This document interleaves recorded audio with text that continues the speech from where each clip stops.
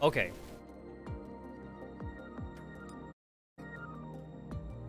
Alright, finally.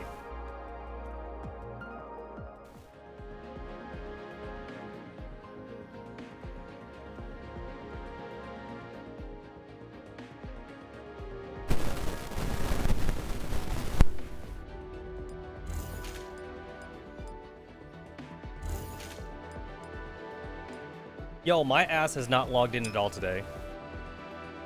I need to do dailies.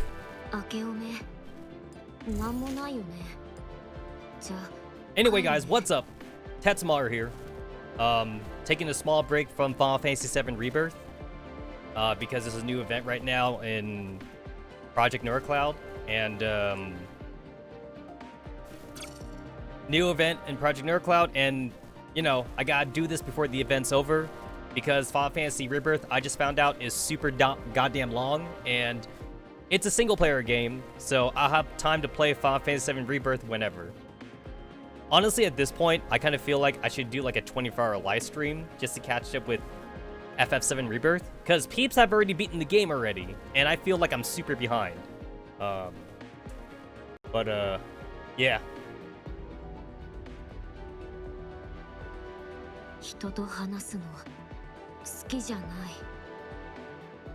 休みの日は家でプラモとかギルバートの原子力研究室とか I literally like have not like logged onto my computer like at all today. So I'm kind of like catching up with like whatever happened in like a lot of my social media platforms and shit. And yeah, I know social media is evil, whatever.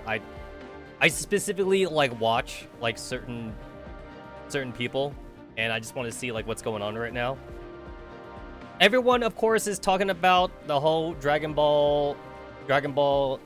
Quest, Akira Toriyama, he's dead and all, so everyone's been talking about that. But other than that, though, just regular news and shit outlets that like I follow. So catching up with that.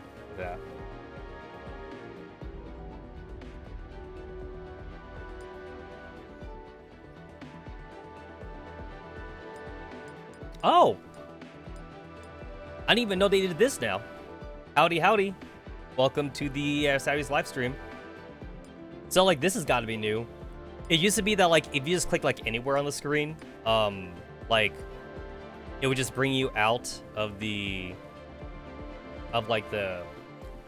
no UI thing. But now you see in the top left-hand corner, you see an exit button. So that way, like, you don't accidentally get out of this if you, like, messed around with it. I like that. I actually like that.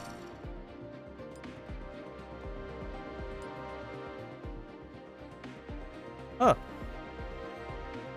They actually kind of got, like, they got, like, the live 2D cursor, follow your cursor thing correct here. Because, like, she's looking in the mirror. So, actually, like, she is actually looking at your mouse cursor in the right direction. The mirror is looking in the opposite direction. Yeah, because, like, she's turning her head and shit. That actually makes a lot of sense. Because the person looking at the viewer, that's actually the mirror looking at you. Alright, I gotta fucking catch up with my dailies. I gotta catch up.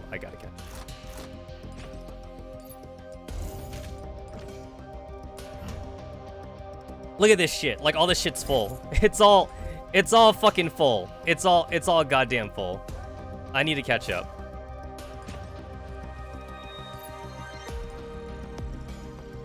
I need to catch up.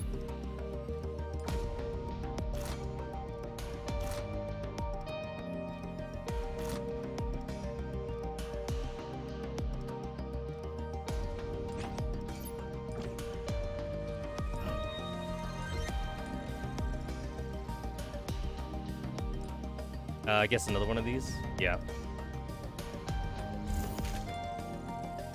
Use up those energizers while I still can. Alright.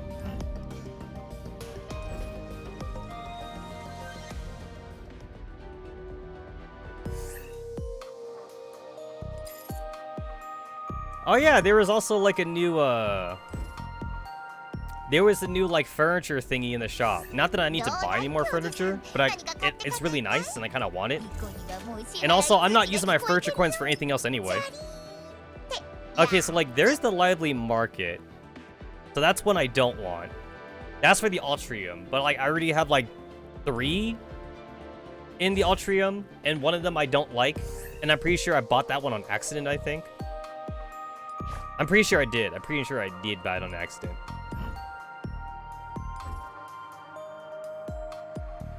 Like this is the one I bought on purpose, the Burbank arcade. I fucking love this. I ain't getting rid of this. This is awesome. The only thing that can make this even better is if you could play like all the different like mini games that we've had all throughout like Project NeuroCloud. You can't, but I sure wish you could though. So this one's pretty tight.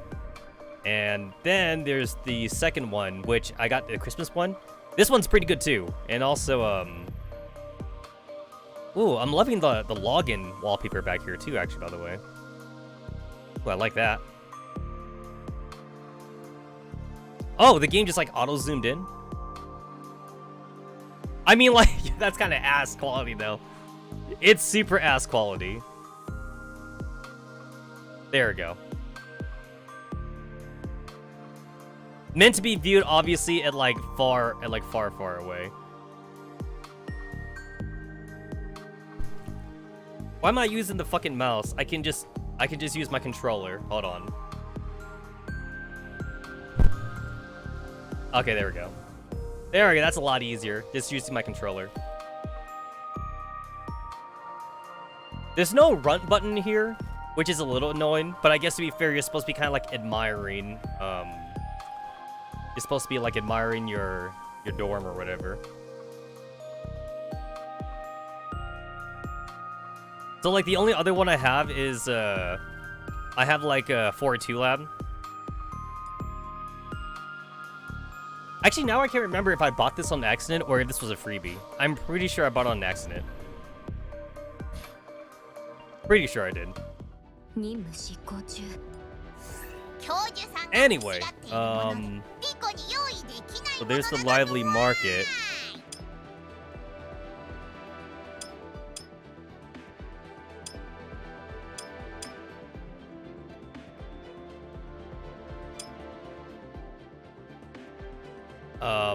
Shit, I don't know where the other one is.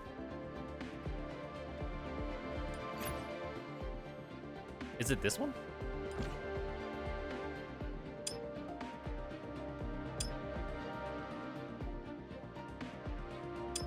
I'm gonna have to like look at like the Project NeuroCloud tweet again, because there's supposed to be 2 sets. There's supposed to be 2 sets, and I don't want to buy this set. I do not want to buy this set. Because I'm pretty sure they said the second set was also coming out like in March 5th, and like, so it should be out now. I'm actually looking at like their English social media right now, just to double check the furniture sets they said they would be out. I'm looking.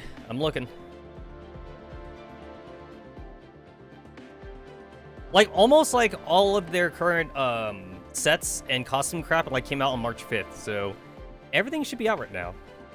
A new furniture set, Lingering Dumb, available after maintenance on March 5th. There it is. That's the one I want.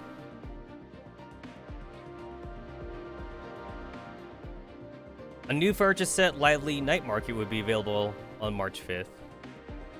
So they're both available on March 5th, and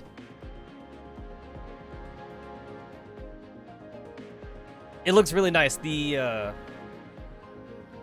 it is available from 3542. Oh, obtained through the event Entropic Dichotomy. Oh, it's free. Oh, this is a free one. That's awesome. That's awesome. It's a free one. Okay, never mind. I'll take it. I don't gotta buy it at all. I remember, like in the previous event, also the previous major event, not like the seasonal event. There was also like the Entropic. There was like the Entropic like Burgess set 2 that I didn't like. I didn't like this one.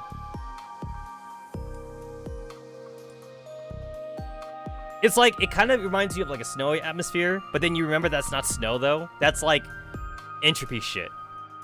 It's a pretty nice set, but I don't like it though. Not a fan. Not a fan, not a fan, not a fan.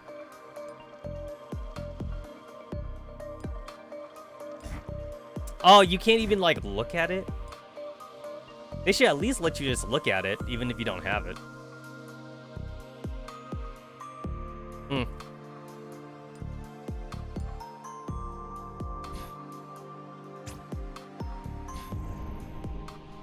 But yeah, I already got like all my main sets, so I don't need to buy any more furniture.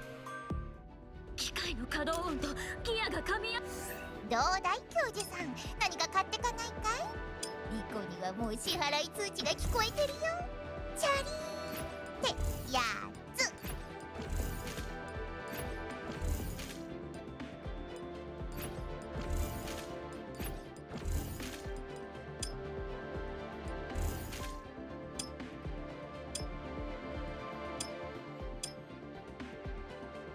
I may or may not need to buy advance search tickets.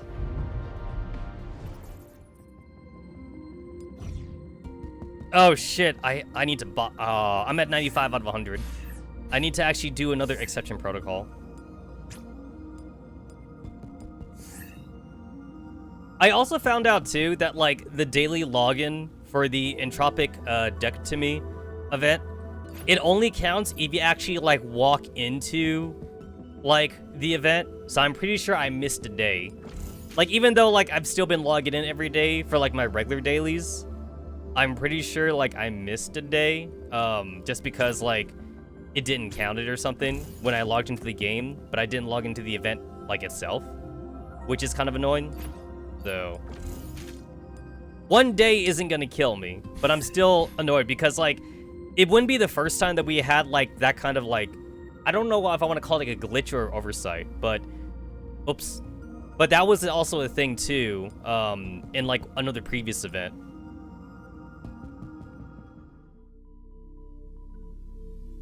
It happened in the last like major Entropic event where like the daily login, it didn't count unless you actually like walked into the event. Man, you guys want me to do a clear exception protocol like every day. That sucks ass because you can't auto it. You cannot auto it, which is major ass. Yeah, it's that one right there. So it says, it's this right here. So it says here that I've only logged in for 3 days, but I'm pretty sure it's been 4 days already. This is the 4th day, yeah, because like it was like Tuesday night, at least for me Tuesday night, but there was a day where like I didn't walk into the actual event, so I'm only on day 3. So I'm pretty sure, I am very, very sure that like I missed a day. But it shouldn't matter too much. I should be able to get all the logins.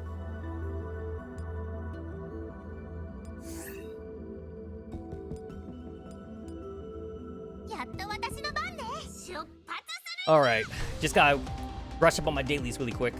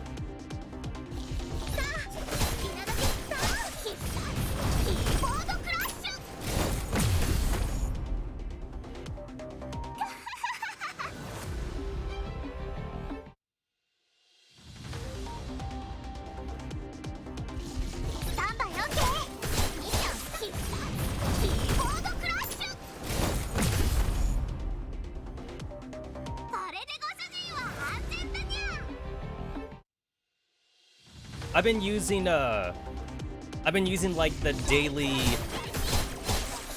my daily like shard bind for like IDW or Betty, because like I know that Betty's like her armor and script is incoming soon.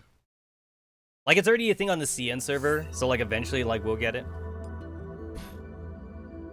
Because right now the vulnerability check shop, like there isn't much to get here, other than just like 5-star like your starter characters. Which, to be fair, this isn't bad if you're like very unlucky with like the gachas, but no one's that unlucky. So other than using it to buy Kroku shards, you shouldn't feel too pressured to get anyone else.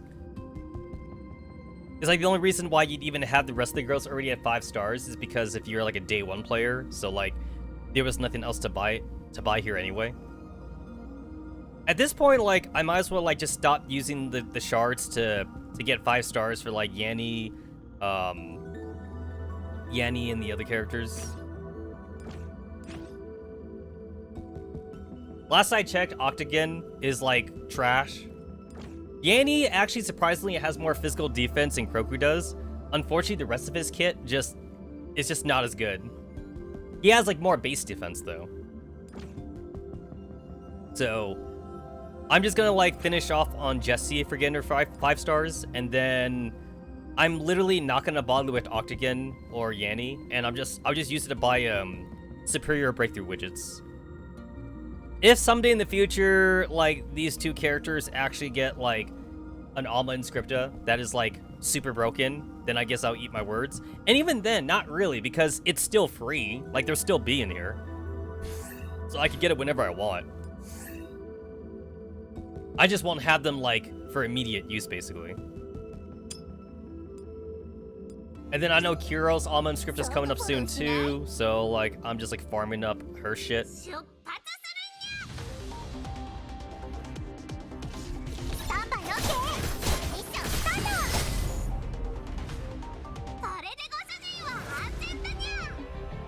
Betty is actually, like, already, like, a decent 5-star warrior, like, for her starter characters, like, just in case you got really unlucky. And she's arguably better than Soul, because Soul is a stupid hash rate warrior, and right now hash rate warriors are just not good. They're, like, stuck in a really weird spot, because hash rate warriors are technically trying to compete with, like, hash rate spellcasters, and the spellcasters are just so much better.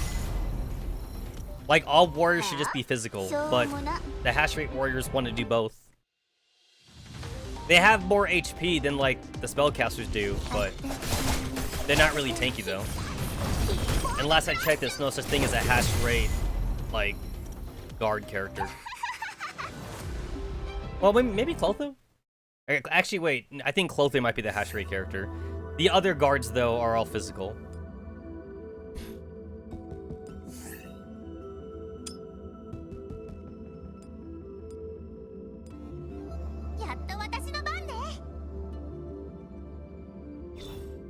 "13, 11, 12, 8, 12. I know that Willow's Almond Script is coming up soon. She's not like super broken or anything like that, but like it'll be nice to have if there's like this specific team that she could like go in. It's nice to have the option.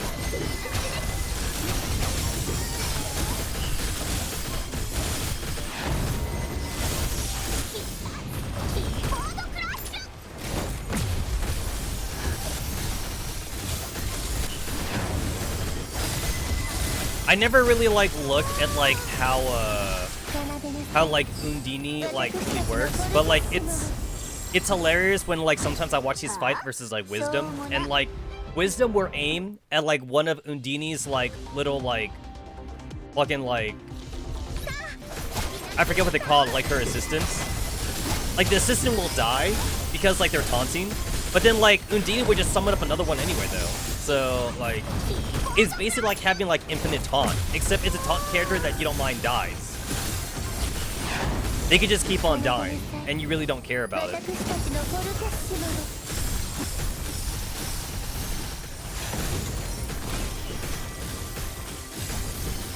Yeah, like they're getting one shot, but like it doesn't matter because like Undine can spawn them faster than Wisdom can kill them. Like, you either survive the shot wisdom shoots, like, you would use Kroku for that, or, like, you just send out, like, all the fucking fodder, and then, like, wisdom can't kill them fast enough.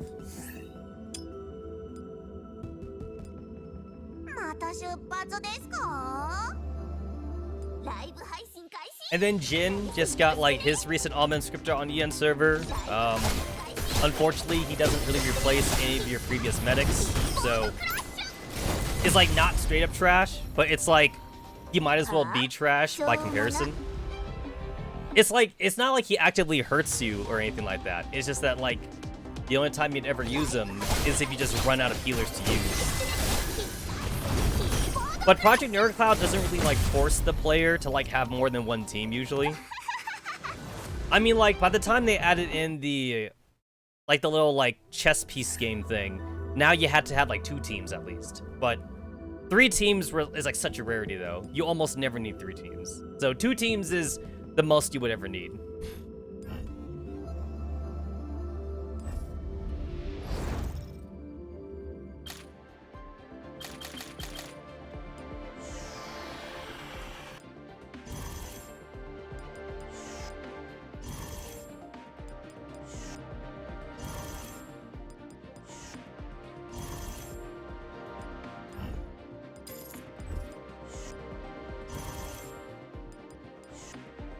Honestly, the only thing I really want from the basic search at this point is either, like, the gold-rated, like, search gifts or whatever, the affection gifts. I either want those, or I want fragments for, like, the 2-star and 3-star characters. I already have Turing, so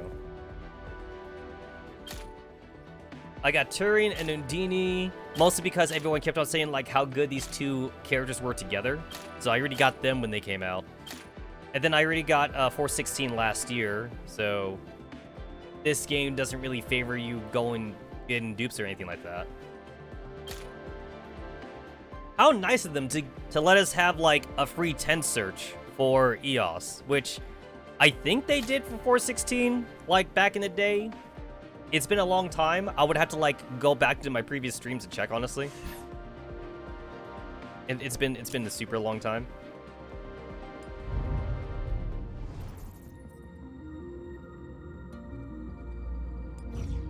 Also, my ass finally completed, like, all the side quest and questing for, like, the original chapters. It took me a while, and it was definitely doable with, like, the base vanilla characters, but I waited till, like, I knew I could, like, raffle stomp it with, like, the new characters, and I finally did it. I finally did it. So it's like I did all the dark realm shit. I did all the endless bull crap. Then they finally added in, like, the event chapters, which is cool. So that's awesome.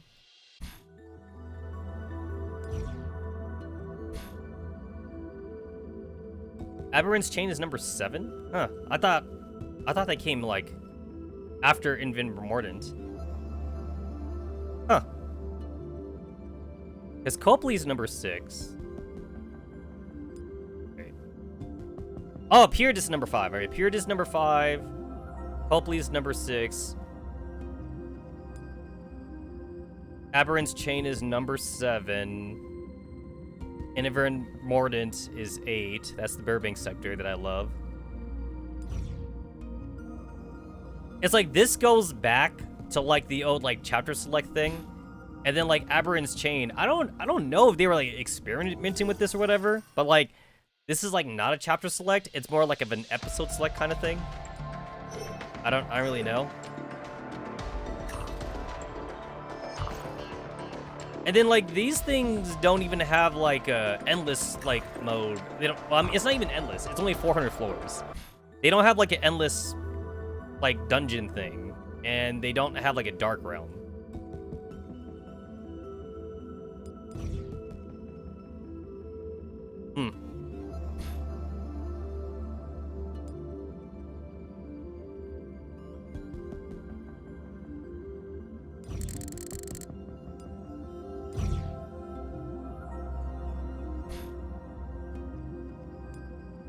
All right, I gotta do my last exception protocol before they fucking reset. I just do like just plain basic, honestly.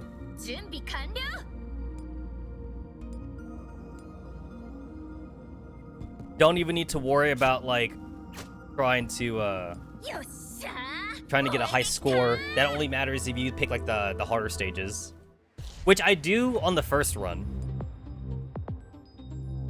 I do like my hard run stage for the first run, and then like I'll get like 70 to 80 points right away, and then I'll just end it there.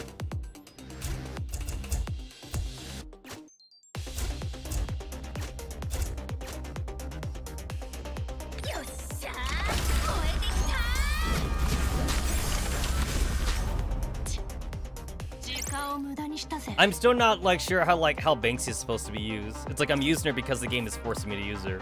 But like she has like this kind of like cool like rollerblade thing where she moves around a lot. But she's also like not a tank character, so like it kind of puts her like in harm's way sometimes.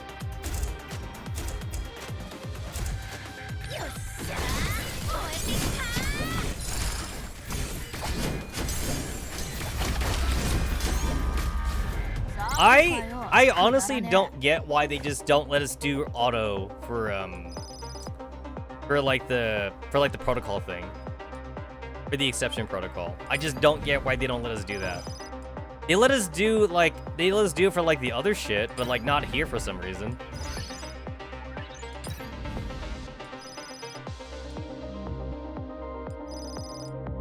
I don't know, it just seems really weird.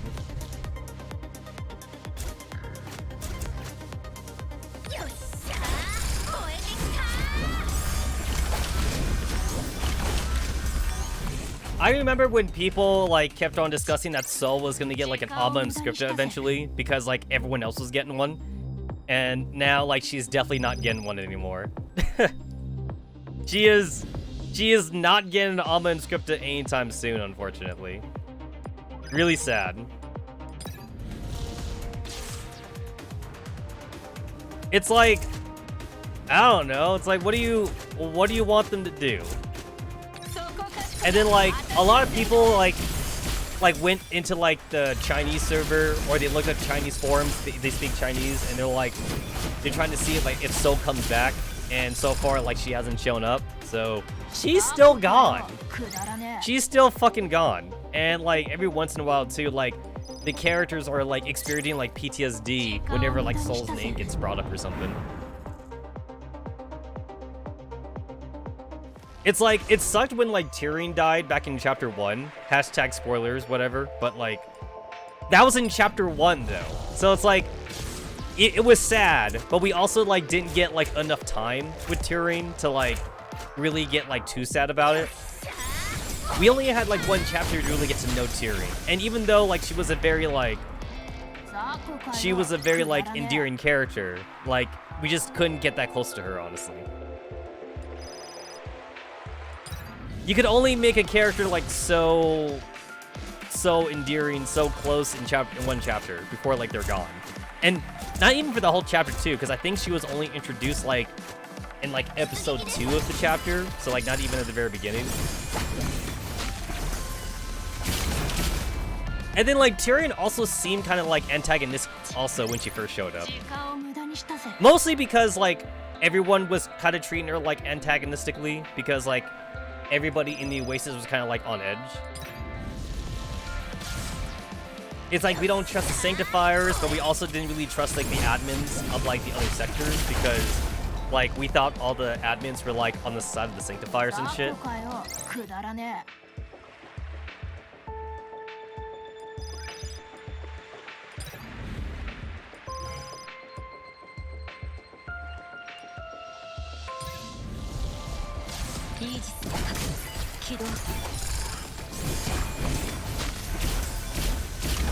And then like even Faith got kind of like a little bit of redemption. Like it's like everyone hated Faith for what she did to Tyrion, but then like she kind of like came in clutch in the last event, so like we kind of really can't really be mad at her anymore.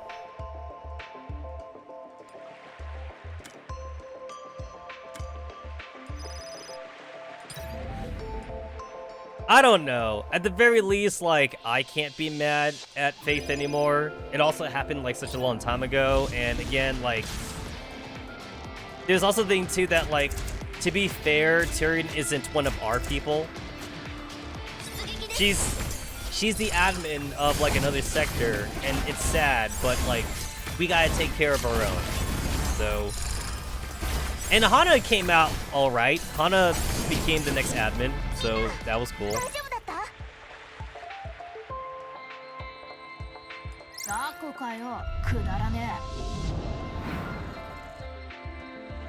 It's like so much has happened in between chapter 1 to like now, which I guess now we're like in chapter 11 or something. We're basically like in chapter like 10 or 11 at this point, so... It's like, you know what, Faith? It's like, I'm still mad at what you did, but also like, I can't even be permanently mad at her because that Faith is technically gone. The Faith that killed Tyrion, like she got mind wiped, so like she doesn't even know that she did it. All she knows is that like for some reason when she talks to certain agents of like the Oasis or like of like the first sector, like some people are like kind of like angry at her or they're kind of like awkward around her. So like she's like, oh, like that's weird, but I'm gonna chalk up to agents just being weird or whatever like that. She doesn't know. She really just doesn't know. And then like she even like went into like the Sanctifier like database to figure out like why she got her mind wiped, and it's like, oh, she broke a rule and supposedly she killed an admin, but like she can't understand why she would do that. Which, to be fair, it wasn't actually her fault. Tyrion is the one that kind of like put herself in the sword, and Faith's like little like. Actually, wait, Faith doesn't even have a sword. Faith's got like a hand dagger kind of thing or something next to her shield or something.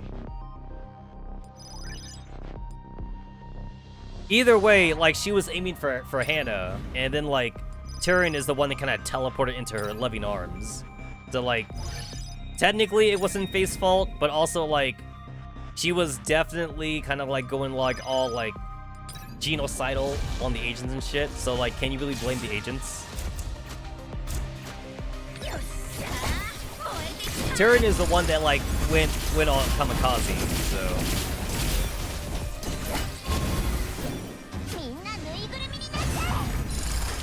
What the hell? How did no one die from that? There we go.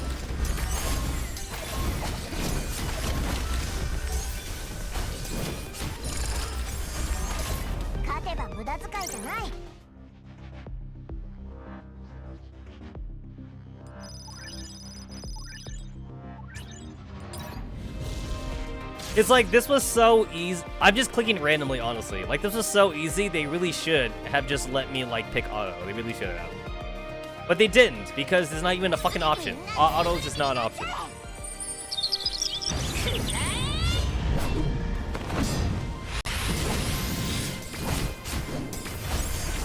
We were waiting so long for, like, Soul to get some kind of, like, hash rate buffer character or something to make Soul better.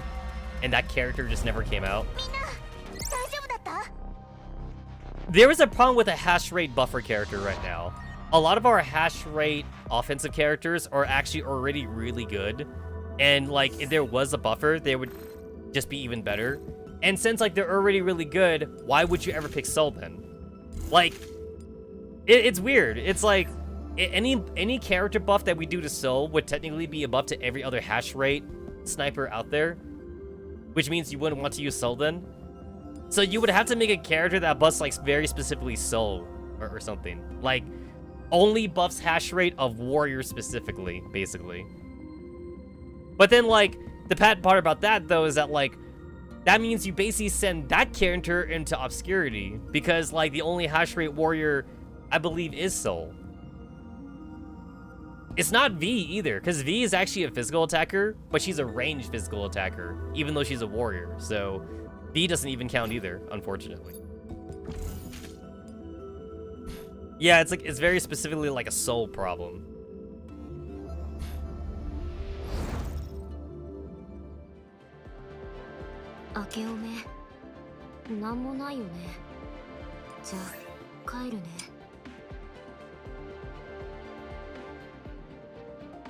I can't remember if like all my chocolate disappeared during the Valentine's event thing or if I ate them all. Because there are a lot of consumables that go away like when the event like is done. I think. Oh, did they give me this for free? I hope I got that for free because like I sure as hell didn't buy it, I'm pretty sure.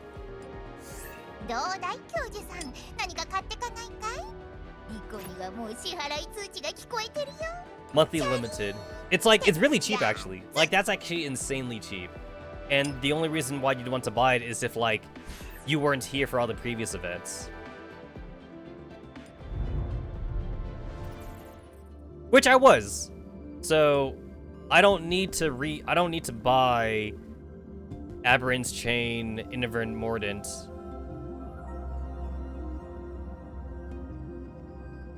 Because I'm pretty sure that's what they're specifically for. You could do up to Copley, like in the original chapters, and then like you technically cannot do Aberrant's Chain and Inverent Mordant, even though this chapters 7 and 8, because they actually count as events. So you only get to unlock this if you buy it, or if you were already there, then like it's here for you basically.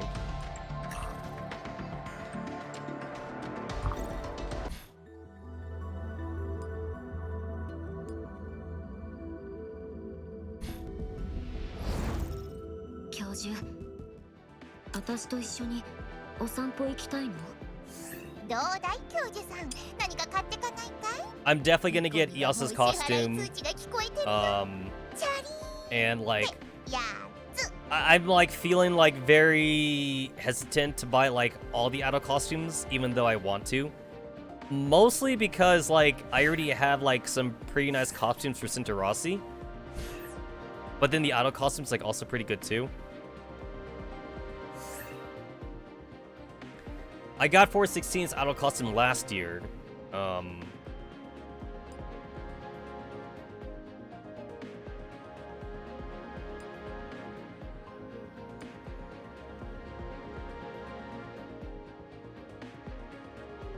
This is animated, and that one's even got a live 2D for it, but this one's actually kind of better. I kind of like this one better.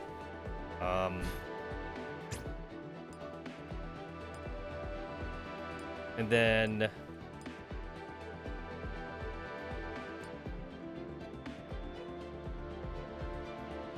that's the only one I have for that. Well, that's not an idol costume though. But the idol costumes, what was it again?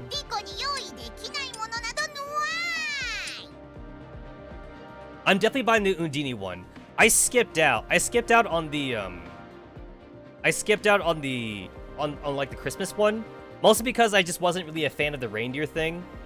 Even though like it was a pretty awesome costume, like it was really good. But thankfully I held out though. I held out, and this is even better. This is so much better. The only thing bad about that is I do miss out on like the cool like Undine awesome interaction. Where is it?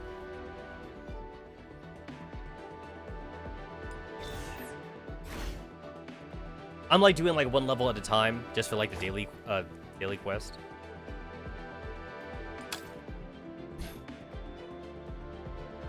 I'm right now like I'm doing auto for most characters because I'm lazy, but then like once I'm ready to go like hardcore into them, I do actually look up like the proper like fragments to put on them, which I've only done for 2 characters so far. I've only done it for 416, and then I've done it for Jiang Yu. These are the only 2 characters that like I legitimately like went inside here to actually like not only like level up their fragments or their algorithms, but also to actually look up like what's better than like what the auto equip would give me. So like with Jiang Yu, I went like all crit. I went like all crit with Jiang Yu, and then with 416, I went like all hash rate with like 416. 416 wants like almost all hash rate. She does want like a little bit of crit, but not too much crit though. Surprisingly, not too much crit. So right now my crit with her is 69.2%, which I believe is actually too high for her. I think you only want to get like 60%. because like you get like diminishing returns for that. And then with Jiang Yu, right now I'm at 66% crit rate, which I believe is just enough. And then after that, you just want like damaging boosting algorithms. Anyway, I was talking about Undini, but then I got distracted. So Undini's got like a pretty sweet like reindeer costume, even has a voice on here. But like another great thing too about it is that like you can actually take off her stockings. You can like interact with it a little bit. It's really cute. It's just that like I'm just not a fan of the fucking reindeer hat. I'm just not a fan of the reindeer hat. The fuck is in here? I can't tell.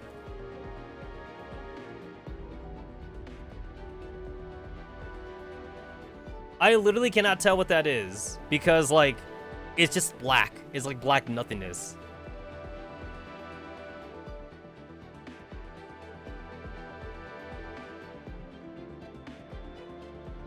That's gotta be like her fourth little assistant bitch because like she has 4 and I only see 3 obvious ones in here. So that's gotta be the fourth one.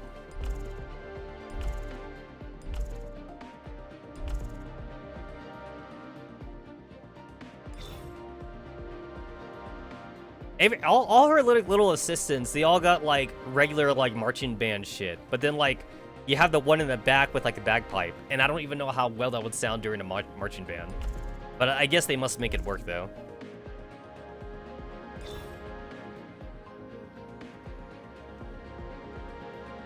It's too bad that like we didn't get the story for like 416 being an idol last year because like it wouldn't have made sense without getting all the other costumes, I guess. But now I have like context for like 416 being an idol.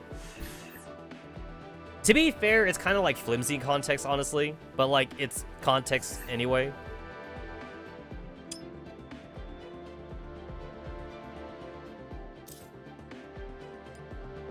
I'm saving up my quartz for only 2 reasons. One is to get costumes, and one is to one is for costumes, and then like one is like for like oath certificates.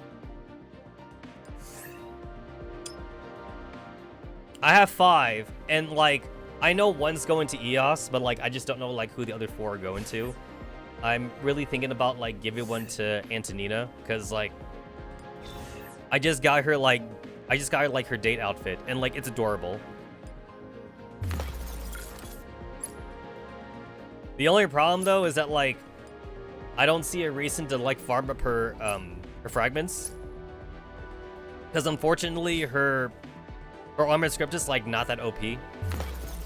I mean, like it's still better than nothing. It makes her more usable. I don't think we have like any character right now in the game that makes her stupidly broken though. Like, not in the same vein as like Undini and Turin being like super broken when they're put together, because of Tyrion's Alma Inscripta. So I got her to Alma Inscripta 3. Jiang Yu is also like super broken when you combine it with Emotep. 416 technically doesn't even need anyone. 416 is just good on her own. We're still waiting for like fucking Persicaria's like Alma Inscripta as well, like her second form, which is considered separate, her Shine Edge form. That's kind of crazy. Florence is arguably the best healer in the game for like pure healing. 416 is like so good without... She's so good without Armor Inscripta. Like that's the insane part. That's actually the insane part of how good she is.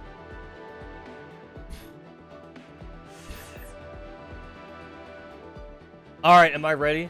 I've been kind of like procrastinating, honestly, because like I'm trying to like find the right timing for like when to fucking gacha. I think I'm ready. So even though like I haven't been able to do the event since I was saving this for a live stream, I did a pretty good job of like not going over on my dailies for the event, because like obviously for the first day it was just the 2, and then like every day after that or whatever, like it kind of like adds on, and you only got to have 8 missions and you get 2 per day. And thankfully the 2 per day that I was able to do all the time was like the normal ones I could get, which like do like fucking like resource like gathering or resource grinding. So I could do that. Unfortunately, the rest of these though are like all like event specific. But thankfully, as long as I could do like 2 of like the grinding shit per day, that means like I won't ever miss a day of like event points, which is good.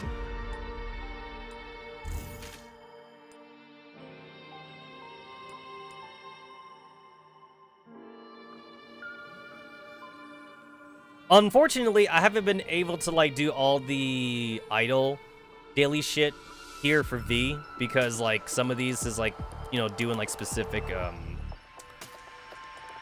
some of these is like doing like very specific like event shit, which I couldn't do. But like I've been able to do most of them though, at least.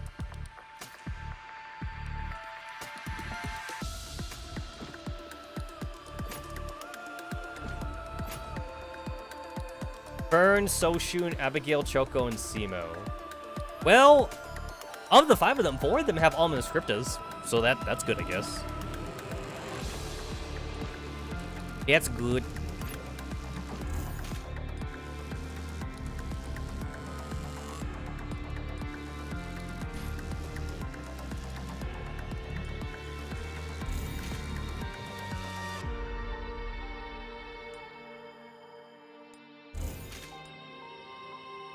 So in order for me to get the V costume, I do gotta pay money. You gotta pay money for this, which I am going to do actually. I want that V costume. I do want that V costume. I got my tax return, baby. I do know that V gets an Alma and Scripta in the future, so like at least like she'd be somewhat usable. The only problem though is that like I have too many somewhat usable characters. So like a lot of these characters get relegated to like my second team during like the more like active parts of the game.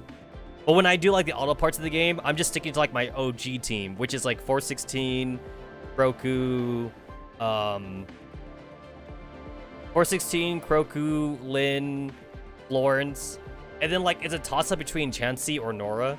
Nora's good if I just want to like beat the stages as fast as possible, if I can.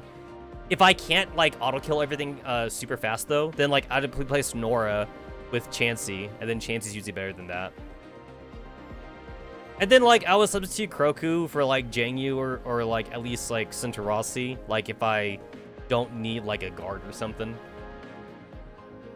And then like any other character that's here, like they get rid to the second team if I need it. So I have Tyrion and Undine now for like the power couple. It's actually like really disappointing to me that like there's no combo between Tyrion and Hannah. Like Tyrion and Hannah like don't have like synergy actually.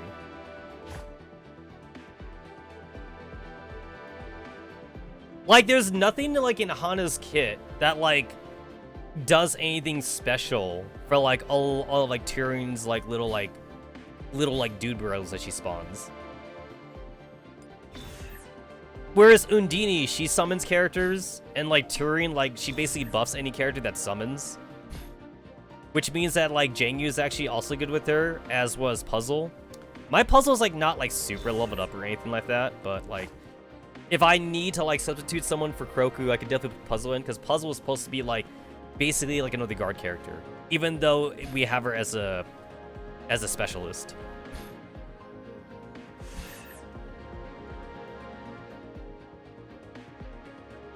All right, I forgot what I was gonna do. I gotta check on my Google Play account because I want to see if I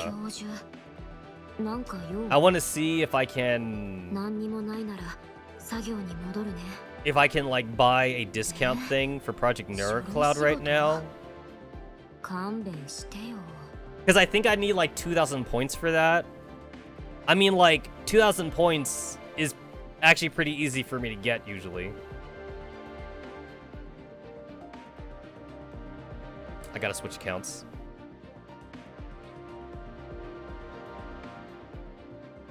Switch accounts.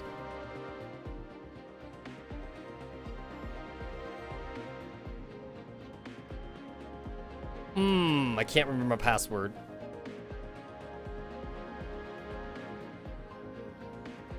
Oh, there we go. There's my password. 機械の稼働音とギアが噛み合う音。マジたまらんわ。 Okay, let me see. What do we got here? What do we got here? Oh, look at that. So right now, like, Project NeuroCloud's got a special thing. Earn 5 points for every $1. It ends by March 13th. So, like, any money that I spend right now, I basically, like, get more points for. That's cool. So right now, I have 240 points on Google Play. So, like, for 150 points, I get a $3 coupon. For 250 points, I get a $5 coupon. And for 400 points, I get an $8 coupon. And I've definitely, like, racked up a lot of points throughout the years. I think at one point, I had, like, 3,000 points. I basically use all, like, 3,000 of those points on Project NeuroCloud. Mostly because Gross Frontline is not an option here on the Google Play Store. Honestly, I'm lucky enough that Project NeuroCloud, like, even is in an option in here. Because, like, a lot of the games they have for, like, the Google Play points that you could use on, they tend to, like, be games that I just don't play in general. They also tend to be, like, super mainstream games, like Fortnite and shit. So, I'm just glad that NeuroCloud's even on here. If I were to, like, look at, like... I know I've shown this off on stream before. Like, we've gone past, like, my fucking, like... payment and subscription activity. I've shown it here on stream, and like fucking like nearly like almost like 90% of like my purchases was always Gross Frontline. Basically, it was practically like always Gross Frontline. And then like once Project NeuroCloud came in the picture, Project NeuroCloud eventually started to like get added to that. But like it took me a while to actually start spending money in Project NeuroCloud because I tried to be, like, free-to-play in Project NeuroCloud for, like, the longest time. I didn't start spending money into Project NeuroCloud until, like, a year after I played. Other than that, like, I've spent money on... School Out of Love Live. I see it right here. It looks like this, at least according to, like, the history on my Google Play account, School Out of Love Live is the first game I actually spent money on, which was $48.85 for Love Gems. And then, like, I also spent $1 on a 30-day package for another game that, like, I think doesn't exist anymore. I can't even click on it. I honestly can't even click on it. It shows me the icon, so I could probably, like, reverse, like, image the icon to figure out, like, what game I spent on. And then, like, the rest of it is all Gross Frontline at that point. Yeah, the rest of it is, like, practically all Gross Frontline. A lot of it is, like, monthly gifts or whatever, which is, like, the $3.99. But then, like, some of it is also, like, $100 for, like, the gem package, or $10 for, like, a costume package or something like that.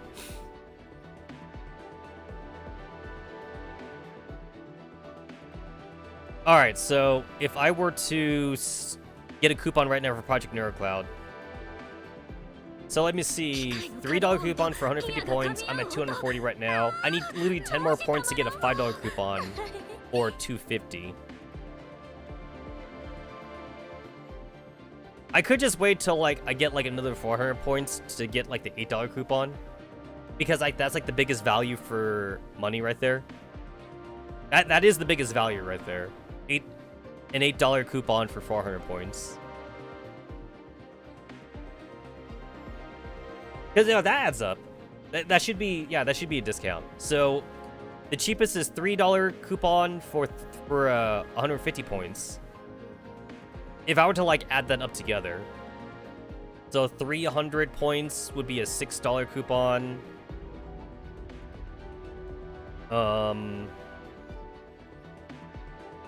300 points would be a $6 coupon. 400 points would be like a $7 coupon then. But then like I'm getting like a $1 coupon add-on though for you spend the 400 all at once. So yeah, that should be worth it then. Yeah, so like it'd be better for me to wait then. And that is a discount even anyway, because like normally if I want like a $3 coupon, I'd have to spend 300 points usually, because like that's what Google Play credits usually costs. Google Play credits is $1 per 100 points.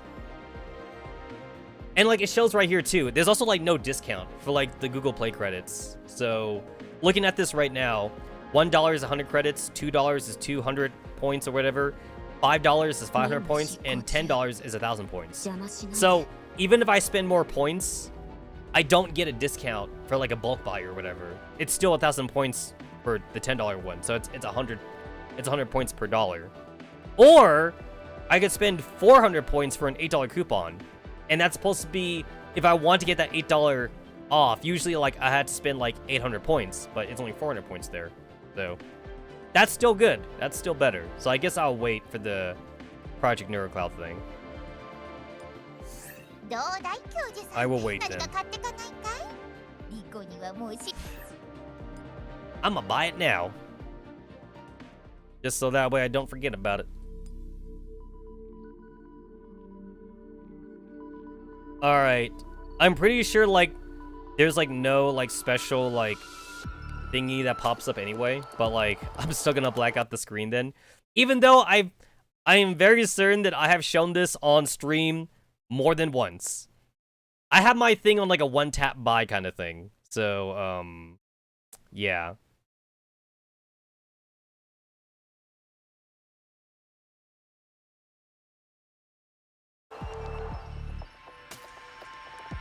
There we go. I bought it.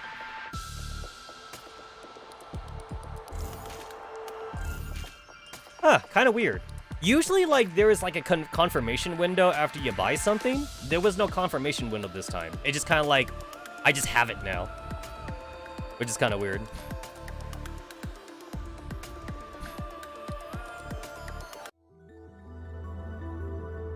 Alright, I think I've procrastinated long enough. There's also like a new supply pack going on that's pretty nice. There's this one. $50 for 3,000 quartz, 30 advanced search commands.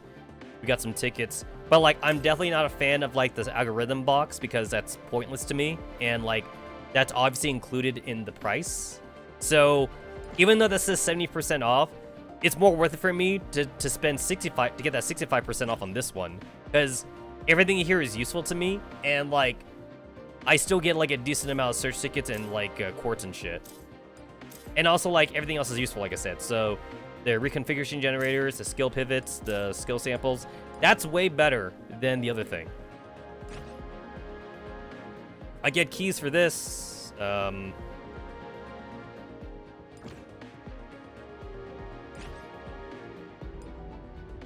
Here's the a la carte thingy-majig.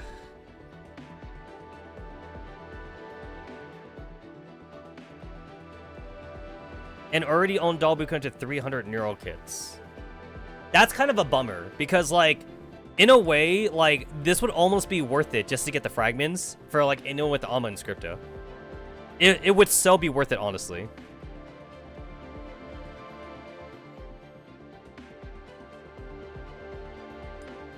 How much do I need? I still have never like bought a character straight up, honestly. I've always had to gacha for them.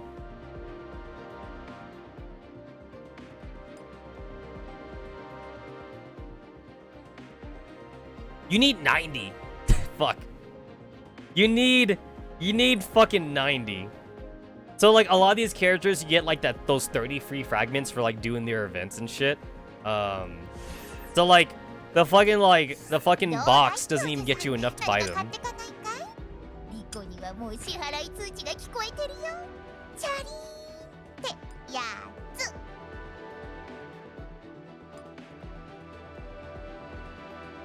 Oh wait, you're just straight up just buying them. Oh.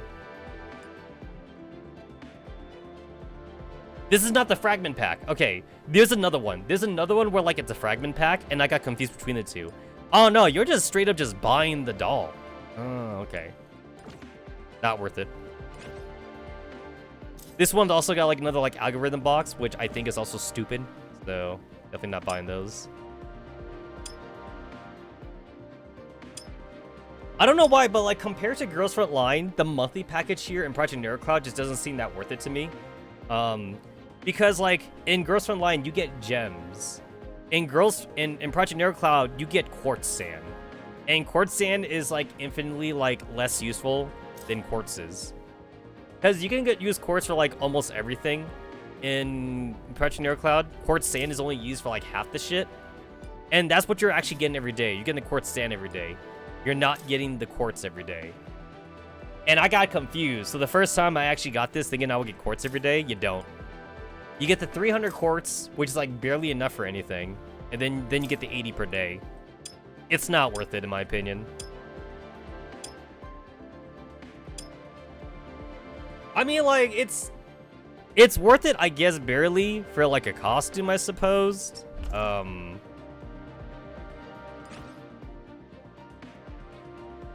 Kind of.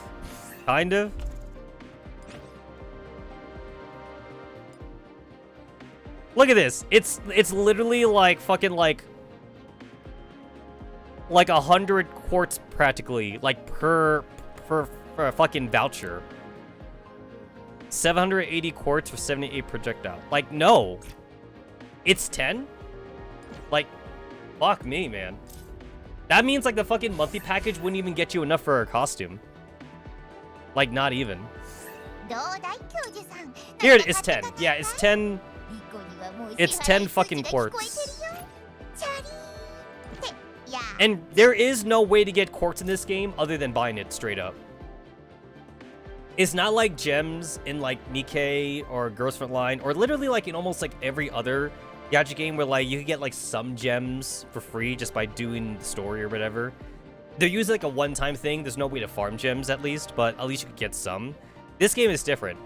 There's nothing in the game that gives you quartz. You gotta buy that. So if you see like someone's screenshot or whatever, or like you see someone else's live stream and they have quartz, just know that they bought it. As of right now, you can only get ult certificates by basically buying it. In Girls Front Line, you buy it with gems, but at gems at least you can get for free. And also there's a way to also get ult certificates in Girls Front Line just by playing the game and doing the monthly like voucher thing. Because once you get past level 30 in the voucher thing, then any extra points you get, it goes towards like getting like random boxes, and those random boxes actually can have an ult certificate in them. It's pretty rare though for you to gacha into the ult certificate, but it does happen, and I've gotten a couple freebies myself too actually. Like out of like maybe like 100 of those boxes, I got like 5 ult certificates. So like, hey, like it may not be that good, but 5 is better than 0. And also like if you're a free-to-play player, that's still pretty good then. That's still pretty good. So I legit only have enough right now just to get like the one projection, and I'm still thinking about the Centerossi one, but I'm definitely gonna get the Undini one. So that means I need 156. I need 156 because 70 plus 70 is 40 plus 16. So I need 156, which means I don't have enough right now to actually get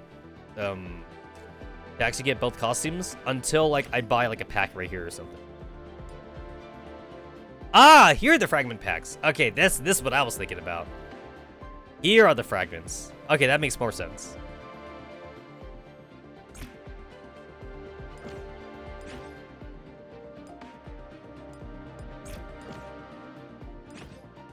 Oh, here's a Kluki pack.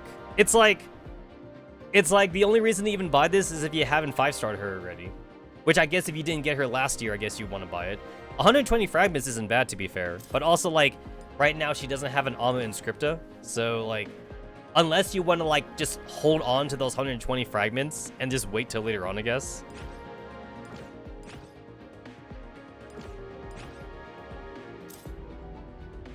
And then this is different from, like, the regular, like, projection shit. That's, like, for the fucking, like, monthly pass thing.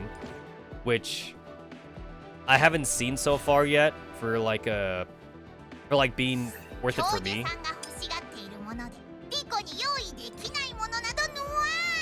That's bought with quartz sands, and I don't see a reason to buy any of these. Maybe if I was brand new, but like, they seem pretty worthless. There have been some pretty nice costumes here in the monthly pass thing, but like, not so good that made me want to buy them.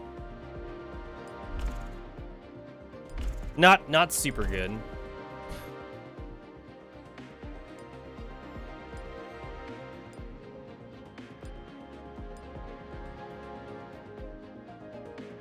This shit costs fucking quartz. Hell no.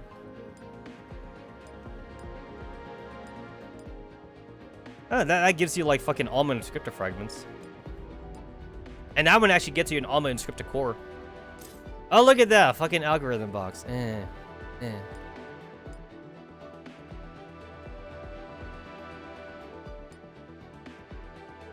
then you get keys. Lame. All I care about is the costumes, honestly. Wait, what's this? Oh, only one per purchase. Got it. Yeah, I'm probably gonna get the I'm probably gonna get this pack then. I'll get that pack. It's cheaper and it actually seems more useful to me. Alright, I think I'm ready. So this is how you do it. This is how you fucking do it. So with this is like how there usually are. It's the fucking Neuro Kit thing. So with the Neuro Kit, if you get any repeats, they just get converted into Neuro Kits. However, you get a 3.6 chance of a 3-star doll just appearing straight up, like without the pity, without the hard pity. However, the rate up for like the banner doll is only 27%. If you go with the fragment though, with the fragment, you have like a 50% chance of like any 3-star being the banner doll. However, you only have a 2% shot of like getting a 3-star doll straight up, which means that like you're more likely to have to hard pity. No, this is soft pity. I'm sorry. You're more than likely to have to be forced to use the soft pity for this one, which means that like you're gonna have to do the 60 pulls then, just to try and get like the banner doll, and you might not even get it. It's only a 50% chance. So what you're supposed to do is you go for the Neuro Kit, and then like there's a chance that you just straight up just get the doll. You have a higher chance anyway. I mean, 3.6 versus 2%. That's still pretty bad, but it's better than nothing. You take what you can get. So you have a chance of just getting it straight up.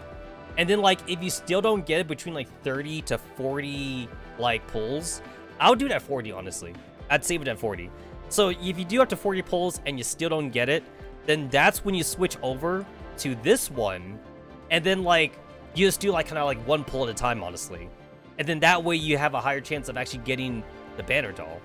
That's supposed to be the general strategy. Now, the only bad thing about this, though, is that when you switch between the two, the hard pity is not shared, though. This hard pity is not shared, which is the 180 pulls. So, like, it says 0 out of 180 because I didn't do any yet. But if I were to switch between the two, though, this would stay at 0. Unless they changed it, which I'm pretty sure they haven't changed it. I'm pretty sure they have not changed it. Anyway,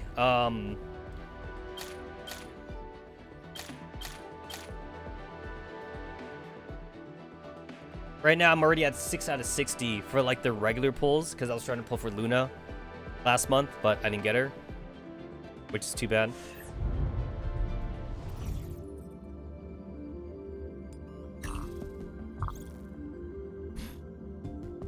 What the heck?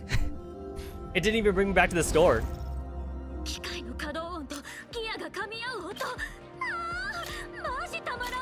As you can see here, the soft pity, it doesn't transfer over to like the limited characters. I say limited because like that's actually what they are, even though it says here limited and it says here exclusive. As far as like what the fandom calls it, these are limited characters because they don't get added to like the regular pulls. Whereas like this one right here, it's actually not limited. I forget what the fandom calls it, but this is just like just regular. It's just regular pulls. The game calls them limited, but the fandom calls these limited because these only come like once a year, and then these ones get added to the regular pull at least. At least these get added to everything.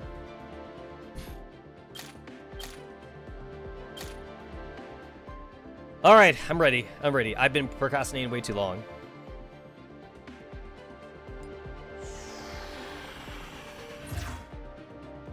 How lucky? How lucky do I get? I get, okay, 3. All right, that's good. That's good. Good news. Good news. 3. Yo! Oh, no way. No way. Is that it? Please tell me that's EOS. Please tell me that's EOS. First try on the free banner. On the free 10.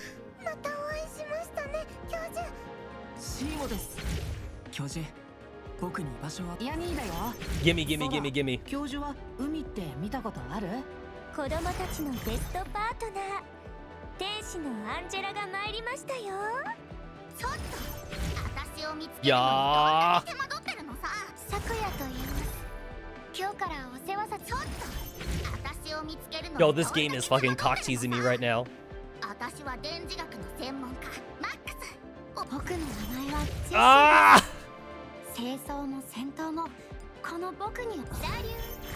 Ah, it's Florence. I got Florence. 人生には刺激と I got fucking Florence. God damn it. All right. Hey, at least I got 300 euro kits out of it though. ちょっと私を見つけるの。 All right, it was Florence.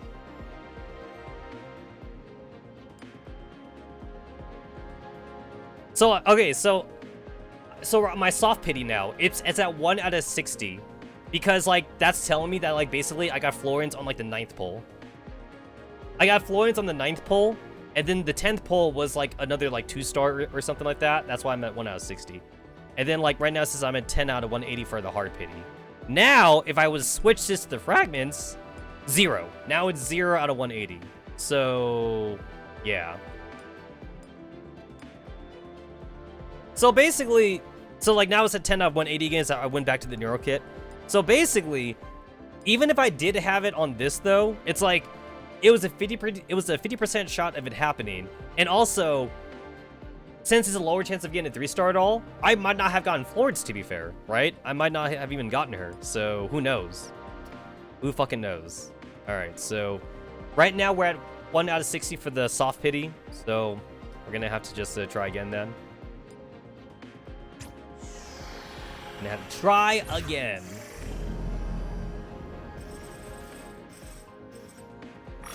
Two. All right. Not as good as a 3. All right. Skip.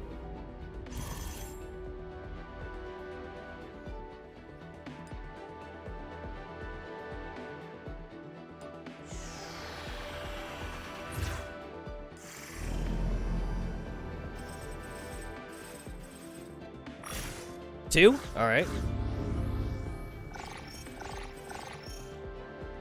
All right, just 2 purples, two 2-stars. Yeah.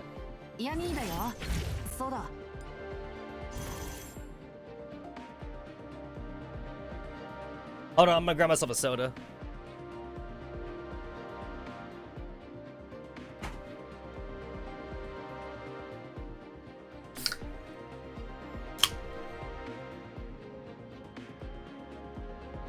I already have like a cup of ice right here.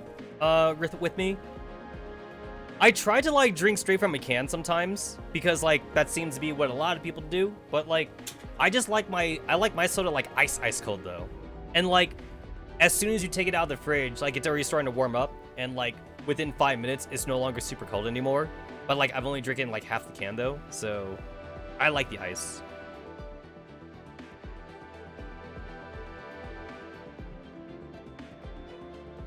For me, it's not being watered down too much. Not too much.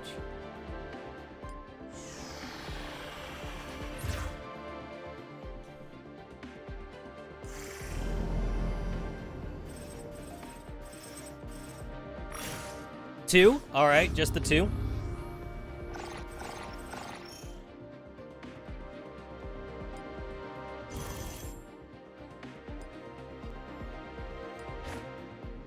The thing is that, like, I'm getting her. Like, this is not, like, a question of if. I am going to get her. The same thing, too, with 416. Like, there was never a question of if I would get 416. It was more of a question of when I would get 416. I was always going to get 416, and I was always going to get EOS. I've already been waiting, like, fucking a whole year for this bitch to come out.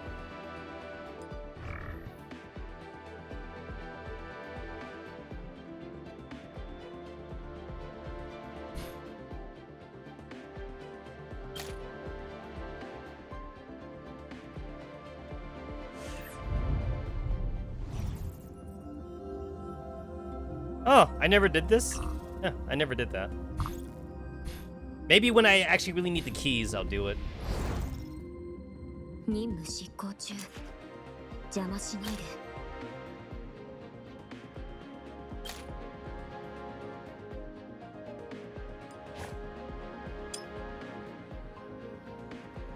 The drop rates of each type of dollar round into 2 decimal points. So there's a possibility that, like, some total is not equal to 100%. 5 kits, 60 kits, 300 kits for, like, dupes. Let me see. So the only person here that I don't have, actually, is Helix. I got Florence on that first 10 pull, so it would have been cool if I got Helix from that, but oh well.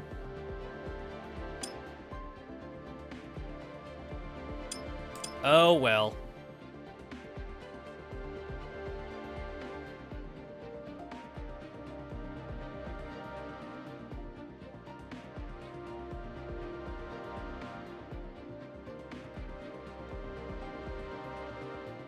Only displays the last 20 searches. Huh. It's like, I kind of feel like they could have made that up to like 100 or something. 20 searches isn't a whole lot.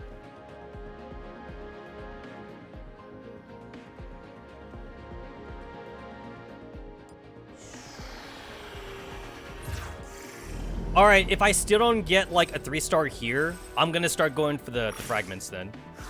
3, alright. Okay, there's another gold right there. So that means, like, my soft pity has resetted. I've reset my soft pity. So it'll be time to see if this is EOS right here.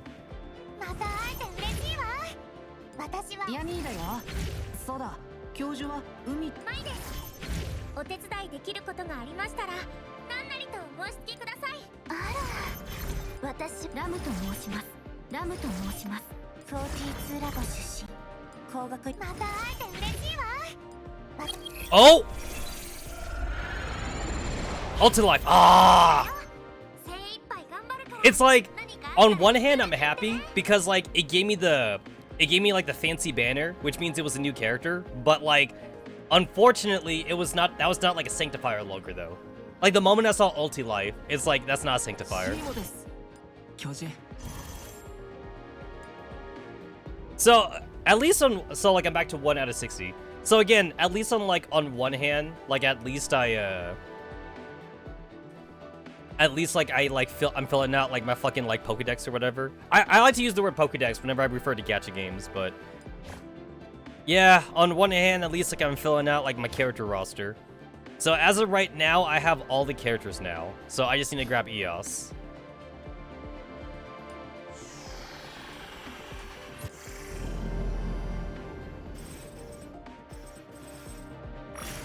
Just the one? Ah, bad luck there.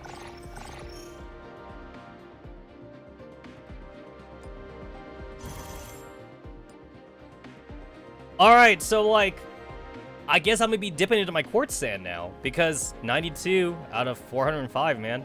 It's time to start dipping into that. 92,405 quartz sand.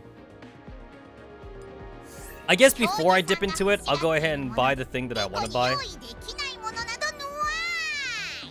I can buy 3 of these things at least. Let me go ahead and just block that off. Again, like, even though like it doesn't really show any sensitive information, I'm still gonna block it off anyway. So because like I'm earning 5 points for every $1 for like the special sale right now, I'm getting 150 points right now for buying this pack. It ain't bad. That is not bad. Look at that, 150 points. You've unlocked silver for another year. I forget what the fucking badge even means. I literally forget what that means.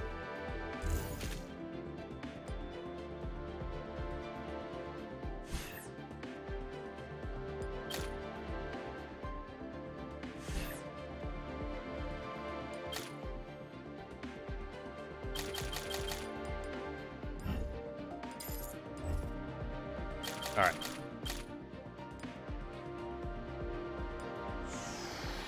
Let's fucking go.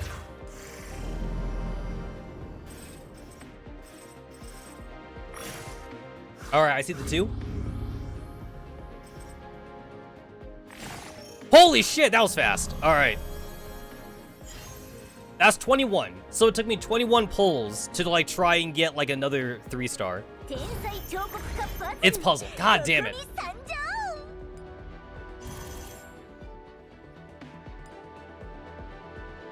Yo, that was the first, because I'm at 9. I'm at 9 out of 60. So that was like literally like the first pull.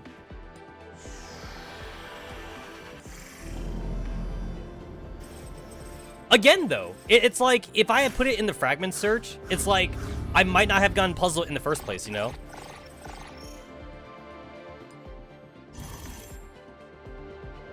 Angela. Oh, I didn't even realize Octagon was a fucking 2-star. Did not realize it. Oh, it's time to start spamming quartz sand now.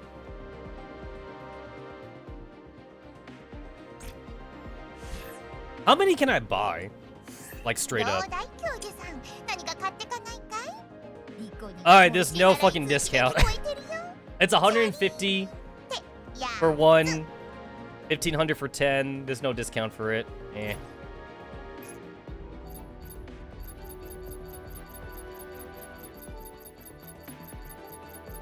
So I can get 630. 63 times 10. I can get 630 advanced search commands. However, I don't want to just buy them straight up like that because like I might need those quartz sands for something else in the future. So I'll buy them as I go along then. I only want to do this for like maybe like 2 or 3 more times, honestly, because I'm gonna get more search tickets. I'm gonna get more, honestly. So, like, I don't have to get EOS, like, right now.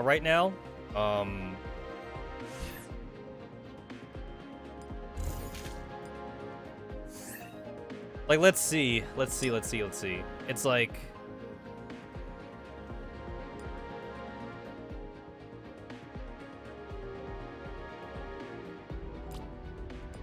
Okay, I've already done my weekly shit, so no more search tickets there at least. There's one more search ticket I could get here in the Magressi Pass. And then I'm pretty sure there's some search tickets I'm gonna get like during the V Pass now, since I just bought it. 1, 2, 3, 4, 5, 6, 7. So there's 7. There's 7 more that I can get here in like the V thing. You don't get anything here for this. You just get like points or whatever. 7 more from that, and then from the store though. 7, 17, 23, 28, 31. So like I'm gonna get like at least 30 more. I'll get 30 more like before the event's over at least. So if I don't get EOS like within like a reasonable amount of time, then like I'll get her. I'll get her eventually. I don't need to waste it all like right now. I don't want to waste my quartz sand right now if I can obviously like get her before that point. Unless I'm like super unlucky though. I could be super unlucky and just not get her after using all my quartz sand. But like I'm pretty sure that like if I get to that point anyway, I'll probably hit the heart pity. I will most definitely hit the heart pity if like that doesn't happen. So I'm getting her. This would be the first time I use a hard pity, if I'm that unlucky, honestly. I'm definitely grabbing her.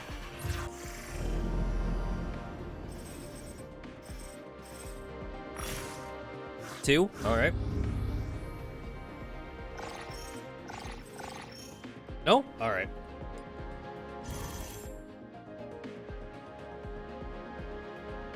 Who this? Who that? Risei. That was Risei. Yeah, that was Risei. 1500. Yep. No discount. No discount if you like buy it in the store or whatever. Like it doesn't cost you like 1400 quartz sand or something. Two. All right.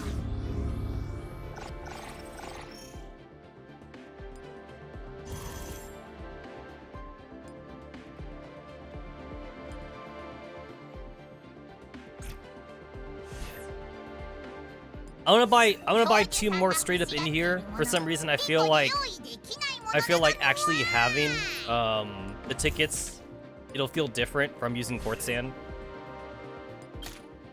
I don't know. It's probably not any different, but it'll feel different to me. That's like the gambler's fallacy right there. It's like, oh, like if I use like a different poker chip versus this other poker chip, it'll be different because this poker chip's unlucky or something. Oh! Okay, cool. Gold. So that was like 20? That was like another 20 pulls right there. That was pretty quick. That was also pretty quick.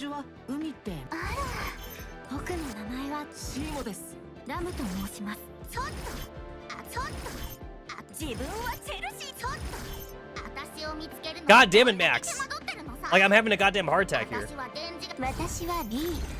And I got V. Alright, we got V.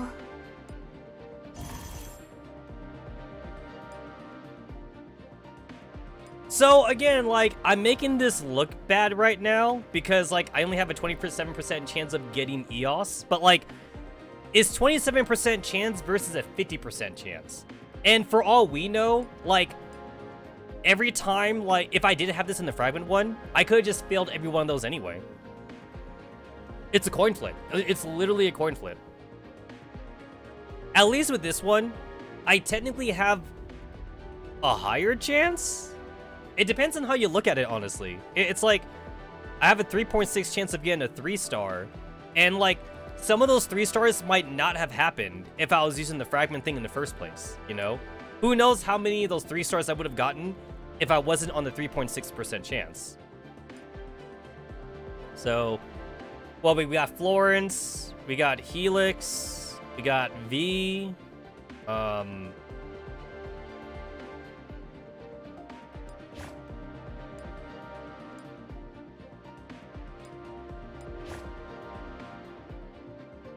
and we got Puzzle. So it's been 4. It's been 4 3-stars right now. Helix, Puzzle, Florence, and V. And if I was on the 2% chance thing, it's like, who knows? Like, maybe I would have had to use the soft pity. I might have had to use the 60 soft pity, and I still would not have gotten EOS, probably. There's a good chance I still would not have gotten her.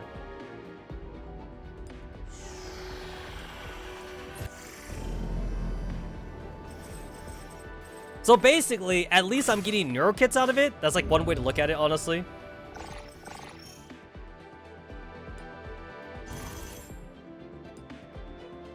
I still haven't gotten her, though. So it's been 120 pulls. So, like, I could do, like, another 60, honestly. And, like, I will literally get the hard pity. Which, actually, now, like, I'm so close to it that, like, I kind of feel like I want to do it. Even though, like, I was gonna wait for, like, to get, like, those other 30 tickets. But again, though, I've been hoarding this quartz sand for so long, though. I've already been hoarding it, and I have, like, not been using this for, like, anything, honestly.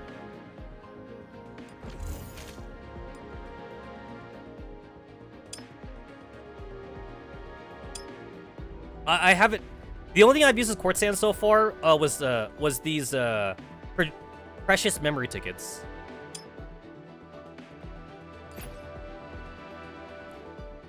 I believe like I was able to buy like I think like 1,500 of them, and that costed me about like I think like 5,000 quartz sand.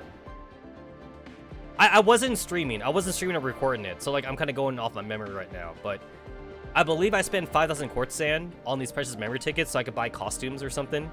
I could buy the event costumes with them. Oh, it's 150. It's 150 times 10, so 1,500 quartz sand. So there you go. That was one thing I spent quartz sand on. And I guess nothing else actually.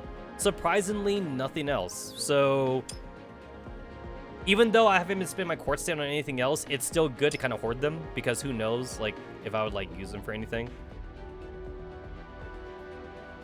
And like my discrete points, I haven't used these for anything either. I haven't seen anything too good to get here besides the advanced search commands, and who knows if something better might happen in the future where, like, they update the store. So it's just kind of best to hoard them. Of course, the opposite's also true too, where like the devs might just make it worse, and that means like it was better to spend them earlier. Who knows? Who knows?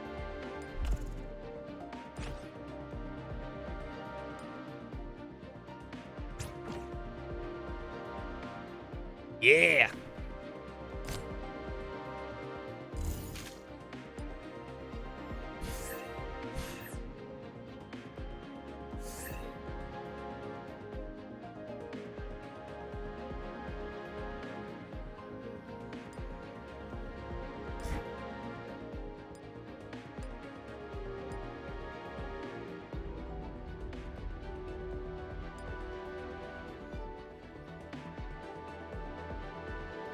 Oh, this is like by acquire. Oh.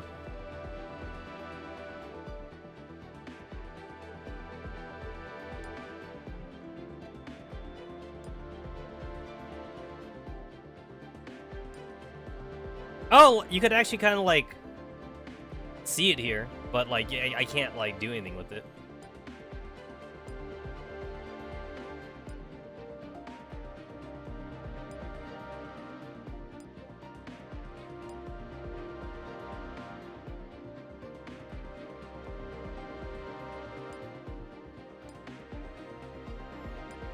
Oh, I could just straight just like remove the background. I didn't even realize that was an option.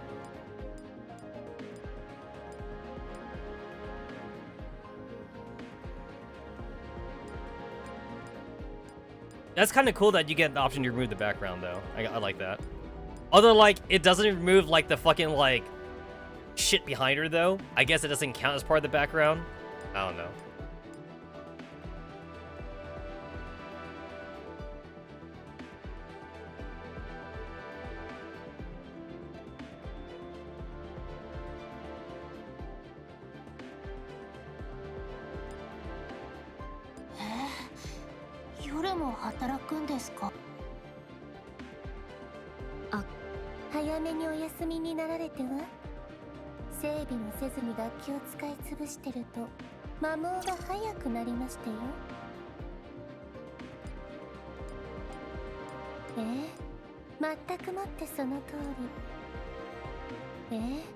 Doesn't look like you can interact with the animation ones. You can only interact with the live 2D ones.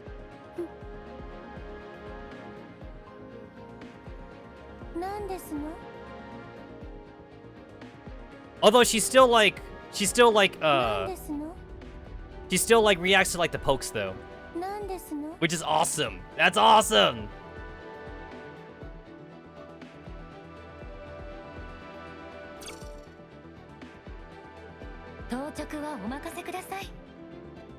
Because like you could do like a head poke. And then there's usually like a chest poke when they react differently for that. The chest poke is always like a perverted one though. Like all the characters usually like they know you're poking their chest, so like they usually say something like cheeky when they do that. And then like not all of them have this though. There's usually like a leg poke or like a stomach poke or something.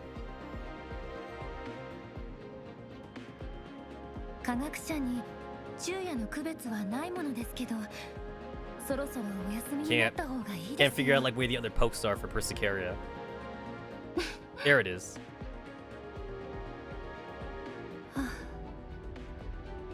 So that's a poke specifically like for the wine glass. I know that for Antonina, there's one for the ice cream cone.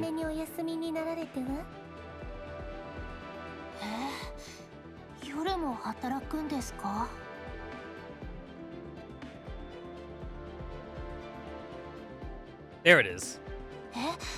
Alright, so that's a poke for the ice cream cone, and then of course you could just poke the head.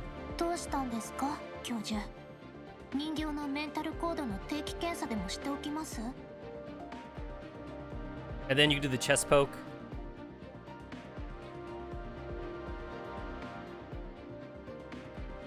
At least, that's normally what you could do. There it is. And then... Oh my god, yes. You could take off her jacket.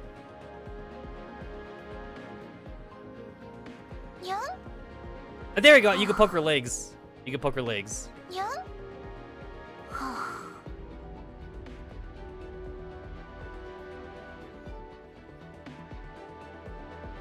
There it is. You could also like try to like pull down her you could grab like her shoulder strap. Yeah, she gets really tissy about that, which is awesome. You can also put the jacket back on, so you can I'm trying to like grab where the jacket would be. There it is. So this time I put the jacket all the way up, and you could do the halfway. You could do the halfway mark. There it is. That's a halfway. This is the halfway mark, and like one of her shoulder straps actually like comes undone. If you do that, like you can't even grab onto the shoulder strap anymore. So you gotta have to like bring it down a little bit.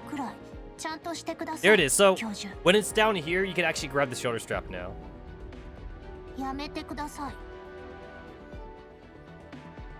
There's also like a similar thing too with Kroku.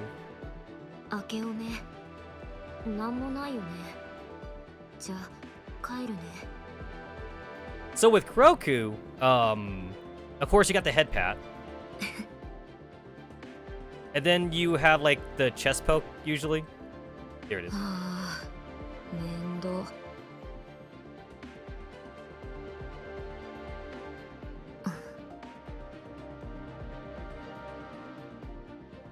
We got like a butt poke with Kroku in this position. And then for the interactable part, you could actually kind of like tug on her little garter right here. Yeah, you could tug on that. You could be a little perverted with that one. He doesn't like that. I tried to see if I could also like pull on her stockings. There's another girl where I could pull on her stockings. Kroku is not one of them. Let me see, who was it? No, it wasn't Antonina. And it wasn't Persicaria. It was not Persicaria.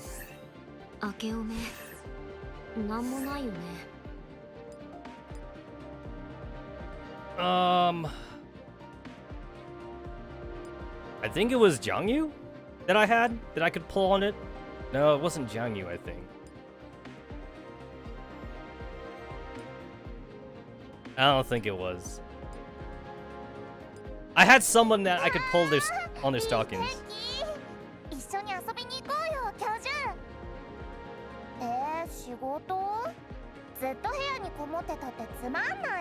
She's so fucking like anime though, I love it.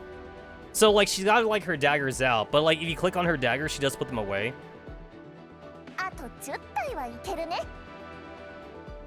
There it is. So now she's got like her bow staff, which is pretty awesome. There it is. So you can pull on her stockings. Yeah, you can pull on it. You can't pull them off though. You can't pull them off.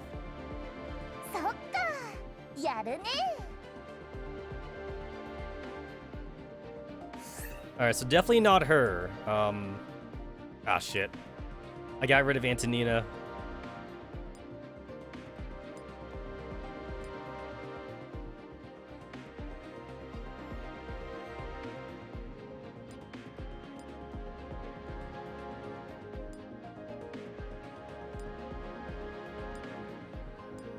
There we go. I like the nighttime. I like the nighttime thing.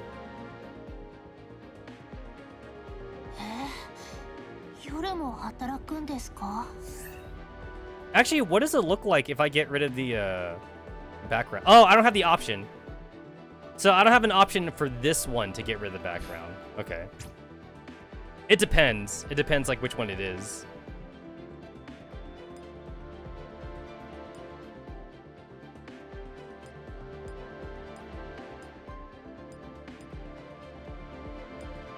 Yeah, there's no option. Yeah, there's no option. Oh, so it'll tell me right here there's an option. All right. Yeah, like who was it?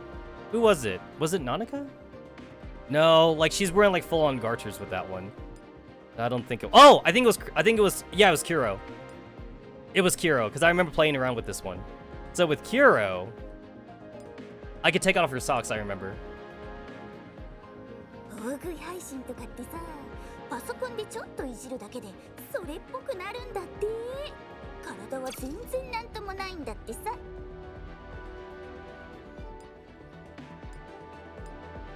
At least I thought it was. I thought it was Kuro? Okay, it's not Kuro. I was for sure that it was Kuro. But I keep like taking out like Antonina. I keep taking her out, which I don't mean to.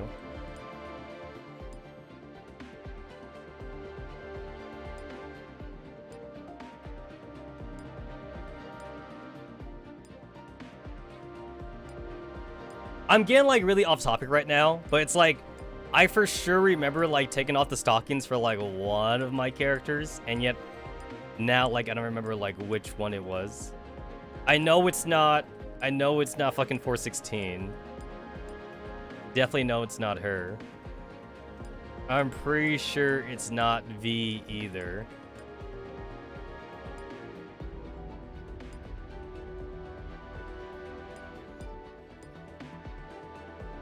Quality is by level ups. Was it not Kroku? I'm starting to wonder if it was Kroku. I think with Lin, you might be able to take off the sock. Not like there's really like much point to it because like the sock is like practically like already off anyway.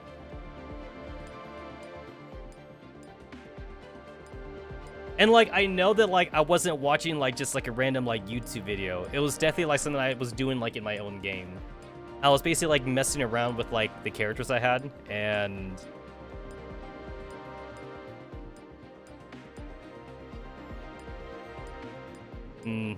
yeah.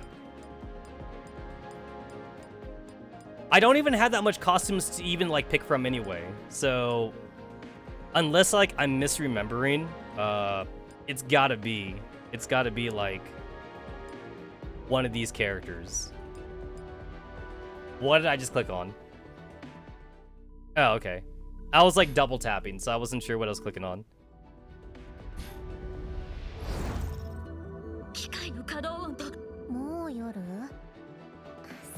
No. It's like her sock is basically already off. Yeah, there's nothing for me to really like pick from right there. It's definitely like already off.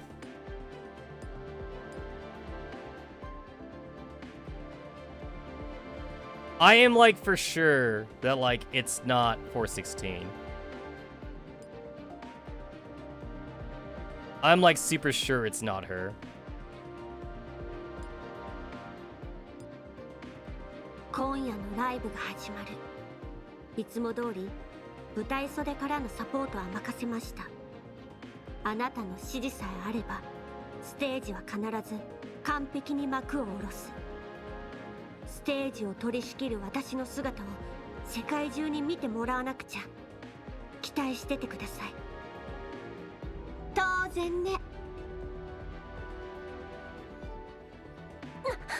Okay, so here's the thing that I could do with 416 though. 416, they actually give you a glow stick, so you could kind of like move the glow stick around. That's kind of cool. 決めポーズラ Oh, there it is. Damn it. So like I could tug on it. But like I can't pull it all the way off. I don't know if like I'm just misremembering at this point. At this point, I just don't know if I'm misremembering. But like I could have sworn that like one of my characters I could pull off their stockings for. じゃあ帰るね I could pull on your little garter right here. No, I can't pull on this sock either. I'm so degenerate right now. I'm so fucking degenerative. 夜も働くんですか This is like the most animated I could get right now, which is like basically like messing with Antonina's like coat or whatever. Yeah, I don't remember. I know there's definitely like a listen out there for like which characters you can like mess with, and I'm gonna have to look that up some other time. For now though, I just went through like 2 cans of Mountain Dew, so like I'm gonna be right back, guys. I'll be right back. Be back in a bit.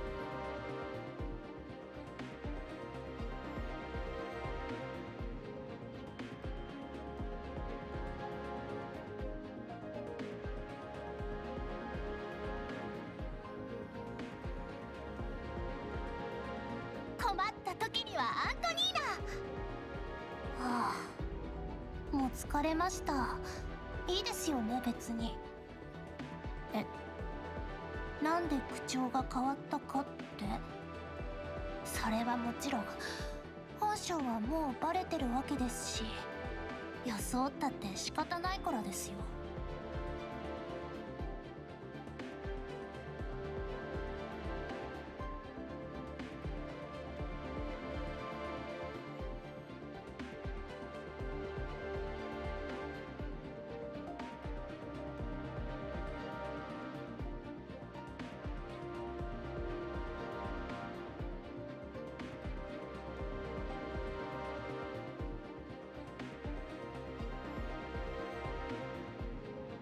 システムのメンテナンスって時間がかかるんですよね。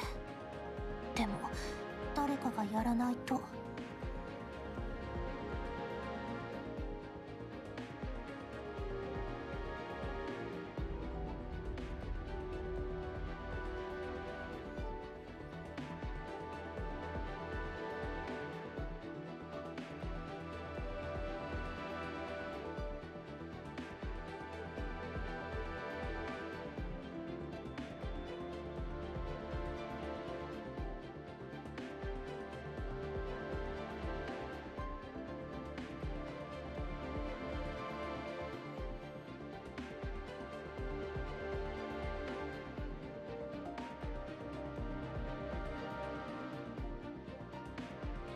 アントニーナ、みんなアンナって呼び方に慣れちゃって、私の本当の名前なんて忘れてるんです。今はペルシカさんと数名の人形以外、その名を覚えている人はいなくなってしまいました。でも教授は覚えててくれたんですね。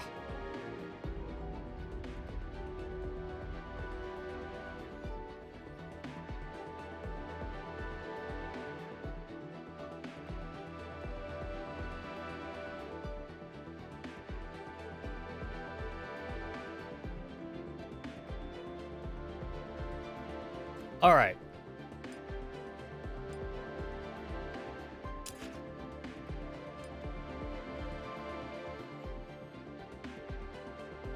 Yo, like, this is actually, like, low-key kind of bothering me. Like, I could have sworn that, like, there was somebody, like, I could have messed with. But, like, looking through, like, all my costumes right now, I just don't think I have that as a thing anymore now.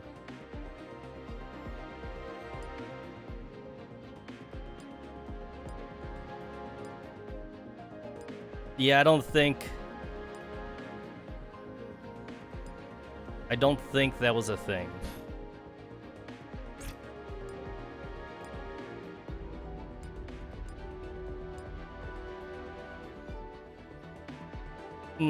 Nope.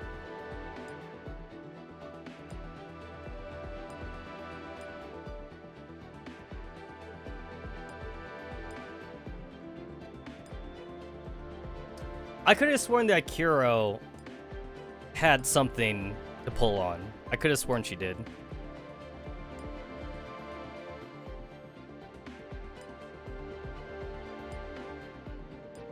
It is definitely possible that, like, I'm only misremembering because I was watching YouTube vids.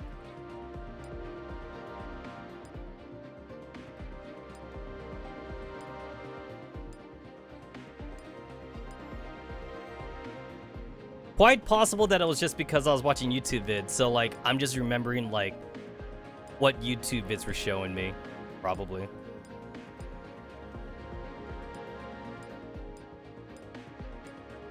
Or, like, the ones that you could mess with.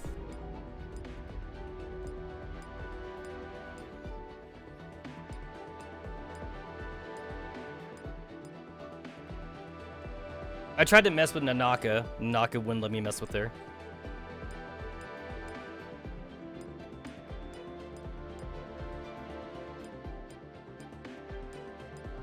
That's it. I guess that's it. All right, never mind.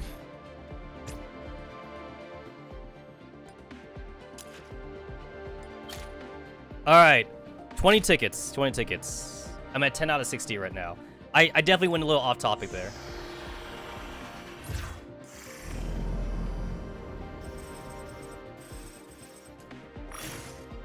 Holy shit. I was at 10 out of 60.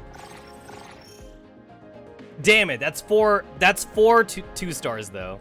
That's still pretty good. That's good for like neuro kits.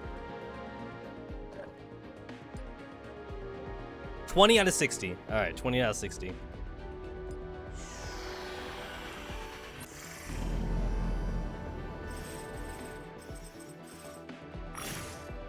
Only one? Wow.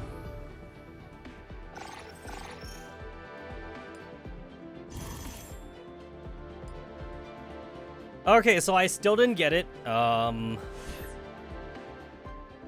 Thinking maybe I want to try like one more time, possibly.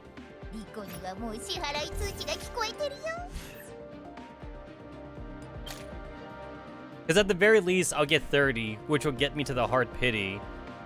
I kind of don't want to use a hard pity, but like I might have to for once.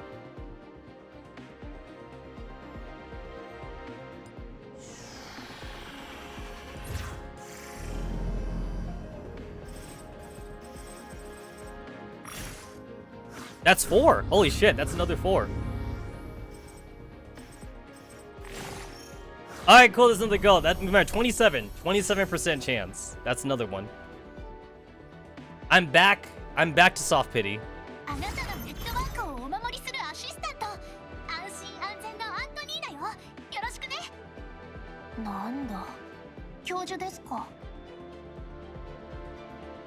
So a lot of people tend to confuse the introvertedness of Antonina and Kroku, which I could understand.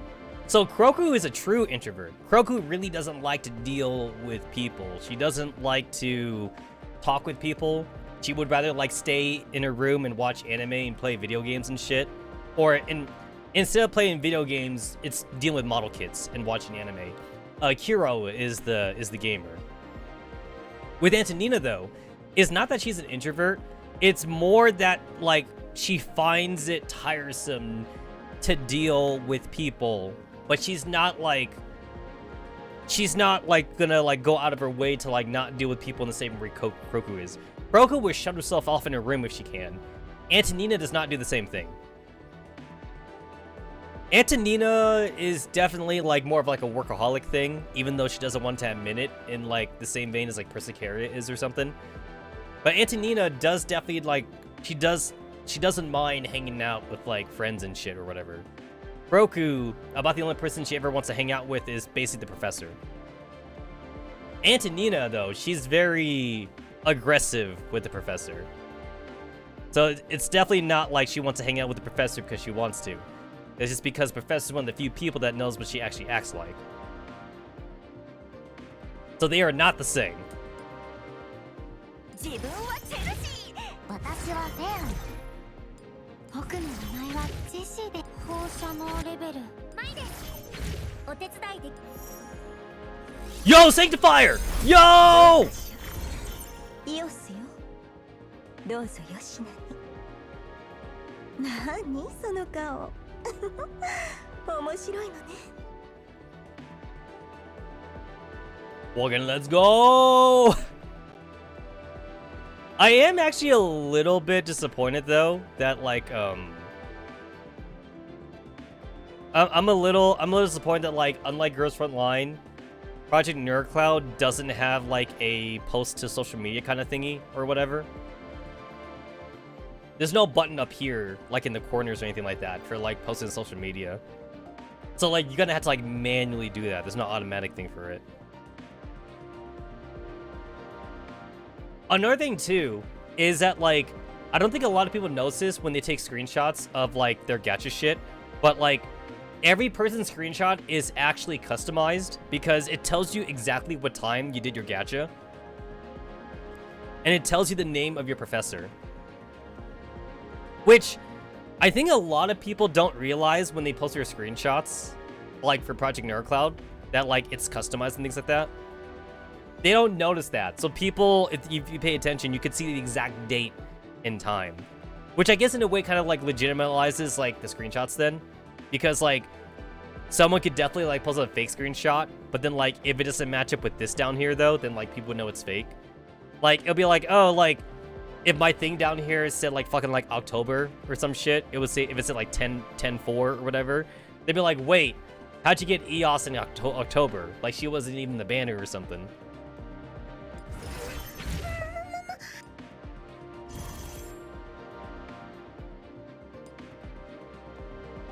Huh. So now this is kind of weird in that like I've gotten so close to like the 180 thing. I almost strangely want to use my next 30 tickets now just to do the hard pity.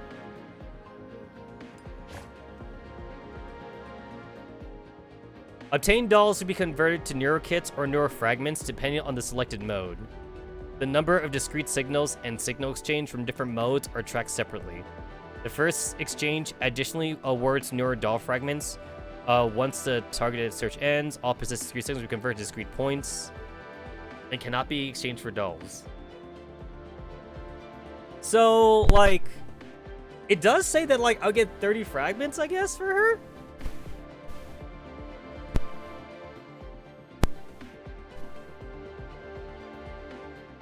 I'll get 30 fragments, but then, like, I'll still get the 300 neural kits, though, unfortunately.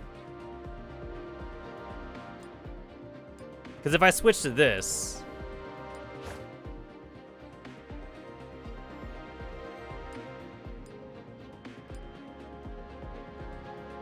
So, rate up would be a 50% chance, and then, like... one doll will give me 1 fragment. A 2-star doll will give me 5 fragments, and a 3-star will give me 50 fragments. So, like, if I was doing this one then, and I were to just exchange, that means I'd be getting 50 fragments plus 30.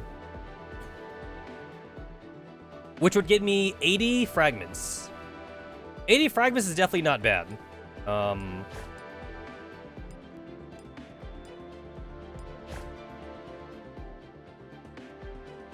80 fragments is not bad. This one would just get me 300 neural kits and 30 fragments, which is less good now. And like, it kind of makes it seem like it's not worth it anymore. And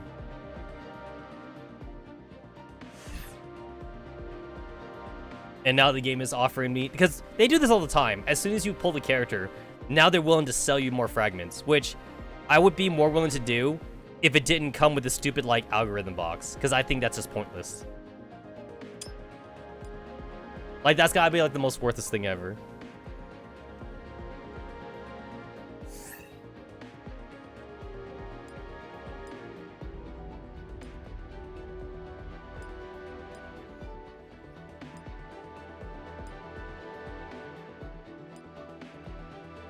There's Red Live 2D.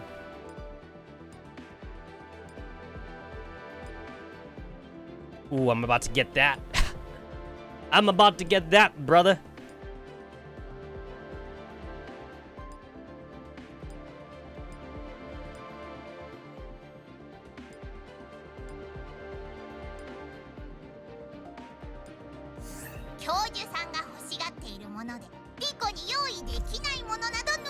Hell to the yeah. That's more expensive than a fucking O certificate.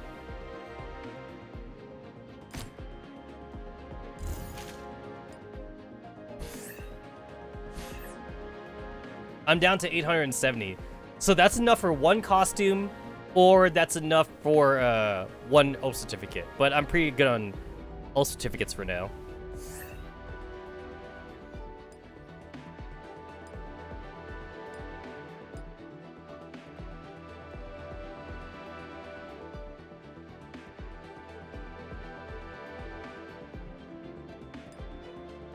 Oh, is there an option to get rid of the background? There is not.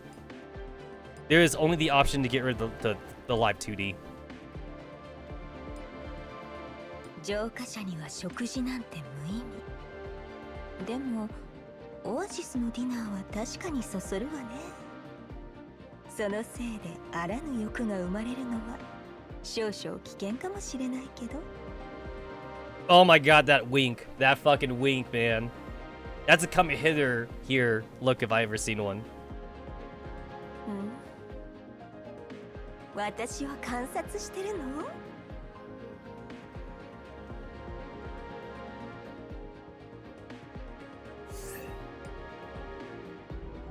Maybe let me zoom out a little bit here.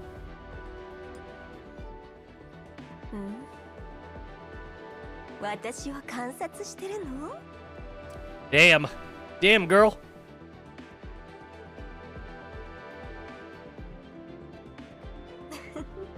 教授の頼みとあっては仕方ないわ。Oh! 感謝すること。 Oh shit! Oh! Oh my god.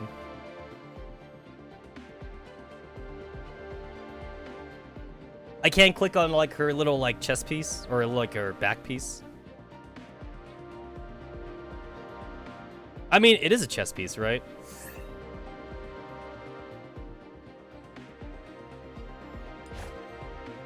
I guess it's under others.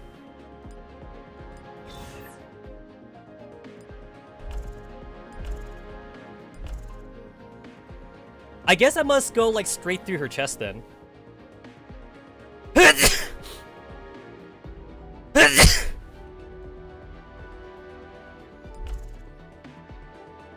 Because like you see it on her back, so like it must go straight. It must go like straight all the way through.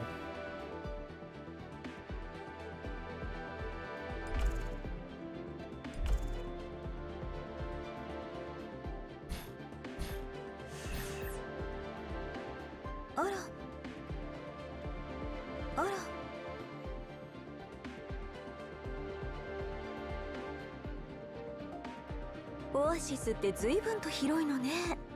それに見たことのないものがたくさん。教授、散歩にでも行きましょうか。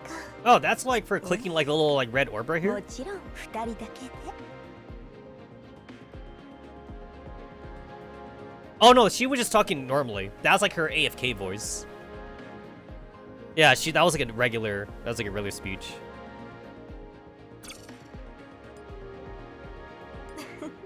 That's a foot. That is a foot click right there. That is definitely a foot click. And then the boob click.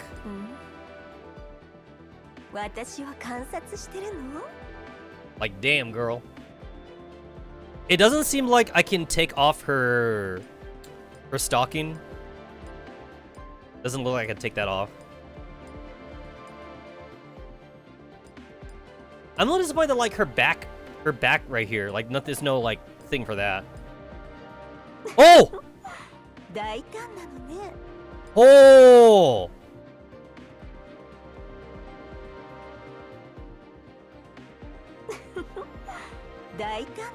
Oh my god, you can tug on the fucking back string.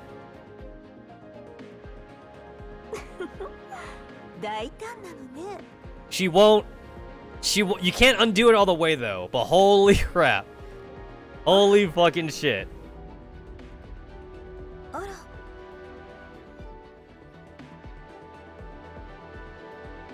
Yep. Yeah, that's a... So she has a foot click, she's got the normal head click, and then she has like the back string, and then she's got the boob click. So she's got like 4 clicks. There's like 4 clicks to go from.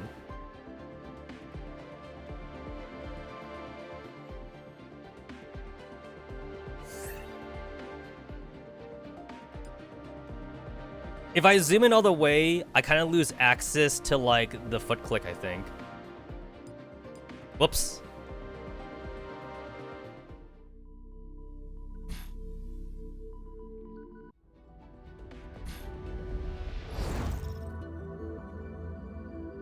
Yeah, there's no more. I can't do the foot click no more.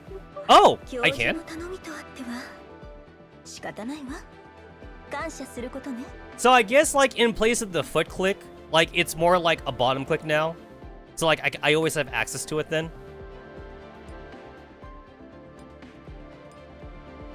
Yeah, so like either like they're really lenient with you zooming in, or maybe like that's like the edge point of what I could click on. I kind of want to see now what happens if I move her up a little bit more.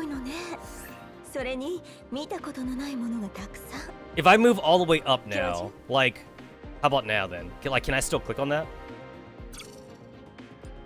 I can't. So basically, that just means that like I was at the very edge of what was clickable for like the foot click.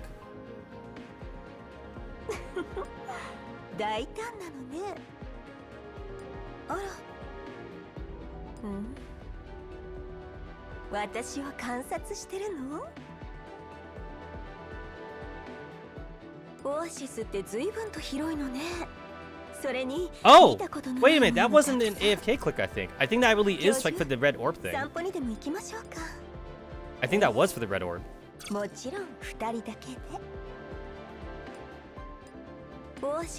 Oh, it is, yeah. So that's not an AFK click. That's for like the little red decoration on the harp. So she's got like 5 clickable spaces then.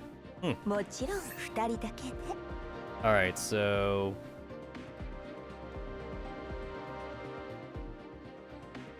like right here? I guess like maybe like as long as it's like far down enough then it's good enough. So I'm just trying to see like how far I can get so that way I can like still be zoomed in but still have access to all the clicks though. So if I am like this zoomed in,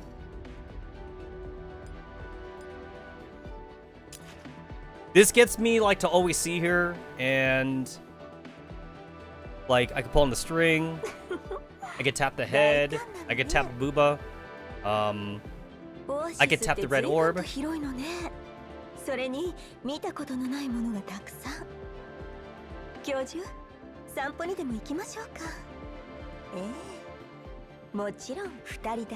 And then like can I still do the foot click even though it's like more of like her ankle now? Yep, I can still do it. I can still do it. If I move the zoom in like far enough up though, I can't do the foot click no more. But that's close enough though. That is close enough.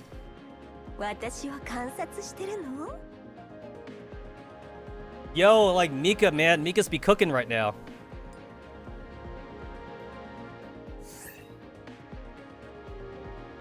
Mika is cooking.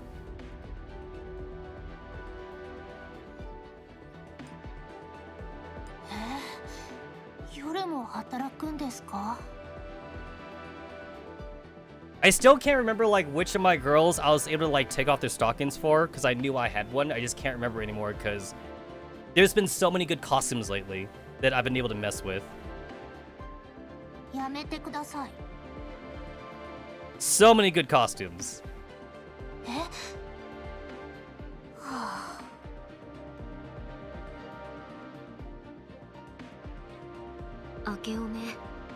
Even Kroku began like a really like girly costume too.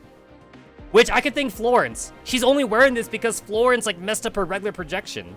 So thank you, Florence. Let me take off the garter. Let me take it off. Let me take it off. やめて I can't take off like Kroku's like other sock, which I thought I was able to do. はあ面倒浄化者には食事なんて無意味でもオアシスのディナーは確かに Oh my god, the そそるわね fucking zoom in. その This is worth every あら penny. ぬ欲が生まれるのは少々危険かもしれないけど So far, she has like the most clicks, like compared to like everybody else. 1, 2, 3, 4. And then where was the fifth one? I said she had 5 clicks. That's 1 click, 2 click, 3 click, 4 click. And then the 5th click. Then the 5th click was her backstrap. So yeah, she has 5. She has 5 clicks. I haven't been able to find 5 clicks on anybody else. She got the most so far. 私を観察してるの Oh, I'm looking. I'm looking. Can't take off the backstrap entirely though. 教授の頼みとあっては Yo, for all of my fucking feet fetish people out there though, she got the feet. She's willing to like take off the shoe.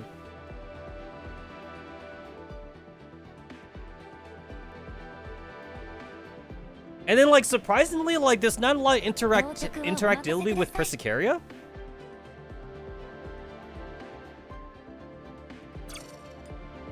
I can't do anything with her legs, not as far as I can see.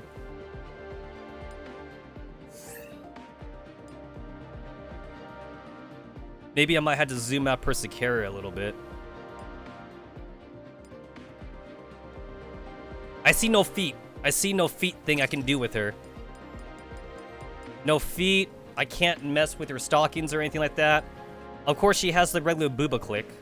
仕事中は作業に集中 And then she just tells you like to stop staring at her. And then like she's got like the unique click, which is like the wine glass. Look on the wine glass, she drinks a little bit. You got the head poke. 科学者に Pretty much everybody's got a head poke. Everyone got a そ regular ろ head そろ poke. お休みになった方がいいですよ And then like you can't mess with the straps. Everybody else that has straps, you can mess with the straps, but Persicaria you can't do that because I guess Persicaria is like a classy lady. There's no straps to mess with on Persicaria. I can't do the arms or anything like that. I can't mess with her choker, it seems. I can't mess with the gramophone. Yeah, the gramophone got nothing. There's nothing here I could really mess with. Yeah, like there's not a whole lot of things to mess with when it comes to Persicaria.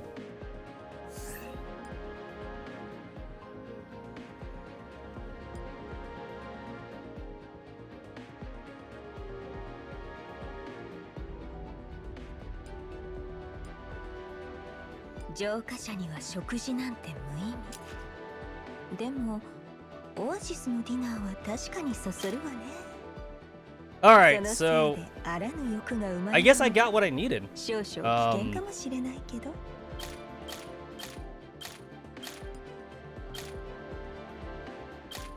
I got everybody in the banners. 416 I technically got last year. I didn't even have to hard pity for EOS. 150 pulls. Technically not 150, more like 147, since the soft pity is at 3 out of 60. So that means I got her in 147 pulls. I'm like so close to the hard pity. It's just too bad that like I got the hard pity on the Neuro Kit one and not the fragment one. The fragment would get me 80 fragments if I put on the fragment, but since I put on Neuro Kit, I would only get 30 fragments plus 300 Neuro Kits. So kind of too bad about that. But then like I might not have gotten her within 150 though, so it's hard to make that judgment call between doing the Neuro Kits and doing the fragments. I just did like what was supposedly like the more higher chance to get the banner character, which is actually technically the Neuro Kit way and not the banner way. And the thing is that, like, it's still gacha. So, no matter what, you still could have pulled her in the first 10 if you wanted to. So, like, I just did, like, what it was statistically better. And statistically, Neuro Kit is better than the Fragment Kit. The only reason to do the Fragment Kit is if you were that unlucky and you're, like, at 50 out of 60 and you still haven't pulled a 3-star. In which case, then you do it for the Fragments. That's the only reason why you'd want to do the Fragment one. Considering that, like, I've been hoarding Quartz Sand since, like, the start of this, like, account being born, like, I basically had enough for Hard Pity for, like, a long time now. I have enough for Hard Pity for, like, the next, like, fucking 5 characters, for the next five characters if I needed to.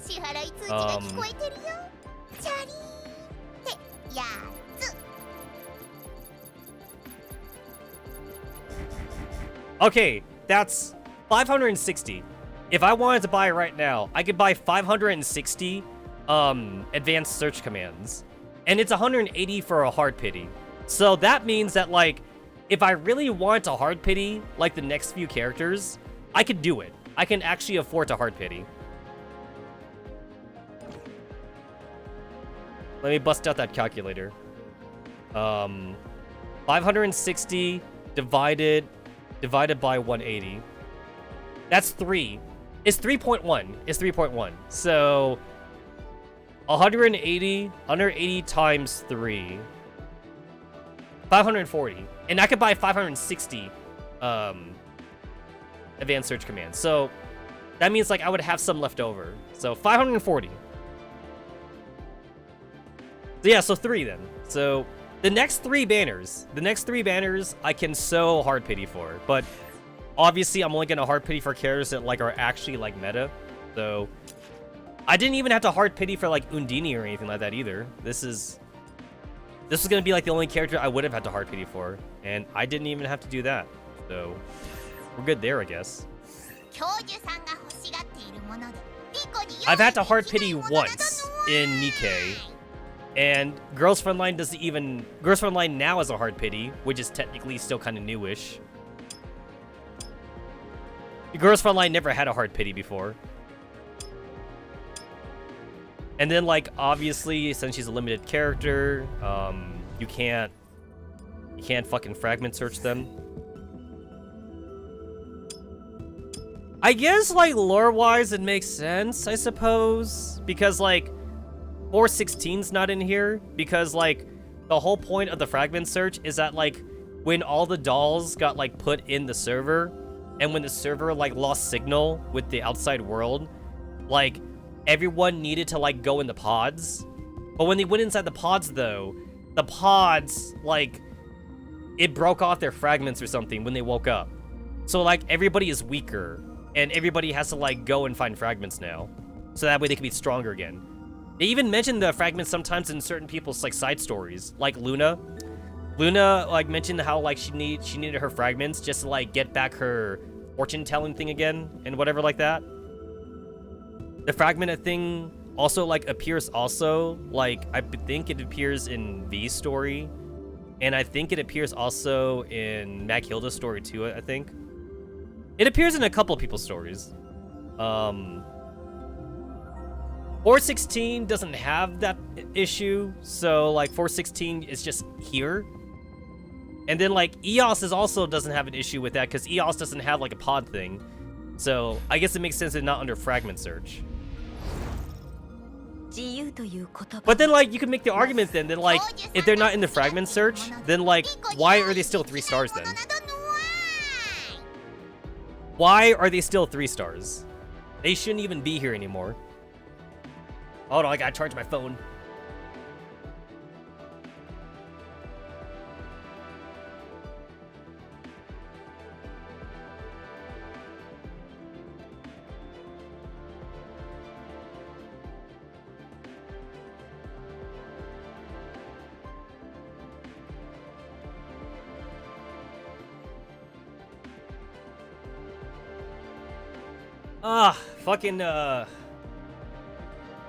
Fucking got, like, daylight savings time, like, tomorrow. I might lose an hour of sleep. Usually, like, my phone should be able to, like, recognize daylight savings time, so I shouldn't have to worry too much. But just in case, though, I did set up 2 alarms, so that way, like, if one alarm doesn't get me in time, the other alarm should get me.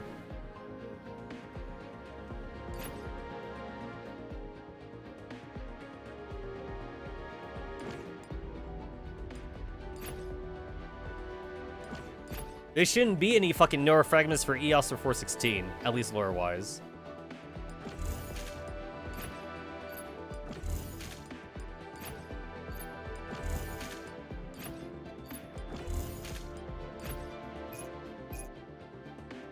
Oh, I can't do the minus thing anymore. Alright.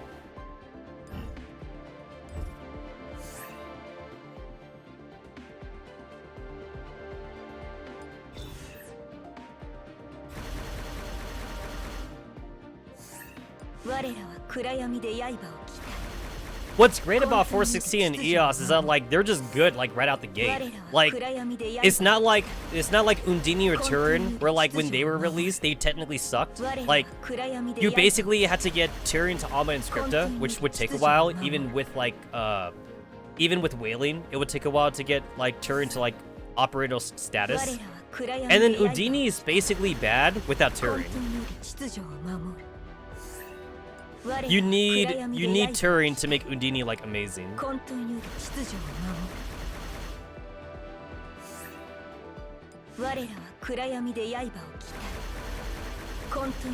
That was all my experience. Like, I don't have enough experience anymore now. That was all my fucking experience.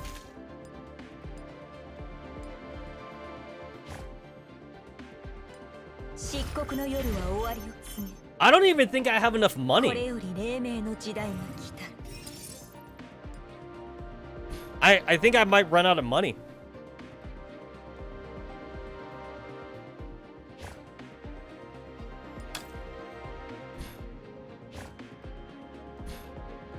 And then, like, what else is... Okay, so I also need to, like, factor in, like, how much, like, fragments I'll get, like, just from the regular story affection thing. So...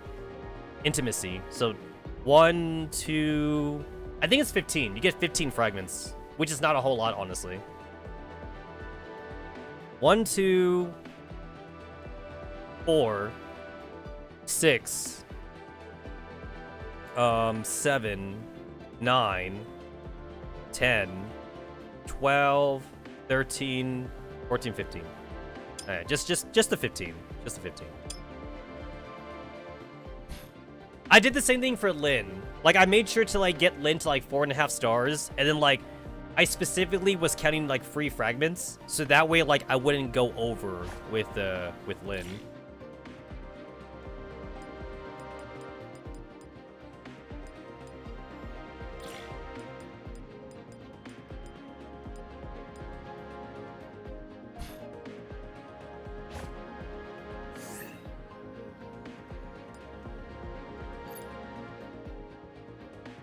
Minus, and then I'll get rid of some of the... Basically, like, I'll get rid of, like, anything that, like, doesn't have... that has, like, a clear dot on it, because I'll never use those.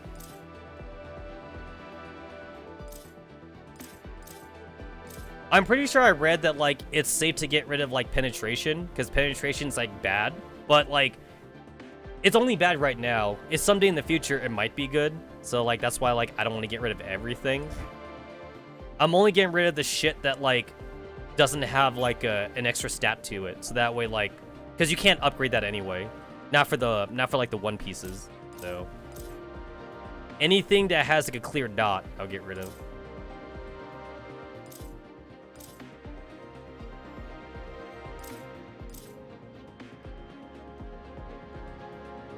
Save on, like, the materials whenever I can.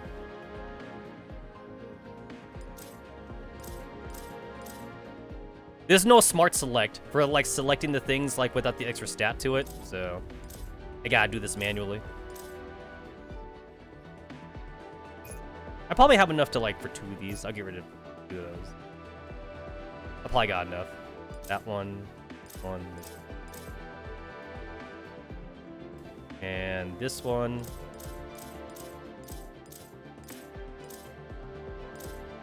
Yeah, I definitely have enough these to start getting rid of. I'm at 2,000 out of like 3,000, so like I'm definitely gonna get full eventually. So if I can start getting rid of these things now, like that'd be for the best. Damn it, I'm gonna get rid of another one of these.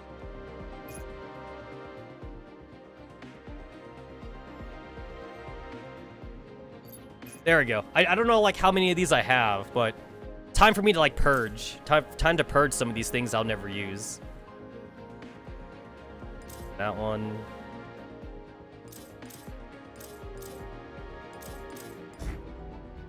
Shit, I'm already there? Fuck. That was fast.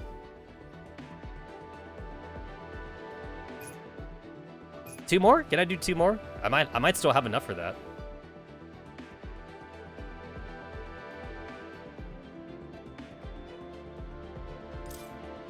It's like, it sounds like a lot, like to have like 3,000 accessories, but like, then you play like a fucking like single player RPG, and like, some of those games let you have like an infinite amount, or you could have up to like 10,000 or something like a Disgaea game. I'm pretty sure Disgaea and Idea Factory games, you literally can have like an infinite amount of items. Like, there's no limit on how much you can have in that game. I'm pretty sure like for those games, like, basically, like, it just makes your save file bigger. So, like, you could end up with, like, a fucking, like, 1 GB save file, like, if you have, like, a lot of items. You totally could. Oh, good. That was, like, all my, like, One Pieces. Alright, that works. Alright, cool. I'm down to, like, 1,967, so I got rid of a good bunch. I'll look up EOS's stats later on, like what I should be getting like for her algorithms.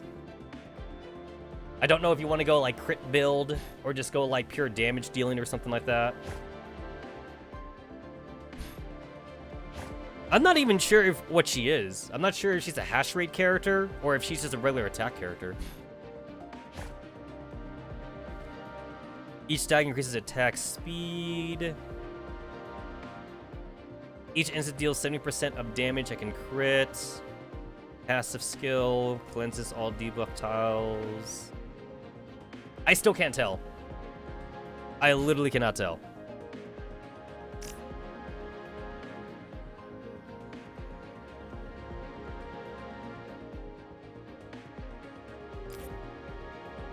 Attack growth A, hash rate growth A. She's got like a fucking attack and hash rate at A, so can't fucking tell still. She has more attack right now than she does hash rate. But like only by like a little bit.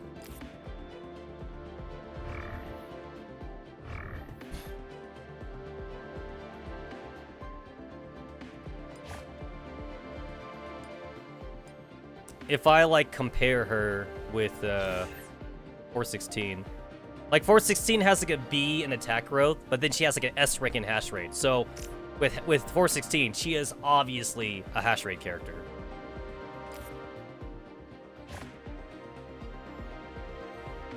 Right now I'm at plus 654 for hash rate, and she has a crit rate of 69%. Almost 70%. At least that's what I read, like that's what I should be doing for her stats. I haven't read up on EOS yet. Kuro also is a hash rate character, S rank. And then Chansey's S rank for attack.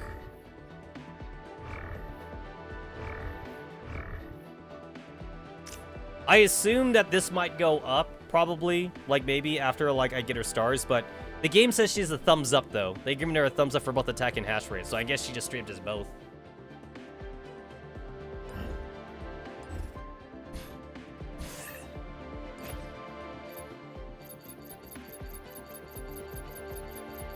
I forget how much you needed. Like, I think you needed to spend like at least like up to like 3,600. I think it's like up to like almost like 3,500 for like Neuro kits for like the limited characters. Because right now the limited characters have been Lin, EOS, and 416. Because you can't fragment search those characters.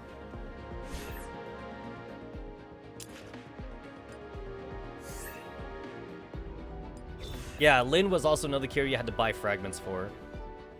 But she was worth it though, as being like one of the few characters in the game that has like a fucking like plus damage dealing bonus to like blue shielded enemies.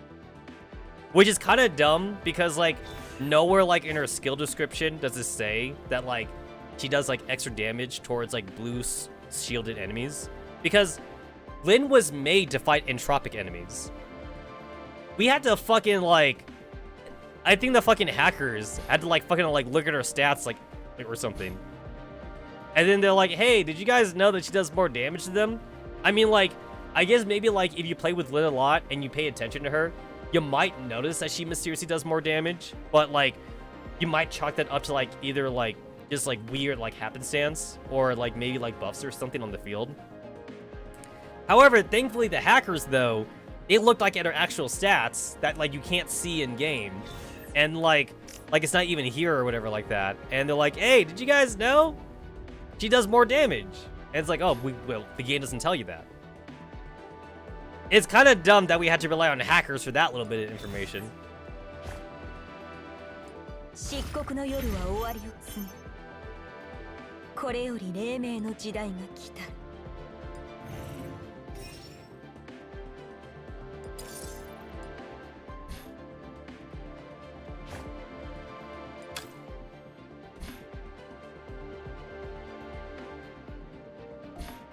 Does she say anything different if I put her like in the other projection? Is there anything like interactable with this?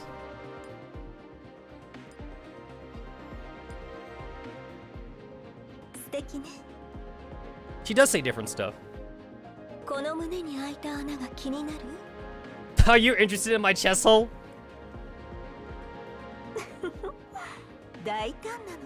Holy shit!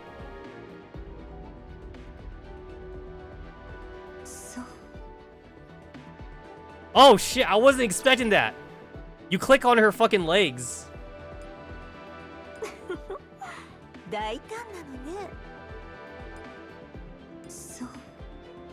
And then you click on it again, and then she goes back to sitting down. Also, the sensor. There's a goddamn sensor bar on her fucking, like, vaginal area.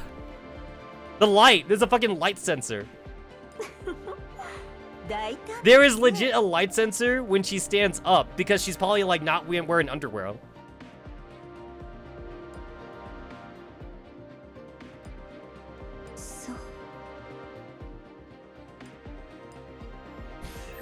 What else can I click on? I don't see what else I could click on. Oh! You can take off her shoe! Oh, you can take off both her shoes! Oh my god, the feet! Holy crap. Feet. Is that her thing? Cause she does the same thing in her fucking like in her fucking money costume. Oh, she gets her shoes back. Okay. Oh, but the shoes stay off though. Okay. The shoes do stay off.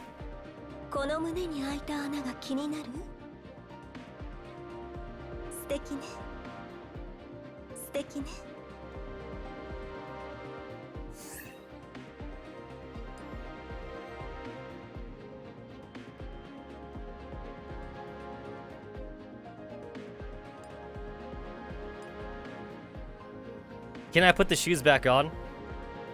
Oh, I can. You could totally put the shoes back on.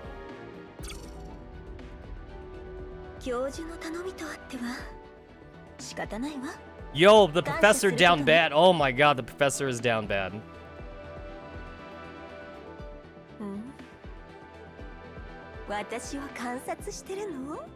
She does seem a little embarrassed though. She does seem a little bit embarrassed.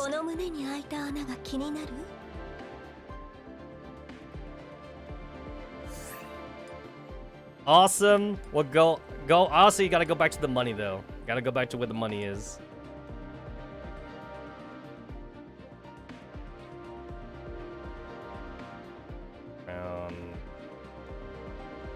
Right. So like, even though like the feet aren't on there anymore, I should still be able to click on it. Yeah, I can still click on the feet. At least the feet area. And then she'll take off her shoe. So you could do the feet, you could do the red jewel thing. I'm really interested about the chest hole, because the chest hole goes straight through her body, since like it's right here. You can see like through the back chest. Unfortunately, that's not something I can click on anymore though. That's not clickable. Unfortunately, like her... Oh! Did I say 5? She has 6 clickable spots. So, she got the foot. She got the foot click. She has the booba click. She's got the head click. She's got the back string click. She's got like the red or click. And then she actually has like the butt click.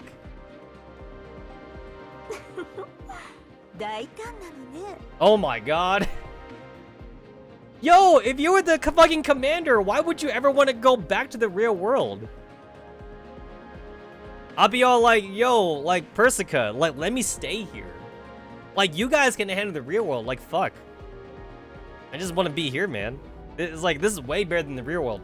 It's like, we have the technology for, like, making the Matrix. How is this not a thing? If it wasn't, like, for all the stupid, like, political bullshit battles in Girls Front Line, I kind of feel like if people want to have the bullshit political battles, why can't they just do that in the Magressi server? And then that way, like, they would also still have, like, infinite resources, because, like, it's all fake. It's all fake resources anyway. It's digital resources. If they just hooked up, like, 90% of the population in, like, the Magressi server, like, just make a big old Matrix server, then, like, 10% of the population could be dedicated to, like, retaking the planet from, like, the zombies and all the radiation. And then, like, of that 10%, then, like, they would just be nothing but, like, commanders who have, like, T-dolls and whatever, like, working under them. And they would just, like, command T-dolls to make, like, fucking, like, anti-radiation towers and whatever. I forget what they're called. And just kind of, like, just work against the zombies. Like, the zombies should be, like, the real enemy you fight the entire time. And then, like, there would still be, like, politics shit if people really cared about that. They would just have it in Magressi.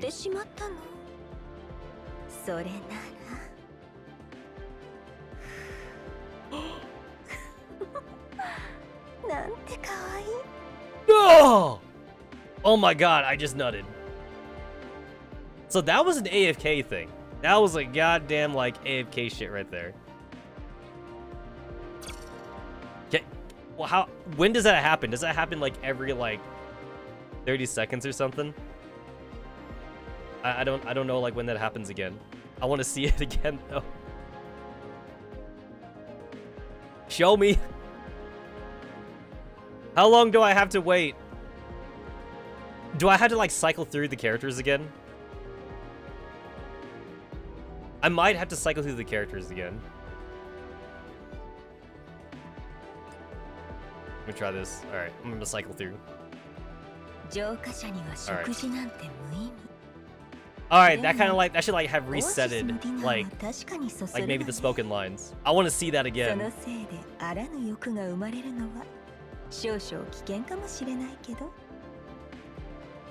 I guess my only complaint right now that I can already see is that like this is like not like 4K or whatever like that, because obviously this was made for a smartphone. So I can already see that like for the zoom in parts, they are like just kind of like just enlarging the pixels. Like they're stretching the pixels to get the zoom ins. So it's not native. It's not like a native zoom in or whatever like that, which is a little bit too bad.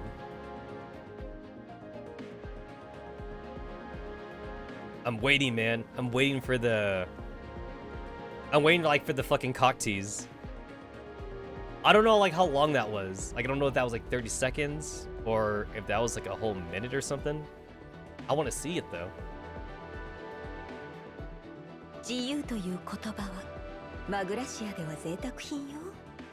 Okay, that's like a regular AFK line.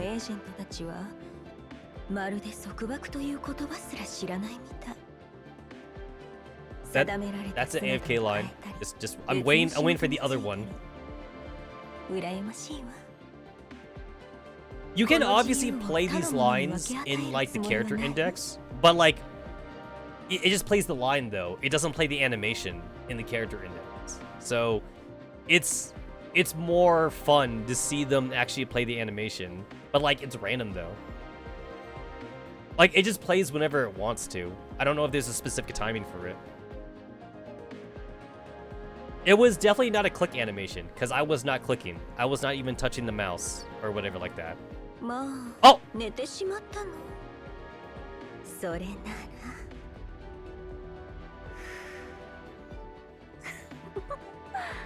ら。なんて可愛い。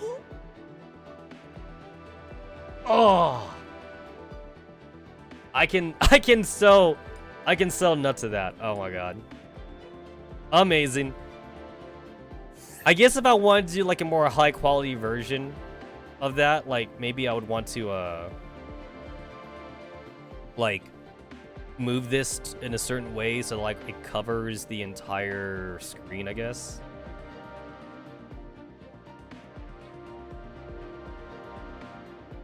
Something like this, I suppose.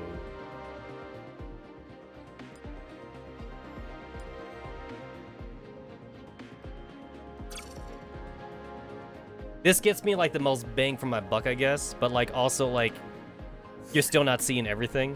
But like it's also like it's a circle. It's not like a perfect rectangle or like a square or something. If I do this, then like it seems kind of small if I do it this way now. They didn't make the projection like big enough to fill the whole screen without having to cut it off a little bit, which is too bad because there's a lot of like intricate design right here for the harp. So like it's kind of too bad that like you don't get to see everything.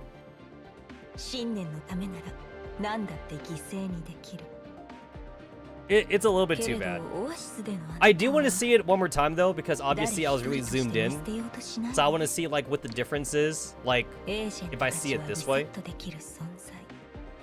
There's no way to see these kind of animations like on demand in the character index. You can play the voices though. You can obviously play the voices, but you can't like force play the animation, which is definitely too bad. Like you kind of just have to like wait for it to play out.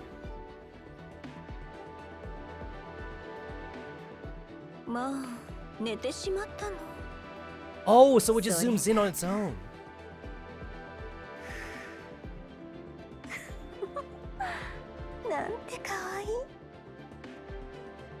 Okay, so it just zooms in on its own. Okay, okay. So you're not missing too much. You're not missing too much from that. Although, like, it did seem like it zoomed in, like, a lot compared to like, how it would look if I, like, regularly zoomed out or something. It did seem like it zoomed out a lot more. Or zoomed in a lot more, is what I should say.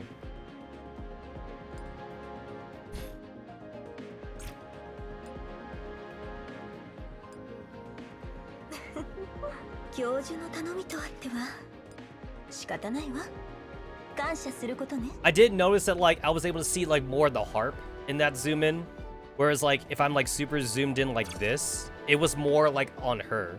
So I guess the camera must be like pointed like maybe like right here in this section. So like if the harp was more down, I'd see more of the harp and more of the regular background. The camera automatically zooms in enough though, so that way like you're only looking at like just her projection. You're not looking at like whatever background you had before, I guess.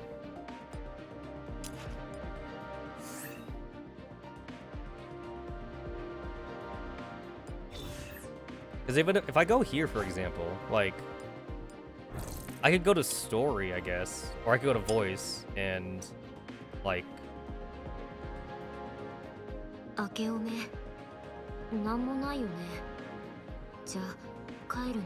Yeah, like you get to see the voices. That's cool, I guess. That's cool, but like you don't get to play any of the animations.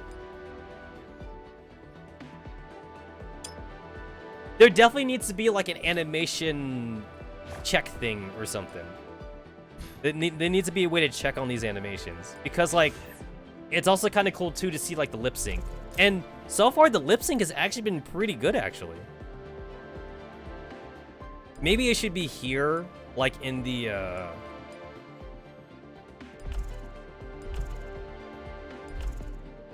it should be here, like where you're like looking at the projections probably.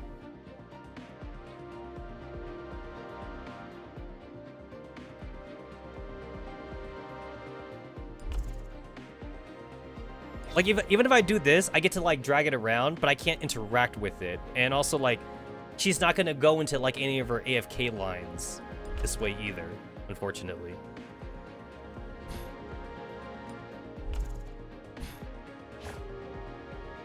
That's just for the training missions.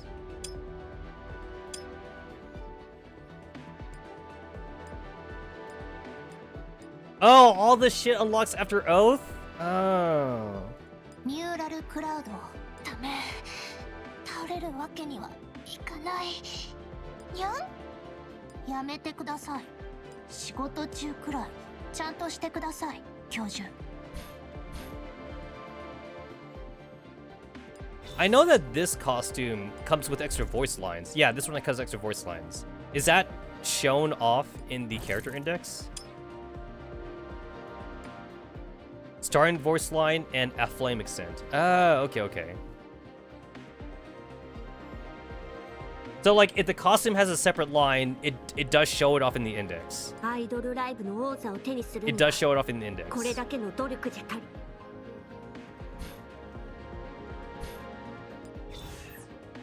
So there should be something too for Persicera then. Oh, wait. Her costume doesn't come with extra voices? Oh, it came with an ultimate. That's what it was. It came with an ultimate animation. It does not come with extra voices. That's too bad, actually. I thought it did. I mean, like, it was still worth the money for me, though. It was still worth the money. So, any character that comes with an extra voice, it'll show off in the index. There is not a lot. There's maybe like a dozen characters that actually have like extra voices with certain costumes. They don't all have that.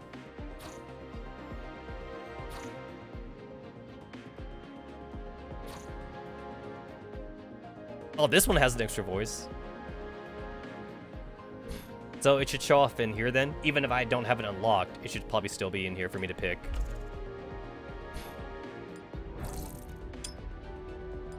Yeah, it's right here.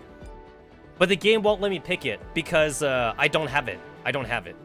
This line has not been unlocked yet. Please buy the appropriate mirror projection to play it. So I don't have it then. Do not have it.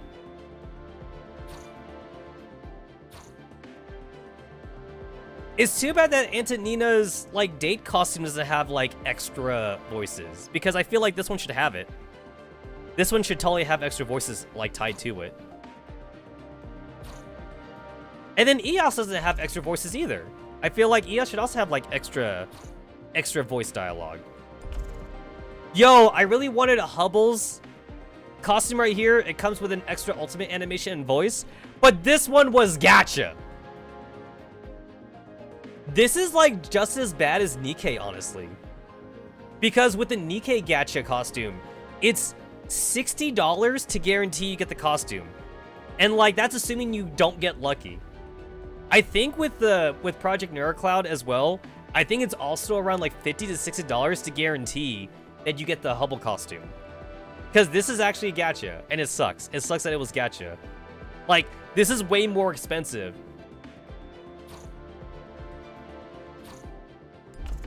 The Christmas costume wasn't gacha. Like, this was just like straight up like, this is like basically like $8, because like it's 780. It's 780 quartz, so it's like $1 per 100 quartz or whatever. So it's only $8 to get the Undine costume with the live 2D and voice. But for Hubble though, like $50, man. I think like the lowest you can spend is $30, which is the same thing for Nikkei. Nikkei is like $30 also if you get lucky. If you get lucky. If you don't get lucky, though, if you don't get lucky, you're spending 60 bucks. Which is bullshit. And then this one was the Battle Pass, which is crazy that this is like the fucking not damaged art, because this game doesn't have damaged art. But holy crap, like, DeLacy has some, like, fucking lacy-ass underwear.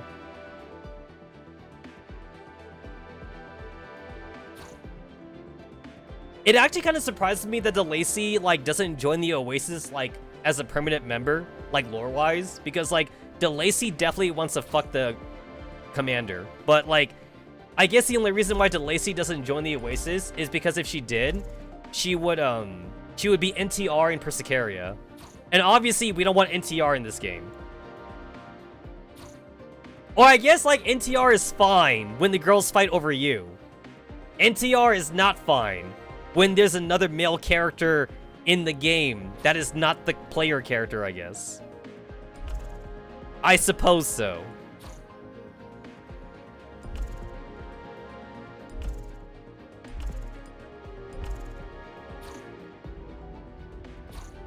Only we're allowed to have the NTR, which sounds weird to say.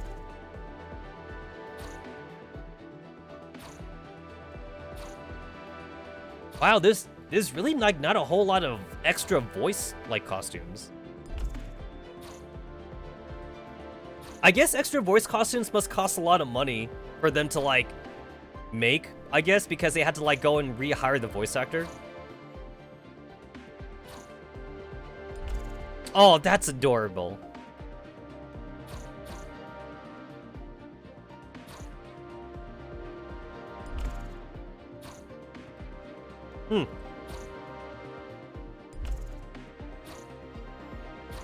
Oh my god, that feels morally wrong. Okay, obviously I don't have this, but I assume that you can mess with her. I assume you could probably like mess with the stockings, because that seems to be a very popular one you can mess with. And I bet you could pull off the shirt. I would not have even mentioned the shirt, but since you can mess with Antonina's shirt, I'm now beginning to think that you can mess with a lot of shirts now.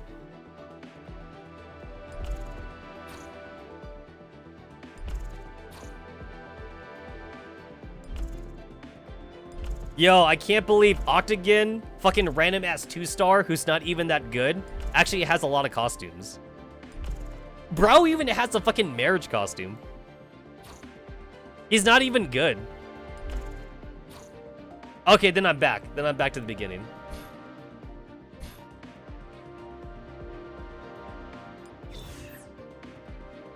Alright, cool. Well, I got 5 L certificates. Time to use them.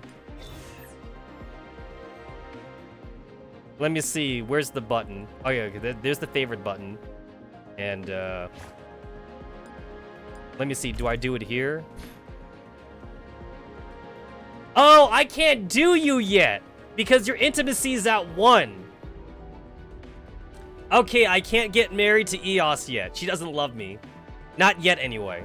I gotta wait to until her intimacy is at 15. That's why the button's not there yet. I forget. And intimacy is so much harder in this game. It's so much harder to get 15 intimacy.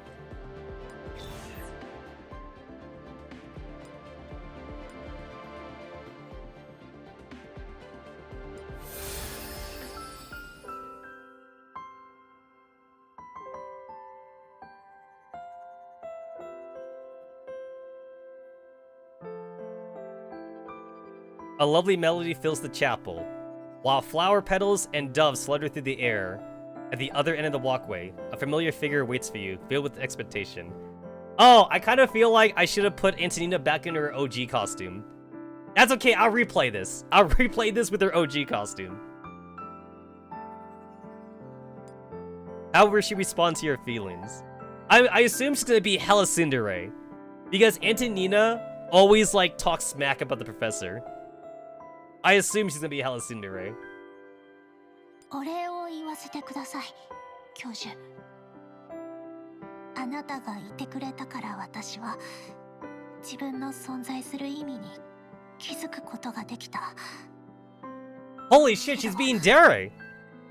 まさかあなたがこんな決断をするなんてまだ心の準備が。 Oh my god, she's being super daring. She's like never like this in the canon story.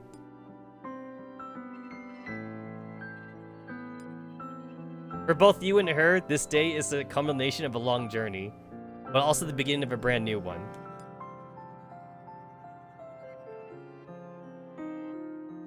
Alright, I gotta fucking write shit down. Let me get the tablet, because, like, even though it doesn't really matter, because, like, you almost never see this anyway, I still want to get the tablet for this.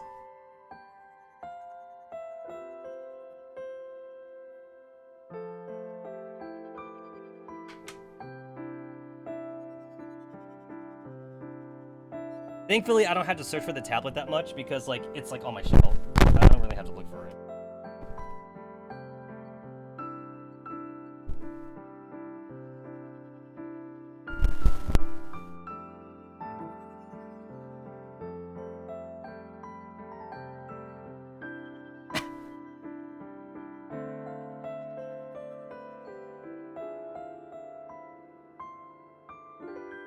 Okay, so...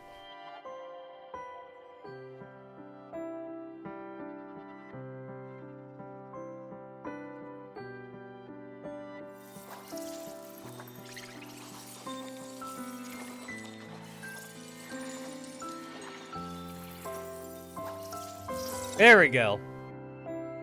Yeah, it's like, I don't get like why they do this like weird animation here, where like all the text kind of gets garbled up. So like trying to do a really good like signature doesn't really matter too much. But like I still want to do it like good though. That's why I busted the tablet for this.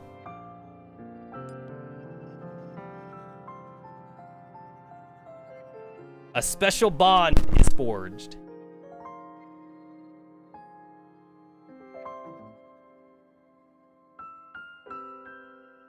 I like that it does show, like, the canon representation. Like, it doesn't show, like, the costume. It shows, like, how Antonina usually is.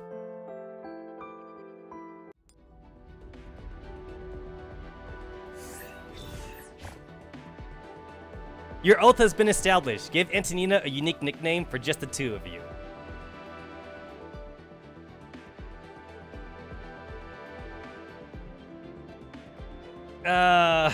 I don't know what to call her. Like, I had a very obvious nickname for, like, Persicaria and for Kroku. But, like, I don't really have one. I don't really have one for Antonina, though. There we go. Auntie? I can't call her that. I can't call her that. There we go. I got 4 oaths. That's gonna be 5 once I get EOS to 15 intimacy. I have all I need. I have Gundam. I have Tsundere, and then I have Honey. I like that it stays practically permanent. It practically stays permanent.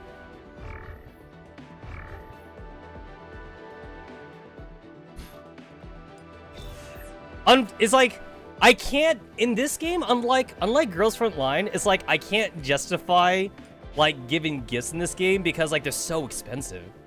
They're so fucking expensive in this game. It takes so long to grind for them.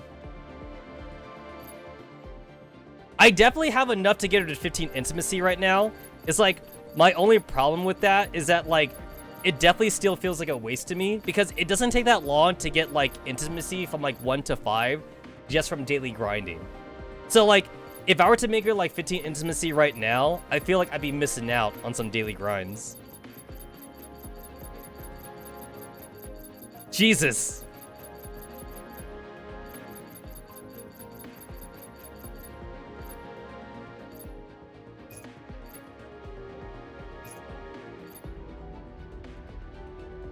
This bitch right here, it takes 109 afternoon teas, or it takes 108 afternoon teas and 1 teddy bear.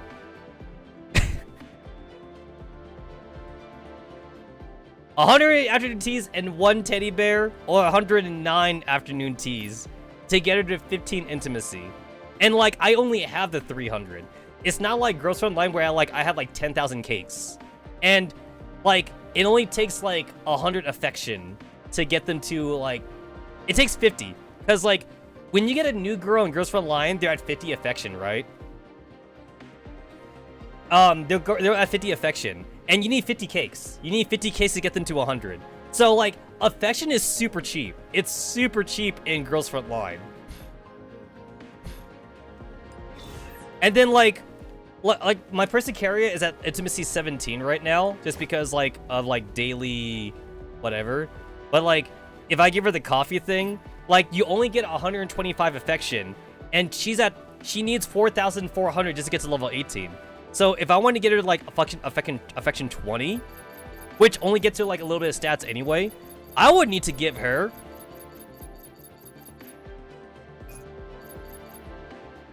I need to give her 111 coffees just to get her to affection 20. That's from 17. That's from 17 to 20. 111 coffees. It only takes 50 cake. It takes 50 cake in Girls Front Line to get them from 50 to 100 affection. You get 1 cake per affection. It takes 111 coffee cups, and that's from 17 to 20. I would need like 300. I would need 300 just to do it in Project NeuroCloud. Well, another thing too is that like you can grind infinitely for affection in this game, because like it's based on stamina anyway. So you get affection for like fragment searches. You get affection for grind stages. You get like 1 to 5 affection for fragment search. You also get it here in vulnerability check, but like I'm doing auto. So like when you do quick bow, you don't get it actually. You also get it like during algorithm collection, and then you get it for resource collection. Resource collection technically doesn't have a limit, but you still have to spend stamina though. You have to spend stamina, and like even if you spend like all your stamina that you could spend, you only get like 30 or something like that. It doesn't. It doesn't. I was surprised too. The dorm don't do shit. So the dorm is just another collection thing. So like every 3 to 4 hours you get resources. That's what the dorm is for. You don't get shit. You don't get shit for affection here in the dorms. So getting high comfort. So when you get high comfort in Girls Front Line, the girls passively get affection. High comfort in the dorm just gets you it gets you like the fucking like what do you call it? What do you call it? Here, it gets you these. It gets you these fucking thingies. This gets you poly data. High poly data, low poly data, mid poly data. This is what you get. This is what you get for having high dorms in PNC. So unlike in Girls Front Line where the girls love you for like putting them like in really like nice dorms and shit, you ain't get crap here. It's like, girls, I built you an arcade. Is that not good enough? Is this not good enough? I built you an arcade. You have an arcade. Love me. Fucking love me.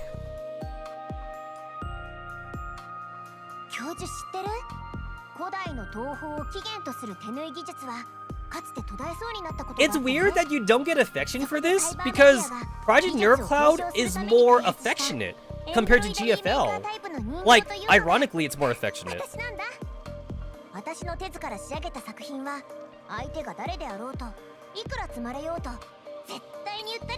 There's a lot more voice dialogue in PNC than there is in Girls Front Line.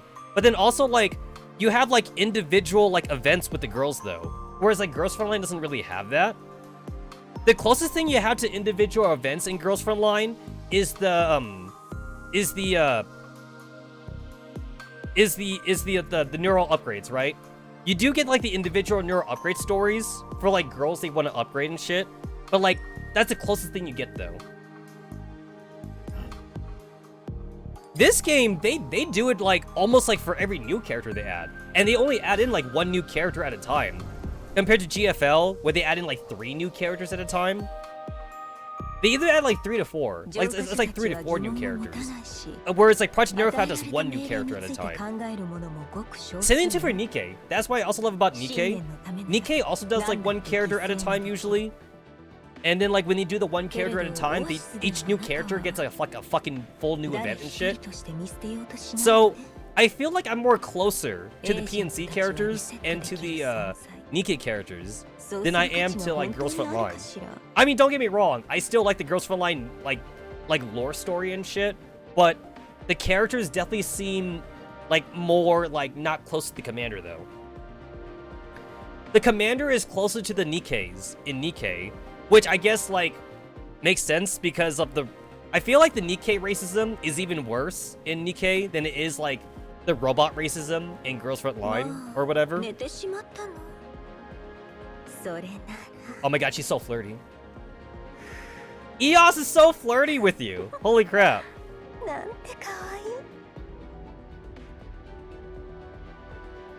She's so fucking flirty.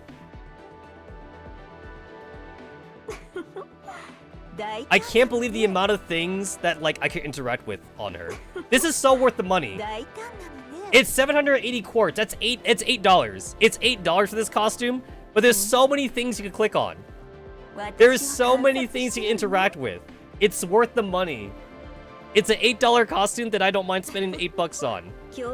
I spend $60 for the noise costume in Nikkei. I spend $60 on noise, and she don't even suck my dick for that. The commander has had sex with like a dozen Nikkeis in Nikkei, but Noise is not one of them though. He has not had sex with Noise yet. I say yet, as if like he's actually gonna do it. In PNC, the professor's also closer to the girls too, compared to like Girls Front Line. He is so much closer with them. Persicaria's in shambles. Don't worry, I'm still not married to her yet. I'm only married to 416, Roku, Antonina, and Persicaria. I'm not married to Eos yet because, like, she's only at 1 intimacy. I'm not willing to, like, give her any gifts right now until, like, maybe she gets to, like, 5 intimacy. I'll wait until she gets, like, 5 intimacy from, like, natural grinding, and then after that, then maybe I'll give her, like, gifts or whatever. Because, like, getting, like, 1 to 5 isn't too bad. But then, like, getting, like, from, like, 5 to later on, it takes so long. I know that Kira gets an Alma Inscripted in the future, but look at her intimacy is only 13. So, like, I haven't given her a single gift. I haven't given Kira a single gift, but, like, oh my god, like, I've been using her every day. I use Kira every day for grinding, and she's only in intimacy 13. It just takes so long to get to 15. It takes a fucking long-ass time. Intimacy grinding is a lot harder in PNC also because, like, you don't get intimacy for, like, doing regular stages, which is kind of weird. So it's like, if you're just doing, like, the story, right? Like, I can, like, come back here to, like, Cyclops or whatever like that, or maybe it's your first time playing through the story. It's like, I could, like, do this stage, for example, and, like, guess what? You don't get intimacy for this. I feel like they need to change that. You don't... The girls that you use here, like in story chapters, they don't get affection. You only get affection for grind levels, and I don't get why there would be a difference, like, between the two. In Girls Front Line, you always get affection. You get affection for, like, every combat you do with the girls. You get, like, 1 affection, like, if it's an S rank or something like that. Or no, it's not 1 affection. You get, like, half. I think it's, like, 0.3. You get, like, 0.3 affection for, like, an S rank or something. But, like, that's still better than nothing. That means, like, if you just do a lot of grinding in Girls Front Line, you could eventually get from someone from, like, 50 to 100, like, really quickly, if you just do a lot of grinding. This game, you can't do that, though. And that's because they calculate affection differently, though. So, they don't do it based on, like, the individual combat in this game, actually. Like, for example, like, it only takes, like, it takes 1 stamina to do, like, story chapters, which is good, don't get me wrong. I like that they don't gatekeep the story. You could do the story as long as you're strong enough. The way affection is calculated in this game, it's actually based on how much stamina you spend. So, like, that's why, like, when you do fragment search, it takes 5 stamina to do, like, a fragment search, like, per stage. Because it costs more than 1, that's why you get affection for that. But then you also get more affection for, like, doing the higher ones, too. It costs 30 stamina to do the algorithm collection.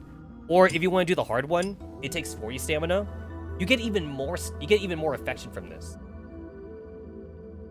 You get, like, around, like, 10 affection for, like, doing the fragment search. For doing the algorithm, though, you get, like, 30. You get around, like, 30 to 40 affection for doing this one. And then, like, this is also, like, 30 stamina to do, like, the collection shit here. You also get around 20. You get around, like, 20 to 25 for, like, doing this one. Obviously, that sounds like a lot, but unlike Girls from Online, where it only costs, like, 100 to get them to max affection, it costs, like, 30,000. It costs like 30,000 affection to get them to like level 15. So when I say you only get 30, you only get 30. You ain't getting shit for affection but just by grinding every day.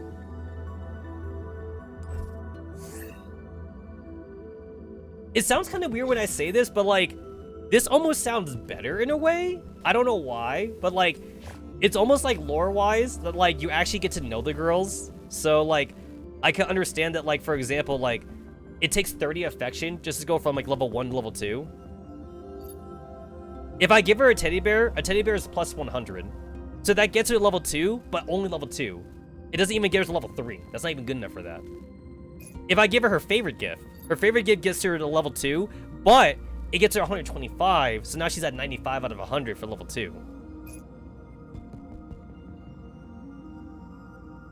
Like, I feel like also, like, the gifts here are also kind of, like, more, they're more, like, per character. So, Eos likes afternoon tea. And then Persicara, she likes coffee. That makes sense, right? She likes coffee. Also, she likes the meal for 2, because that's, like, a date item. So, like, that's specifically for, like, for Oath Tea dolls. So, if I were to go to Antonina also likes meal for 2 now. Now she likes this. But, like, that's only because, we're married.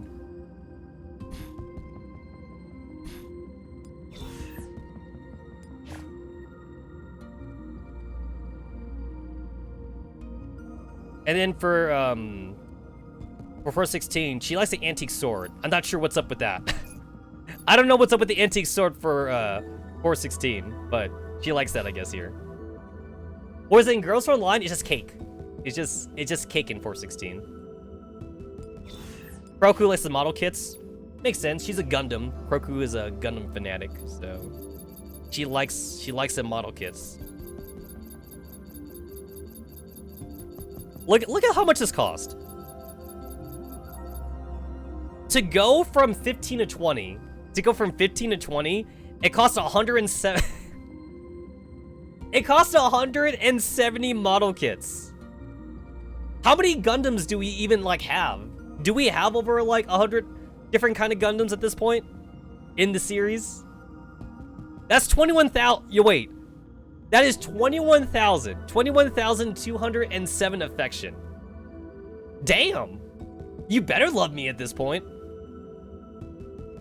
In Girls From Online, they only need like fucking like some cake and then they're happy with me.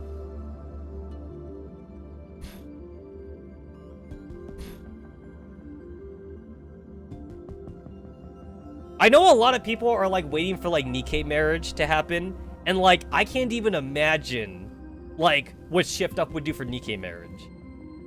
There's no way they don't add that. They have to add it like eventually. Do you know how much money Shift Up would make if they were to make like the wedding ring in Nikkei like a money only thing?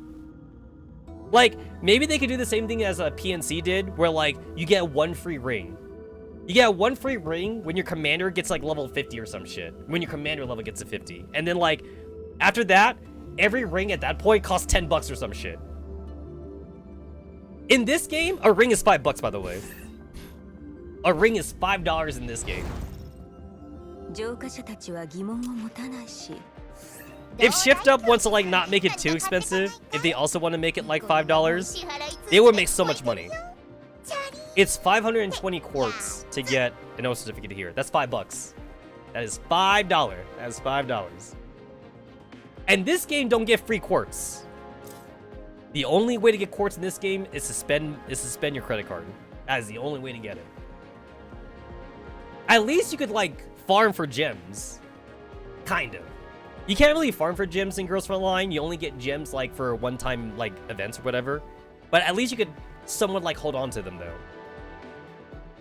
And then same thing too for in Nikkei. You also get Nikkei gems like one-time bonuses. But you absolutely cannot get quartz though in this game.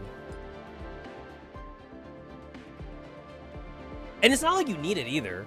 Obviously, it's not like you need the O certificate. But I want it. I want it.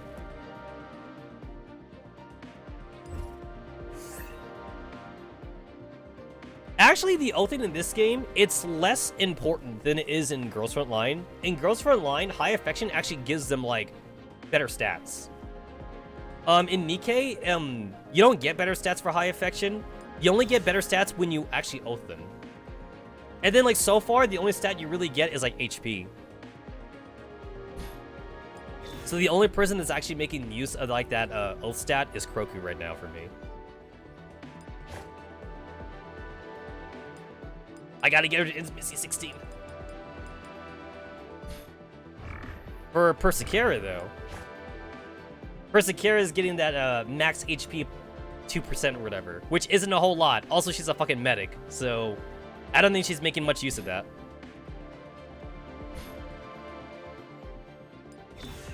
And then, like, 416 definitely, like, ain't getting a whole lot from HP either. 416 is a sniper, so she's already pretty squishy. It's like, I highly doubt, like, that extra, like, 50 HP is going to, like, help her survive, like, a nuke attack or something.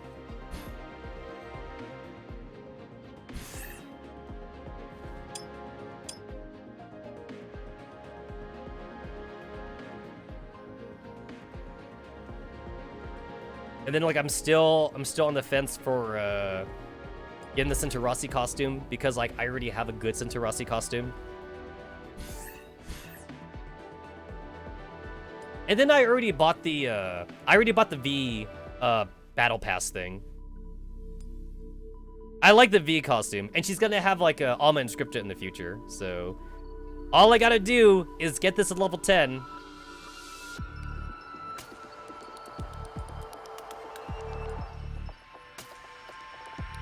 I have 23 days left. So like even if I somehow like don't get enough experience for this, I guess I can buy levels. I could just buy levels, but like that'd be pretty dumb though. I should be able to like get it just by doing my dailies.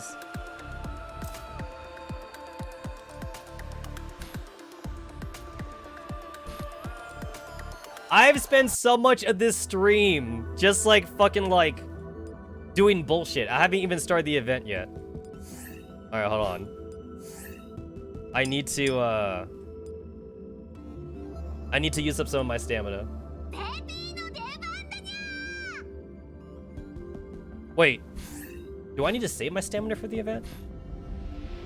The event should be free, I think. I made the same mistake in like the Choco event. Or like the Christmas event. Because the Christmas event had like a farming stage that uses stamina.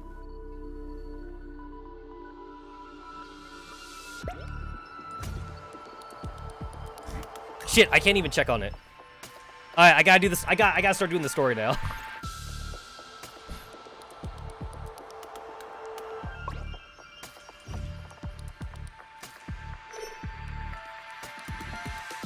Only one stamina just to do the story? Alright.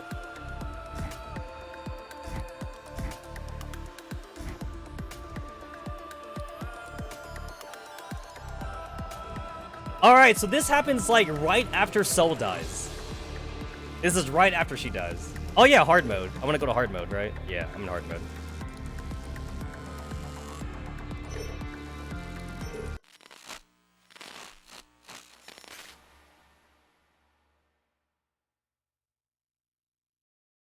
Let's see. Warning.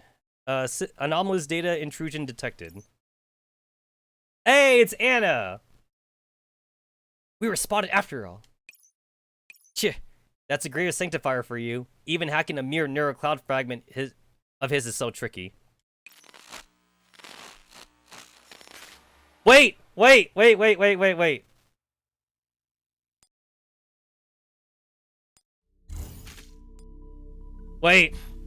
Before I get sucked into the story, I forgot that I wanted to look at the oath thing here with, like, Antonina's, like, regular skin. Before I get sucked into it. There we go. I wanted to check it with her regular skin.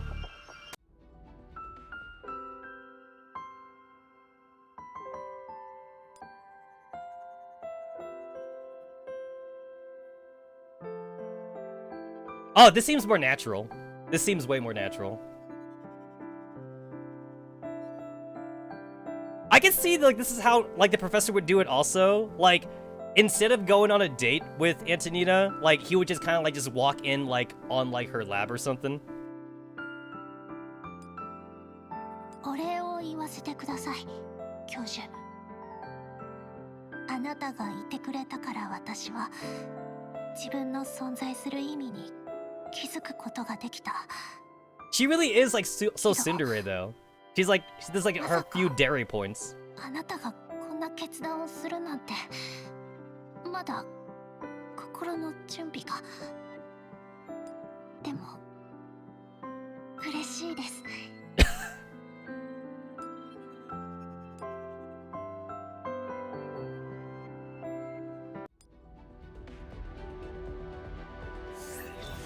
What about if I do the other one? What if I do the other projection?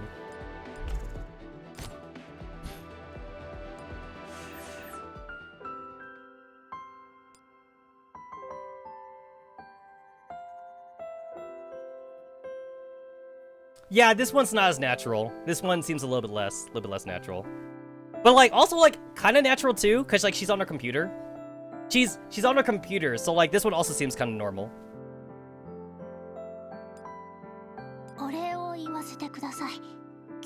Oh, the lip syncing. There's no lip syncing though.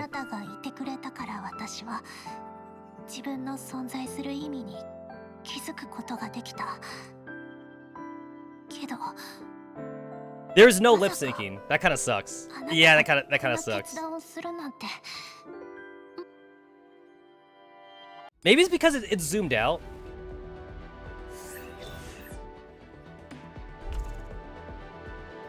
So there's lip syncing for, like, her regular version, and then, like, there's lip syncing for the date one. I assume there's probably lip syncing for, like, her Halloween costume, but, like, I don't have the Halloween costume though.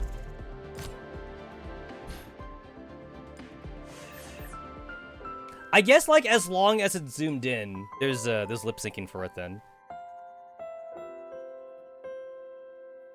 The only thing that seems kind of weird with this one is that, like, the background. Like, it's got, like, the carnival background right here, but, like, we're supposed to be, like, in the church, though. That's what makes this one kind of weird. But there's lip syncing, though.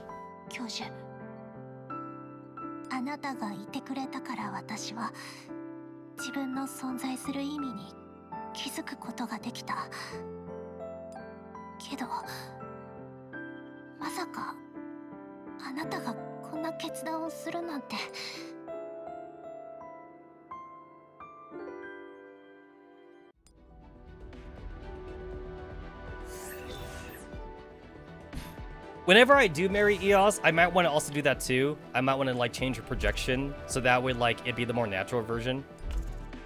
It's like, obviously, I spent money on this, so of course I'll keep her in this projection. But then, like, when I do the oath, though, I'll probably, like, change to the other projection. I don't know, like, who else I'd want to oath, though. Like, once I, like, get done with EOS, like, at that point, like, I don't know, like, who I want to do afterwards. I do really like Jangyu, though. I like Jangyu, but I feel like if I, like, oath Jangyu, I'd have to do Diane also or something. Jangyu's at 14. She's at 14 intimacy right now, so she's not quite there yet. Actually, I do like Kuro in this game. She's very lovable. She is very lovable in this game. I do like her. Look at that, we go on a date. We actually have like canonical date with Kira though. Super canonical date with her. I'll figure that out once she gets her Alma Inscripta, because she's only in Intimacy 13 right now, and like I don't want to spend like any intimacy gifts on her and shit.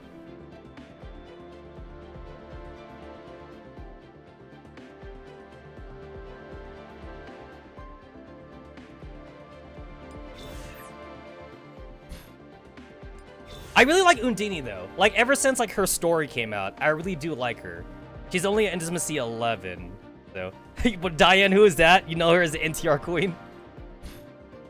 Since Diane got NTR'd from us, obviously we gotta NTR the sister. We gotta take the sister away from her.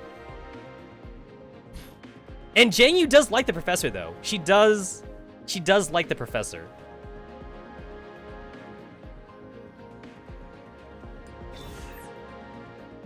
I do like V's story. V's also got a pretty good story too. What the? When did they add her Alma Inscripta? They fucking stealth dropped that on me. I do not read the patch notes. I absolutely do not read the patch notes. They must have added this in recently. I didn't even realize her Alma Inscripta was already in here. I was waiting. I was like legit waiting for her Alma Inscripta to get put in here. Oh shit, now I can Alma Inscripta her now. And she's already at Intimacy 15.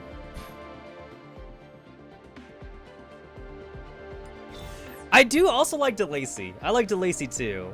The only problem I have with DeLacy is that, like, she doesn't have enough screen time for me to really make the call that I like her. Because obviously I have her Alma Inscripta, so, like, that means that, like, she's been at 15 for a while. I guess my problem with DeLacy is that, like, she seems like she's too much of, like, she's too into the professor. I feel like I need my space. I feel like I need my personal space. I feel like DeLacy, like, she's way up in my space all the time. That's the only reason why I don't want to oath her. I like her, but I don't like her enough, I feel.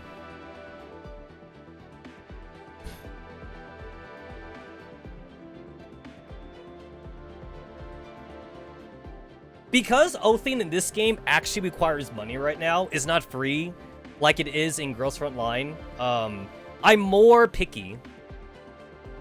She's a decaf Florence. I can oath Florence if I want to.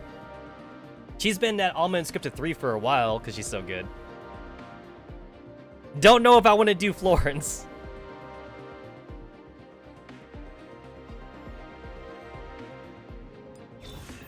I do like Senta Rossi, especially like now that she has more screen time in this game compared to like Girls Frontline. So I do like her story here as well. But yeah, it costs money in this game. So like I'm just so much more picky though. I'm like super picky in this game. I can't just give out free oath rings like I did in Girls Frontline.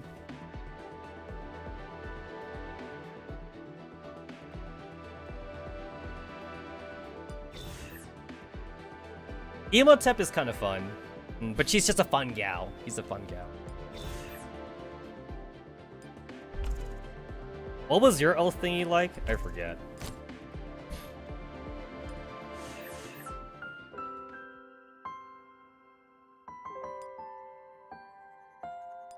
.416 was my first oath. Or was it Persicaria? I should check to see what was my first oath.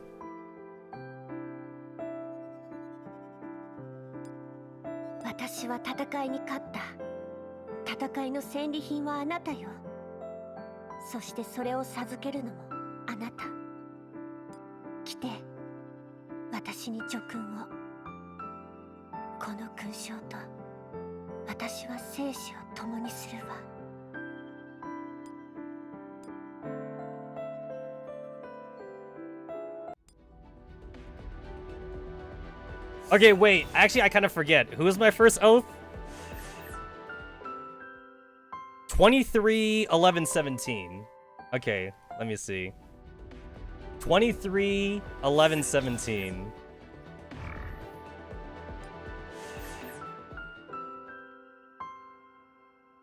12/20. 1 day after Christmas. So Kroku was basically like a Christmas waifu. 23/12/26.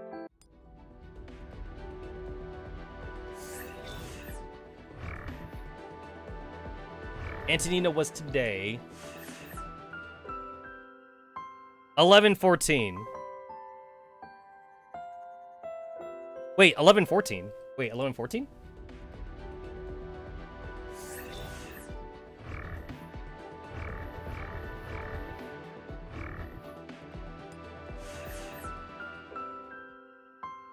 Ah, Persicaria, first waifu.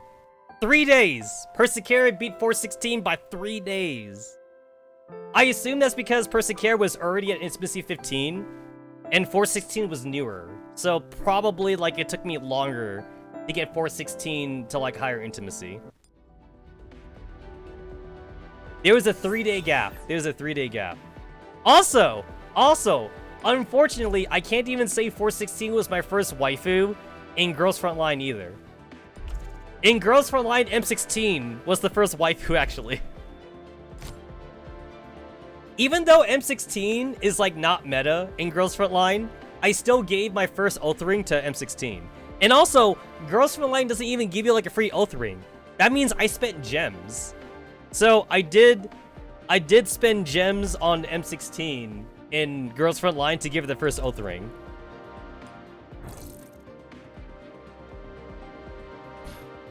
So M16 is my true first waifu of Girls Frontline. It is not 416, it is not M4, it's not M4A1 or whatever like that. It was actually M16. His Sam is 16?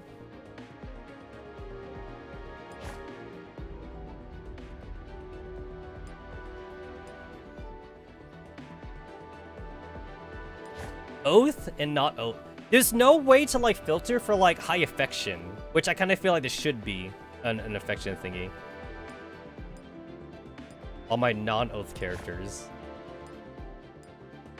Quality, level, power, acquire. Yeah, there's no, like, sort by affection, which Girls Frontline does have.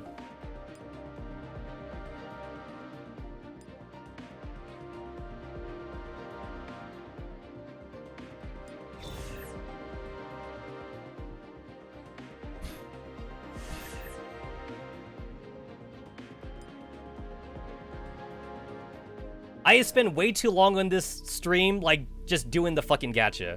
Doing the gacha and spending time just looking at my girls. I basically started treating this game as like a fucking waifu simulator.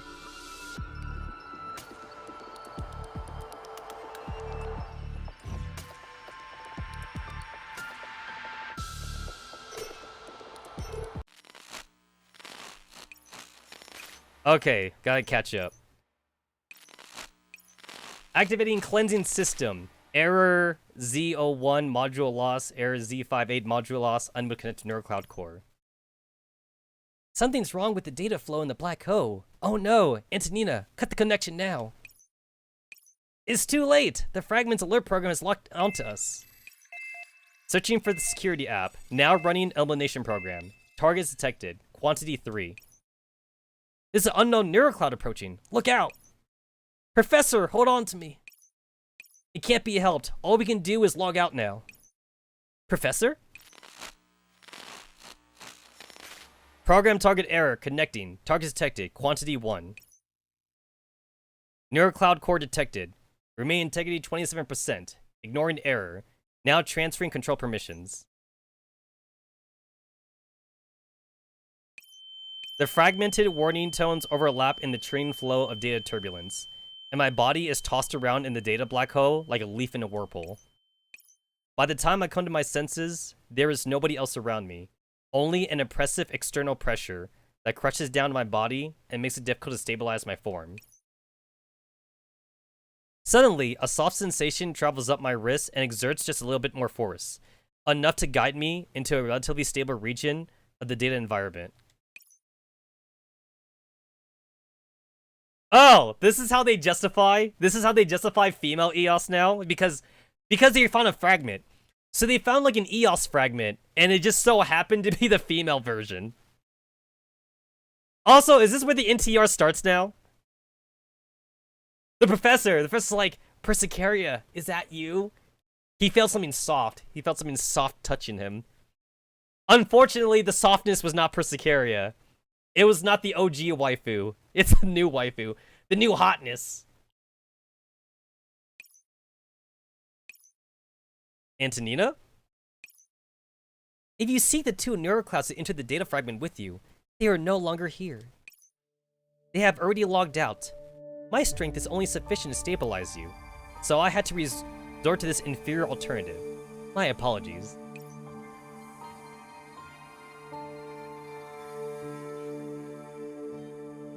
Okay, wait.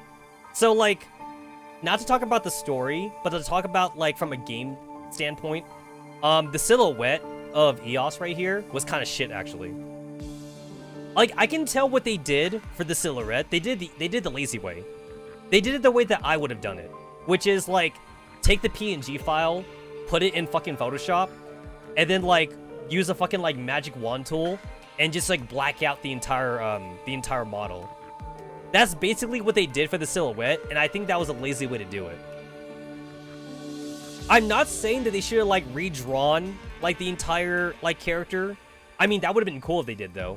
But what I have a problem when it comes to, like, blacking out characters for a silhouette like that, in particular when it comes to, like, the hair strands.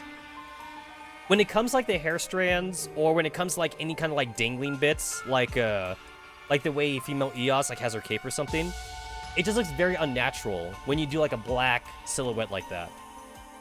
So basically, like, all I'm saying is that, like, at the very least, if they wanted to do, like, a good black silhouette, you should, like, slightly redraw, like, the outer body.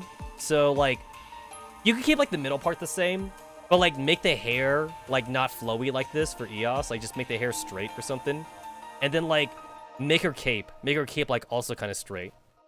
That way, like, it doesn't look so weird when you put it in silhouette mode. Now, I'm only saying this because, like, I've seen, like, a lot of silhouettes done the lazy way like this, and, like, especially when you look at, like, the hair and stuff, it just looks so bad. They did it the lazy way, which is how I would do it, but I'm only calling out to it because that's how I do it, so I can say that it's bad. The gentle voice sounds tired, and the effects of the riptide gradually fade away. My vision returns to normal, and the familiar form comes into view. Eos? I'm honored that you could address me so precisely. Oh, my professor! Your face seems to be saying, oh no, the worst has come to pass. Still, you're certainly calm enough. It seems my plan to deal with a harsh interrogation has gone to waste. What do you want, Esperus? Was there a need to specifically take this form, Esperus? You're not Esperus. Who are you? To think you could tell that I'm not Esperus. It seems my judgment was spot on. Allow me to introduce myself. I am a former Greater Sanctifier. You can think of me as a former comrade of Esperus. My name is Eos. You and your people might actually be able to stop Esperus, which is why I'm willing to help you. Wait, is that how they're literally justifying this, though? Okay, obviously I don't have the whole story, but, like, since, like, it seemed like they were finding, like, a fragment of Eos or whatever, or of Esperus, I guess I'm just going to assume that, like, maybe, like, when Esperus was training or something, I don't know, do Sanctifiers have to train? I mean, like, it seems like agents have to train in general, and aren't the Sanctifiers just basically souped-up agents?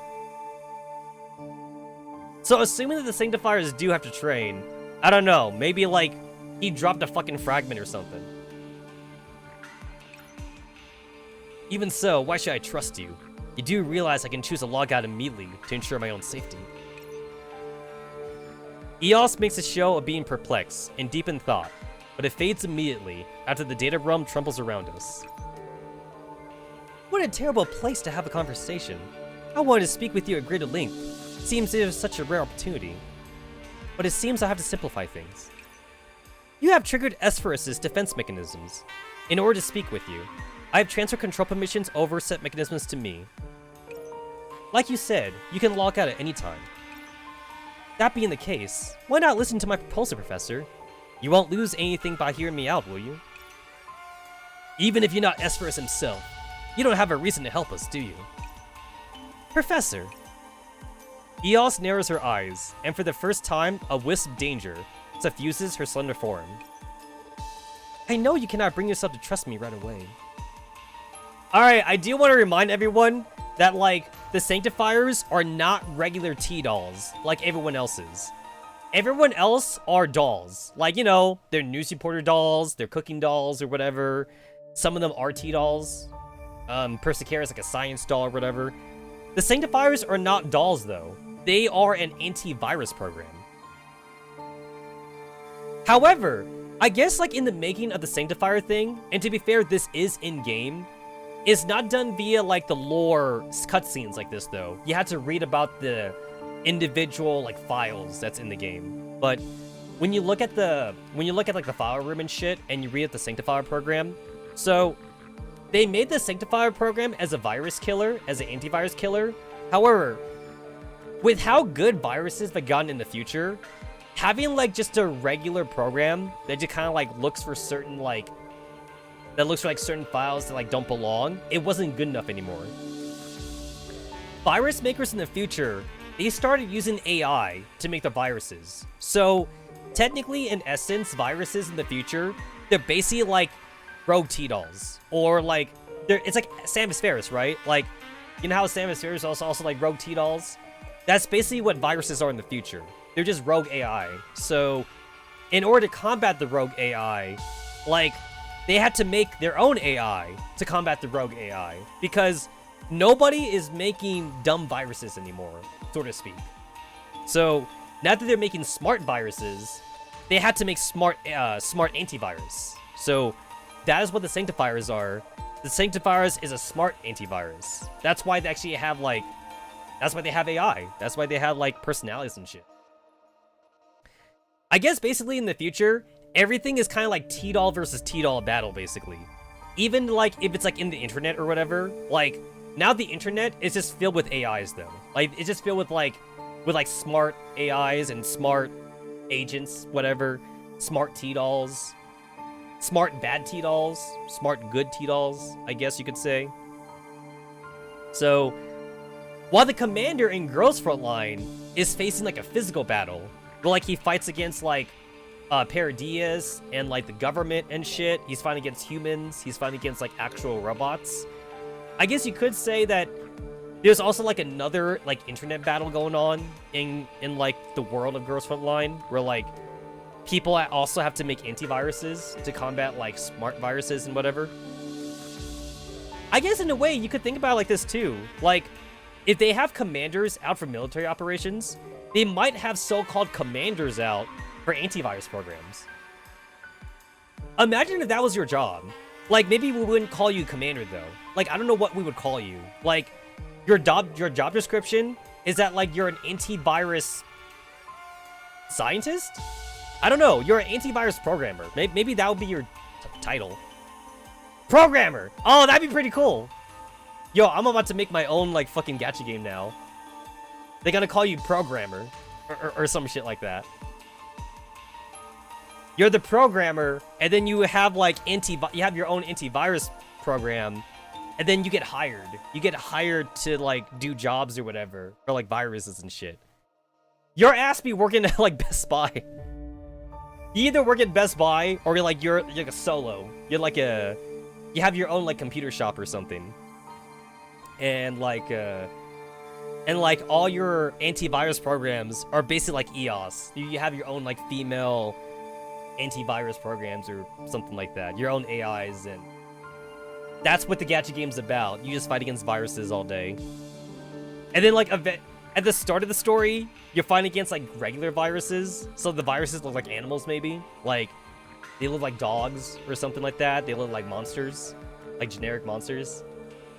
And then later on, like, in the story, you fight against, like, other hackers. You fight against, like, hackers or, like, other programmers, and they have their own humanoid viruses or whatever. So you use your antivirus to fight those viruses.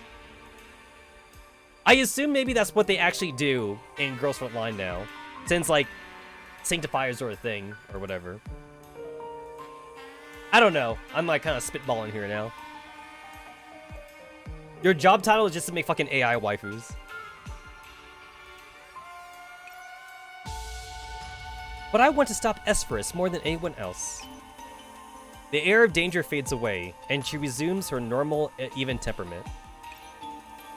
The current Esperis is like an angel, bereft of a sense of gratitude and awe, adrift in the cloud server. I mean, like, isn't Esperis fucking entropified, though? So, like, it's not even that the current Esperis is, like, fucking, like, he's not lost or something. That's kind of like what EOS is making it sound like. EOS is making it seem like the current Esperis is like a lost lamb. Like, he doesn't have like a sense of purpose anymore. It's like, no, my guy has a sense of purpose. He got entropified. So actually the real problem is that like EOS got like the virus. He got taken over by like the entropy virus. So he's actually a bad guy now. So like, I'm not even sure if you could even save EOS. Or Esperis. And also, like, I'm assuming, too, that Wisdom might have infected him or something. I think, like, this whole problem stems from the fact that, like, we didn't kill Wisdom.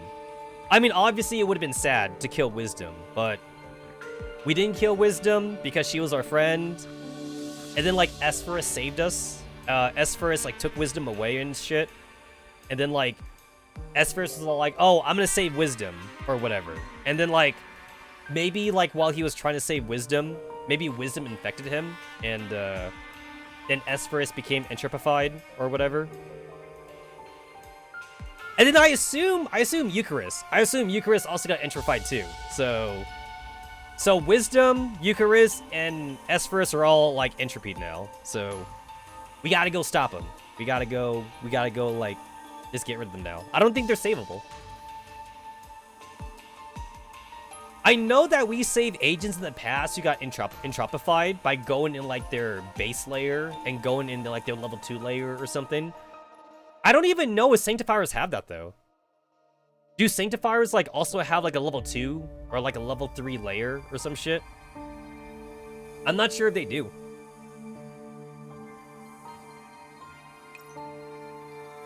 To think the leader of the Sanctifiers would be reduced to this state. How lamentable.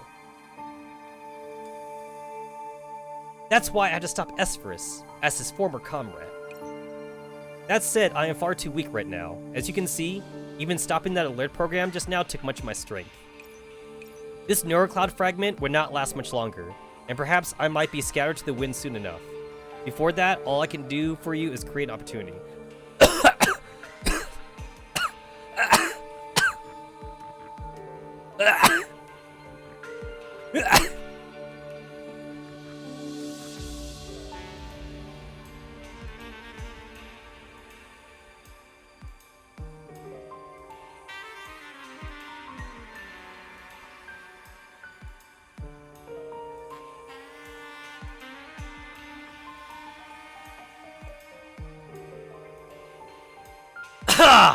I'm fine. I just need a water. I just need a water.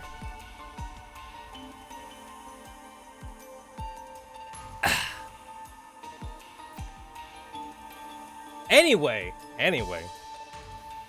Okay, now I can justify why EOS is a 3-star.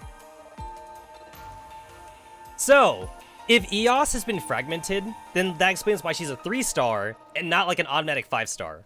Now I can justify it.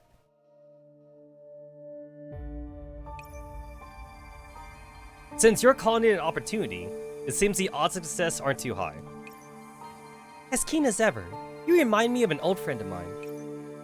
Success is not guaranteed, even if you choose to follow this path. You would simply be betting on a possibility. Possibility is better than no hope at all. Tell me about this opportunity. Any difficulty can be overcome, provided you survive it. Taking a little risk is nothing much compared to those who have already departed. I see. After muttering to herself, Eos opens the way ahead. The path she creates is a fissure in the code structure, and beyond it is a bizarre sight. This ought to be the most valuable stretch of memories in this data fragment, but whether or not you can obtain what you need from within it remains to be seen. I will do my best to stabilize the data fragment, and keep you from being affected by the data turbulence here. Even so, your neural cloud will experience certain side effects when connecting to it, such as damage to your memory module. Memory loss again. Also, while I will do my best to ensure your safe connection, if you end up dying in the fragment's memory data, you might end up being lost in the data turbulence forever, never to wake up again. Yo! Need I remind you guys that Persica sent us in here to save all the AIs that were in the Magressi server? It's like, yo, this is a dangerous mission, man. I wonder if that was the first thing Persica told, like, the commander. Like, Persica was like, oh yeah, I should mention something. If you die in Magressi, you die in real life. Like, holy crap.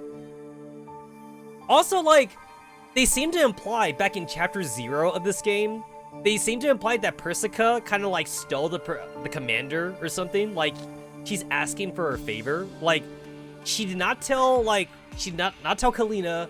She did not tell Kyroger. She didn't tell Helena. Like Persica basically kind of like just like grabbed the commander like on the side and was all like, could you do me a teensy favor? I have a server. I have like a backup server, and like there's a lot of AIs in there, and I kind of want to save it. And like, you guys know how nice the commander is. The commander is very nice. The commander's like, oh sure, I'll do it. That doesn't sound too hard. And then like while Persica is like hooking up like the commander to like the fucking like virtual reality machine or something, like the fucking Matrix thing, like maybe she just like drops the bomb at the very end. She's like, oh yeah, you're already hooked in, so you can't say no now. But like, just let you know though, don't die. If you die in your life. And also like time, there's like a time dilation. So like, it may feel like you're in there for like a year, but like 5 minutes will like pass like out here in the real world or something. When you think about it, like, assuming this game really is like 100% canon, like, this game cannot last that long because of all the shit that happens in GFL 1. So, there has to be some kind of, like, time dilation in this game. So, it doesn't matter how long you spend in here. Like, maybe a day goes on, like, in GFL 1. Or maybe not even a day. Maybe, like, 30 minutes or something. The commander could spend, like, 5 years in here. At least in his mind, he could spend 5 years in here. But then, like, when he like jacks back out again, like it's only like a few minutes, or it'll be like exactly 1 day or something. So that way, like, it'll be long enough so that way like it won't like affect like his commander duties in like GFL 1. I highly doubt that like Kalina or like even Kyroger and Helena like would let the Persica like steal the commander away for like a month or something. Not even them. It would be the government, right? Like, doesn't StateSec, like, fucking, like, have us by the balls right now? Like, I don't even think StateSec would, like, let the commander take, like, a 1 month vacation or something. The most time Persica can probably take the commander is, like, 3 days. Like, maybe the Persica can, like, take the commander for, like, 2 or 3 days, and, like, even if, like, StateSec were to, like, say they want the commander or something, Persica has some pull. Like, Persica would be like, oh, like, he's doing something important for me right now. I can't take him out or something. But then, like, after, like, 3 or 4 days or something, maybe even, like, a week, like, even StateSec would, like, get, like, a little bit, like, impatient. Like, StateSec would be like, yo, like, we want the commander right now. And, like, Persica would be like, I literally cannot get him out. Like, if you take off, like, the fucking virtual reality helmet, he dies or some shit, you know? So, like, this game exists in a bubble. Like, that's like, the term launch that fandom uses for this game. And even though Mika says this game is canon, the canonicity of this game is really held into question, though. That's putting aside the fact that this game has different writers. This game has different writers and shit, like a different writing staff. But, like, Mika is still saying that this game is, like, full canon, though. So, the only way to make this game full canon is time dilation. So that way the commander could spend as much time as he wants in this game without it affecting GFL 1 or GFL 2 or something like that. And GFL 2 is like 5 years in the future or some shit, whatever like that. And right now GFL 2 is happening at the same time as GFL 1, so that's kind of weird. You got like a lot of weird shit happening. And then we had Bakery Girl. Bakery Girl's gonna happen now too. All these games happen like one after the other, but then like they're all at the same time. At least for the player, it is.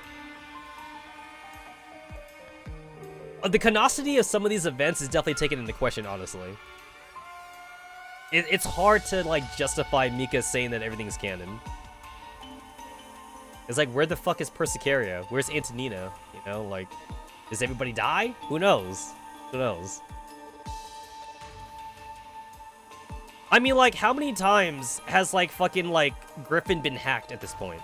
I feel like if we were able to pull, like, Antonina and even, like, the Sanctifiers, like, out from the Magrissi server back up, is like, I feel like having these bitches be, like, our anti-hacking team would have been very helpful for Griffin or something, you know? Would have been insanely helpful. I mean, even just having, like, just an antivirus program, honestly. Even if you were to tell me that, like, these Oasis bitches all die or something. At least having the antivirus would be nice. Like an AI antivirus. We would never get hacked again, you know? Obviously, like, this game also, like, cannot exist, like, at the timing of, like, the fucking Griffin bombing. Because, again, like, Persica cannot take out the VR helmet from the commander. If she does, he dies. So, So, honestly, like, if, like, fucking, like, if KCCO wanted to, like, bomb Griffin during the time that this game was active, like Project NeuroCloud, they would have definitely got the commander then. Because I highly doubt that Persica's lab was, like, in a very safe space, you know? I would assume Persica's lab might even be, like, a high target. Like, they would want to, like, bomb Persica's lab specifically, and then, like, the commander probably, like, isn't in a good, like, safe, like, spot or something, so commander's dead. Even if we assume the commander doesn't get hit by, like, any specific bomb, like, the bombs would definitely, like, get rid of, like, the VR equipment or something, and then, like, the commander gets unhooked anyway. So the commander dies. Whatever. Or brain dead. He becomes brain dead or something, which is the same thing as dying. And then, like, one of two things happen, basically. Like, either, like, the commander's, like, main body actually is brain dead or whatever, and then, like, his mind is stuck in the Magrissi server like everyone else. So that means they could technically save the commander, but, like, his body's dead. So then that means they would just, like, get his mind in the Magrissi server, like, later on, basically, and they would put it in a T-Doll body. Which actually would be very interesting. Imagine if, like, that was a plot twist in, like, GFL 2. Like, imagine if GFL 2, like, if, like, the commander, like, gets, like, in a fucking fist fight, or if he gets, like, in a fucking gunfight with, like, another human. And then, like, the human, like, aims for, like, his heart or something, but then, like, he doesn't bleed. Instead, like, fucking oil comes out or some shit. And then they're like, wait a minute, you're not human. And then the commander's like, oh yeah, actually, like, I'm a T-Doll now? I'm not a human anymore. It's a long story, but just know that I'm a T-Doll, or some shit. I don't know, like, that could be one way they could, like, justify the commander, like, living through everything in, GFL 2 or some shit. Although I'm pretty sure the boat for that has already passed, though. I'm pretty sure we've already seen the commander being human enough in GFL 2. Alright, I got a little bit off topic there.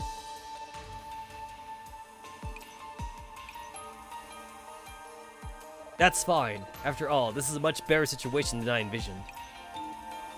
As I put one foot into the fissure, I turned back to look at Eos, attempting to find some kind of link between her face and that of Esphyrus. I hope we'll meet again. Eos nods, and my body completely enters the fissure. Any difficulty can be overcome, provided you survive it, But what if there's no point in survival? What will you choose, Professor? Will it be compromise or defiance? As she watches the professor's form vanish completely into the memory segments, Eos closes her eyes and infuses what little operand she has left into surround space. Now, I know this is obviously like a self-insert, like, heroic shit thing or whatever like that, but all I'm saying is that, like, the commander has got to be, like, one of, like, the nicest, like, heroic dudes in GFL. Because, like, they've already shown that people like Kyogre and the Commander are, like, exceedingly rare. Like, everyone is a fucking asshole in GFL. I mean, like, it makes sense, though. Like, everyone is growing up, like, in a radiation planet, war-torn era and shit. Being nice, like, does not pay in the GFL-verse. And yet, the Commander and Kyogre are, like, really nice. Sweet dreams, Professor. I hope you get what you want. Like, the Commander, like, took this fucking dangerous-ass mission from Persica, you know? Just to get, like, fucking AIs or whatever. Like, who would accept that, honestly? Especially if you drop the bomb that, like, if you die in the server, you die in real life, you know? Like, who would take this mission? The Commander is, like, way too important to do this stupid mission. In the Enigma Sector's admin center. I also know that there's also, like, another, like, popular fandom theory that, like, the only thing that the Commander did was, like, copy his memories over to the Magresi server, and then, like, that was, like, a 5-minute ordeal. Like, Persica, like, basically just copied, like, his brain or something, and then, like, after 5 minutes, and, like, he got out of it, and then, like, Persica's like, okay, that's all I need from you. And then the Commander is doing Commander stuff right now, and then this, what we're seeing right now, it's an AI of the Commander. So that means, like, at the very end of this game, if we assume that, like, this Professor AI Commander gets taken out of the server, we will have 2 Commanders then. We will have 2 Commanders with the same memories of their childhood and shit. Like, they both identify as human. Except this Commander gets the bomb dropped on him, that he's a copy, though. He's a copy, he's actually not the real Commander, and now he's a T-doll. He's a male T-doll or something. That's one popular fan theory. Although, like, I don't believe in that fan theory, though, because, like, I don't think that's the story that, like, Mika wants to tell with this. So, it's not a copy of the Commander. It's not, like, a T-doll version of the Commander. This is the real Commander. So, the real Commander right now is in, like, a VR pod that, like, Persicaria made, or Persica made. Fun fact, it's Persicaria in Chinese. They just use different kanji, though. So, it's Persicaria in GFL, and it's Persicaria in this game, but they use, like, different kanji, so that way you know what's the differences between the two. But, like, obviously American writing doesn't have that, so they had to spell them differently, so that way we can know the difference. In the Enigma Sector's admin center, the room was never spacious to begin with. Now it's filled with all kinds of personalized machinery and spiderwebs of cables. There is a sense of pressure in the air, and the way the room has been laid out.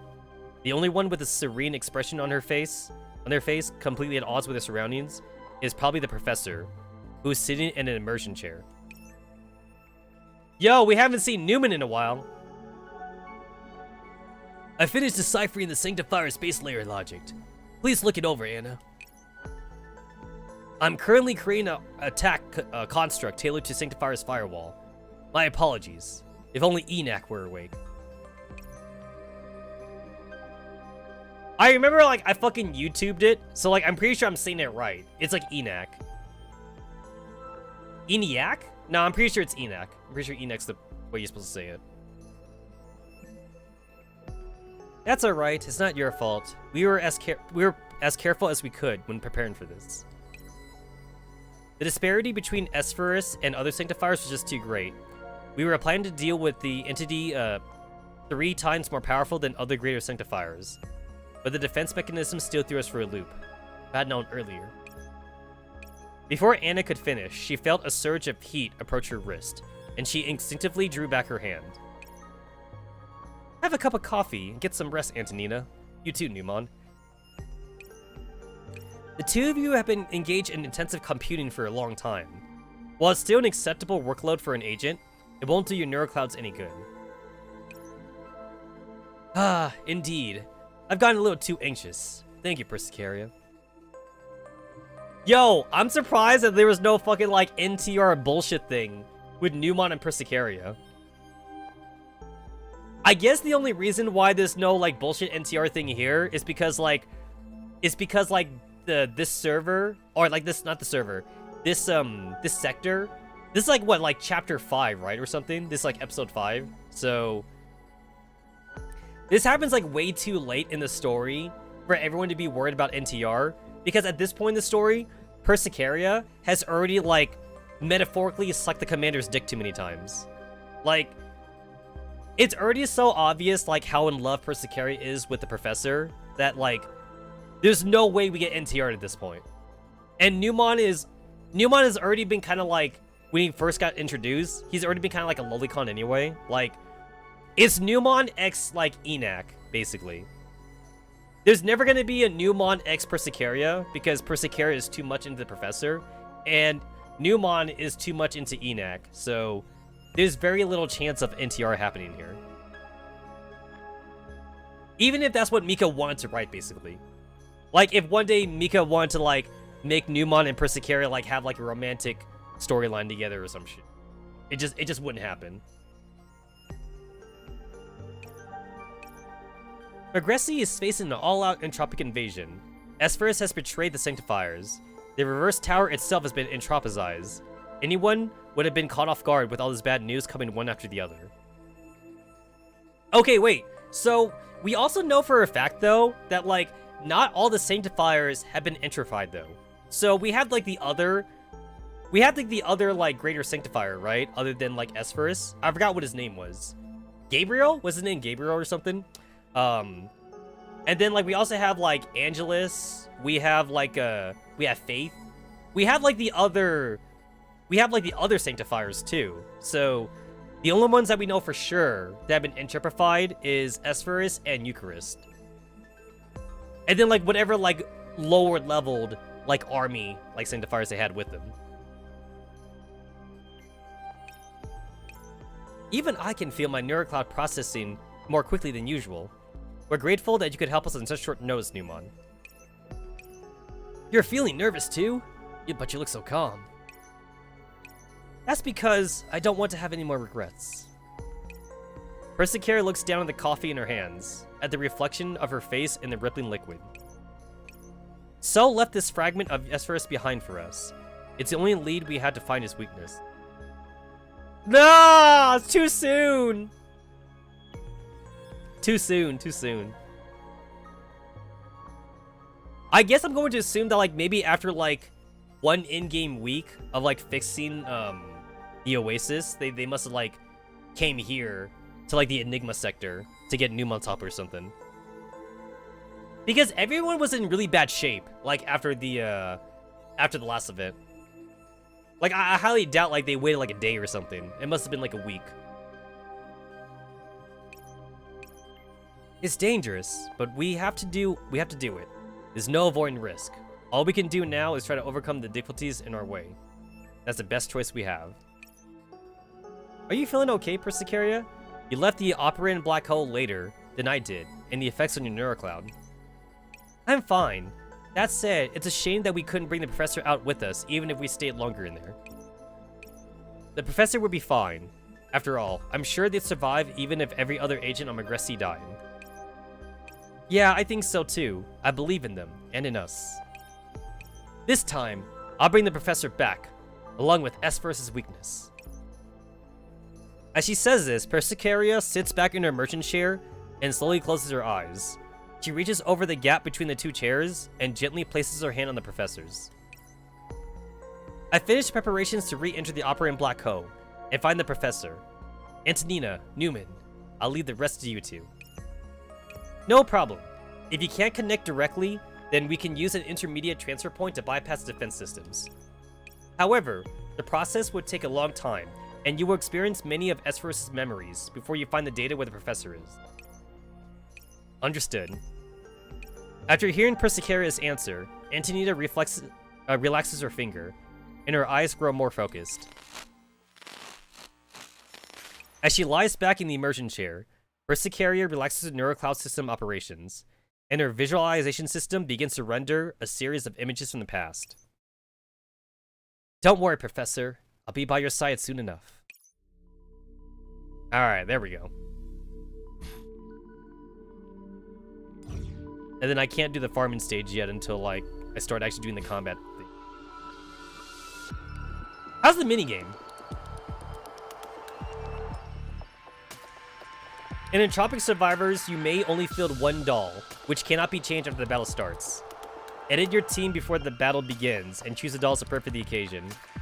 Selected protocols will affect combat difficulty, and the score multiplier will change in accordance. Use at your discretion. Use the joystick to move your doll. You can use the joystick to move and attack with the doll. Number run conditions, doll survives when time runs out. Beat the boss. Random enemies are generated. Cash coins, healing items.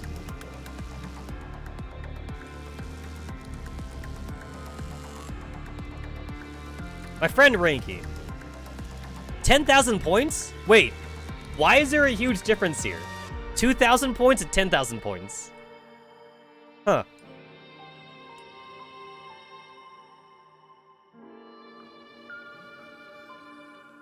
Oh, wait, levels actually matter?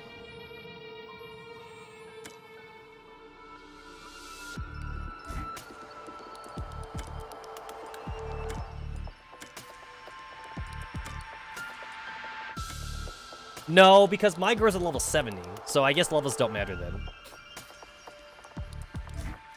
ライブが始まる。 416.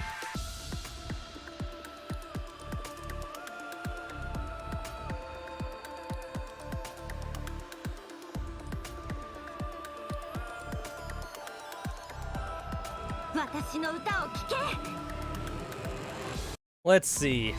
How we looking? Persicaria, how's the comm situation? Communications are fine for now. Our communication with the fragment's interior is stable.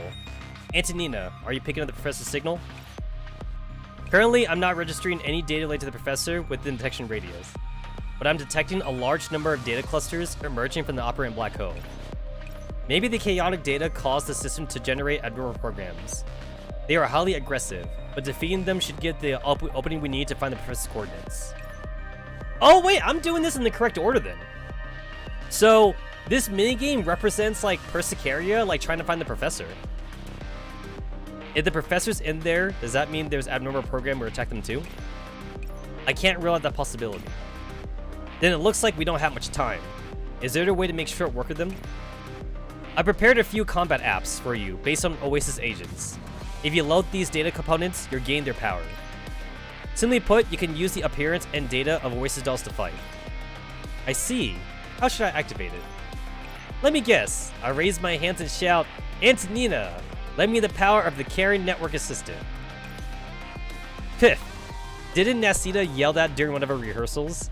As if I'd use such a chuny line. Antonina bursts out laughing as she hears Persicaria messing around. Looks like you're more relaxed now. Don't be so tense. We'll definitely find the professor. Yeah, I think so too. Right, back to business. After entering the operant black hole, if you feel like you're in danger, you can abort your venture and evacuate. Our aim is to defeat these abnormal programs to find the professor's coordinates, so don't push yourself too hard.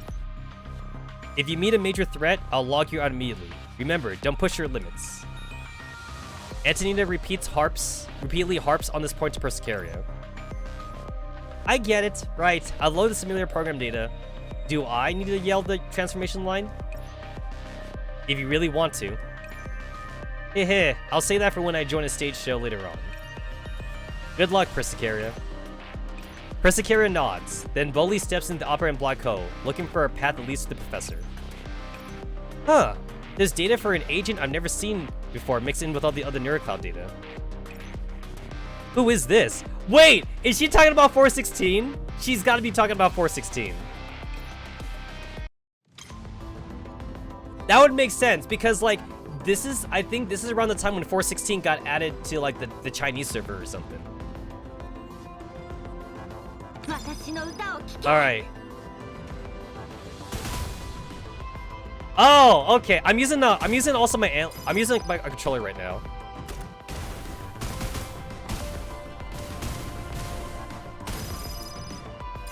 Yo, this is kind of fun. Wait a minute. Hold up. Isn't this legitimately... Wait a minute. Isn't this actually like Vampire Survivors? Wait a minute. But Nikkei did this too, though. This is a fucking AFK shooter. So Nikkei did this like with the Mog game.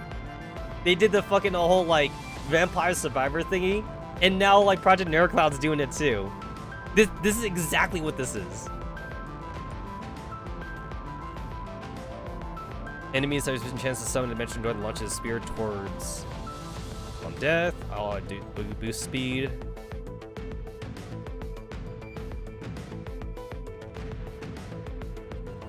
So extra damage, but I get lower speed.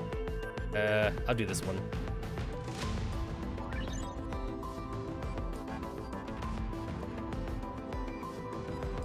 Enemy friendly just take more damage when they choose below 50. I'll take that one.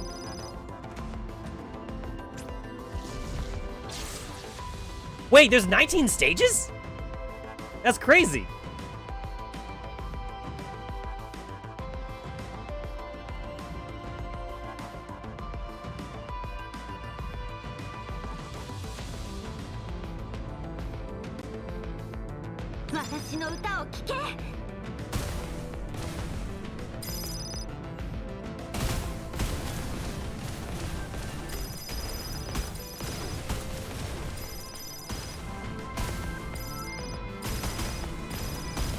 Yeah, this is legit Vampire Survivors. It's funny that Nikkei did this too. Like, I guess this must be like an easy kind of game format to make, I guess, because like it's just like moving the character and the battle is done for you automatically.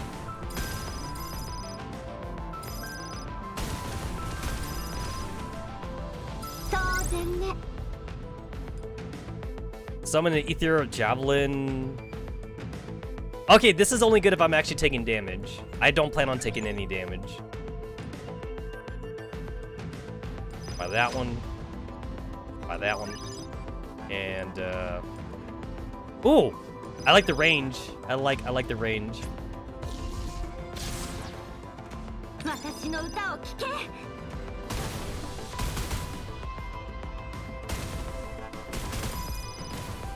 This feels so natural for me to use a game controller. This feels way better using the game controller.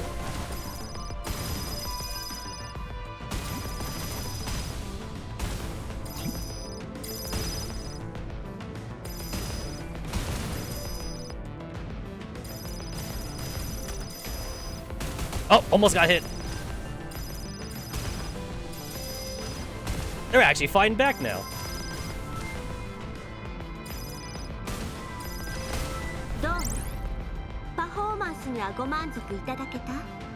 Attack and skill haste. So I get more attack, but like I use my skills less often though. I don't like that. Immediately max out auto skill gauge of all ally units when the battle starts. That sounds okay. Oh, I take chill. Chill sounds pretty good. I don't like anything with like a negative. I don't like seeing like negative bullshit. Not a fan. So far, like, I haven't had a reason to use my special. I got 2 bars. I got 2 bars ready, but like I haven't had a reason to use it.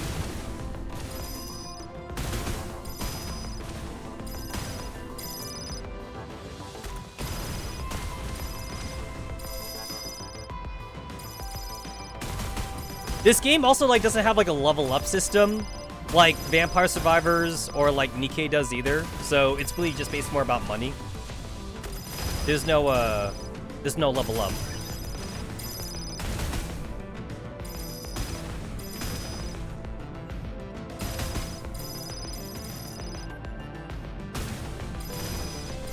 Or 16 does not have infinite range, so she only shoots when they get close enough to the enemies. Normal attacks have a 30% chance of trigger a spray and pray. Yeah, sure, I'll take that.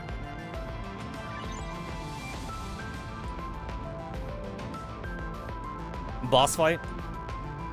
Poison, fire, and ice pulls last 20% longer. Every ice, burning, or poison pull deals extra damage. I have like a chill effect, but I don't think that's a pull or anything like that. I'll take the range though. Definitely take the range.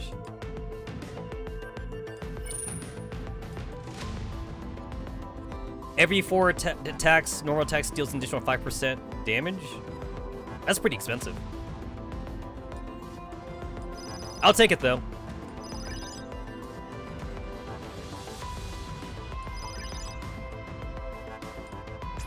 Icy projectiles seem pretty good.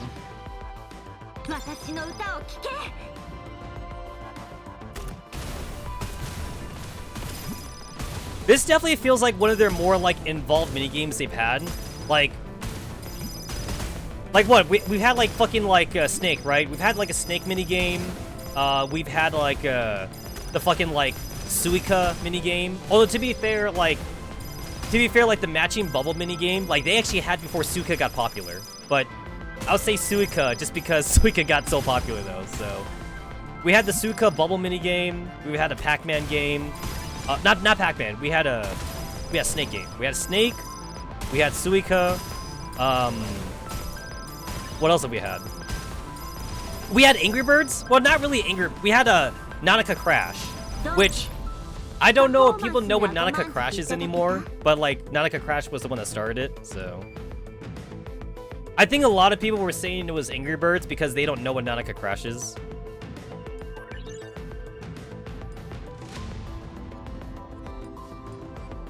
Friendly units deal more damage at the start of battle. I mean, there's like no limit to like how many positive protocols you could have, so.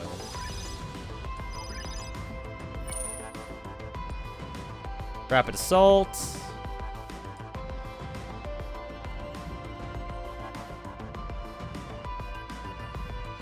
Take that.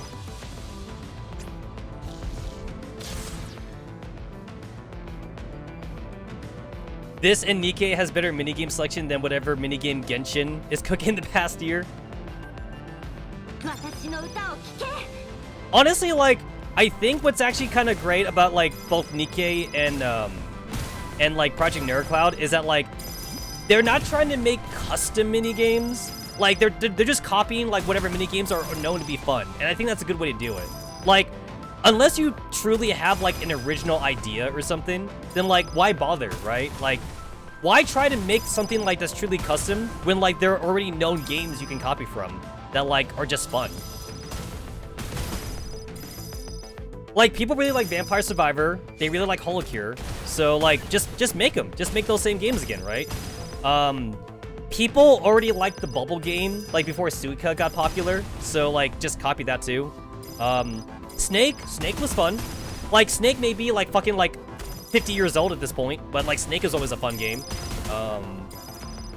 Tetris. I don't think like either game has copied Tetris, but I bet your ass though, like if they copied Tetris, I don't think anybody would be angry with it. I'll take a Tetris. I'll take a Tetris like copycat or whatever.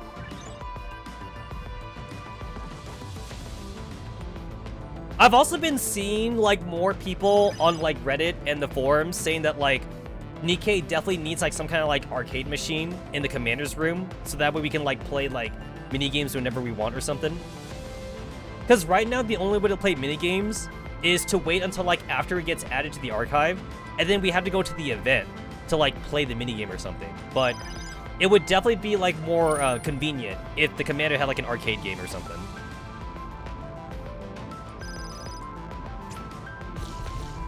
I know that like we just got our recent event with like fucking the new characters, and like Exia was in there too. But like we definitely need like some kind of like Exia centered event where like Exia installs like an arcade game in the commander's room or something. And then like after the event is over, then like the commander just keeps the arcade cabinet or something. The commander would be all like, okay, Exia, the tournament's over. You can take the arcade game like out of my room now or some shit. But then like Exia like doesn't do it or whatever. And then like maybe like Anis and Neon have fun with it, so like he decides just to keep the arcade machine. Honestly, like they could have done that with the last event too though. Like they could have had like they could have had like any of like the new characters like just install like a fucking arcade machine in there. Like that didn't have to be Exia. We have like 3 gamer girls now in Nikkei, and any one of them can like install an arcade cabinet.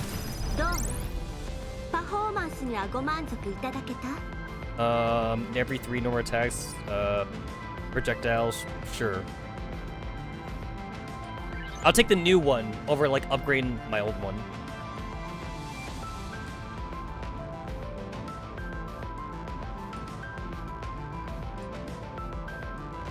Take an upgrade. Summon a spear. I'll take that.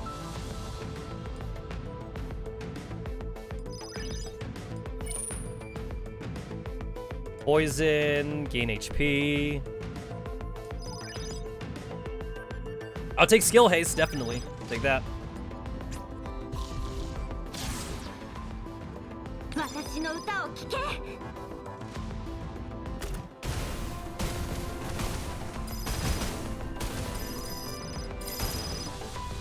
I guess the only minor complaint I have about this right now is that like this is using like your regular Project Neurocloud music, I guess. Like it's not using custom music.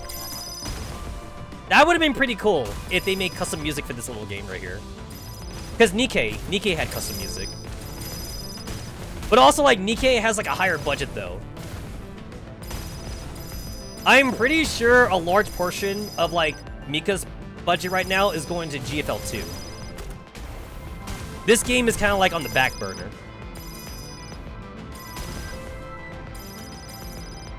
Yeah, I assume PNC is not taking up like a whole lot of Mika's like production cost or whatever. Which is too bad because like I do really like the story. I like the story and lore at PNC. Well, that was nice. That was really nice.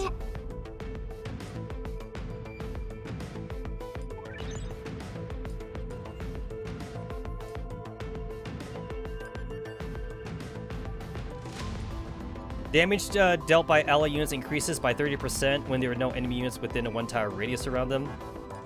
Sure.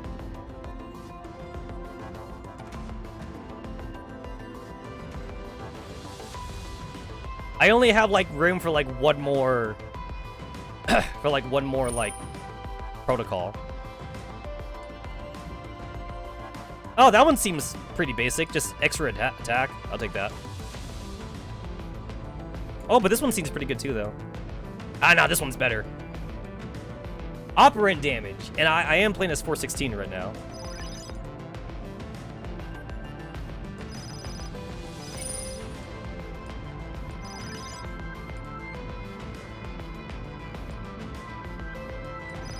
Oh, shit. That was like all my money.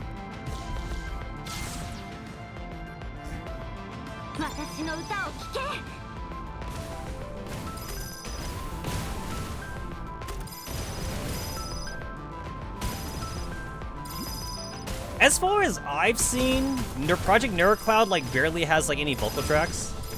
We got a vocal track for like Inniver and Mordant, Inniver and Mordant Resonance. We got a vocal track for that one, and that one was pretty fun. But we don't get as much vocal tracks in this game. We get vocal tracks in GFL 1, and there was a couple vocal tracks in GFL 2 I've seen. Nikkei though, Nikkei gets some really good music though, but Nikkei has like a really high budget though. Nikkei is able to afford, like, the high-quality music.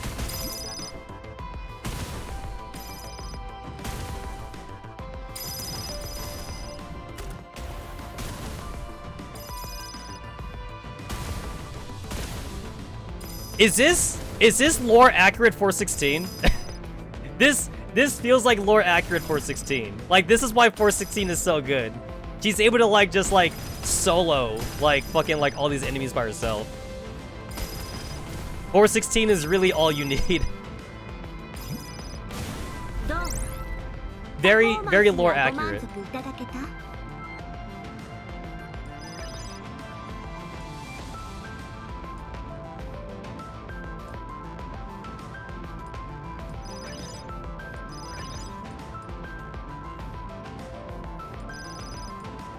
Refresh.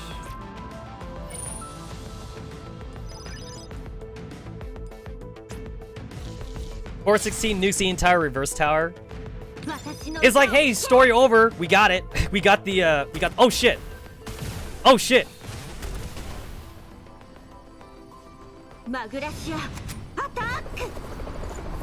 I actually had a reason to use my special now. Oh, easy. Easy. Okay, that was... Yay! Awesome.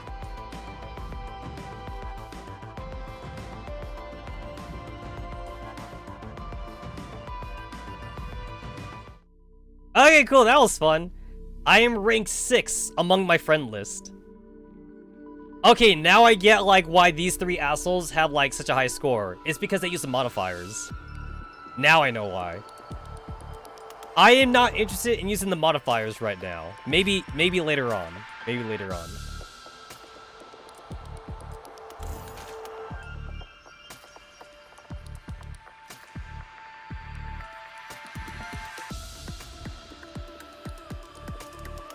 Expend a total of 800 fallen soul embers. You want me to spend money? Got it. Was that it? Was that enough money? I gotta spend 50 more. Alright.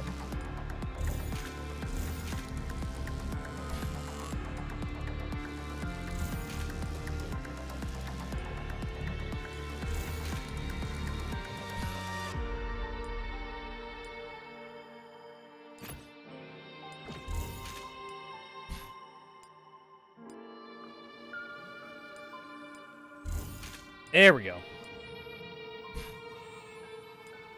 All right, back to the story. Back to the story.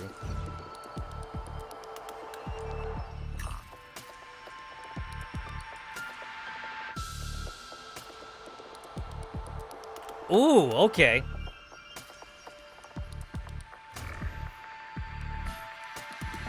I guess this is to get people to try and gacha for EOS, even though everyone was gonna do it anyway.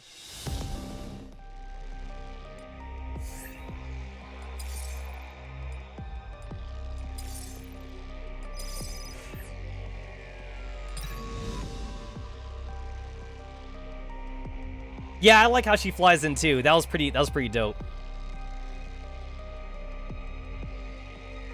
Let me see. Commence and reboot, protocol, 10S missing, skipping missing protocol, commence repair system. This is... My neurocloud data is damaged, and my operating reserves are running low. I didn't expect to be awakened in such a terrible state. Even if I can still act, I probably don't have much time left. Sanctifier destination, S1 data core damage. No, my name is EOS.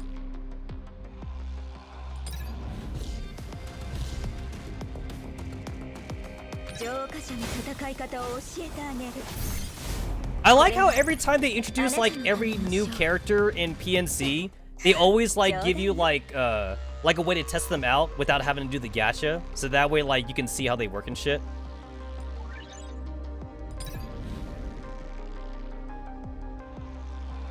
I like how they also do it too with like, it's like just a solo character by themselves. So that way like, they don't get like overshadowed by like having like a party or something.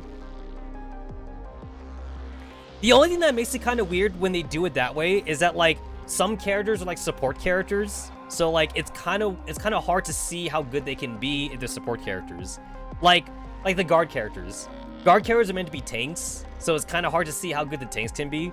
And then like, Luna was also like a support character too, and like I legit died like when I was playing like Luna's tutorial stages. I'm all like, what the? How am I dying? I thought this was supposed to be like a fucking gimme. I actually had to learn how to play like Luna to make sure she wouldn't die during her tutorial mission. And then like I realized like the whole point of Luna was to spam her ultimate, because Luna's meant to be like on the same team as like Choco and whatever, where like you spam ultimates like over and over and over again. I think right now we don't have a full team that Luna is like good in or something. Like Luna and Choco like have a thing together where like they can help spam ultimates together or something. Like we need like a spammy ultimate team right now, and I don't think we had enough characters for that. I think we got like 3. We have like 3 characters that like are good in that kind of team right now, where like they can spam ultimates a lot. We're missing though. We're like missing like a healer, and we're missing like a tank though, to like really like make the team pop. Because like I did not understand Luna like when she first came out. Because I'm the type of person that like always tries to like hold on to my ultimates for as long as possible, and I didn't realize that Luna was the opposite of that. Luna like goes against my playstyle, so like I just didn't understand why I kept on dying with her. Part of the person's memory data remains within this chaotic data space. Why don't we play a game of chess? If I win, you come with me. Awaken wisdom. You are a sanctifier, the most intelligent of the intermediates. Yeah, how long did that last? Yo, wisdom got entrepified, like in the fucking chapter she got introduced in. The seeds of entropization have already been sown in the inverse tower. It is time to move on to the next stage of the plan. I still have important things to do, so I will send this memory fragment to go recover Antonina's core. How will you deal with this, Professor of the Oasis? Within this memory data, that familiar yet utterly alien figure makes an unforgivable mistake. Esphorus, you. I hate that like it auto scrolls. It does this too for like also the like the individual character events too. And then like I have to wait for it to be done auto scrolling so I can scroll back up and read it. Because it scrolls too fast for me. So like I can't read it when it's scrolling down. System warning. Anomalous data intrusion detected. Searching for the security app. Now running elimination program. Targets detected. Quantity 3. From the sound of the alarms, it seems the people who have obtained this data fragment are attempting to hack the Esphorus data. Between the turbulence of the chaotic data and Ingrea Sanctifier's anti-hacking defenses, these people are in for a hard time. Still, no matter what my answer is, you can have your own answer. Because I cannot influence your will. This memory, those words. What an interesting answer. In that case, my answer is...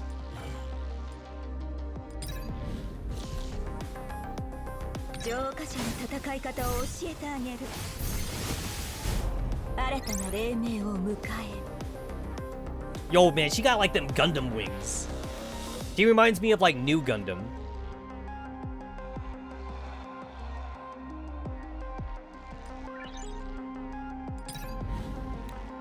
Something's wrong with the data flow in the black hole. Oh no, Antonina, cut the connection now.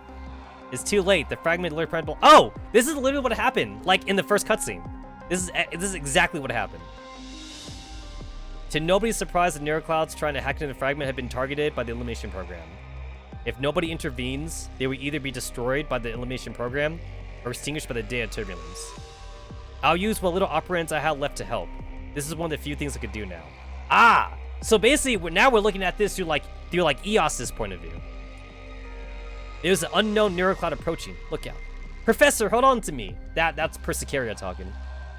I hope the two of you log out safely. As for this professor, perhaps they can help me stop Esphorus. Professor? Use operands to protect the professor's neurocloud and gain a chance to speak with them.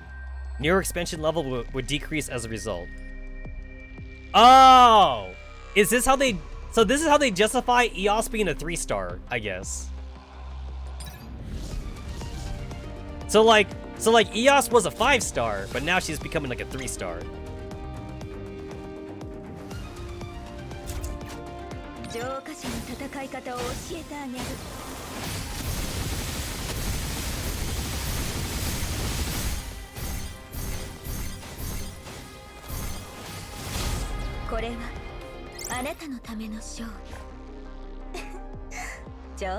I know that like for 416 being a 3-star, they justify that by saying like when she logged into Magressi, like there was a problem with the login thing or whatever. So like that's why she's a 3-star.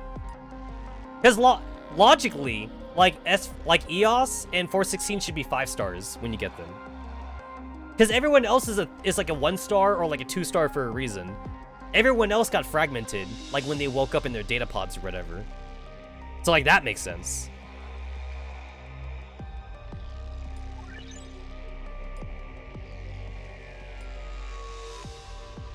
I don't have to heal. I ain't gonna heal.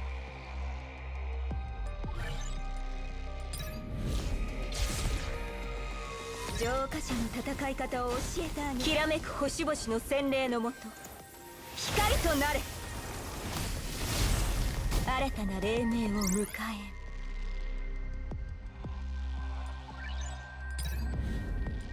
I don't need to heal, even though I'm almost dying. I don't need to heal. 浄化者のきらめく星々の洗礼のもと光となる。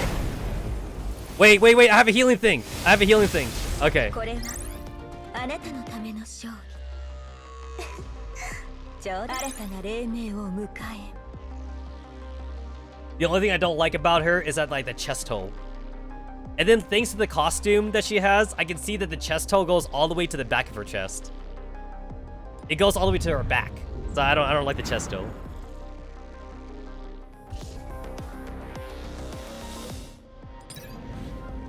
System warning. Anomalous data intrusion detected. Targets detected quantity 1. Execute an elimination program. Locking onto program target.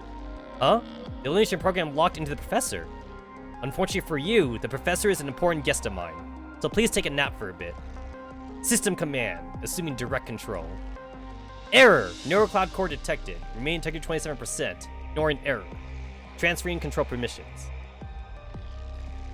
Let me see, the professor's neurocloud is highly unstable. When you get down to it, the human mind is different from a neurocloud. That difference probably caused a severe rejection response in the professor's mind.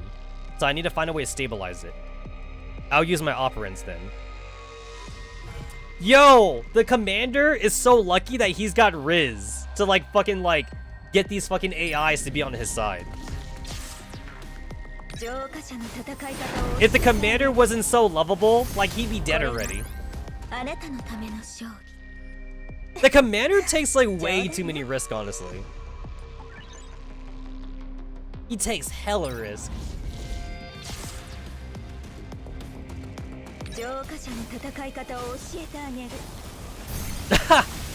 Wait, I think I recognize that. Isn't that, like, Balduddy or whatever? Balbuddy? That's like Balbuddy's art, I remember. I recognize that.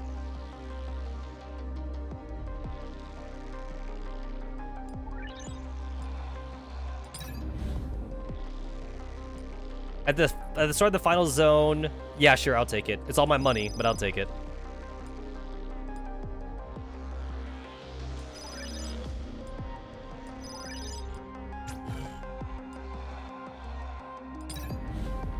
Ugh, the professor's mind gradually stabilized after an infusion of my operands.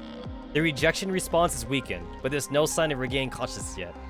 System warning, data turbulence detected, please evade. This domain is filled with data turbulence. It would be terribly rude to wake them up here. We should probably pick a different place for our future conversation. Sorry, but you have to rest for a while longer. System warning, neurocloud core remaining integrity at 25%. Error, remaining operands at 15%. This should do it. It's a shame I don't have tea and biscuits for my valid guest. In exchange, I'll help ease your way. Neuro expansion level would decrease as a result. Ah, we getting weaker, man. We getting weaker and weaker. I'm a 3-star! I went down to 3 stars. And that's why we can justify her being at 3 stars. This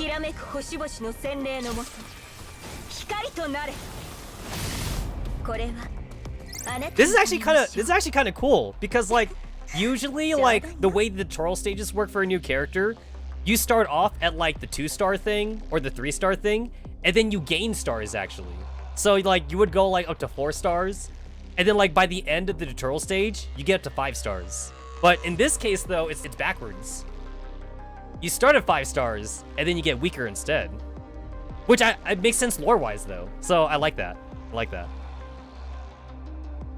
That's cool. That's cool.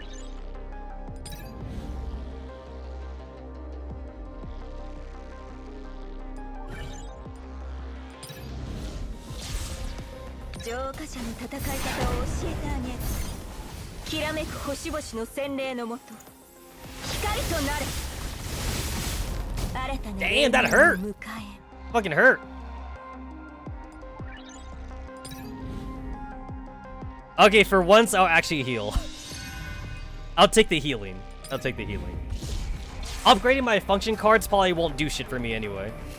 浄化者に戦い方を教えてあげる。きらめく星々の洗礼のもと。これはあなたのための勝利。 It probably might have been better for me to take the teleportation support skills instead, but I guess it didn't matter. I beat it. Let me see. 75%, integrity at 45, system warning, no cloud core remaining, integrity 23%. Error, remaining at 5%, operants at 5%. Error, please shut down neurocloud operations. I silence the system alerts with a wave of my hand, and reduce operating consumption to the bare minimum.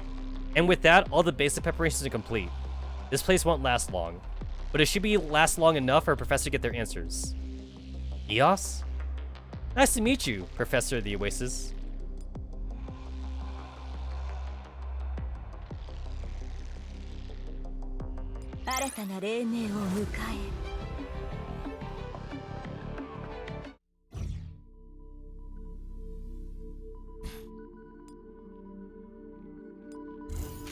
I can finally clear out like these stupid missions that like I've had in here since like fucking Tuesday night. There we go. Oh, that feels so much better to look at. I can finally get rid of all that shit.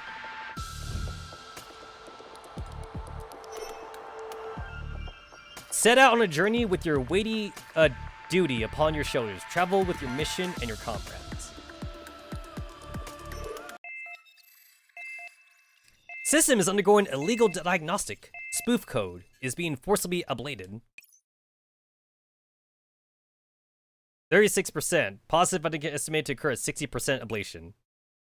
Spoof code 52% ablated. Now attempt to activate compensatory measures. Beep. You know what? Like, I've seen this like be very common in like robot cartoons and like robot animes. Like, Transformers does this too. Like, robot characters always have like a system voice. They have like a fucking Siri. They have like a Siri or like a fucking like Cortana like in their brain or something, like in their processor. That's gonna be very annoying. Like, imagine you're like walking down the road or something and you trip, and then like in your mind, in your brain, you just hear like your mind saying, "Oh, you have tripped and fallen. You have taken 5% damage, and your ankle is sprained." And then like at the same time, like you're kind of like hurting because like you just sprained your ankle, and you're just like, "Yeah, I know I sprained my ankle," or whatever like that. Or like, I know that like I've also seen this in Transformers a lot too, where like the AI voice in their head, it's all like, "Oh, you sustained 50% damage. Also, your arm got blown off." And then like, I know it's the same kind of shit like in all these robot animes and cartoons where like the character gets like really annoyed, so they just like shut down like the voice command or something like that.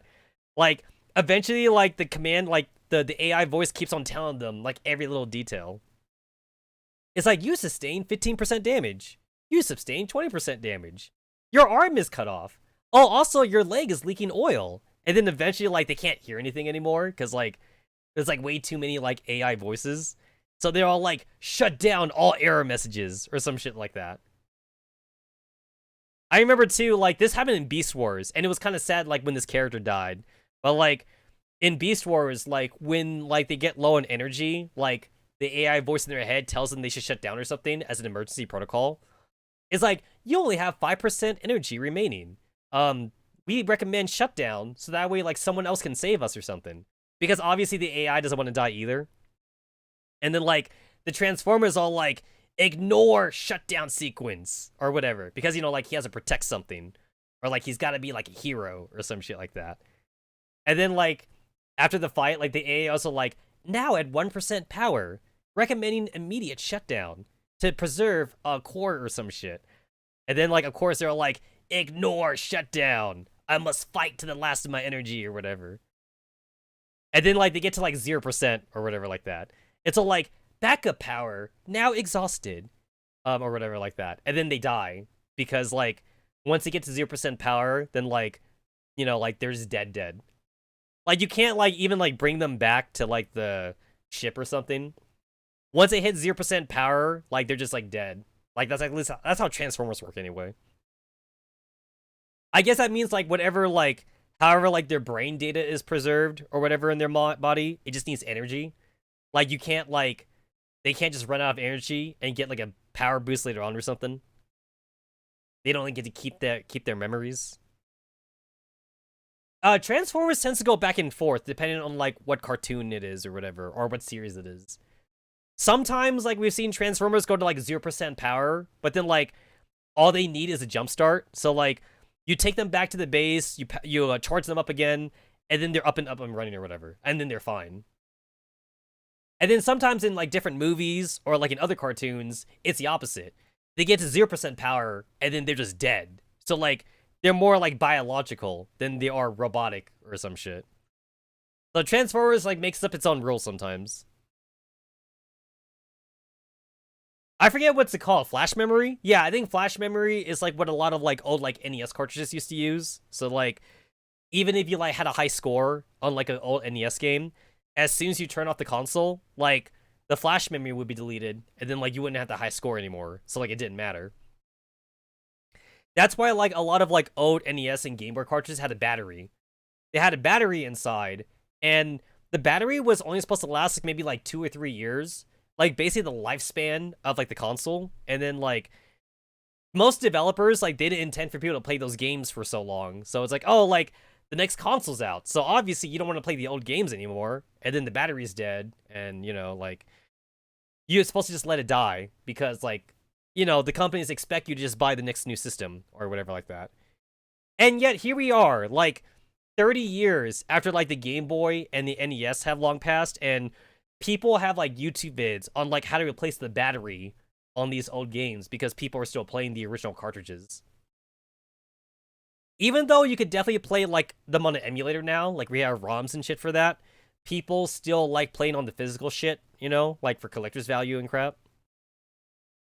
Even though you could also just buy, like, any of, like, those emulation, like, handhelds or something. Or your smartphone. You could also use your smartphone, too. Just download, like, an emulation app on your smartphone.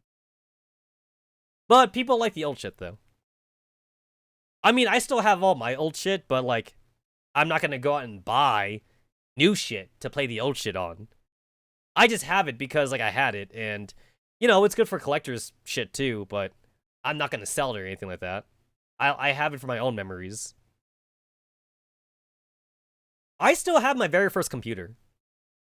I know a lot of people, like, threw away, like, their first computers, but I still have mine. And funny enough, I've actually upgraded, like, my old computer. Like, I actually put, like, a better fan in there. I put a fucking Noctua fan, like, in my very first computer. I mean, like, I didn't have to, but I did, though. And, like, I think I also remember, too, like, putting, like, new RAM in there. Like, I had to buy it on eBay. It's like DDR1. It's not even DDR, like, 4 or 5 or whatever like that, like this current version. It's literally DDR1, and I had to look on eBay just to, like, add more RAM to it. My first computer still works, honestly. Obviously, like, I don't really have much of a use for it, but, like, it's cool. It's cool to have, honestly, and I just want to keep it around. I also still have, like, my very first laptop, and, like, it's funny. I actually tried to, like, load up, like, a modern media, like, file on it, like an MP4.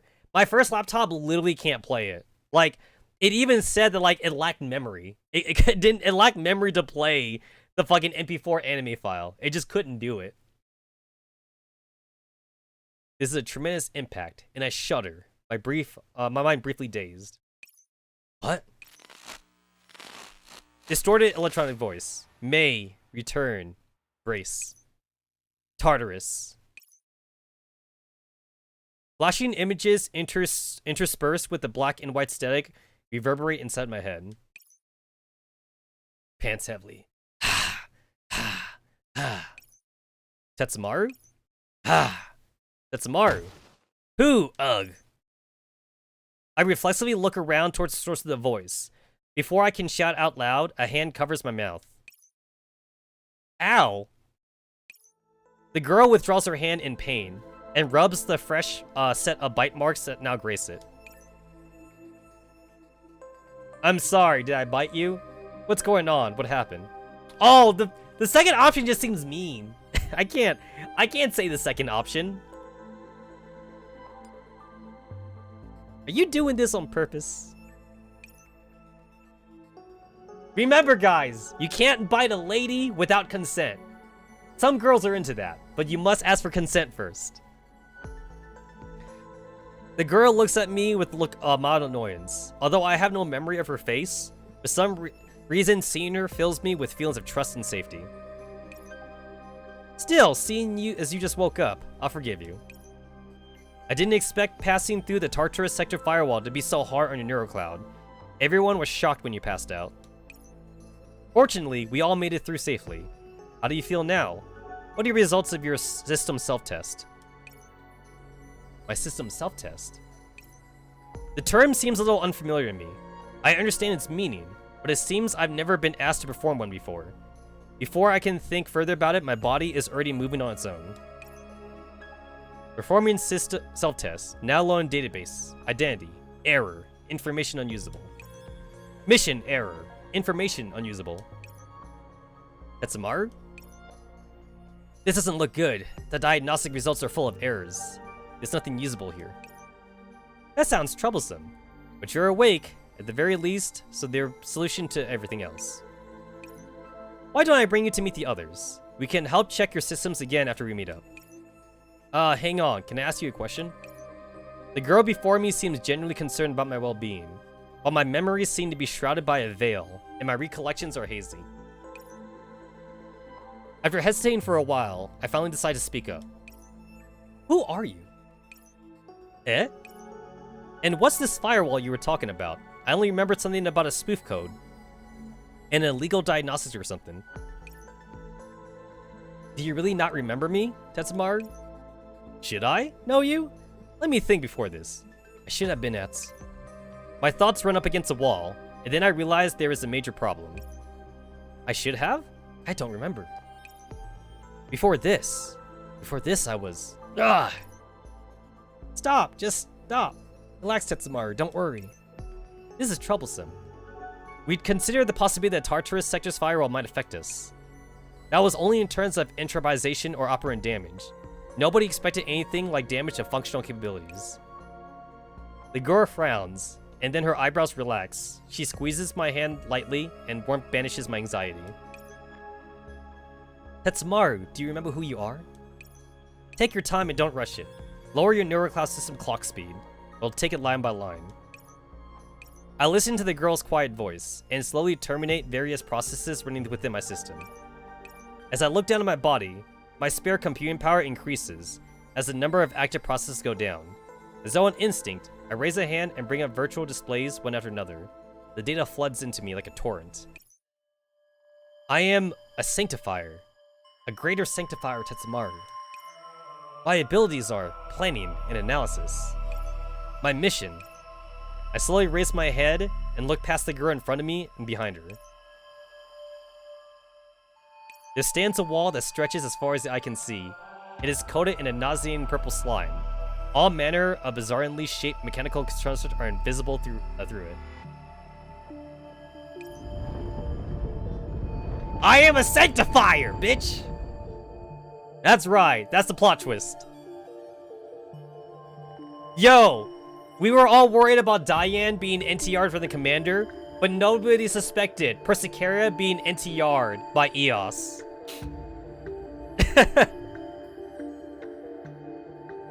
That's okay. My heart was always with the Sanctifiers. I was never with the Oasis. I played Persicaria like the fool that she is. Persicaria was never my waifu. Then, with a faint tremor, the walls begin to shift, revealing another set of walls behind it. The scene before me seems to match up with a certain piece of information in my mind, and I speak into it without conscious thought. Tartarus Sector, moving walls. This is the shifting labyrinth of the Tartarus Sector. Ugh! Tetsamaru, you alright? Sorry, I'm fine. Just that my memories are a mess. Why am I here? Please stop your self-diagnosis for now. I'm worried that it'll cause errors in your neurocloud systems. An exposed neurocloud in a place like the Tartarus Sector is like a light in the night, drawing predators to itself. I'll take you to meet the others, and then explain the situation to you in more detail. She extends a hand to me and slowly passes it over my chest. Warm operants flow through my limbs and body. Thank you. I feel much better now. How should I address you? No need to be so formal. We're comrades who fought side by side after all. As for how to address me, my name is Eos. Eos. Now that sounds familiar. But of course. How long do you think we've been together? Yo, if this was like an eroge, this would actually be like super like NTR-ish right here. Where like, if Eos was part of the harem, then Eos would be all like, oh, I'm your wife or something. And then like, obviously like she's not your wife, but like, and then she'll say it and then we'll believe her. And then like the other harem girls would eventually come in the scene. And then like the professor commander would be all like, who are those girls? And then like Eos would lie. She'd be like, those are the enemy. They're the enemy. Don't listen to them or some shit. Remember, I'm your wife. I'm your wife. You have to listen to me. I've seen that kind of storyline in a lot of like different like eroges and shit in Dane Sims, where like one of the harem girls, like they take advantage of like the amnesia like harem lead. They either say they're your wife or that they're your girlfriend before like anyone else gets to you, and then like you believe them already because you have no memories. It's actually worse though when like it's one of those eroges where like also like your little sister is in your harem too, and then like it's one, you know, like incest is part of the game as well, and then your little sister says she's your wife or some shit. I mean, usually like eroges try to like subvert like the incest part by saying that like, oh, you were adopted or some shit. You were adopted, or your sister was adopted, so you're not blood related. But like, I noticed like in the recent decade though, they kind of dropped that trope though. So like, a lot of eroges, they don't even do the adoption thing anymore. So like, your One-san or your Imoto is like straight up your actual sister, and like they're just part of your harem. I know that at least like 2 to 3 decades ago, like cousins were pretty popular in eroges, and cousins were like borderline okay in Japanese culture. Like people still looked at you kind of weird if you like married your cousin, but like it was at least more acceptable in Japan than it was in America at least. But I believe nowadays though, it's not as acceptable anymore to like marry your cousin. I believe it's just because like Japan has been like very Westernified a lot in the past decade. So like the culture kind of like got seeped in, like Western culture seeped in a bit in Japanese culture. Let's get a move on. This is the entrance to the firewall, and it's risky to be exposed here. At the Tartarus sector, on the outer ring of the shifting labyrinth, Eos leads us around packs of wandering entropics, and we reach a hidden area.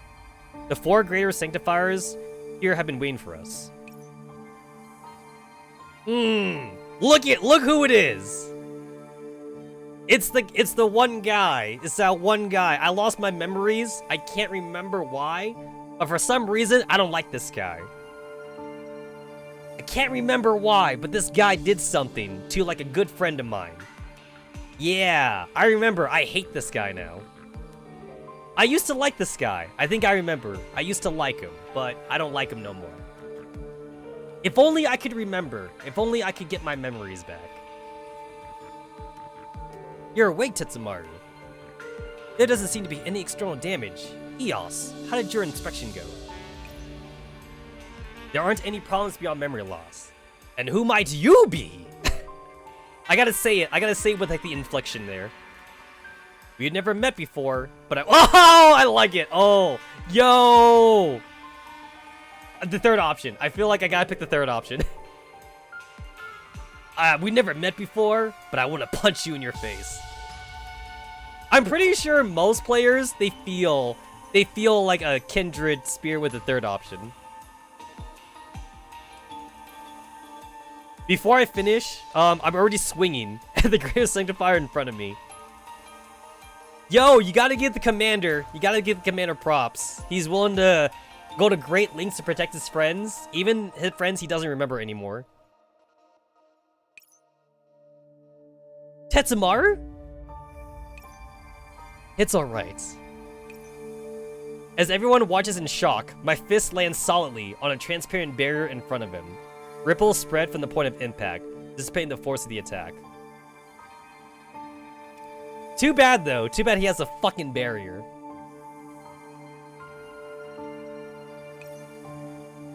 It's been a while since I saw you hit with all your might like that, Tetsamaru.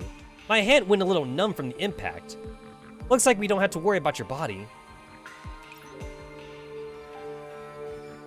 The Greater Sanctifier waves his hand and chuckles, but he doesn't seem strained at all. The transparent barrier vanishes into the air again. We haven't sparred in a while, but as much as I'd like to go around with you, the mission comes first. Please explain Tetsamaru's condition, Eons. I like how, like, in this made up like scenario right here, they make it seem like Esperus and like the professor have actually like fought each other and shit. So like, I guess in this scenario, as a Greater Sanctifier, Lord player character, is like for analysis and data, like they said. I'm the nerd. We're like the nerd Greater Sanctifier. My guess is that the Tartarus firewall affected Tetsamaru's memory module. Fortunately, the damage isn't of invasive nature. That's to say, we don't have to worry about entropization. Currently, it seems that this amnesia is of limited and retrograde nature and does not affect Tetsamaru's combat and special abilities. What do you think? Can you still continue with the mission, Tetsamaru? Heck no! Of course. Yes, I am a Greater Sanctifier. While things didn't go as expected, I should be able to go on with the mission with the rest of the team. Although I might need you to help me, explain the objective to me. Going by proper procedure, we ought to be having a pre-battle conference around now. Let me prepare a mission briefing. Thank you. This helps a lot. Oh ho! That sounds just like what Tetsamaru would say, as expected, my buddy. Choosing to carry on even when you're forgotten everything. That's a true warrior spirit. Don't worry, when the mission begins, I'll shelter you in my sturdy arms. Smack. Oh, hey! Oh, if it isn't okay, how do I say that? I'm going to assume that's a soft C? Alcyon? I want to say Cyclone, but it's not Cyclone though. But like the L and the Y are gonna mess me up right now. Alcyon? If I say it with a Japanese accent, it'll be Alcyone. But like, I don't know if Alcyone is the right way to say it. Alcyon. Alice turns back to look at a girl who is 1.3 meters tall, or standing on her tiptoes, and trying her best to assert her presence. The girl strains to look up at Atlas with a stern expression on her face. Hey, it's Eucharist! I know who you are! You're Eucharist. You dork, keep it down. Honestly, you draw the entropics over with how loud you are. The frontline units had a hard time finding the safe house. We don't have another one to fall back to if it gets discovered. She doesn't look any different.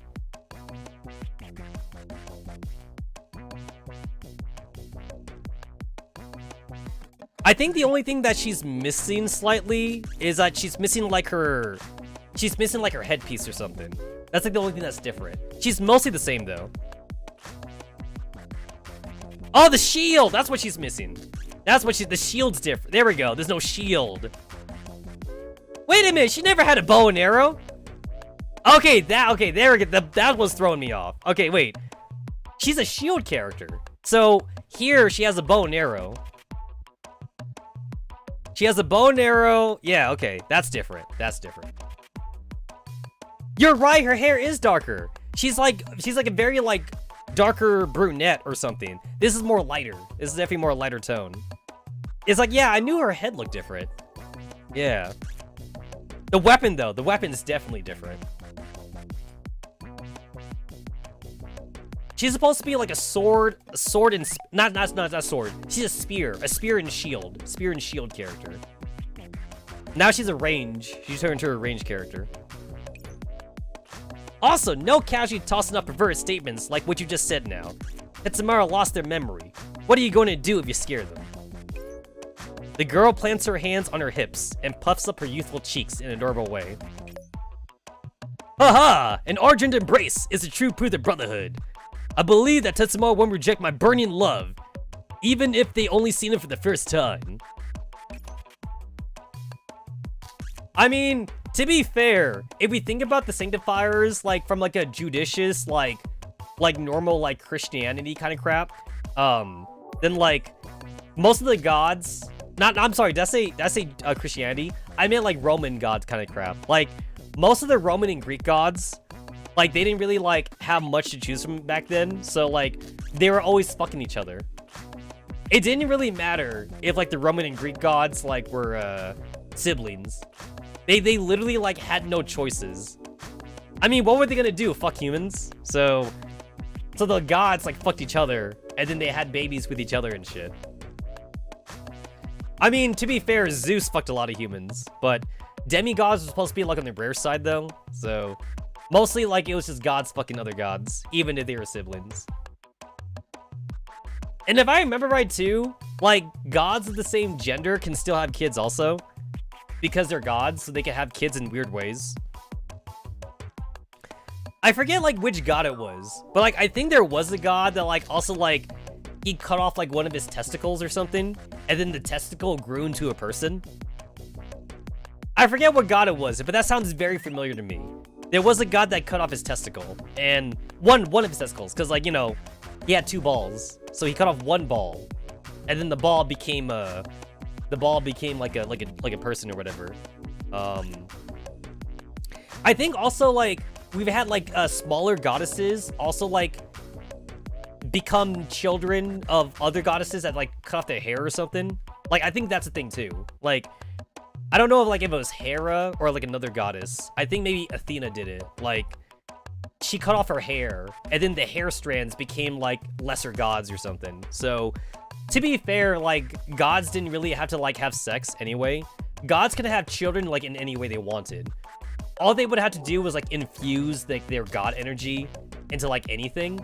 And then, like, their god energy would just become a person. I know that Hera made gods from clay. Or she made lesser gods, like, from clay or something. Like, she's like, oh, like, I need some assistance. So I'm gonna make, like, some clay things, and these lesser gods will serve me or some shit. I know Poseidon had, like, a lot of fish. He had, like, a lot of fish lesser gods. They don't count, like, as demigods, I believe, because in order to be a demigod, you actually had to be, like, a real offspring. So they were just considered less gods, or whatever. Tetsamaru, ignore this hot-blooded moron. All Atlas knows is how to charge at the biggest concentration of enemies on the battlefield. You can work with me. I'll take good care of you. Let me think.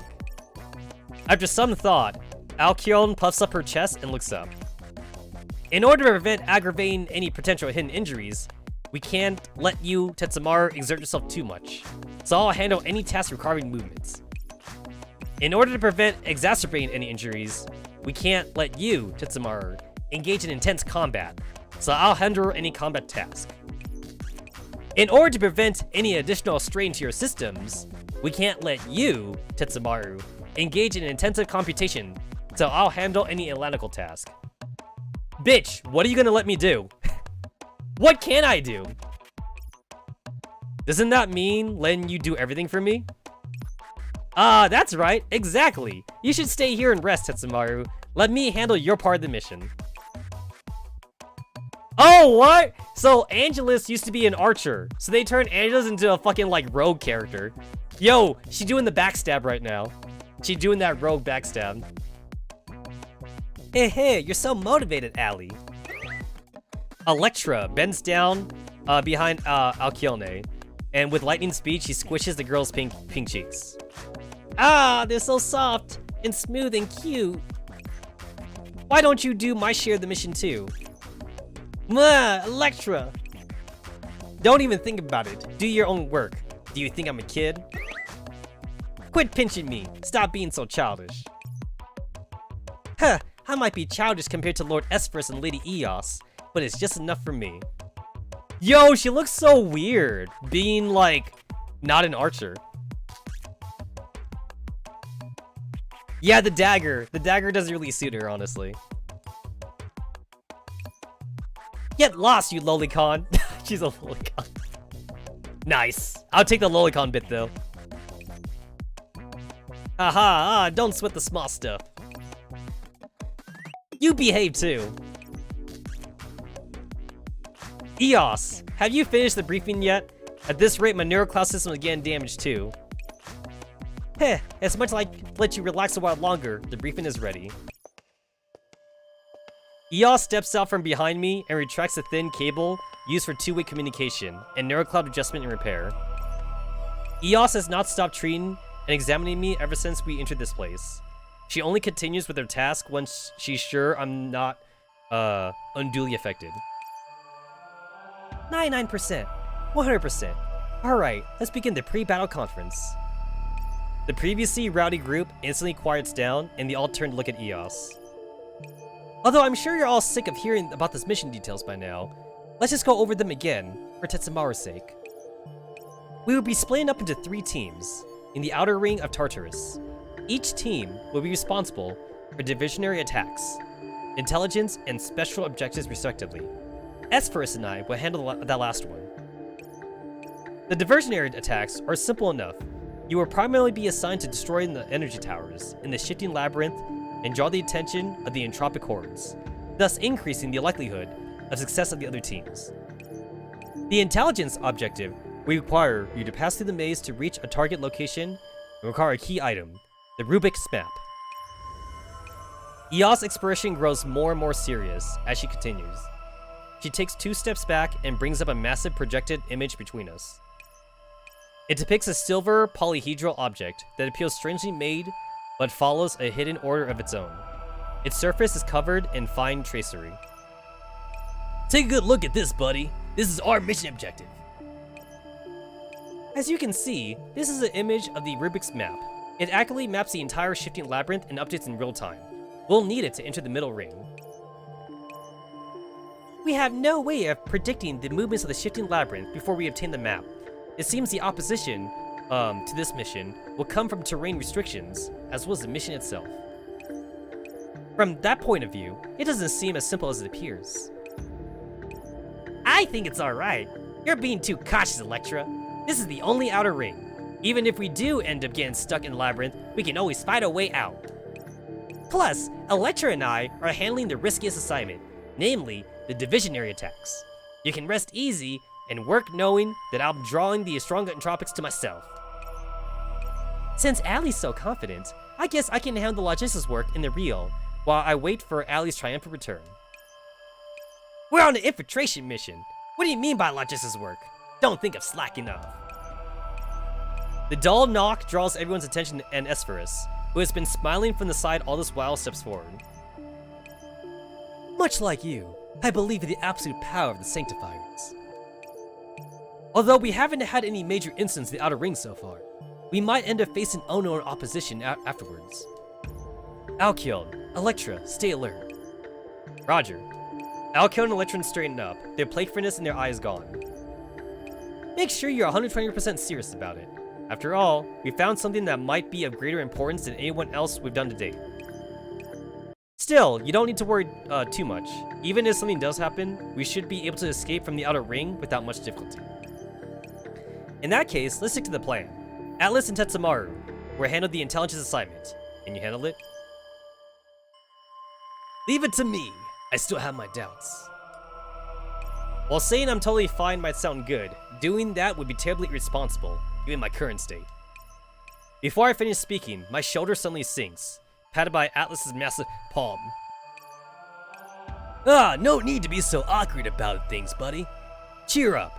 I'll be your sturdy shield, just like before. Relax. You'll remember everything soon enough after fighting by my side. After all, Those were the passionate times we shared. The only thing you mustn't forget is your youth. Am I right, buddy? I guess. Ahem. Let's save the pleasantries for when we get back. The next labyrinth shift window is coming. We need to seize the moment.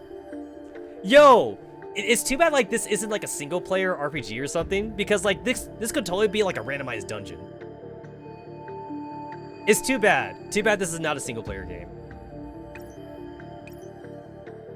At Esfer's direction, Eos interrupts our banter and slowly walks into our midst. Her hands are interwoven in front of her chest, and her head is lowered. Everyone puts away their weapons and places one hand on their chest. I'm just a moment behind, but then I do as the others.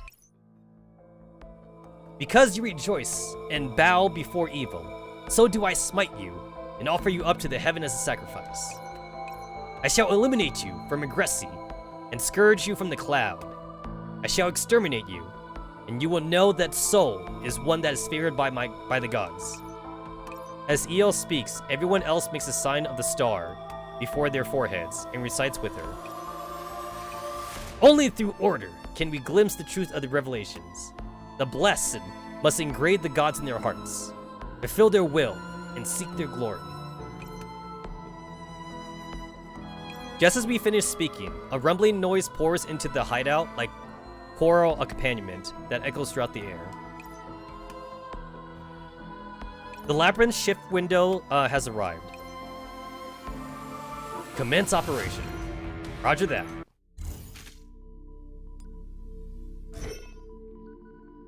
Oh, there we go.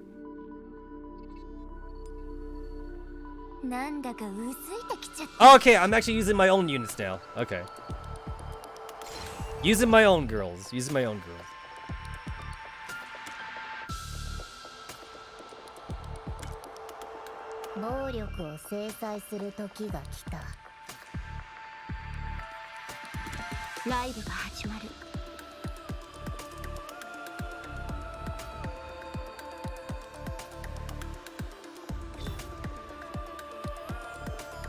I don't know. I don't know if like if using Eos would even matter here, since like all my other characters are 5 stars anyway. But this is also like easy mode right now, or like this is still the beginning stages, so I can use someone underpowered just for the sake of using her. I am massively overleveled right now, so I could just do whatever I want. It doesn't actually matter.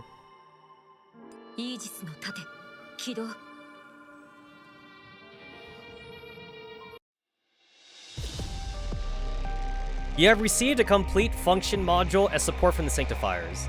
Please select one of the combat preparations. Oh, we get like a whole set? Oh, that's different. Obtain Hunter Killer. Whenever a friendly unit is summoned, a bomb is also summoned. Oh, that sounds really good if I had used Turin and Undini. I have Jangyu though. Jangyu summons units. Snipers become invincible for 3 seconds. Every time they lose 30% of their HP. Each time the effect is triggered, all units gain damage. This can only be applied 3 times per doll for every battle. 55% of the damage done by warriors is applied to the nearest enemy as direct attack. I have more warriors than I do snipers and shit, so I'll just do that one then. That's cool though. That's cool.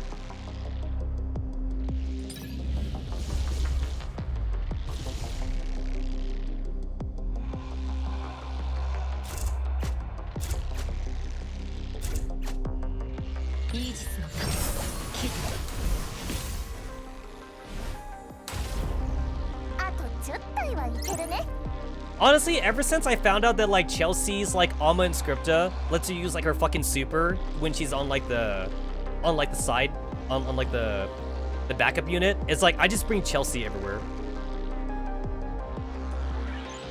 It's basically like just a free super I get to spam like at the start of the fight. I see why I shouldn't bring Chelsea.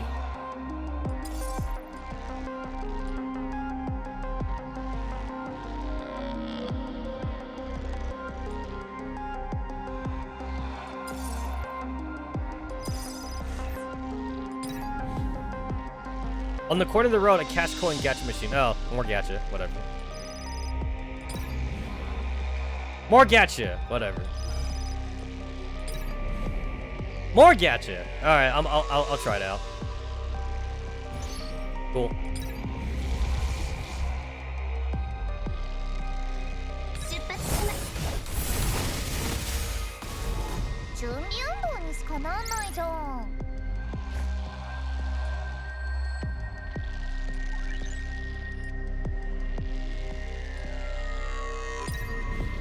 Spend all cash coins to get a random orange function cards.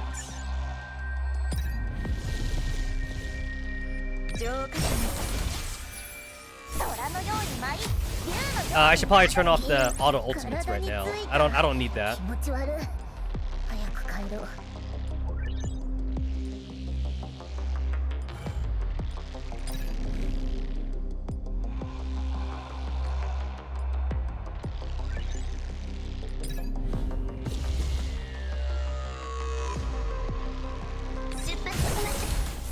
Man, remember when we were fighting the Sanctifiers? And then somehow, like, this whole virus bullshit became, like, the main enemies of the story?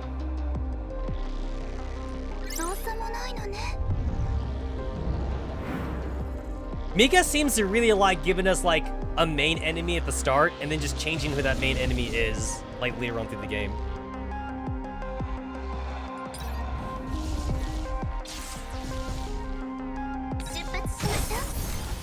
Not only do they change like who the main enemy is, but also like whoever was the first enemy, they become good guys.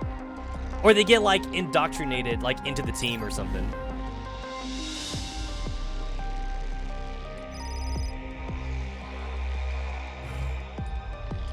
Ah, I lost money from that.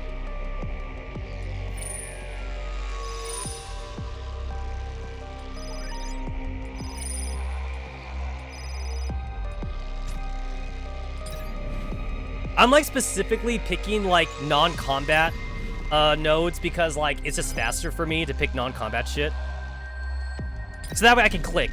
I can just click whatever because like I'm over leveled, so it's not like I need to actually fight anything.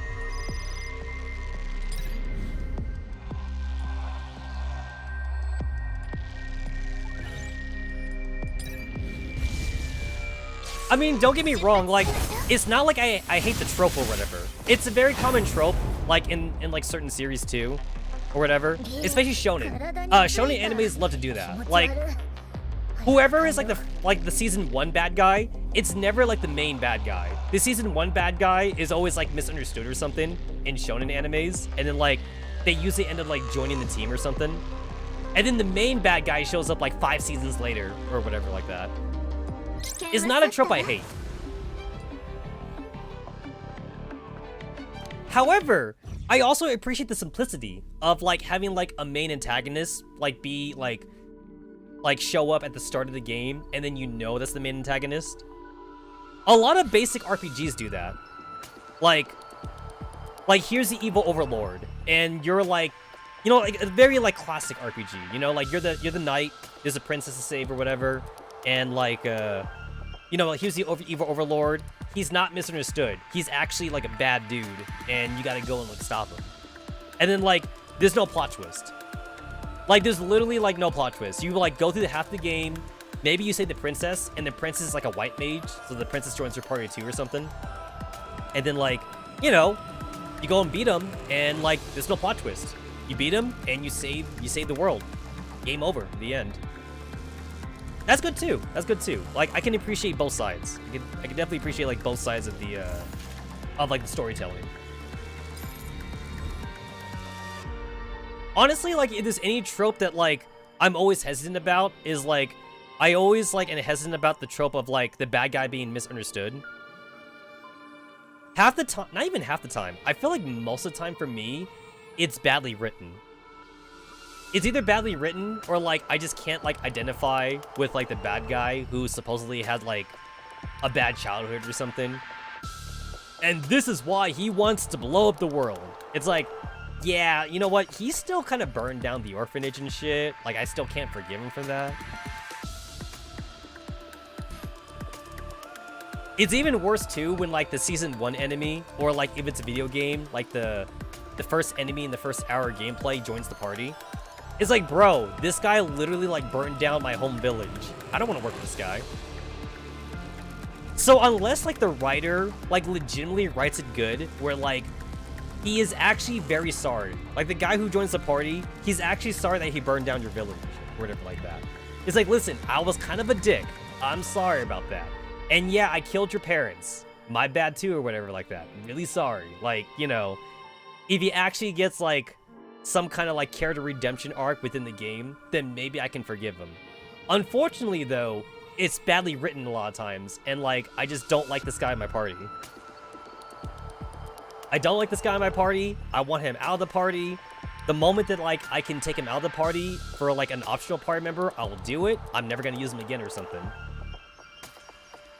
And then it's even worse when he doesn't get a redemption arc. I beat the game, right? It's like I beat the game, I saved the world or whatever. The guy's still an asshole, you know? The one that like killed your family, or the one that like burned down your village. But like, you know, he's a hero. Like, the game says he's a hero because he joined your party to like beat the final villain. But it's like, yo, like, I still hate him though. The guy's still a dick. It's like, I guess we pardon him for like destroying like my village, I guess, or whatever. But like, I still don't want to be friends with this guy. He never got that redemption arc.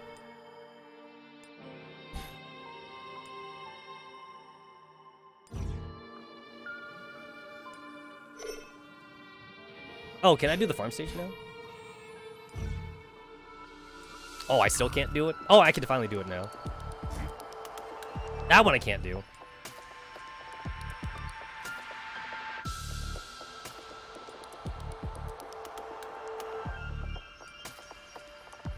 Just your regular challenge mission stuff? Alright. I'll do that whenever.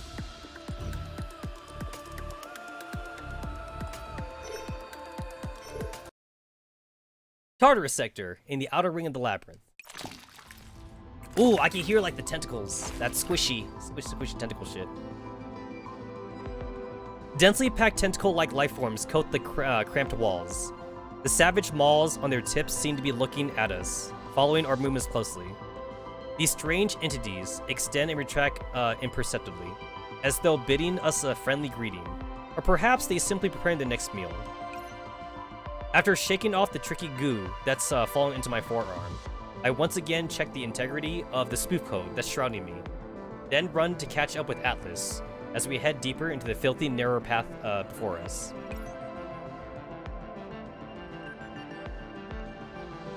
The Frontline Forces Intel Department plotted so many paths. Do we have to take this one? Of course! Don't you trust my instincts? I honed this sensitivity through long days of battle with the Entropics.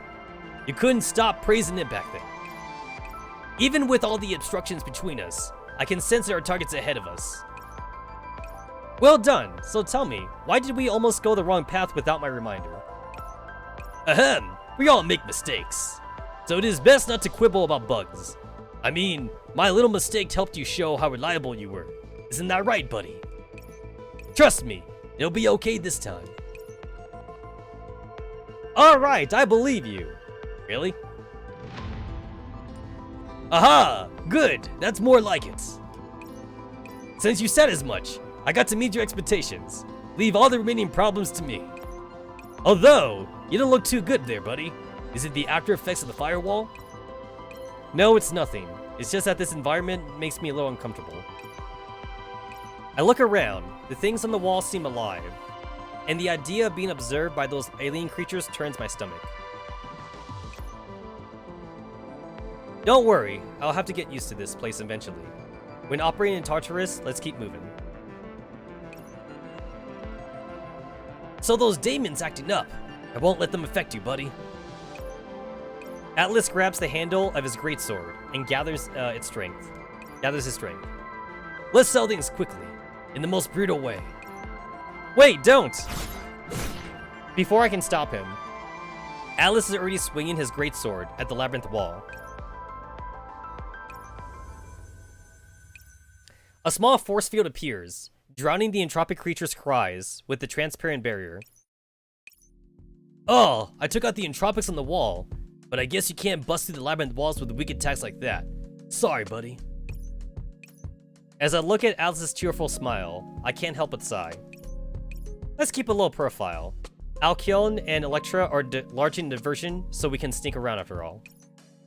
Aha, relax, buddy. I still remember the basics of stealth. Can't be leaving myself unguarded out there, you know? Still, I have to say that although the Entropics aren't much of a threat, the traps here are nasty as hell. There's no honor in the way they fight. Atlas scratches his head and puts his weapon away. Ah, if only I had enough operands. No matter how complicated the terrain was, I could cut right through it.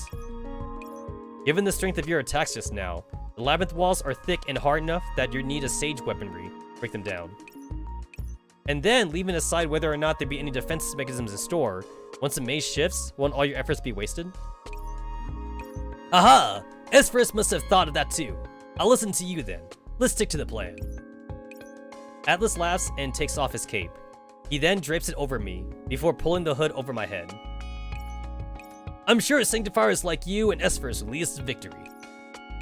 The clean white fabric keeps the omnipresent stares at bay, and even the air becomes clearer. Feeling better? Very much so, thanks. Why so stiff? I pledge to protect you before I set out. Man's promise has to be kept no matter what. Just hang in there. Once we get the Rubik's map, we'll be able to take a better route into the middle ring. The Rubik's map? With it, we ought to be able to figure out how the shifting labyrinth works, right? Yes. Anything wrong with that? There's just one thing I don't understand. It's about the Rubik's map. Does it really exist? I'm not down the truth of this mission or the intel we got, but it just doesn't make sense to me.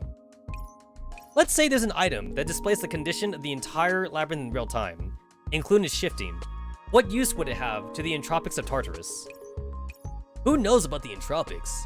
The clerics have been bashing their heads against their particular topic for a long time now, but they still have no idea what's going on with them. What if the Entropics have absolutely no sense of direction at all, and need to check the map whenever they want to go home? Look, buddy, I was just messing with you. Don't take it so seriously. I know you're worried about. And frankly speaking, I thought it was weird when you pointed it out. But why think so much about it? Whatever it is, let's get our hands on it first. Even if it's a trap, retreating from the outer ring isn't going to be that hard. Atlas smiles again and pats my shoulder with a smile. You've got to make progress with your feet, not your head. Everything will be clear once you find the map, whether they're traps or secrets. You have a point. Indeed. So don't think so much about it. Just relax and follow me. We ought to be there soon. Hold it! Atlas's jovial attitude vanishes in an instant, and he holds his arm out in front of me. Discordant hissing and growling comes up from ahead, around the left corner. Several seconds later, a horde of Entropics emerge from around the bend and approach us, shoving each other and squirming around forward in turn. Give Atlas a command, wait for Atlas to make a move. Shh, stay quiet. Just as he finishes speaking, Atlas shelters me behind his body and waits motionlessly for the Entropics to ooze past. A suffocating stench and sensation ooze over me and threaten to trigger an instinctive reaction from my systems. Deafening bright red alerts blare in my ear. Fortunately, the sights and sounds are masked by the spoof code contained within my neurocloud. The spoof code only works at a distance. We won't be able to fool them if they get close. Don't worry, buddy. Just hide yourself. If they attack us, I'll take them all out without a sound. Atlas keeps his voice low and places a hand on his sword hilt. He keeps his eyes fixed on the Entropics as they slowly approach us. 100 meters, 80 meters, 50 meters. Get ready to fight. 20 meters, 10 meters. Go! Huh? A nearby explosion stops Atlas in his tracks as he watches the Entropics cease their advance. Atlas jams his half-drawn sword firmly back into its sheath. A brief pause later, the Entropics moves towards the source of the sound, as though they received orders. It's fine, they're long gone. Phew, my heart was racing back there. You don't say! I almost had my sword out. Fortunately, there was an explosion to distract them. Looks like we have luck on our side, buddy. What do you mean by luck? Our diversion was a success. Huh? Is that you, Allie? Alice frantically picks up his communicator view screen. The girl in the picture has a stern look on her face, but it doesn't hide the smugness there. We saw that you were in trouble, so Electra and I blew up an energy tower we found earlier to draw away the Entropics. You were nearly exposed back there, so you better thank us. Aha! So it was you helping us out, Ellie. Thanks to the both of you. Energy tower? But you were at another location just now. Hey, don't look down on our mobility. Reading the situation and responding quickly is a piece of cake for me, even while I'm dragging Electra around. Right, Electra? Why are you lying down again, Electra? I'm just maintaining a proper work-life balance. There's nothing else around, and Allie's so capable too. There's nothing wrong with me taking a nap for a bit, right? Yo, this actually reminds me of how, like, their personalities were also backwards during the 416 story. Yeah, because during the 416 story, like, Eucharis was also, like, a workaholic, and, like, Angelus was also, like, very lazy and shit. Huh. Speaking of which, since the number of Entropics in the area suddenly spiked, it's a sign that you're on the right track. I'm not wrong, you're B. While she's speaking, we arrive at the end of the road. After we turn the corner from which the Entropics came, the passage before us opens up. Soon enough, at the location of the Rubik's map. A tower that extends over the high walls nearby stands in front of us. It's covered in usual entropic goop that's everywhere, but it can't hide the architectural style that's dramatically different from the rest of the labyrinth. The height is confirmed, and the external appearance is 97% matched for the objective. That's right, this is our destination. The Rubik's map is in there. Just like you said, Allie. It's all thanks to the route I picked. How about that, buddy? See how great my instincts are yet? They are awesome. Let's get down to business. That's right. Time to get down to business, Tetsamaru. Tell me about the situation. What do you want, the next diversion, and how big should it be? There are a few packs of Entropics in front of the building. I'm sending the info over to you now. Please make a disturbance to get their attention and delay or exposure for as long as possible. No problem. Nothing to it. I've gotten your info. According to the coordinates, the Rubik's map is on X443.13. Y-axis is... got it. Come on, Electra. Stop lazing around and get up. Tetsamaru needs our help. Hey. Allie, you left your communicator on. Be careful that the enemy doesn't backtrace your frequency. Ack. After Alkyone drags Electra away, it isn't long before Entropic Hordes in front of us stirs and leaves in a hurry. Atlas and I seize the moment and really approach the structure. Say, buddy, doesn't the architecture of this building look especially familiar? I thought I was imagining things, but when I take a closer look, it really does resemble a watchtower. And here I thought the intelligence were just using it as a form of description. Does seem pretty suspicious. It's no big deal. To think there'd be a structure that looks like it was made by the Sanctifiers in the middle of the enemy's home base. Leaving that aside, there's a more pressing question.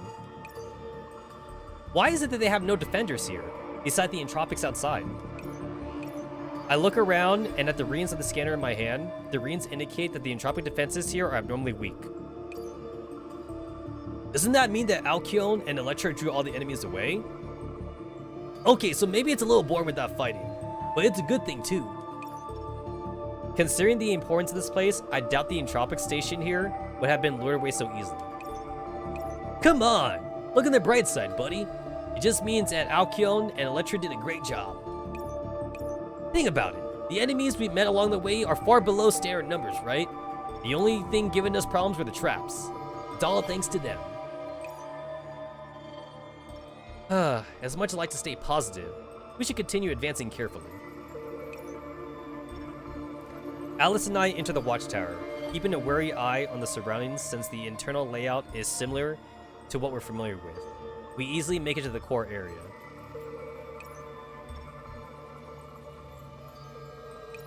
The platform that ought to hold a power supply unit instead has a containment device there. Within it is a silver polyhedral visible through the glass. So close, but yet so far away. Its unwavering radiance seems to be complaining about our tardiness. So that's what the Rubik's map looks like. Pretty neat. Well, can you deal with it? It shouldn't be a problem, I think. I crouch in front of the device and reach for my toolbox. Then slowly activate my NeuroCloud systems and activate the functional apps in me one by one.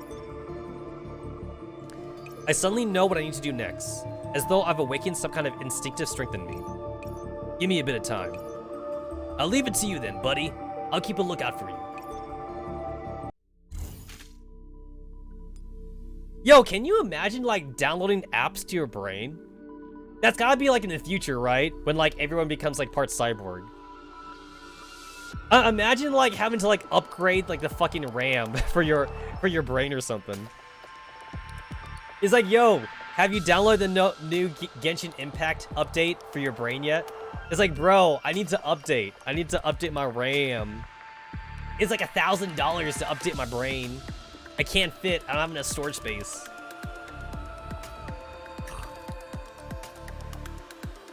Ooh, challenge mode. I mean, like, the power level is only 19,000, so I could probably just do all three then. I could do all three.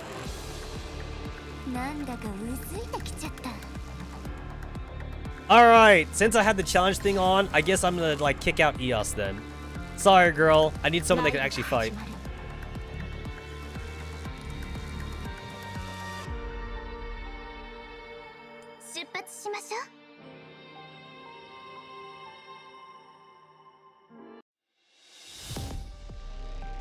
"15 seconds after the battle starts, all enemy units recharge their skills." Ah, that's fine. I can handle that. Obtain Blaze Struggle. Damage dealt to the enemy unit with the lowest max HP is increased by 65%, and it deals 1 point of physical damage to all units per second, which can be evaded. Once the enemy dies, the effect transfers to the enemy unit with the next lowest max HP. Well, that sounds pretty good. Obtain Murderous Advance. Gain 1 stack of 2% damage increased per 1,000 points damage dealt. Every 10 stacks increases damage by an additional 4%, stacks up to 50 times. I don't know about the second one. Skill haste on non-medic ally units is decreased by 50%, and each normal attack increases self-attack and hash rate by 10% to a maximum of 200%. I don't get the second. I don't get the third one. I'm trying to think of, like, who that would be good for. I guess it's just good for, like, specifically, like, I guess, like, big melee fighters, like Aki or something. Probably bad on, like, characters that, like, actually rely on their skills to do damage, like 416 or something. I like the first one.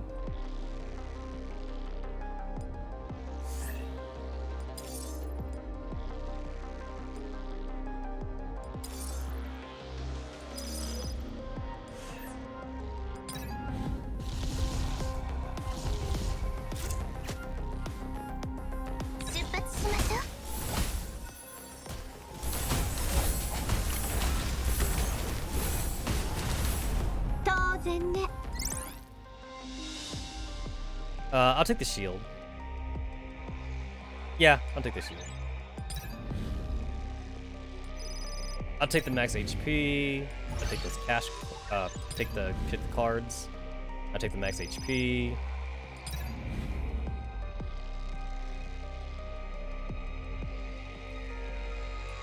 I'll take the overheal.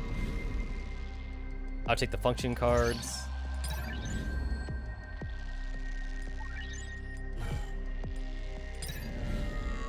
I don't need to heal. I can handle the challenge shit. I don't need to heal at all.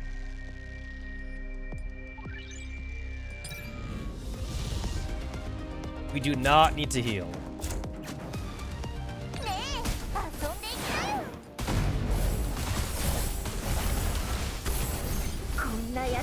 Okay, maybe I made a mistake. Mistakes have been made.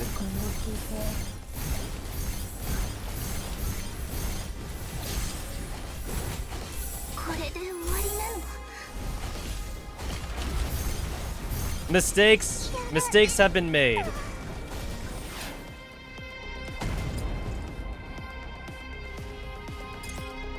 I refuse to believe that I can't handle challenge mode. I probably just need to think more about it. But I also don't want to have to restart challenge mode, so like I'm just gonna go with what I have right now. I should be fine. I should be fine.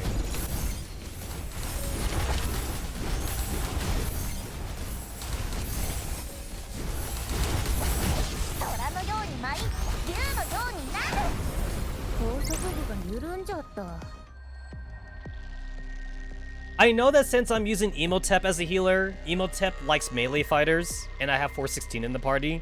So like I do understand that. However, I didn't think the challenge mode would kick my ass that hard, so I'm still going with an unoptimized team right now. I go with a super unoptimized team unless I get my ass kicked, and then like I actually think about my team for once.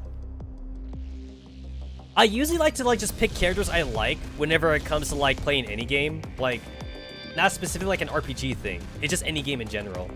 I just pick characters I like, honestly. Pick characters I like. I don't pick characters I don't like, despite like if they're meta or whatever. Even if they're meta, if I don't like the character, I try not to use them. And then like depending on the game that I'm playing, like, you know, like maybe is doable even if I pick like bad characters, or is not doable and I'm forced. The game forces me to pick characters I don't like. It depends. It always depends.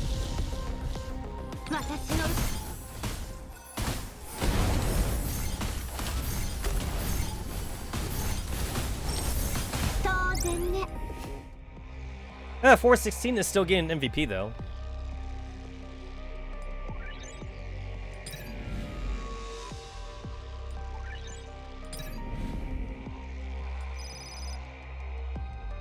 Wow.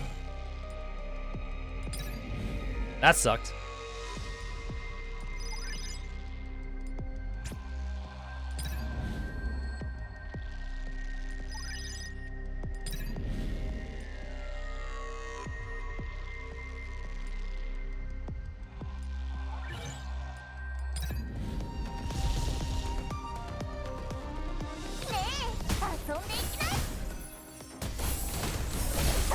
Alright, 416 is dead.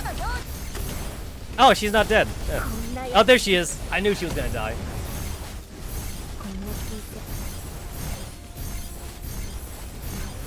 Let me see. Lin died. Lin died. Jang-Yu's got that MVP status right now.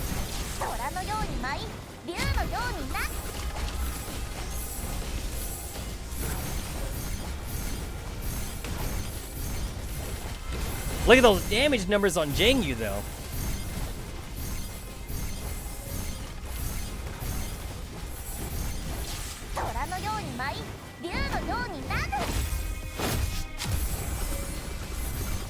Sometimes I like to just watch the animation play.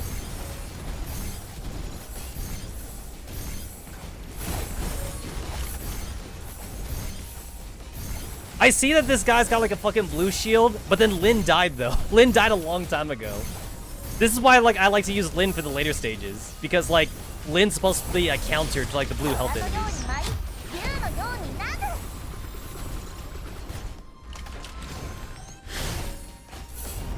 There we go. Okay, so like that obviously could have gone a lot better if I like optimized my team more, but it still worked though. It was still fine.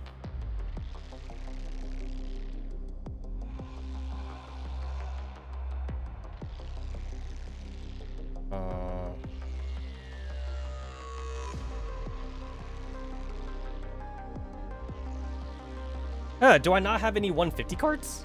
I guess I must have spent them all. You always get like 50 cards though, and like I keep getting the 50 cards sent to like my mailbox because you only have 15 at a time.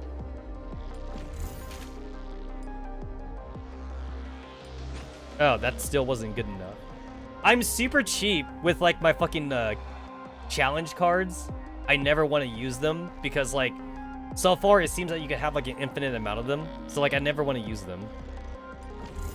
I like save them specifically if I need to use it for an event or something. Which I guess technically this counts. This counts as an event, but I will save them for when I need to farm. Specifically for farming only.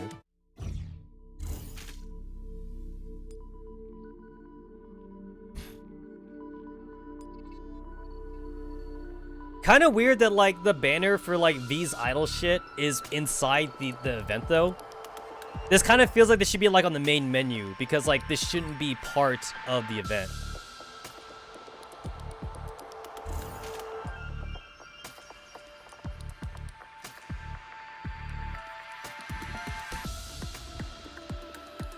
It's not like I'm using the power of idols to, like, smite the sanctifiers or whatever like that. And, like, I'm only saying that because, like, the actual idol banner is, like, in the front. Or whatever like that.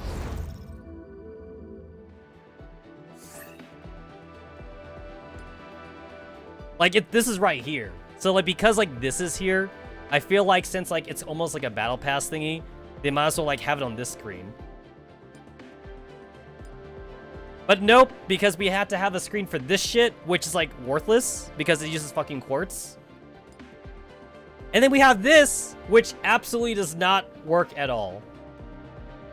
I mean, like, I get what this is for, but, like, nobody ever really gets to, like, utilize this, though. I don't know, maybe, like, I might have a chance to use this if I was, like, a bigger YouTuber or something like that. I don't know. 416 turn auto lore is integral to the Sanctifier plot.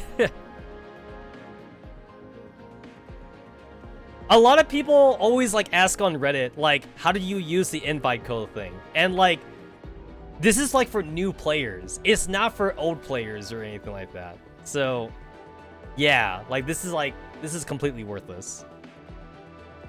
You basically either need to get, like, real-life friends to try and get into the game, assuming they weren't already playing the game, or you need to either be, like, a YouTuber or, like, some sort of, like, streamer and try to get, like, your audience to sign up for the game or something. And even then, it only counts for 3. It only counts for, like, the first 3 you invite.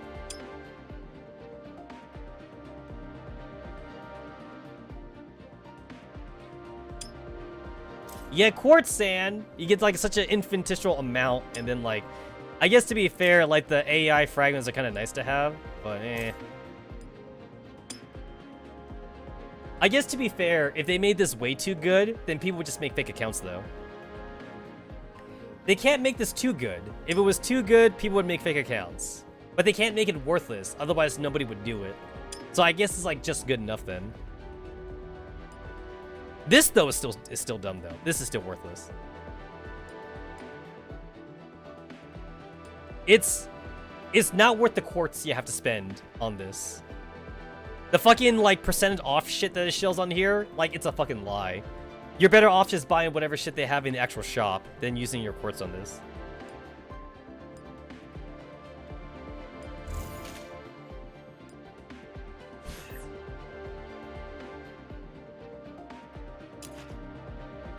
I'm actually not sure, like, where the story for that would even be in here. Would that be under seasonal events? I hope it would be under seasonal events. I was surprised, like, when I logged into the game and, like, the game, like, forced, like, a fucking story thing on me. I'm like, yo, I didn't click on anything. But then the game was all like, hey, like, we're gonna give you, like, a free, like, +10 search for EOS. So, let me tell you about the idols. It's like, why is this important for the story again? And also, like, I can understand, like, Undini, like, trying the idol bullshit because, like, Undini does marching band. So, like, Undini wants to try something different. V, though.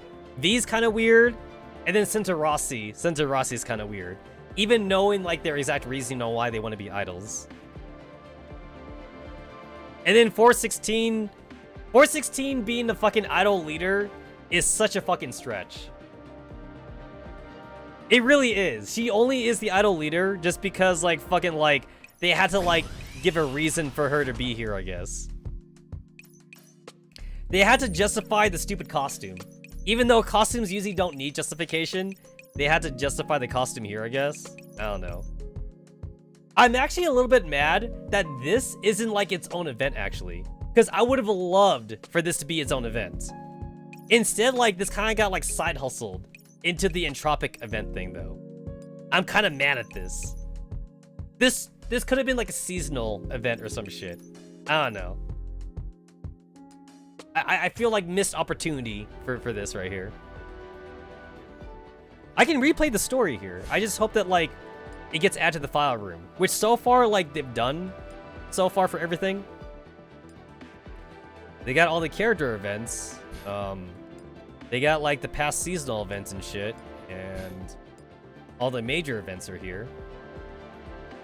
I'm not sure where the idol, like, would stand. I guess that would have to be a seasonal event. Even though, like, it's not really an event, though. It's not really an event, but then again, like, the Strange Blue thing is also pretty short, though. So, I guess maybe. So far, Project Neurocloud has done a pretty good job of, like, not having you, like, skip anything. And, like, as long as you play through an event once, it goes straight to archives. Especially character events, too. Like, character events go straight into the archive, like, as soon as they're done. Like, day one, you don't even have to wait, either. Like, day one of it going to the archive, day one of the event being done, it's straight in the archive. You don't have to worry about that.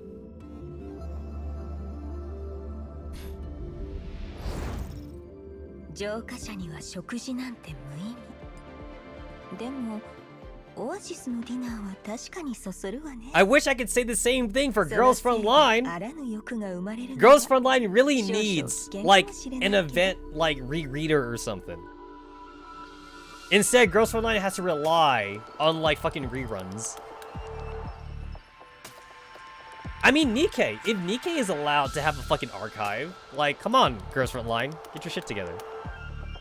It's like, the only reason why Girls Frontline doesn't have a fucking archive, I assume, is because they can't add an archive. I'm going to assume that's the reason why they can't do it, or why they haven't done it yet. It's just that bad, honestly. It's just that bad.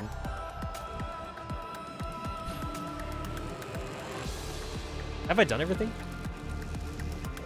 Oh, I have. Okay, I've done everything.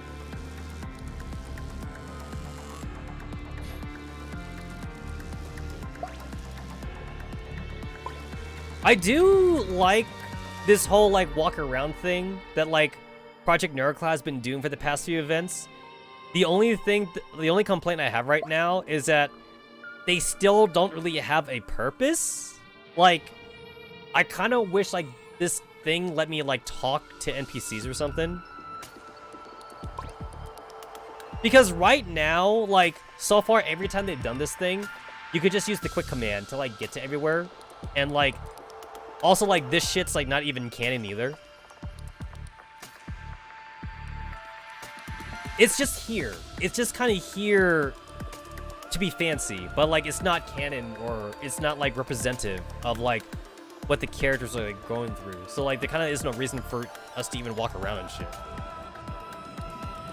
And, like, talking to the NPCs is something that obviously I know they can do, because, like, not only did they do it for, like, the New Year's event thingy, but also, like, they even did it too for, like, they do it for, like, the fucking dorm shit. You can clearly talk to the dolls, like, in the dorms. So that's, like, kind of like what I want them to do for every major event here. But I can't interact with anything, though. If there's, like, nothing to interact with other than, like, the shops or whatever, then what's the point? They did a pretty good job with the New Year's event, though. The Chinese New Year's event was really good, like, with the interactable map. This is bad. There's, like, there's nothing for me to do right here.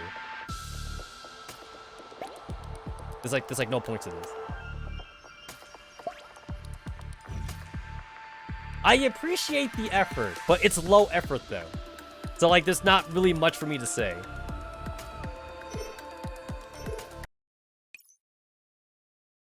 Tartarus Sector, in the outer ring of the Shifting Labyrinth, near Energy Tank number 4. Entropics roam through the labyrinth as though looking for something.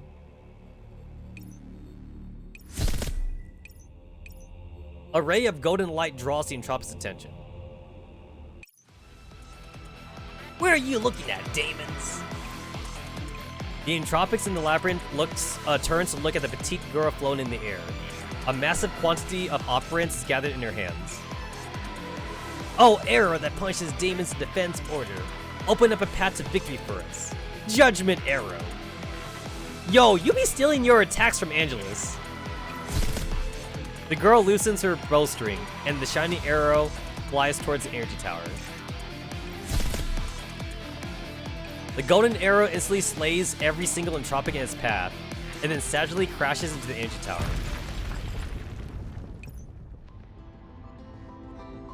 Huh, you know what? When I think about it, like all the sanctifiers, they basically use like old school weaponry. And then there's wisdom. Wisdom uses like a gun.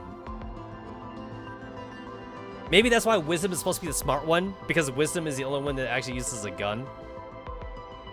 Everyone else be using like swords and shields and daggers and shit and bows. Lances, I remember lances and spears. Lances and spears were also a thing. Wisdom's got a gun though. Direct hit. Alcyon stands firm amidst the shockwave, still aiming in the direction of the tower with her bow. Attack complete. Operants expended 1%. You worked hard, Allie. According to their previous transmission, Tetsamaru and Atlas have reached their objective, so we need to buy them some more time. Since we need to cover for Lord Esphorus as well, just blowing up the energy tower here won't draw enough Entropics over, so we need to find another way. Stare. What were you doing, Electra? Was I entranced by your focused sincerity, Allie? I'm talking about when I blew up that energy tower just now. Keeping watch? Then why didn't I see you when I was attacking just now? Or rather, where did you go each time I launched an attack? Were you hiding somewhere to sleep? Just like during your previous combat exercises? How rude! This is an important mission, so of course I've been working hard. It's just that you're too capable, Allie. I just did the bare minimum that any self-respecting sanctifier would. As one of the greater sanctifiers who would lead the charge in Tartarus sector, it's only natural that I do a good job. Despite her words, Alcyon still puffs up her chest. Meanwhile, Electra smiles and pinches Alcyon's cheeks, before rubbing and squishing them. Quit squishing my cheeks, and tell me, how many operands have you used so far? Thanks to Allie's hard work, I've only expended 7% on my operands. Electra affectionately pats Alcyon's head, but the latter pushes her away in annoyance. In that case, we ought to move into the next area right away. Huh? We're not gonna take a break? I think this is a good time to rest. It's very important. Alcyon carefully plans her next move. Electra takes the opportunity to sweep her twin blades clean of the purple liquid staining them. This mission prioritizes stealth, so Lord Esphorus only brought 5 greater sanctifiers with him, lest a large-scale troop movement tip off the Entropics. Our mission is difficult, so we have to be careful and serious about it. Since we need to reduce the pressure on Lord Esphorus and Tetsamaru's teams at the same time, we should go deeper into the labyrinth. You were preparing to slack off just now, weren't you, Electra? You'd best hurry and prepare yourself. Yes. But since we only just destroyed the energy tower, we should wait for the labyrinth to finish its current round of shifting before making a move. Can't you even put in some effort for just a few...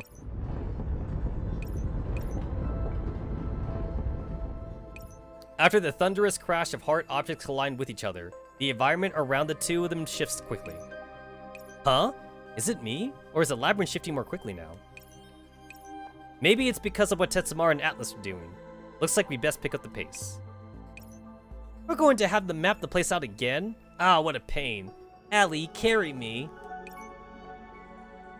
Before Electra can finish speaking, Alcyon claps her tiny hands over her mouth. Shh.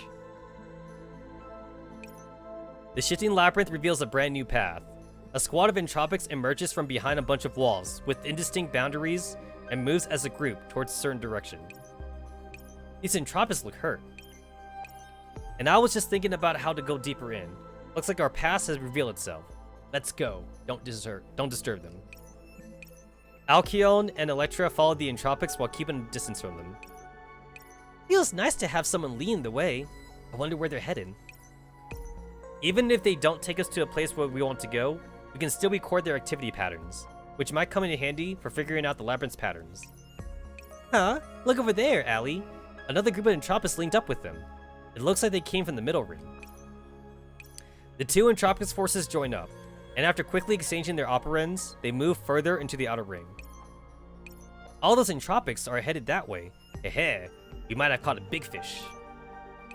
Those look like low-order Entropics from the front lines, and Entropics in the middle ring. Could it be? Electra, we're here. Electra looks up and follows Alcyone's gaze. Beyond the rows of walls stands a tower-like structure, glowing from within. Is that an energy tower? But its size. Initial scans conclude that it contains over 5 times the amount of operands compared to the tower we just destroyed. Looks like this is the main energy tower providing power to the outer ring. Talk about a big fish. Although it seems there are several times more Entropics around it than any other location, fortunately, there aren't any high-threat entities among them. But of course, their main forces are being tied up by the Sanctifiers on the border battlefront. Electra, get ready to fight. Wait a minute, Allie. This wasn't part of the plan. Maybe we should be careful. Relax. I've already shared the information with the main energy tower with the others, and I've verified the state of the Entropics in this area. Alcyone finishes typing and then closes the terminal. Our current operand expenditures are fairly light, and these Entropics don't pose a threat to us at all. In the worst case scenario, even a high-order daemon shows up. They won't be a match for us. But all we need to do is destroy the small energy towers and buy time for the others. Surely we don't need to take this risk, right? Electra, Lord Esperus only gave us the basics of our mission, but I'm sure he wouldn't want us to do only the minimum. This tower is so important that we can't let this opportunity go. Alcyone plants her hand on her waist. She sticks out a finger with her other hand as she delivers a lecture. Number 1, from an operational point of view, destroying a large energy tower will provide better cover for the teams. Once such an important facility is destroyed, the daemons will focus their attention on their major energy towers and further ease the pressure on the others. Number 2, strategically speaking, destroying the large towers will weaken the defense posture of Tartarus. Our ultimate objective is to complete this decapitation operation and cleanse Tartarus sector. Therefore, destroying energy towers is extremely valuable. Number 3, if you're truly worried about the risk, then all we need to do is infiltrate the Entropic Horde with our spoof codes and destroy the energy tower before retreating immediately. That way, we avoid combat and minimize the risk to us. After seeing the 3 fingers Alcyone is comfortably holding up, Electra's expression softens a little. Well, I've had to hand it to you, Allie. You certainly thought of everything. In that case, let's sneak in. Even if an accident does occur, I can still protect you, after all. I have quite a bit of experience with stealth missions. Hemph, you better mind yourself. I scored higher than you on the infiltration exercise. It's not an infiltration if you kill everyone you encounter. Objectively speaking, the infiltration is successful if nobody sees me and lives. I think I remember, like, Metal Gear Solid actually punishes you for that. I think so. Like, I'm not a big Metal Gear Solid fan, but I feel like I remember trying to do that exact same strategy when I played, like, some of the original games. And, like, you actually get, like, severely punished for, like, trying to, like, brute force your way through it. Not all games do that, though. There are definitely other games where, like, you could try and stealth it, and then, like, if the stealth fails, you could just kind of, like, brute force your way through, and you still complete the mission. The game's lore will still treat it as if you stealthily did it, but then, like, you actually kind of, like, just killed everyone, though. Metal Gear Solid 3 specifically punishes you for killing a lot.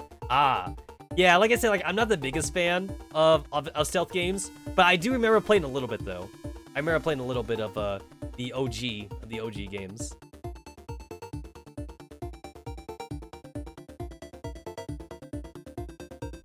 I mean, here's the thing, though. To be fair, like in real life anyway, it is a sound strategy, to be fair. However, also, it's a bad strategy if you're trying to, like reduce, like, civilian deaths or whatever.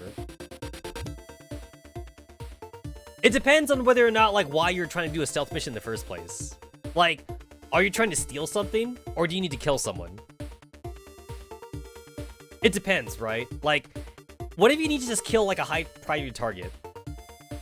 If you need to kill, like, a high priority target, and, like, he's, like, super important to kill, it's like, why not just nuke the place?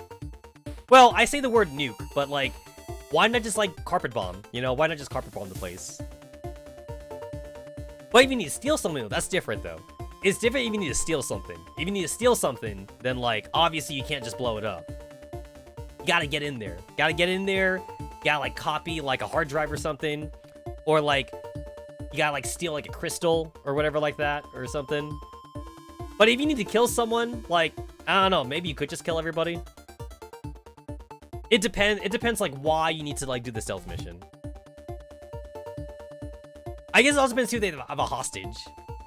If they got, like, a hostage, then, like, I guess you just can't carpet bomb them or whatever like that.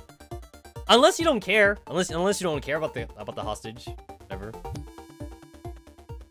MGS2 is almost impossible to brute force kill your way in the first place. MGS5 automatically change the enemies depending on how you kill the enemy and how much you kill. I think the only Metal Gear Solid game I know that you can kind of brute force in is, like, the OG NES games. And then, like, as soon as they went to PlayStation, as soon as you got to the PlayStation games, they started to, like, actively punish you for, like, killing too much. The NES games are really simple, though, so you could definitely brute force your way through. And then, like, because of the way the NES games were made, also, as soon as you got to, like, the next screen, like, the enemy, like, would kind of, like, disappear or something. So, like, you could basically kind of, like, not even be stealthy at all then. You could kind of, like, just walk through everybody. Actually, now that I think about it, that's actually, like, a lot of old school games. It was really hard to do stealth, like, in old school games, because, like, they just didn't have, like, enough memory. They didn't have, like, good AI back then. That must be why, like, a lot of old school games, it was basically just, like, two genres. They were basically platformers or, like, fighting games. AI was hard to do back then.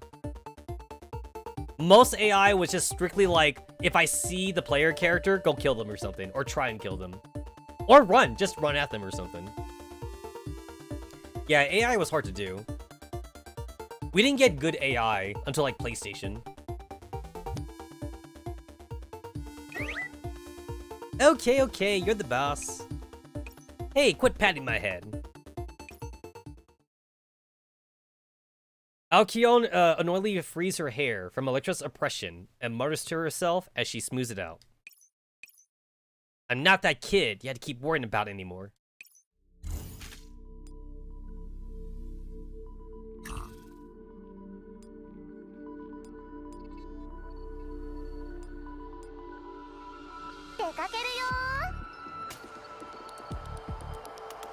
Alright, I guess this time, like, I might actually, like, think about who I wanted to back up.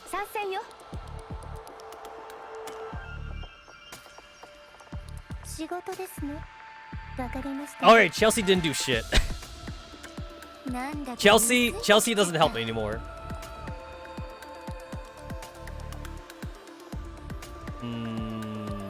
Yeah, this is fine.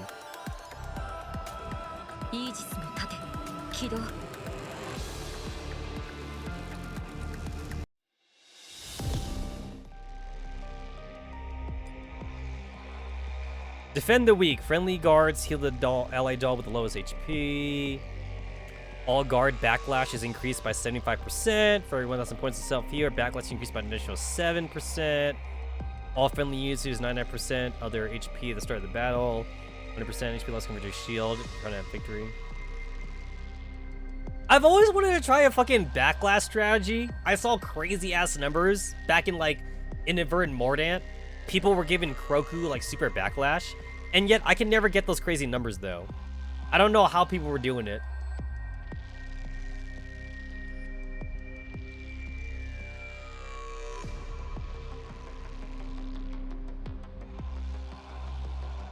I'll take the shield.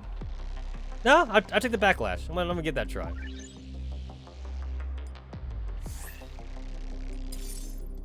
Another strategy too that I also saw people do in Inadvertent Mordant was like allergy damage for like medics. I saw like Persicaria like with like insanely high like allergy functions and whatever. I can never get those numbers though. I never got those crazy numbers.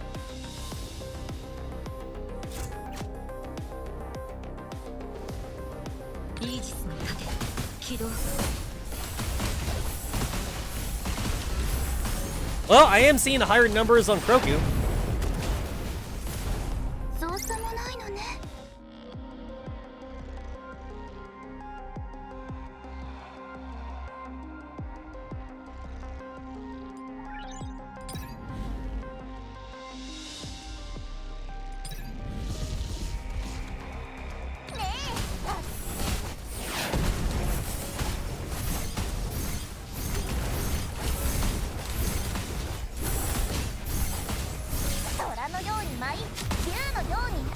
I think even as far back as like Inadvertent Mordant, like I kind of was just kind of like just picking random teams, at least until 416 came in the picture. And then like once 416 came in the picture, I just relied on 416 to kind of like do everything for me. This was before like I got lucky with Gacha, because like my Gacha luck was like super bad at the start of the game. I couldn't get like any new character like at all. I was like relying on like the OG team for so long.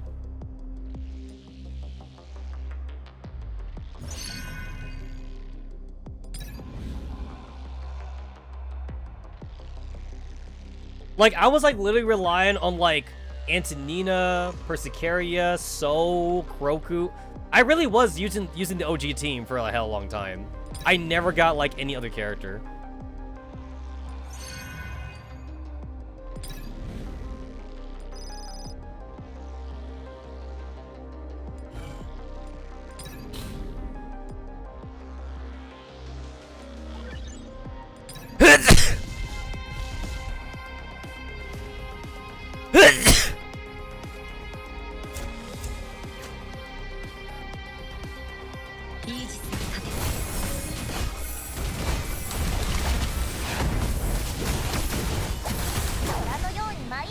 The AI uses smoke and flash nades before coming out of cover. Check all corners, grenade your cover. Actual teamwork between the soldiers like cover fire. It's very hard to deal with if you fuck your stealth. You know what I really hate? I hate when RPG games try to like have like that one section of the game that's actually not RPG. They try to like do like a little bit of everything.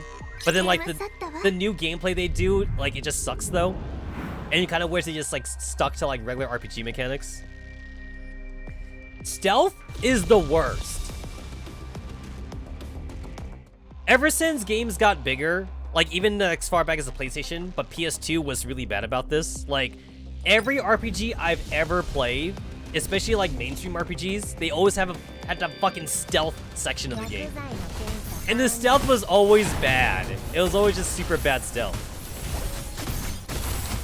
And you don't even get the option to like fight your way through either. Like, if you get caught or something, then the game just resets back to like the beginning of the mission or something. The game just auto resets.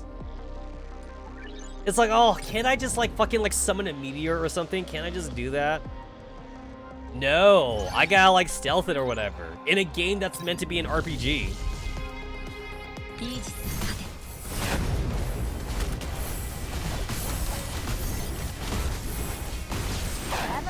So many RPGs that like have no business being stealth become stealth. It's always the same kind of reason too. It's always either like your party members get put in jail, so like they have no weapons technically, like lore-wise they have no weapons, so you have to stealth your way out of the prison or something. You gotta stealth your way out of the prison usually or whatever, or like maybe your main character is trying to get away from like one of like the harem bitches or whatever, so like he needs to make sure he doesn't get seen or something.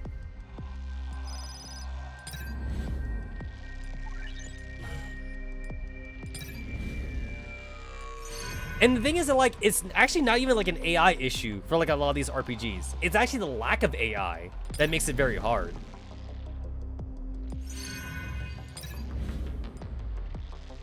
The enemies either have like way too much like sight range, like they have like so good sight, it puts like Metal Gear Solid to shame. Like these guys can like fucking see through walls, which I'm pretty sure was not the intention, but the coding is so bad that they end up seeing through walls anyway or something. Or the AI is cheating. The AI like straight up cheats and they know where you're at basically. Like they don't have to see your character. They're like fucking activating like based on your movement or something. They're activating based on your fucking control. So like, there's basically no point in trying to be stealthy. The stealth mechanic is basically broken.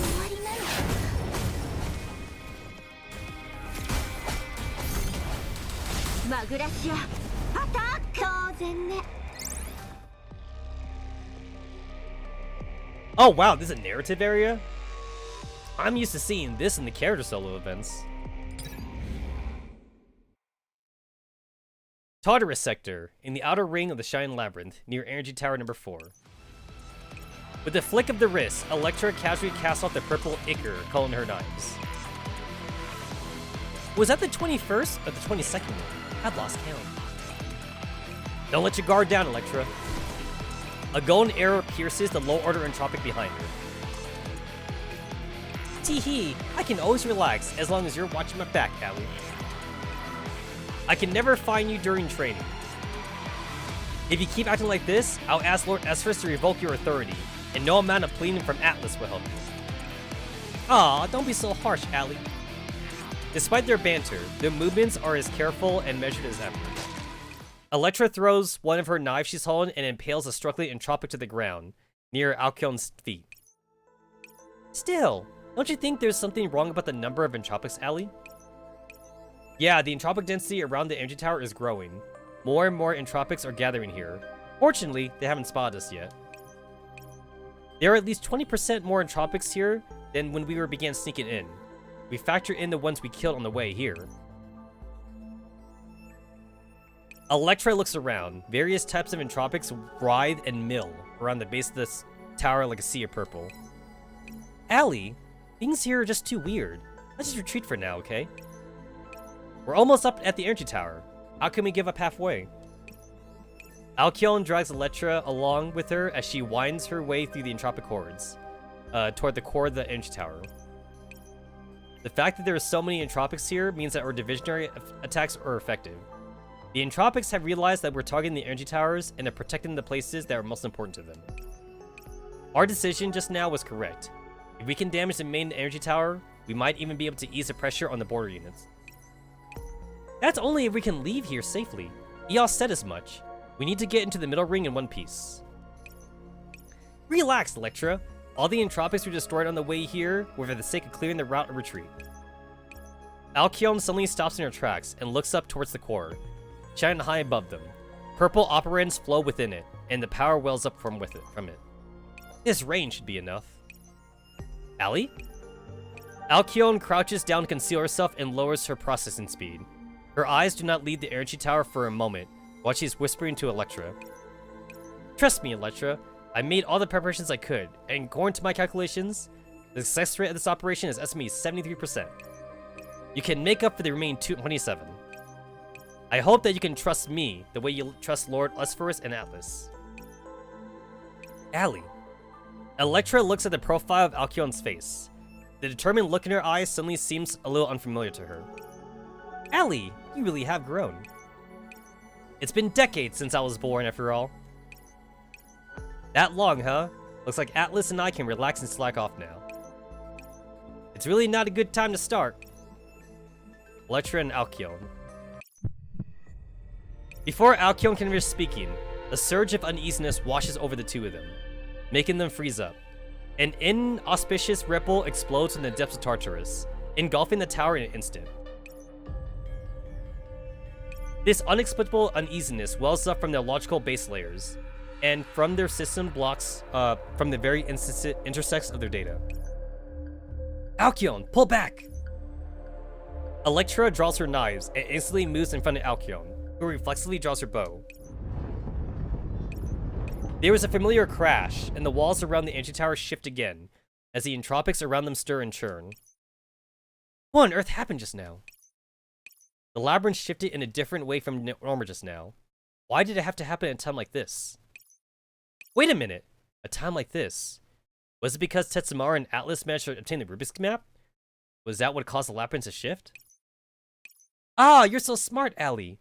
Our way back is secured now that we have the map. Let's call them up while the terrain is shifting and the Entropics are distracted.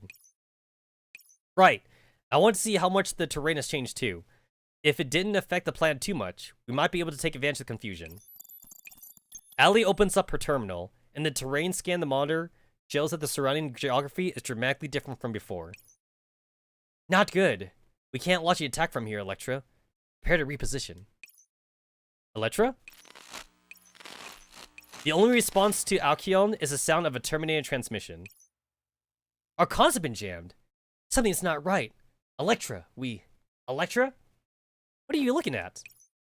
Shh. Alcyon follows Electra's gaze. The entropic hordes from just now have stopped moving, like an army of silent statues. They seem to be waiting for something. The only sound in the air is the cacophony of the shifting labyrinth as it changes its layout. Allie, we better prepare to retreat. Got it. The spoof code's still working. Let's sneak out of here. Don't alert. The walls suddenly stop moving, and the entire area goes silent. Holy shit! The copy and paste! The copy and paste was so real. At that very moment, all the entropics move in unison. Countless eyeball-like objects simultaneously turn to look at the two of them. Warning! Spoof code 100% ablated. Spoofing failed. Warning! Entropic signal detected. Large number of entropic signals detected. Excessive amount of entropics detected. Please carefully consider your common approach. Oh, that sucks.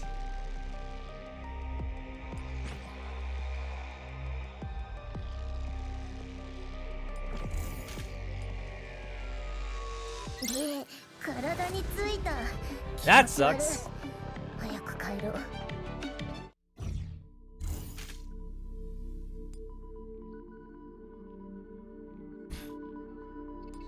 How much keys do I got? I got 204. I used to have like 300 keys. I remember using them a lot. I used a lot of these to like try and grind out like during the Choco Christmas event. I don't remember the reason why. I just remember that like I couldn't get everything. So I tried to use all my keys up just for that one event.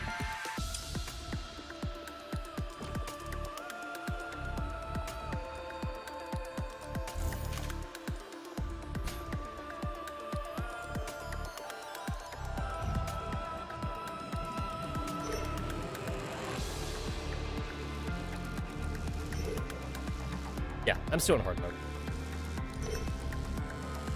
Hurry on your way before the enemies join forces, while the Sea of Entropy is still parting. Several minutes ago, inside the watchtower at the outer ring of the shifting labyrinth of the Tartarus sector.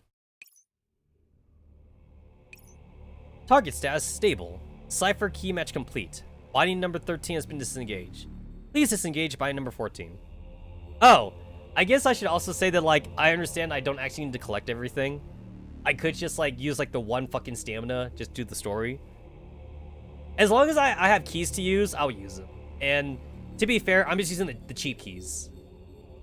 I won't use my expensive keys.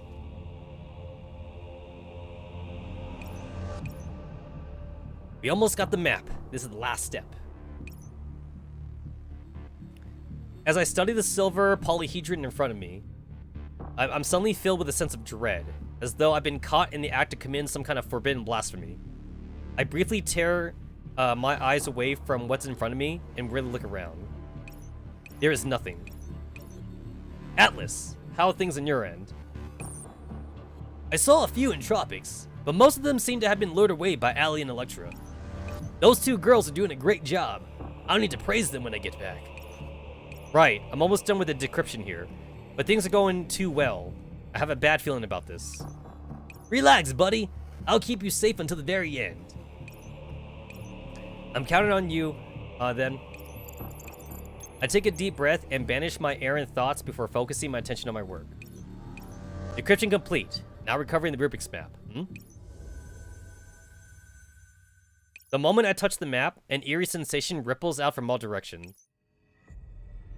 A sudden sense of discomfort seizes me by the throat, and I let go of the map. Tetsamaru? I'm fine. How are things in your end, Atlas? Atlas? His transmission suddenly cut off. I quickly call him again, but I get no response.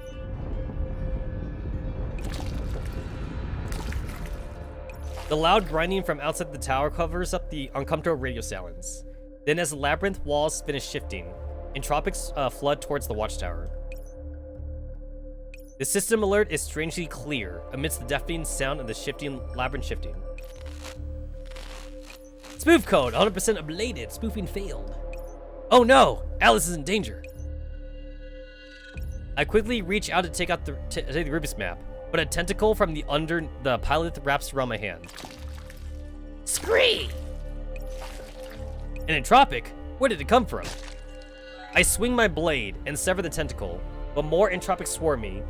Liquid entropy spreads from below the plinth of the map, creeping across the ground and trying to pull me into the abyss. I knew we wouldn't be getting a map so easily, but... As the entropic hordes pour in, I grip my teeth and grab the map. I'll never let you have it. Well said, buddy. A mighty greatsword lands in front of me, leaving apart the tentacle reaching towards me and keeping the entropics at bay in the same motion. Atlas? Good thing I got here in time. You okay, buddy? I'm fine, but the entropics outside. Heh, as if I'd be trapped by so few entropics. Don't go worrying for nothing. After quickly examining our surroundings, Atlas swings his sword and stands in front of me in a fighting stance. He turns aside and wipes away the operants oozing from the wound on his left arm. Careful, buddy. These entropics may all be low orders, but they're trickier than the ones we met before.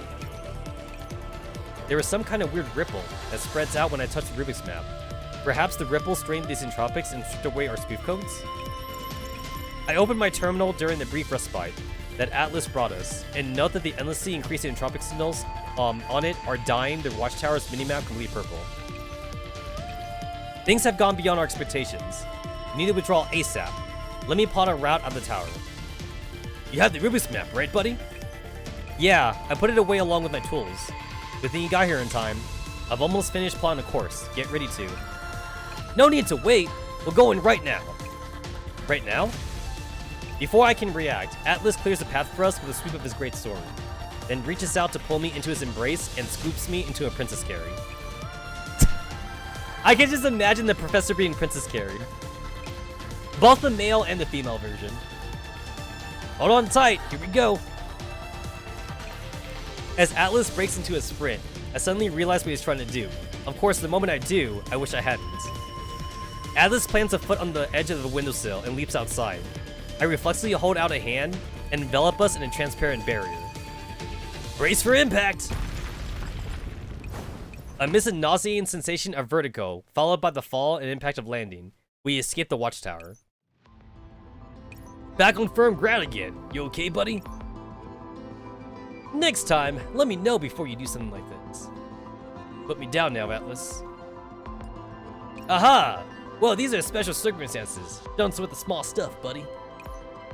There wasn't even a single entropic around just now. Looks like your instincts were spot on. I'd rather my instincts not be accurate at all if they predict that kind of stuff. Anyway, seems like things aren't looking good. Not only is the tower filling up with entropic signals, but the surroundings are also. Hold on tight, buddy. Wait a minute, are you planning to force your way out like this?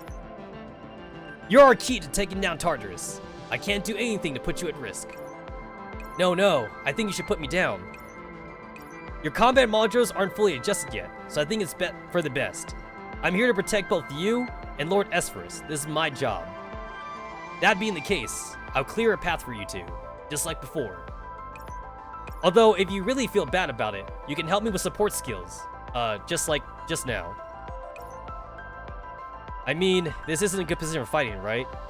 Can I please request that you hold me a different way? No more Princess Carrier, please. That's true. Both my hands were occupied. I got a hand to you, buddy. I get it now. I sigh in relief upon seeing that Alice understands my suffering. In that case, let's try this. Huh? What's this? Why is nothing like what I expected? Upon seeing my perspective flip 180 degrees, a sense of weakness fills my heart. Alright, position changed. Let's go. Don't move around too much now, buddy. Alice is carrying me over his shoulder like a sack of rice. Wait. No time to wait. They're starting to surround us. Let's go. And with that, Atlas swings his weapon and rushes towards the Entropic blockade. Much as I hate to admit it, it's a crude yet very effective method. Before the Entropics can close the trap, we've soon shaken off their pursuit. You okay, buddy? I'm feeling car sick. No, man sick. I think my self-esteem is taking a critical hit. I'm okay, how are you? I gotta pick the cool guy option. Just a few scratches, it's no big deal. Atlas finally lowers me from his shoulder. Man, that was close. There were enough Entropics in there to drown us if we hadn't reacted quickly there. The decryption went very well and no alarms triggered. The only possibility is... After performing one quick first aid on Atlas, I look at the Rubik's map in my hand. Alright, stop moping. It was hard, but we finished our mission in the end. Let's tell everyone the good news. Yeah, I like to ask about the change in the labyrinth just now, and that creepy wave thing. What's wrong? After seeing the frown on Atlas' face, I try to call Eos as well. However, there's no response beyond the cackling of static. It's not only our main channel, even the backup's comm channel are down as well. Was the signal cut off inside the tower? Or was it that ripple? In that case, we better think about how to meet up with the others. A golden arrow lights up Tartarus' darkened skies. It's an emergency signal from Alkion and Electra. A sense of uneasiness wells up in me again. Oh no! Given Alkion's personality, she's the kind of person who won't ask for help unless she absolutely has to. Buddy, the map! Got it, coordinates confirmed, beginning search. I quickly open the Rubik's map. The labyrinth structure and key points appear before my eyes. Head south, then push forward while sticking to the outer ring. If we weren't far behind the enemies before the next labyrinth shift, it would take us around 30 minutes to get there. That's not good, it's too long. Is there any other way? It'll be faster if we head northeast, going a little deeper into the outer ring, and forcing a breakthrough. But there are a lot of traps along the way, and disarming them all would take longer. Got it! That's where we're going. All we should do is just power through all those traps, right? What are you thinking? It's too dangerous just to set them all off. The amount of strain it'll put on you. Alkion and Electra are in trouble, and we don't know what's going on, so I need to get to them ASAP. Compared to that unknown danger, a little bit of known danger is nothing. You know my limits, buddy, so plot me a route that's within the amount of traps I can take. Got it. Leave it to me. I'll take them with you. Aha, I appreciate your good intentions, but you have to get to the middle ring in one piece. Relax, I'll take care of you. As everyone's protector, I'll make sure I get you safely through the trapped area. You handle the technical planning, and I'll do the fighting. So, shall we? Atlas plants his sword in the ground and pats his shoulder. No, let's try a different way. Can I choose to walk by myself? I understand your worries, buddy. Don't worry, we'll try it a different way this time. After seeing how confident Atlas looks, I resign myself to doing as he says. Atlas, I regret this. You say something there, buddy? Oh, I know, this method is great, right? Alkion always liked it when I carried her like this in the past, but she seems to hate it now. Oh, is it a piggyback ride? Is that what we're doing? We're doing a piggyback ride. I fully understand how she feels.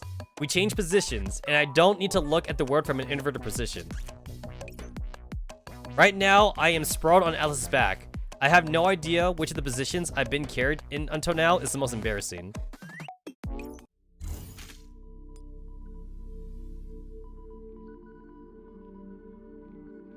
Jesus.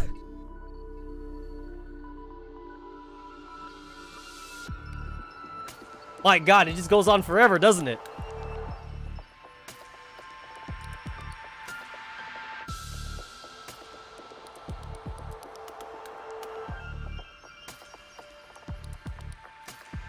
Woo! Alright then.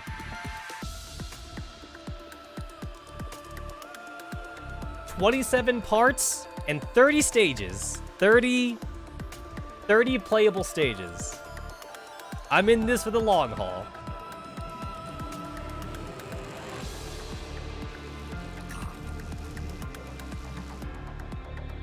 Okay, so the power level is at 24,000.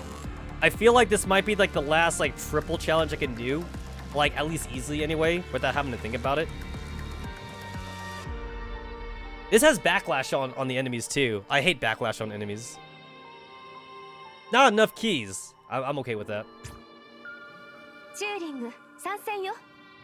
I'm okay with that game. I'll make it out somehow.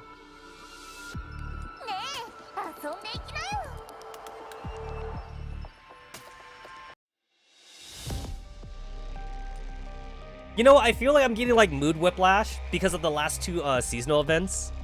It's like we had the last two like little mini events was the rerun of the Valentine's event, and then we also had the Chinese New Year event. And like both of those events were like very like slice of lifey or whatever like that. Like it was just like the fucking dolls having a good time with the professor. And now we've gone back to the serious shit. We gone back to like right after Sol died. Mega mood whiplash. Whenever a friendly unit is summoned. Okay, wait. I kind of want to give this one a try and see like how good like Undine and Turin can do here. Because this one seems like really like catered to like Indune and Turin. I want to give that a try. Ooh, specialist. That'll work. Alright, so I guess I'm taking out 416 then. And I kind of want to keep Lind in the party because like this is a fucking blue shield HP enemy.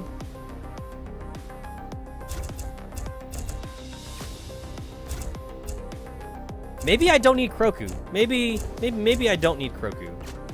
Possibly. Maybe I possibly don't need Kroku. As long as I have a healer, I guess I'll be fine.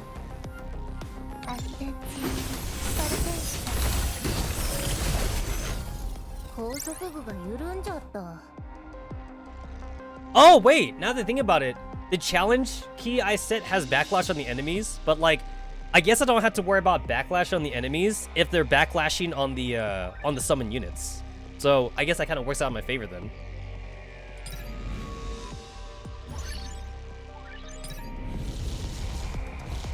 Yeah, I suppose that works out in my favor.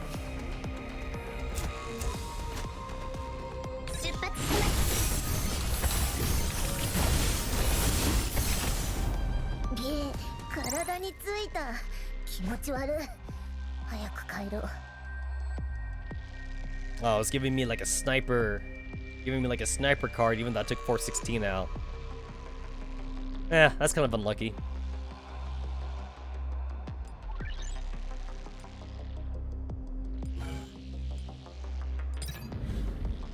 I'm still skipping battles for the most part, honestly, just because of laziness. If I can skip battles, I'm skipping battles.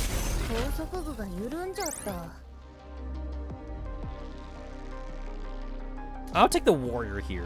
Yeah, I'll take the healing.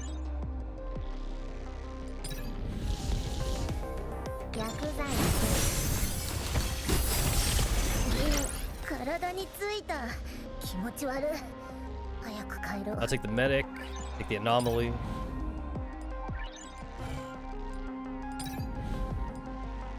I'll upgrade the specialist card that I got. Here it is.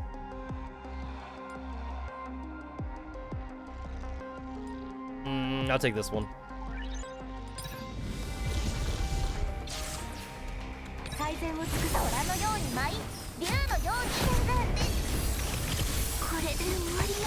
What the fuck just happened? Oh well, Jane, you die, but that's fine. I'm on the next layer anyway, so she'll auto heal.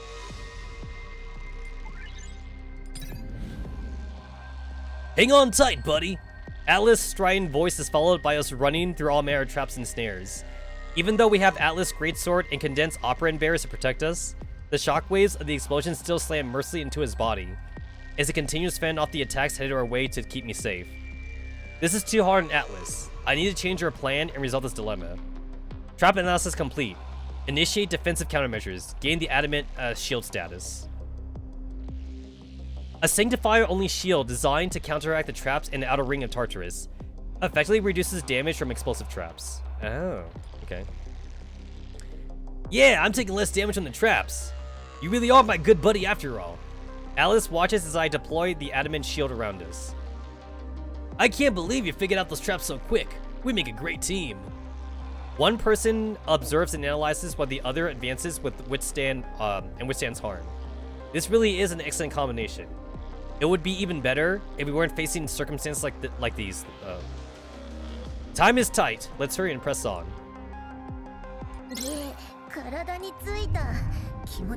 I don't know like how the automatic like ultimate thing works out. I assume it's just picking like whatever does the most damage. Because at least in my experience, like it almost like never does like the healing ultimates.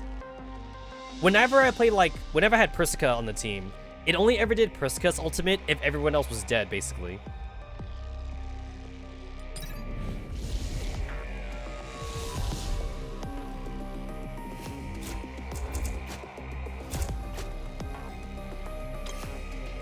When an enemy comes into one radius, begin the 5-second countdown, dealing 2 damage equal to 4 disintegrate to all units in 1 tower radius.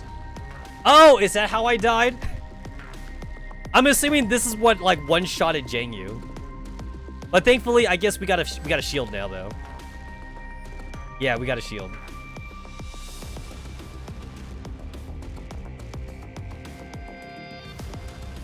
Wait, I want this one then. Wait, do I want that one? I want this one. Okay.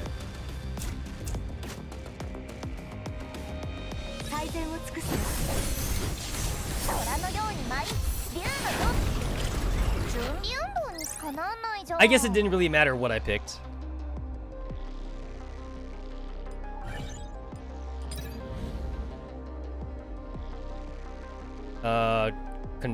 Control effect when an ally is healed. I took the heal.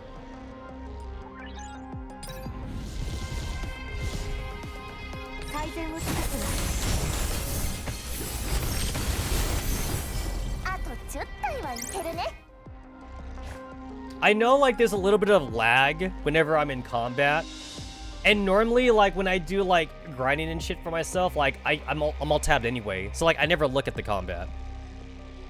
And I do know that like I can get rid of the lag if I like reduce the effects on the fight or something like that, but I keep forgetting like to reduce effects.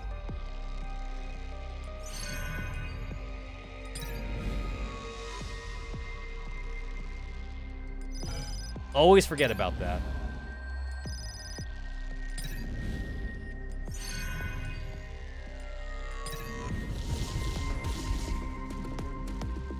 The combat lag's not that bad, honestly. It's not too bad. And like it's only specifically like just the regular combat lag. Like I get no lag from like every other part of the game. And since I'm all tapped for it anyway, like I never really notice it.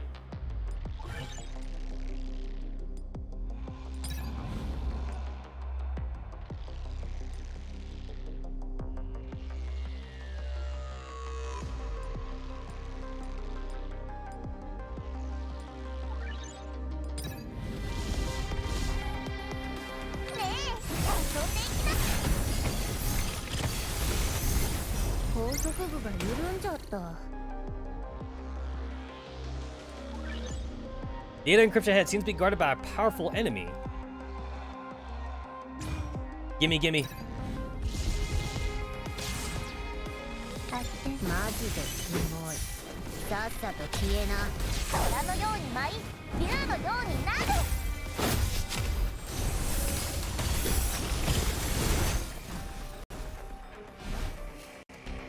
I think they're all dead. They already died. That was hella easy. That was hella easy.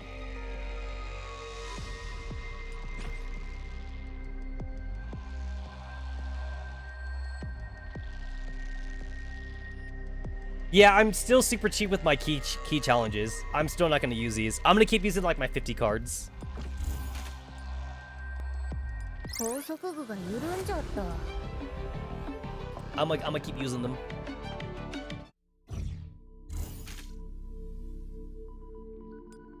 Huh, that was easier than like the previous one I did. For some reason, like this stage kicked my ass, but then like this stage was like really easy.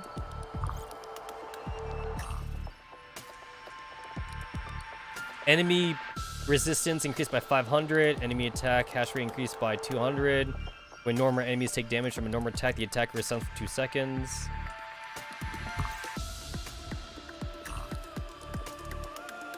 Ally ultimate skill recharge speed minus 20%, 220% for enemies.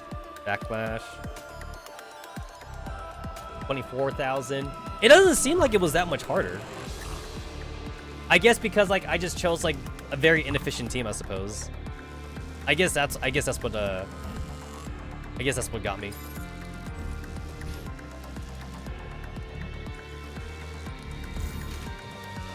Do I have enough like AI fragments to make one? Oh, I can't check anyway. I do have enough. Okay. I'm not hurting for fragments right now, so I can wait until like this is finished. I will wait.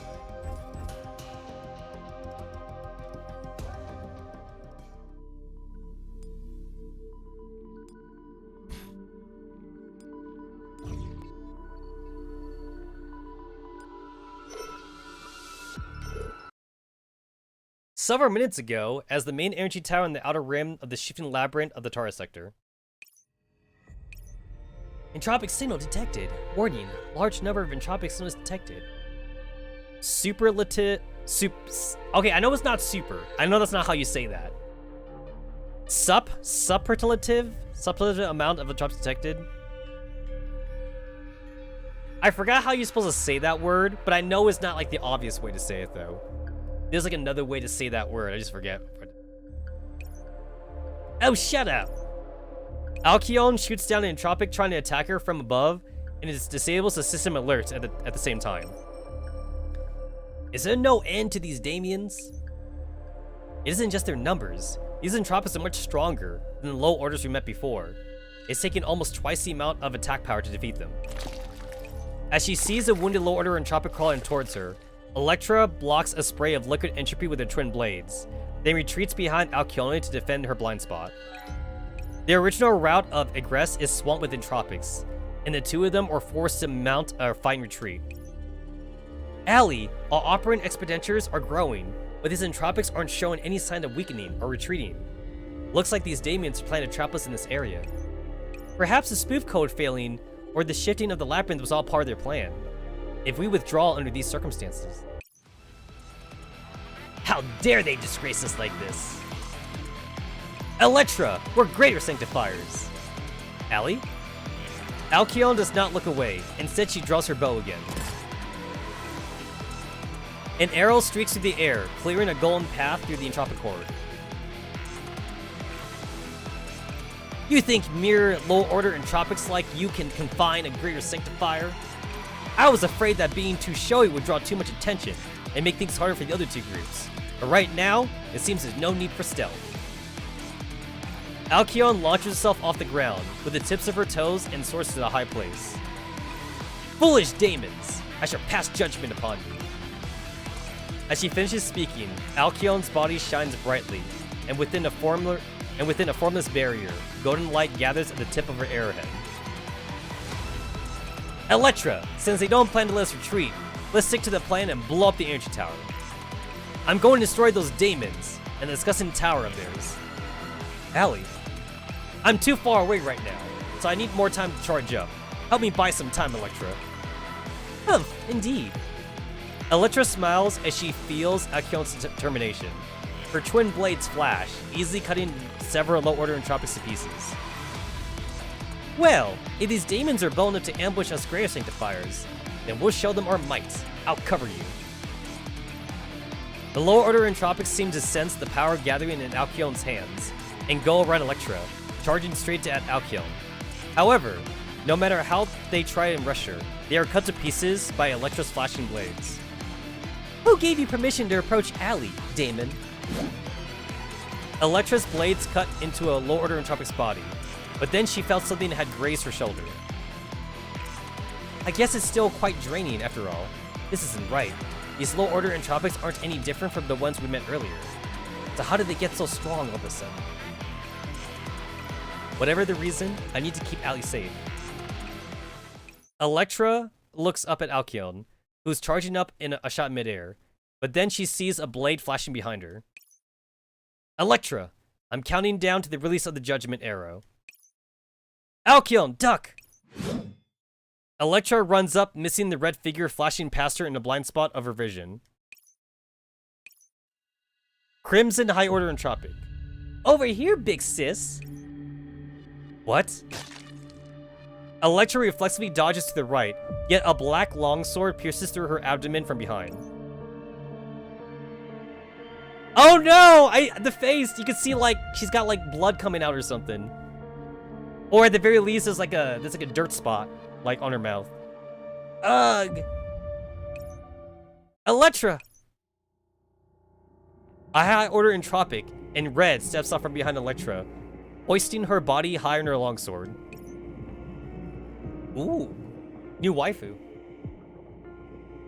I can fix her, guys. I can fix her. Yo, I'm about to change allegiances again.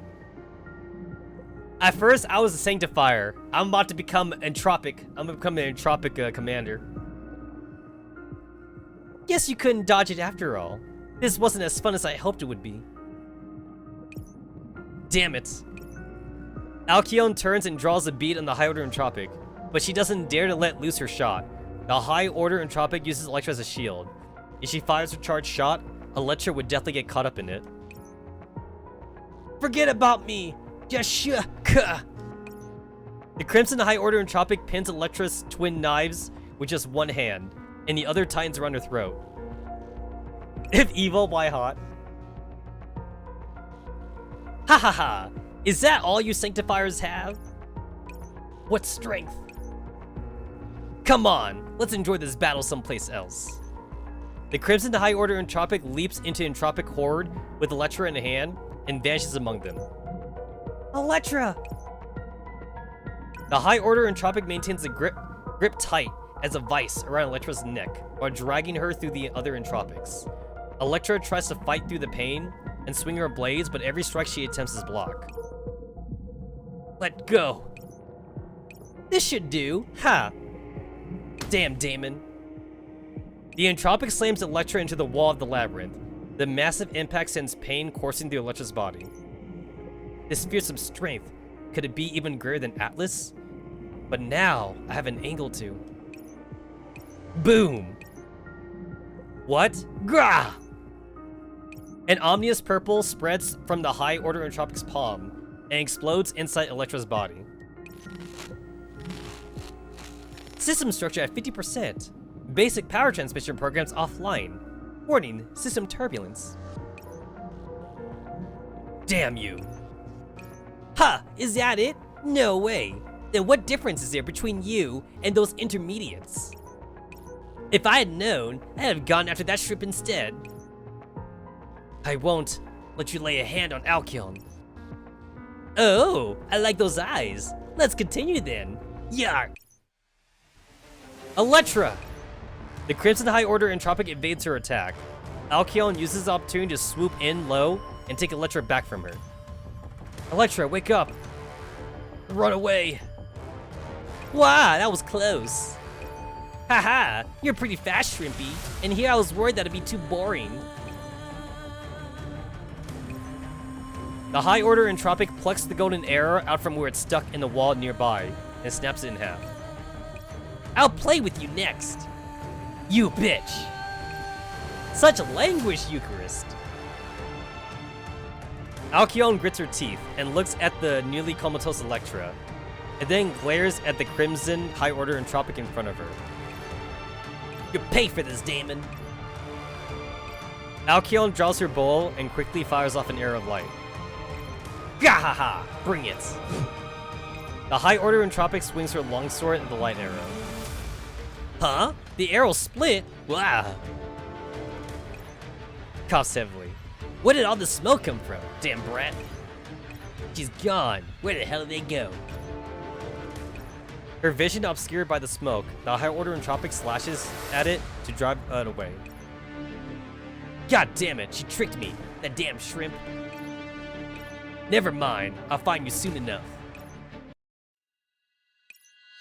A golden arrow streaks through the darkened sky of Tartarus. Alcyone puts her bow away and scoops Electra's heavily wounded body up in her little arms as she surveys her surroundings. They should be here soon. Electra? Electra, what happened to you? Fundamental structure damage. Lowered neural cloud stability. Damn it. The labyrinth's walls are high and impassable. In this unfamiliar terrain, Alcyone uses her instincts to sense a safe place, while slowly infusing golden operants into Electra's body. If only I had just fired with my arrow. No, wait. What was the high order Entropic even doing here? Was my judgment off? No, it can't be. We only detected low order Entropics back then. Or was it a trap from the start? Allie. Electra, you're awake! I'm okay. What do you mean you're okay? Your body, it's all my fault. I should have listened to you. I shouldn't have gone that far in. Allie, this isn't your fault. Neither of us could have expected that these daemons would be so cunning. But I should have sensed it. Everyone makes mistakes, just like I had to clean up after you in the past. And besides, this time we both messed up. So have some candy and relax. Coughs heavily. Electra, don't say anymore. I'll get you to the safe area soon.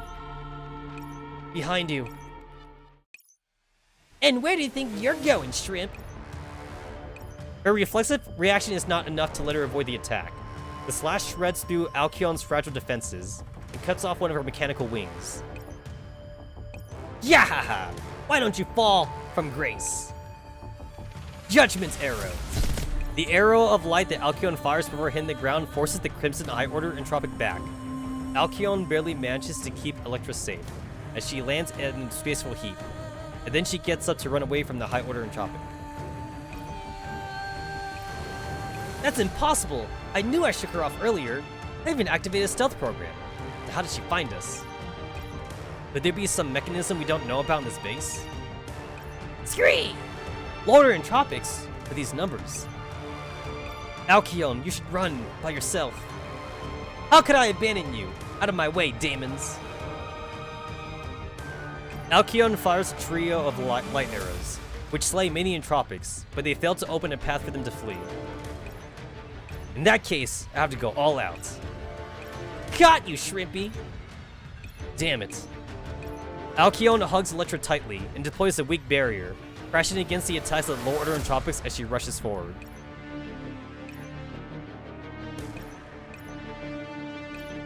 Judgment arrow! Alcyone fires another shot, but this arrow is dim. It barely manages to hold off a couple of Entropics. Why are there so many daemons here? Why am I, a greater sanctifier, having such a hard time with these low order Entropics? Oi oi! All gassed out already? Then stop running and fight me fair and square.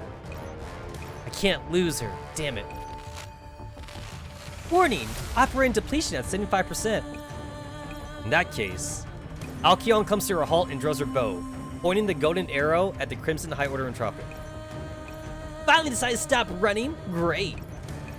At last, my favorite part, the slice and dice, the hack and slash. Come on, I'll let you get the first hit in. You're insane. Allie, let me do this. Electra grits her teeth and stands in front of Alcyone. Stop kidding around, your bodies are ready. I've rested enough. Let me take it from here. I, for one, have more combat experience than you. How could I let you?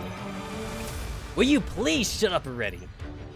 The High Order Entropic bellows as she charges the two of them, conjuring an arc of liquid entropy out of thin air with the swing of her longsword. Holy Blade of Severance! Huh? Before the High Order Entropic can react, a sword that's as large and sturdy as a wall hits her. Grah! The surrounding low order Entropics immediately surround her and form a cordon. Atlas! Tetsamaru! Come with me. I deploy a barrier and lead the two of them to retreat deeper into the labyrinth under Atlas's protection. Big damn heroes moment.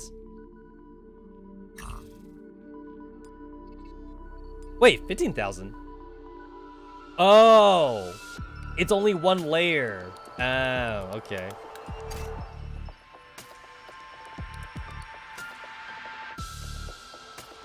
Hatsachiri, Nasita, Akilda. The fuck is this? This guy using Kluke, Lin, Eos, and the new bunny girl, Loli bitch, and he's missing one for some reason? That's weird.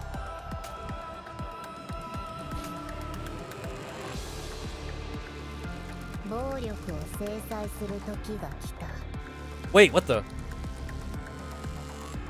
Oh, wait, this is I'm being forced to use these characters. No, wait, no, I'm not. Okay, wait, that makes sense. Wait a minute. But then, like, how did these people have, like, 5 then? Oh! Do I have to, like, get more characters later on? That probably makes sense. I gotta recruit more characters. Well,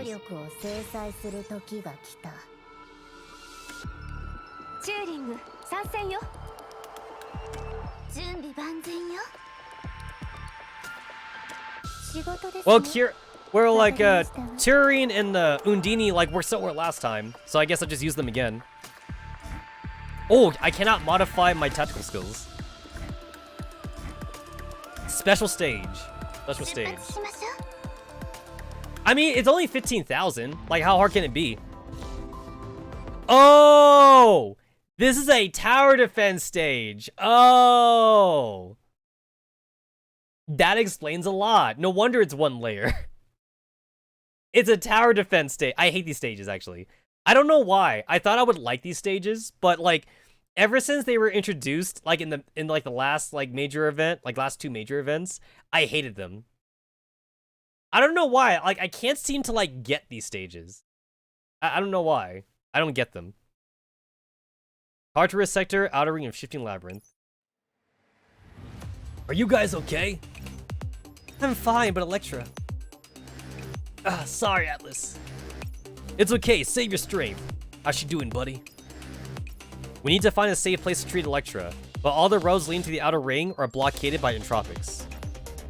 I look at the Rubius map and shake my head. Given our present circumstances, breaking through their encirclement intact would be a tall order.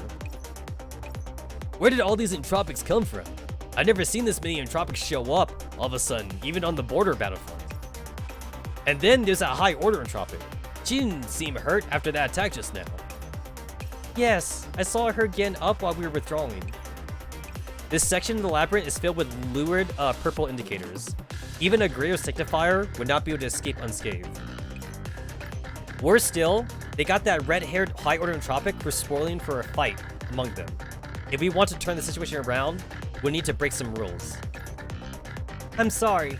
If I hadn't been so eager to destroy the main energy tower, we wouldn't have been trapped here. It's alright, Alkion. This isn't the time for blaming yourself. The main energy tower. That's right. If we can use the power from the main energy tower. I open my terminal and quickly scan through the recon data that Alkion sent over earlier. A reading that's over 5 times the amount of normal energy towers. It's this one. Looks like you thought of something, buddy. Comms are cut. Alkion, send up a signal arrow to tell Esphorus and Eos that we're breaking through the middle ring. Into the middle ring? But the Rubik's map says... According to the map data, this region does not currently contain a path that leads to the middle ring. But that's just what the map says. I point to the location of the main energy tower on the Rubik's map, enclosed by sturdy walls. What do we get rid of those walls? You mean to? Well done, buddy! We couldn't bust down those walls before, but it'll be a piece of cake with that energy tower. Atlas, we need to gather the tower's operants into one point. Leave it to me, buddy. I won't let a single Entropic near you guys. So relax and tweak the tower. I'll do it with you, Atlas. It was because of me that Electra. I need to protect Electra. Aha, alright then. We haven't worked together in a while. Atlas ruffles Alkion's hair, and Electra smiles weakly while leaning against Atlas. Right, let's head towards the main energy tower. Atlas and Alkion, you'll stop the Entropic advance. I'll adjust the tower's power supply. Electra will stay with me. Everyone, move out. Alright, so I didn't realize this was a fucking tower defense map. I'm just gonna stick with what I got, though. I will stick with what I have.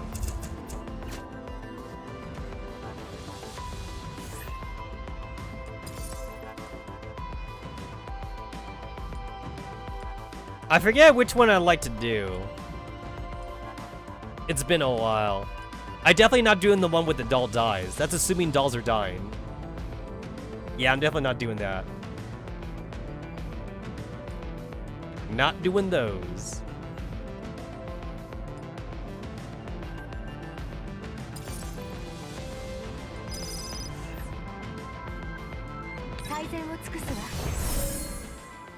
The first battle that I'll be commanding after entering Tartarus. Query the database and look for data relevant to the command modules. To defend this position against a nigh endless enemy force, I must find an appropriate position for stopping their advance. Anchor switch. With this tactical skill, I can put a squad member in a set position. But we cannot always predict the ever-changing battlefield. And in time of need, I need to use the skill again to move the set position. Use your tactical skills well to defend the position. Prepare for combat, everyone.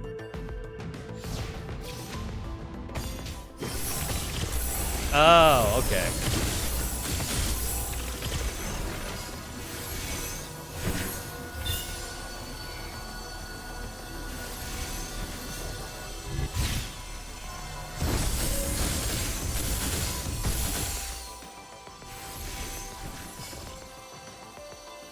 Alright, now they can move again, alright.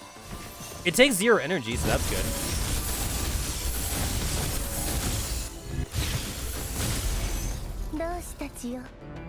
Oh my god, that's adorable!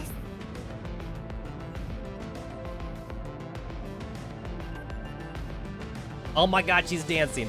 And like, even like the assistants like got a costume change too.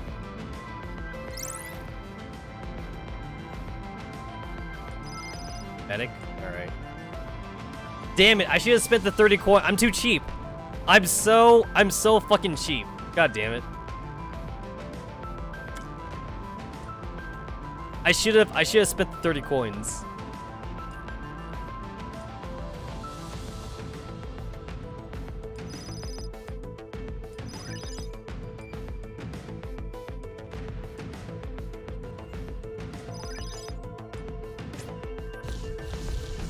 Alright, next time I'm spending the 30 coins. Next time I'm doing that.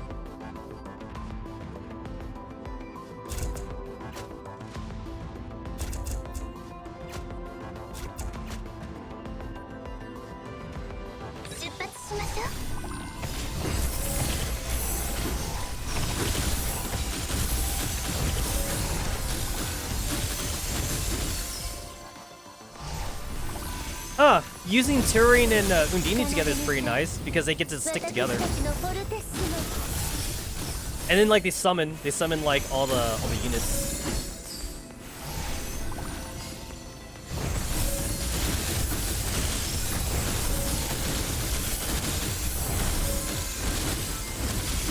Using Undine and Turing is kind of like I'm cheating. It's kind of like I'm having like extra units on the field. Alright, this time I'm spending the 30 coins.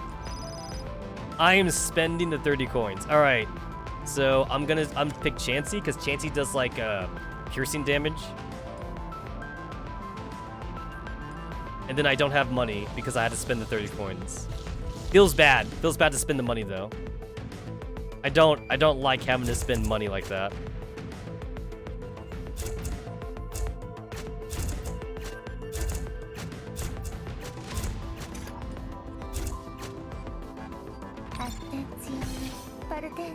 God damn it! There we go.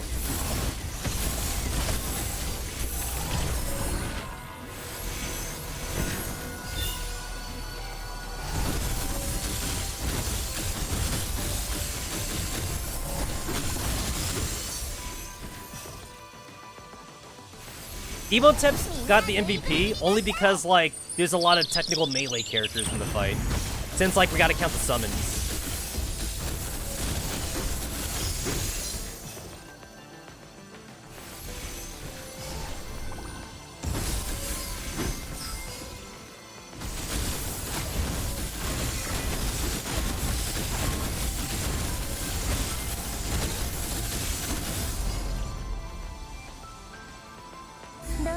Chansey is actually, like, not even doing any damage because, like, I told her to stay position on the tile, and, like, the enemies actually keep getting, like, blockaded by all the fucking summon units.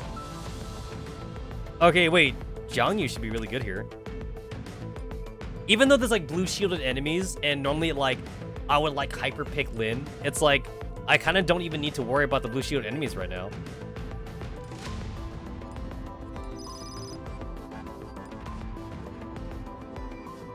When a doll dies, I don't think that includes the summon units. I don't think that does. I'm gonna pick it anyway, but I'm pretty sure it doesn't. And also, like, my base hasn't taken damage anyway.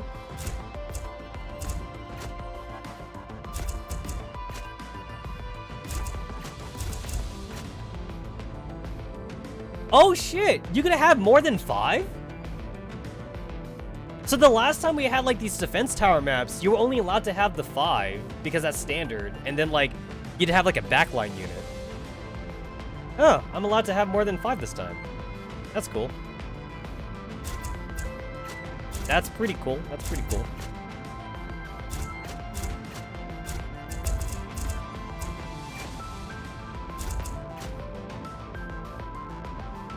I'm, like, looking at this, I'm like, oh shit, like, there's no backline. And, like, it just kind of, like, adds on or whatever. It would be really busted if summon death units count. Yeah, like, it says specifically doll. It says, like, when a doll dies. So, like, I'm assuming it doesn't count.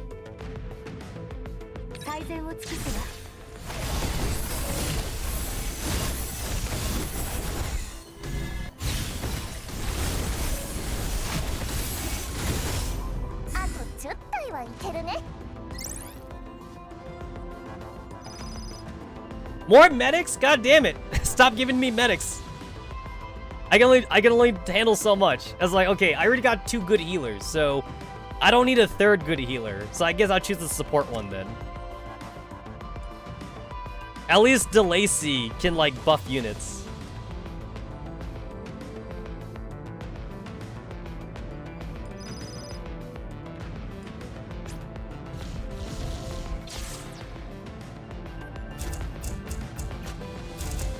I feel like I'm obligated to, like, keep Undini and, like, Tyrion together. It kind of feels like they should be together. Ah! There's the backline unit. Okay. So DeLacy... So it stops at 6 then. And then DeLacy's now, like, in the backline. So I can switch DeLacy for someone now. Which I feel like probably I will replace her then because I don't really need Florence's, like, mega heals. Florence has really good heals, but, like, I just don't think I need them right now.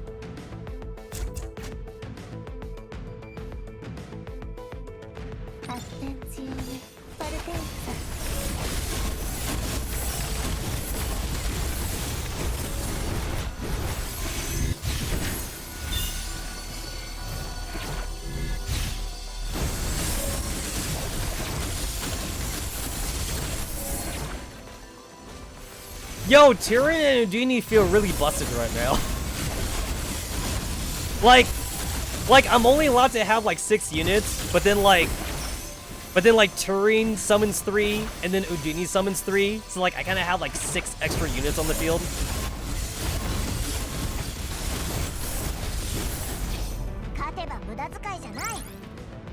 And then Jiangyu. Whenever Jiangyu summons unit 2, that's, like, even more. All I gotta do is put puzzle. I gotta put puzzle in the field. Oh, you're kidding me. This game loves giving me medics. Loves giving me medics. Please, enough with the medics.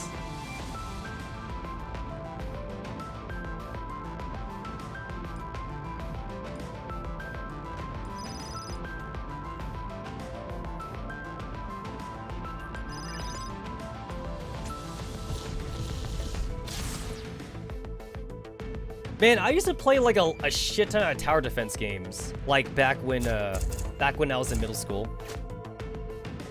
I used to play so many of those. Oh shit, this middle section is like blocked off.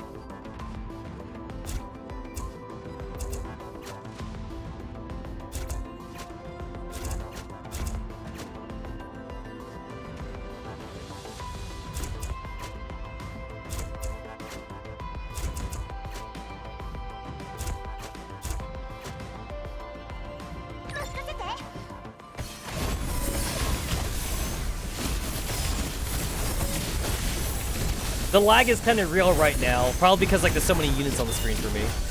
The lag feels so real.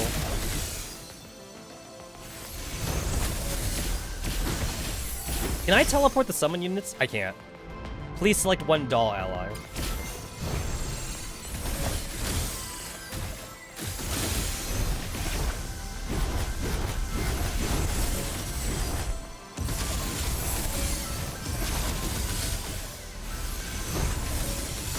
Emotep's got the MVP right now.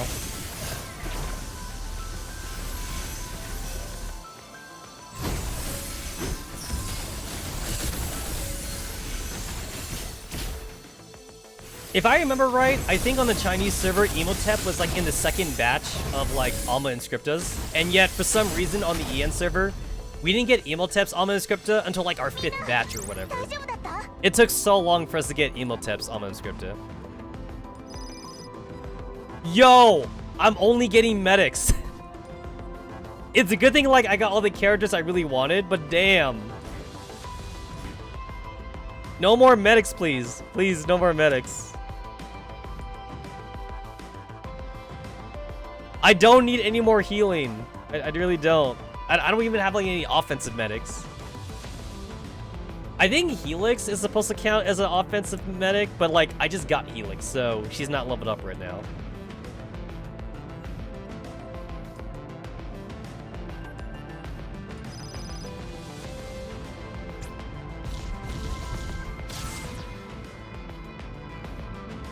I also want to give Clotho a try, but like I don't have Clotho still. Clotho's kind of interesting as a guard unit.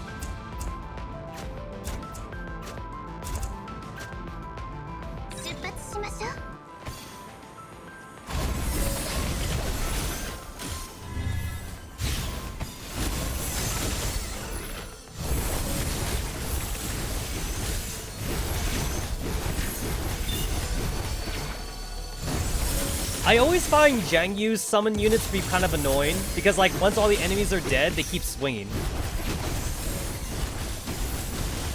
At least like Undini and Turin have like spark summons, like they actually kind of like walk around and do shit. Jiangyu's got like dumb summons. Like they stand in one place and they just kind of slash at nothing, and there's no enemies around.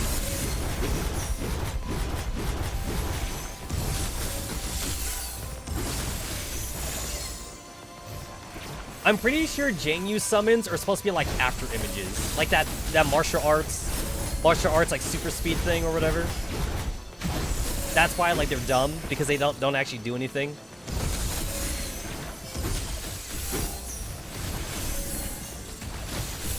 I've also found that like Jiangyu, like she doesn't work well with other melee units sometimes, because Jiangyu, if I get really lucky with summons, like Jiangyu ends up summoning too many units, and then like they like surround the boss unit, and then like my other melee units they can't hit the boss. So I tend to usually like stick with like having like ranged units with Jiangyu, because that way like Jiangyu can like surround the boss, and then like the ranged units can shoot the boss too.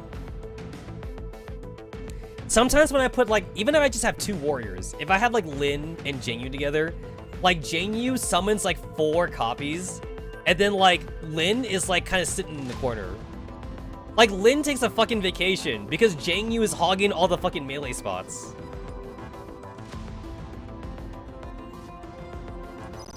Oh, finally like a guard. I mean, I don't need guards anymore. I don't need a guard anymore, but at least I can remove like one of my medics. I remove Persicaria then.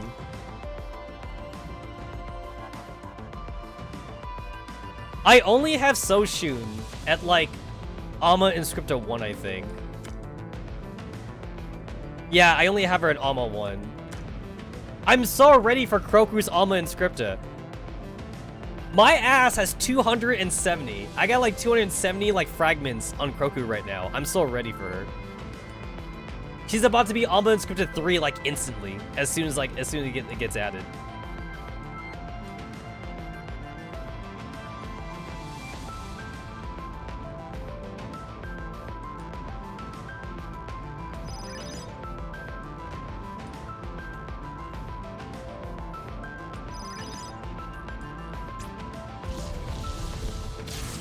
Alright, cool. Final stage. I don't really even need to, like, overthink this, honestly.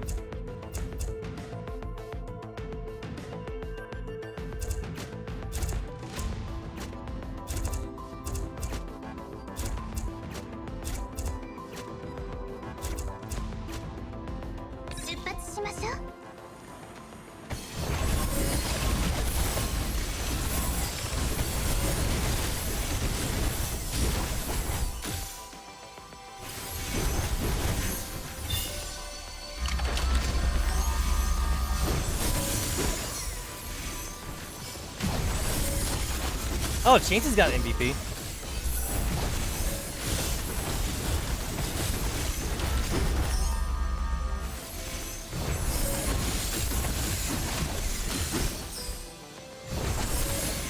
Broku's just here to have a good time. Broku's not doing much.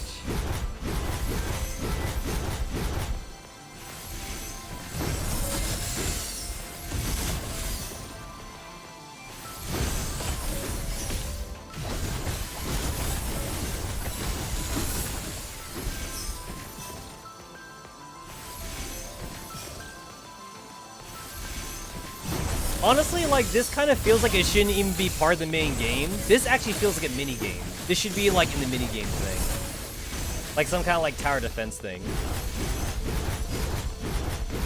I mean, like, I get what the devs were going for here, because, like, lore-wise, like, these kind of maps are meant to be, like, defense maps, but I don't know, this doesn't feel good. This doesn't feel good as a defense map.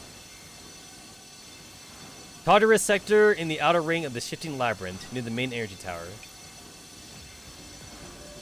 Oh my god, it's playing the fucking buff noise in the background. That's super annoying. It's still playing it. I'm just going to ignore it, I guess, but it's still playing the stupid sound. Hordes of densely packed low-order entropics are milling around in the base of the energy tower. A golden arrow parts the purple sea, and Atlas follows closely behind it, carving a path with his greatsword. It's so loud. Now, I've successfully connected the energy tower core, commencing decryption. A formless barrier envelopes Electra and me.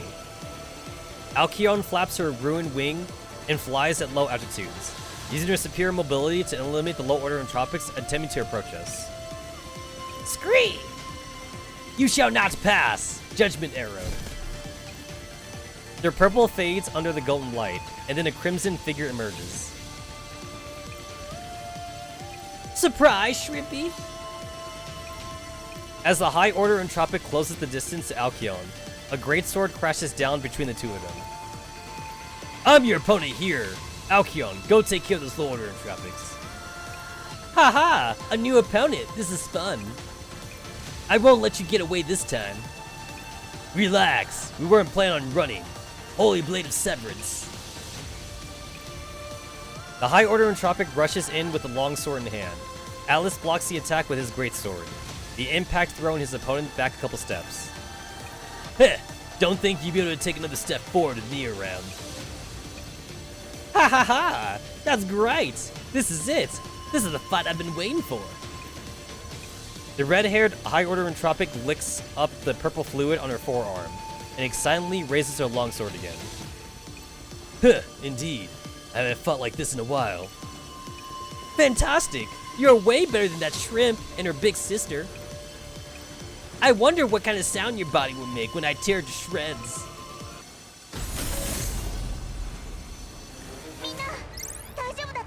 Oh, there. Wait, you mean the fight wasn't technically over? Oh, okay. Well, at least now, like, it's not playing no more.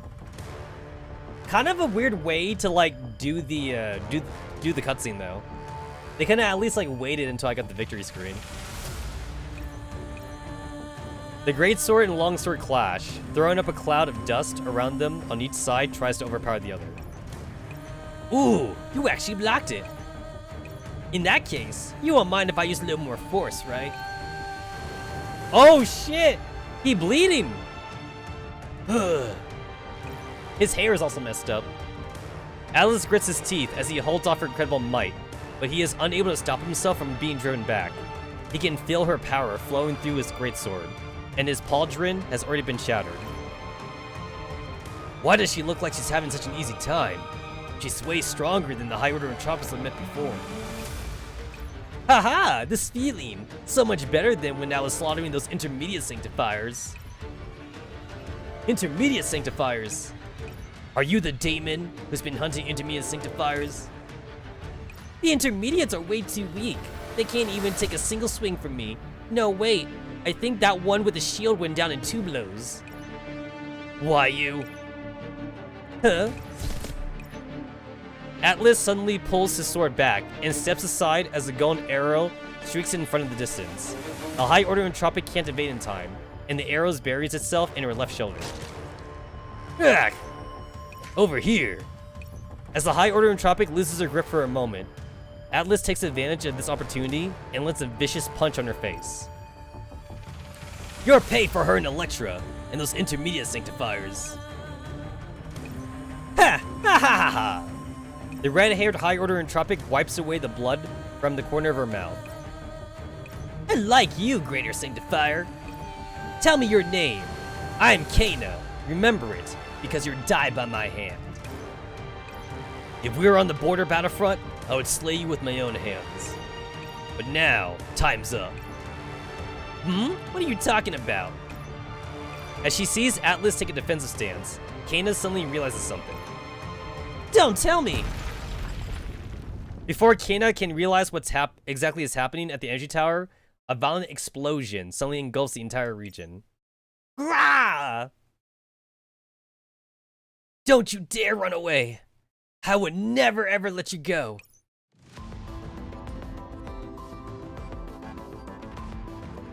Oh wow, 191? Damn.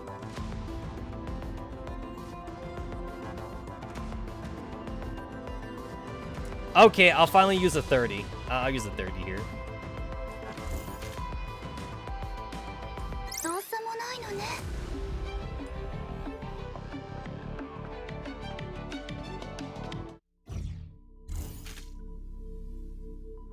Wait!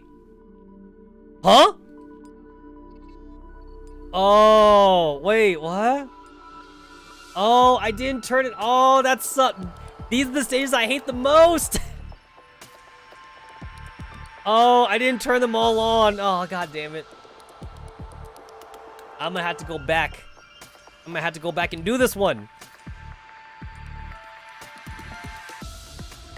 The one type of stage that, like, I really hate doing. I'd rather go back and do these ones. Oh, man. I will do that some other time. I was like, why did I only get 1 key? Oh, man. I thought I turned them on. I was like, why is this so easy? No wonder it was so easy. I didn't turn this shit on. God damn it. All right. I'll have to wait. I'll wait some other time then. I could just do that like for like a daily or something.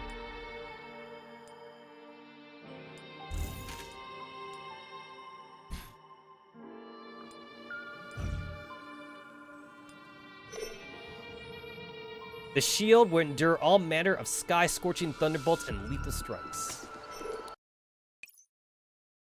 Tartarus Sector, in the depths of the Outer Ring.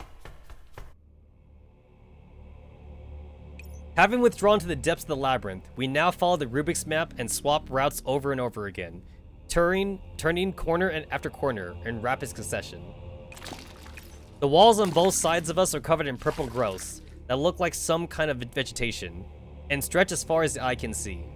The unidentifiable alien substance rippling slowly like the waves on the sea. Cold light shines through the depths of the material. There are rustling sounds like the chirping of chicks.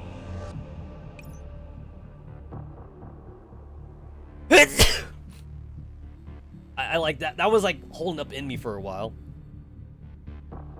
Watch your side. The great sword rises and cuts apart the dark purple tentacle just as I call it out.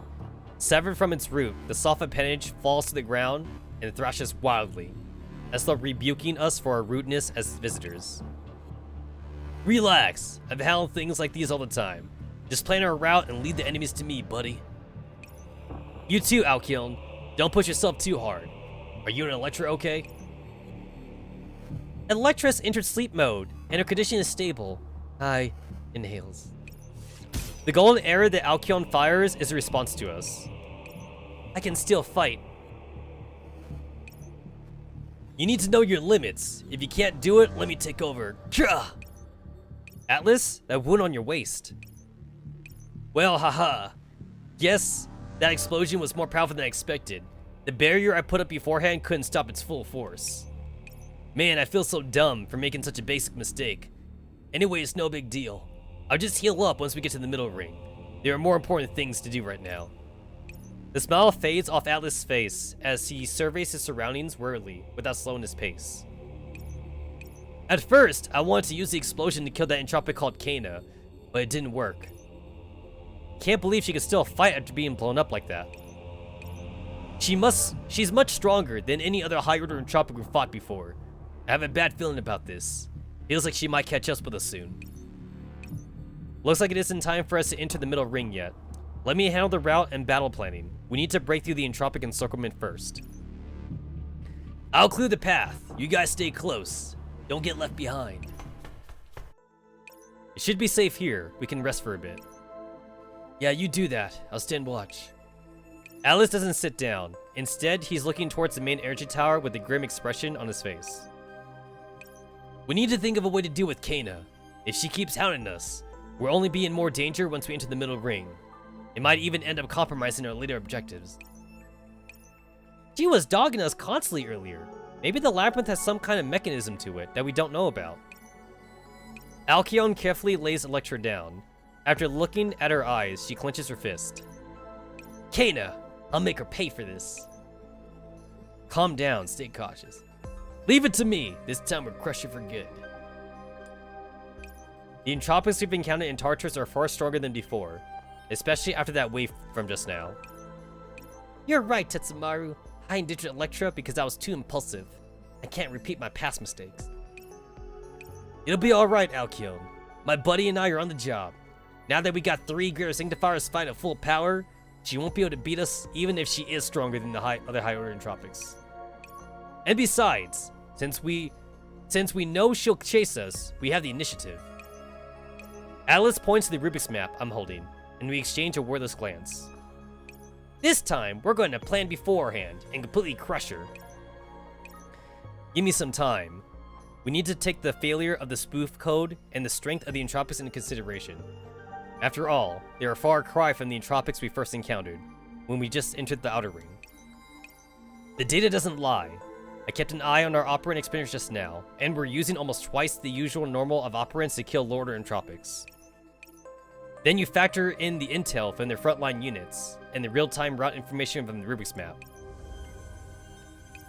The Rubik's map I'm holding works at high speed, feeding me visual data. This is it. There's a place not far ahead that's good for setting an ambush. I indicate a region on my display and rapidly concoct a plan. Currently, there are 2 ambush plans, both of which have roughly the same chance of success. The difference is the risk to us. Plan 1 shares this risk evenly, while Plan 2 puts more risk on Atlas, but keeps Alkion and Electra safer. Plan 2 it is. But I'm guessing that Plan 2, I can't protect Electra. Atlas pats Alkion's head. That's why I need you to do it, Alkion. Got it. After we finish our planning, we soon arrive at the designated area. Atlas and I scout the path ahead, while Alkion stays behind to check the plan and Electra's condition while occasionally feeding us info. Electra's body temperature is very high. Her neurocloud systems are restarting. We should be able to wake up soon. Haha, looks like we have 2 pieces of good news soon. Alkion. I'm about to tell Alkion to cool it. But Atlas pulls me aside and shakes his head. It's okay, leave Alcyon be. This is her way of calming down. We haven't picked up Kana approaching yet, so there's nothing for Alcyon to do now. She must be beating herself up now on how to Electra got hurt. You really know her well. You know her well too. Well, them, you've just forgotten. Alice pats my back. Let's continue clearing the path, buddy. It's here, right? That's right, the 4K will bait Kana towards our ambush point. However, we need to clear away the Entropics near the passageway. Roger that. Alice takes up Alcyon's bow with practiced movement, and after a brief adjustment, takes aim at the walls. There is a whoosh as arrows streak through the air, and by the time the sound fades, the slimy Entropics on the wall stop moving. The traps on the ground are clear. I also have a few surprises for Kana beside that. Explosive ones? Aha, you got it, buddy. Alcyon explosive arrows in a quiver, which can be command detonated with a coded order. Combine that with the remaining operants left on the wall, it should be more than damaging. We'll have to leave the detonation time to Alcyon then. Saying so, Atlas hands the bow and detonation codes to Alcyon. I see, good idea. You inspired me to do it, buddy. Atlas pats my shoulder, and glancing back at Alcyon, who's fussing over Electra's condition, he heads over to the designated location and takes a fighting stance. Well, preparations are complete. All that's left is for Kana to show up. Was I this familiar with their weapons before? Aha! Are you talking about using Alcyon's bow to leave Kana a surprise? Atlas strokes his chin, as though he's recalling distant memories. When I first started training Alcyon, she picked up things quickly, but she always forgot to manage her supply of consumables and maintain her weapon. So, it was often the case where she'd shoot and suddenly find her quiver empty. Of course, this still happens every now and then. So, you were in charge of Alcyon's gear and maintaining the past? I also did some coaching. I wasn't really in charge of it. I just helped checked on her when I got a little worried. What a surprise. Really? You did the same thing though. Me? You were really good with short swords, and even better with weapon schematics. If you don't believe me, you can check your database and see. Does that mean I was the one who mentored Electra? Aha, yep. We decided by rolling on it. Although I don't have these memories, I can't help but smile in response to Atlas's narration. After our idle chatter, Alcyon doesn't seem as anxious as before. He's fully ready for battle. Just then, a wave of bright red alerts fill our vision before slowly fading away. Careful, she's coming.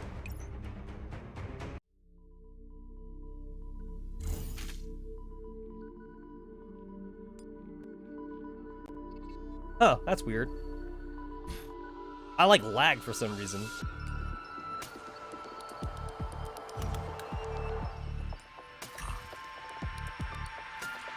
Oh. I see another chess piece. Chess piece? Yep, okay. This one does not have a challenge set though.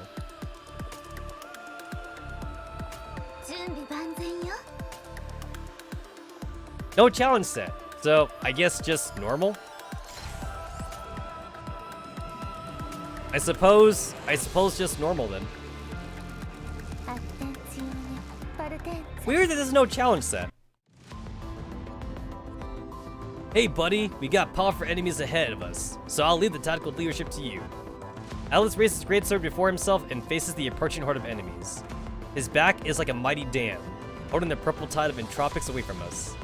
I am Atlas, and I pledge upon my sacred blade that you will not approach my comrades. Guardian Sanctuary gain an additional support chance after each battle.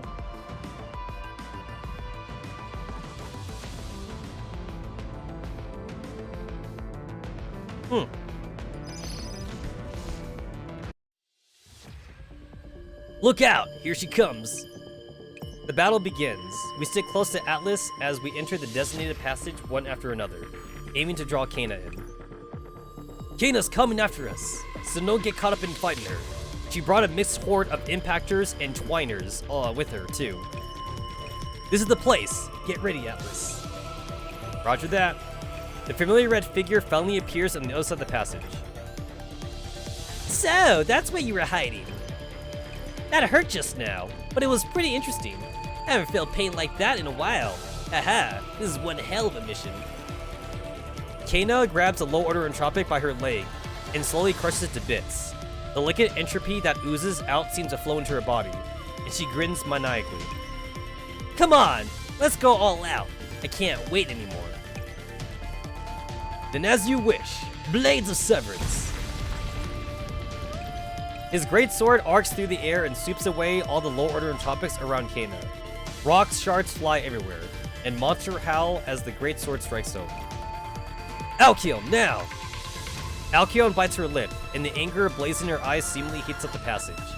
The girl clenches her fist savagely, and the surprise that Atlas hit in the wall earlier detonates in response. The explosion blends with the sound of shifting of the great walls. The noise echoes throughout the depths of the passage, in Kana's throat. Ugh! Why you? Alkion, on to the next location. Atlas picks up Electra and pats Alkion on the back. Feel better now? Yeah, thanks, Atlas. Aw, that's so cute, so adorable. I guess just one on each side then.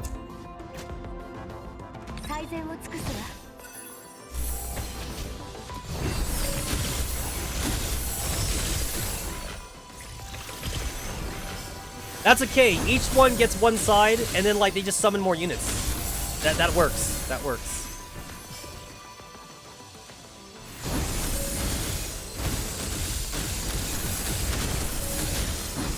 That'll do, that'll do. Oh wow, Tyrion got MVP this time. 300 seconds till the next wave of Entropic reaches the battlefield. Buddy, I'll buy you guys some extra time. If you got any plans in mind, just go ahead and carry them out. A stand-up fight is very disadvantaged for the outnumbered side. Atlas is trying to make space for us. Build obstacles and fight for favorable ground. Allies gain a stack upon taking damage. After using ultimate skill, allies gain attack speed. Take that one.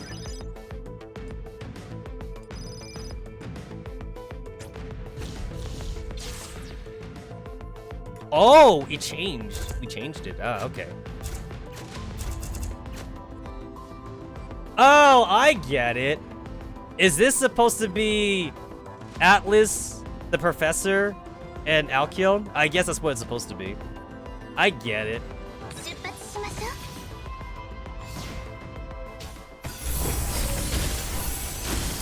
I get it. I get it.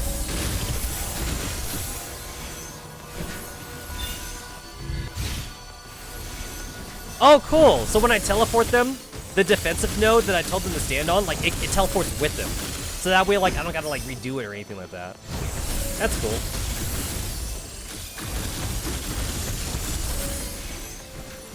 This kind of stage feels like it was definitely made for, like, Tyrion and Gune. Just send in the armies. The Entropic offensive is vicious, but the key target hasn't arrived yet.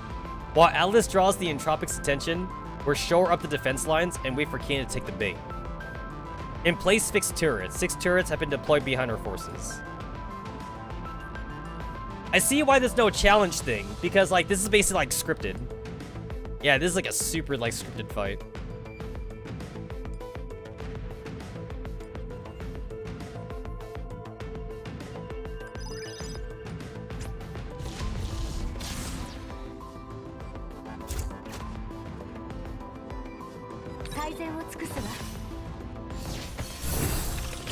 Holy crap. These lasers seem kind of overkill.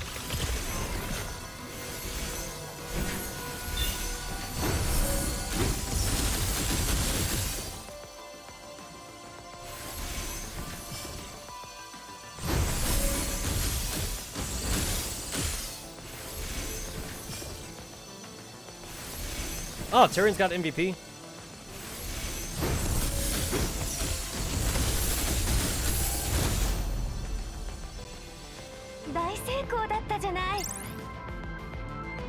The Entropic offensive is vicious, but the key target hasn't arrived yet. Alright, set traps again.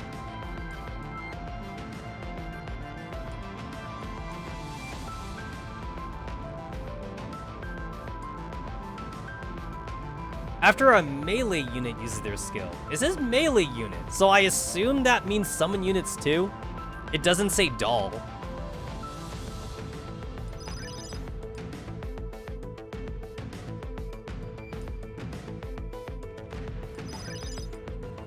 I mean, like, I didn't get it, but I assume that's how that works.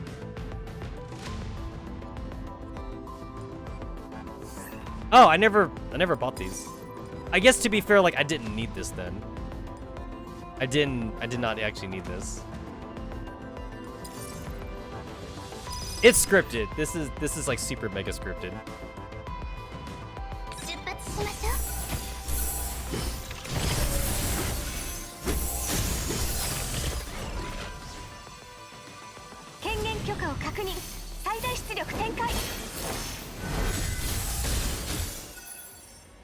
I was doing 0 damage to her. So yeah, the scriptness. We reach the ambush point. Kana is still distracted by the explosions. Is everyone ready? Yep, I've started the spoof code again. Once Kana enters the kill box, you and I will pincer her from front and back, while Alkion charges up a shot to finish her off. Just as he finishes speaking, Kana calmly strolls into the area. The strange way she's walking makes my neurocloud system freeze up briefly.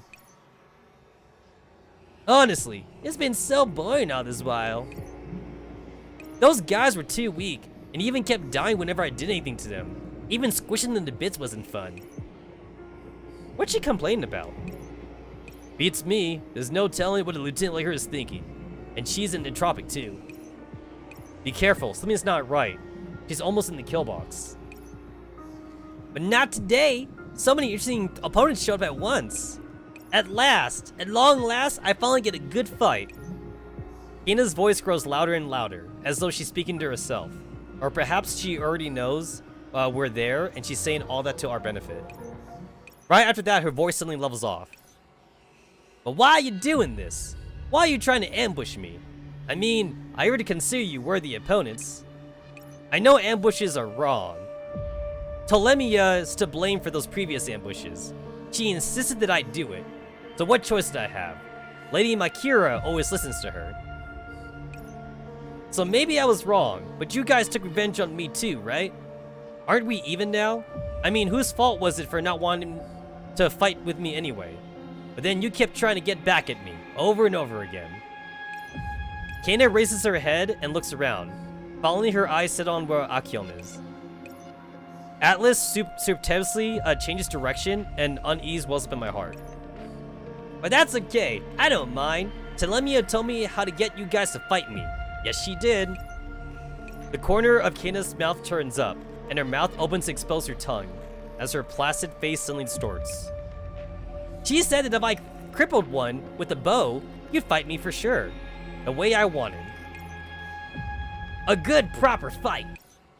Crap, our cover's blown.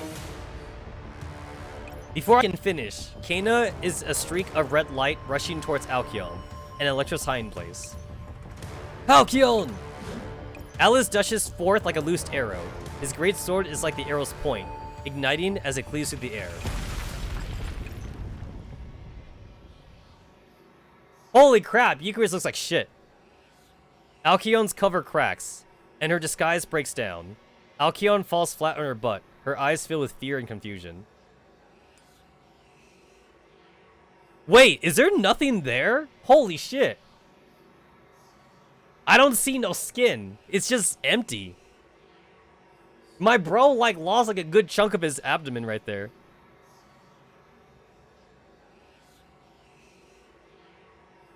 Yo, that makes me feel bad for Eucharist. But how?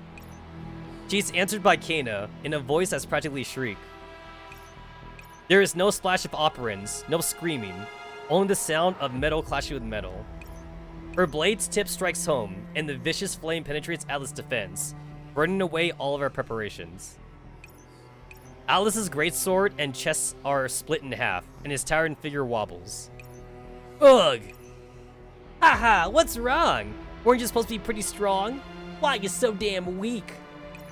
Atlas' wounding was so sudden that several seconds passed in silence before Akiran came to her senses.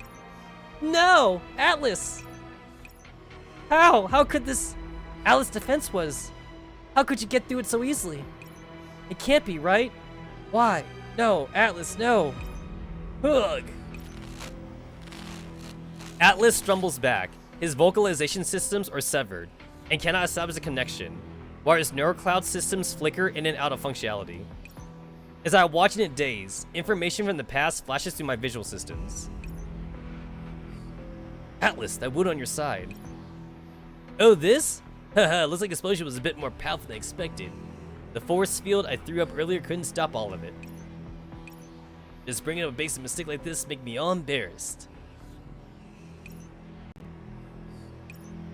Flashbacks. I see.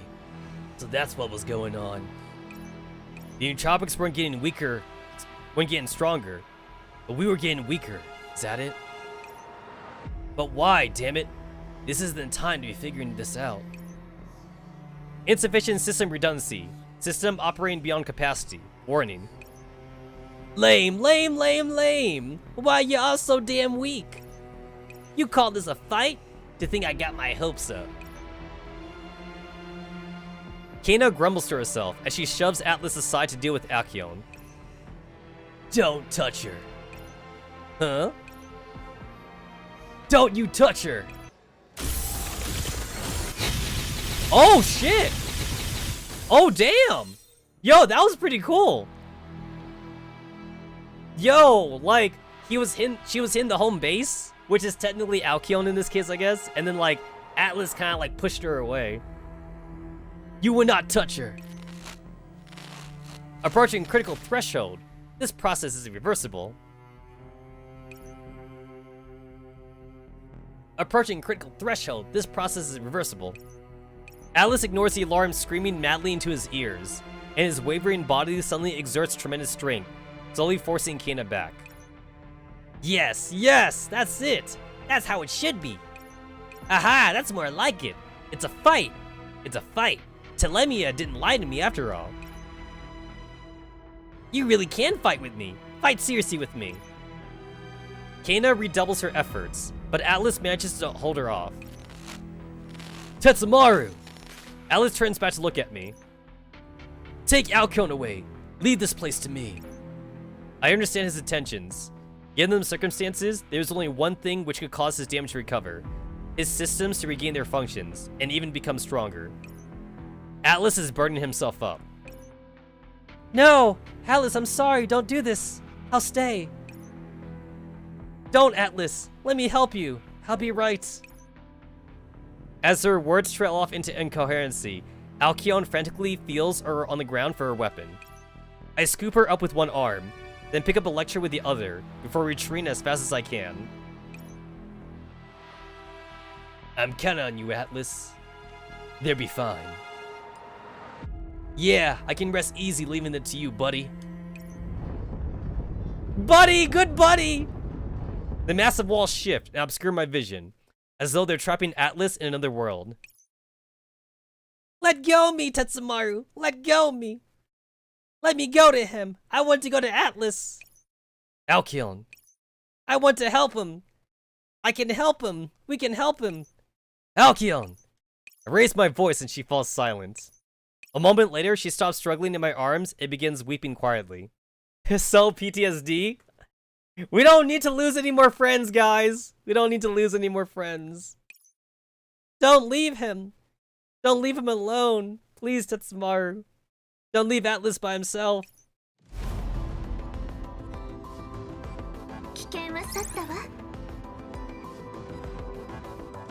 Oh shit! Farewell, Atlas. Oh no. Oh no, he's gone. Guardian Sanctuary has vanished.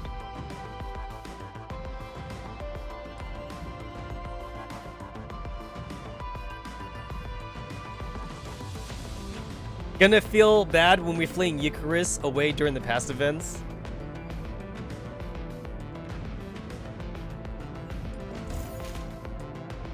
同志たちよ、この栄誉を祝うのです。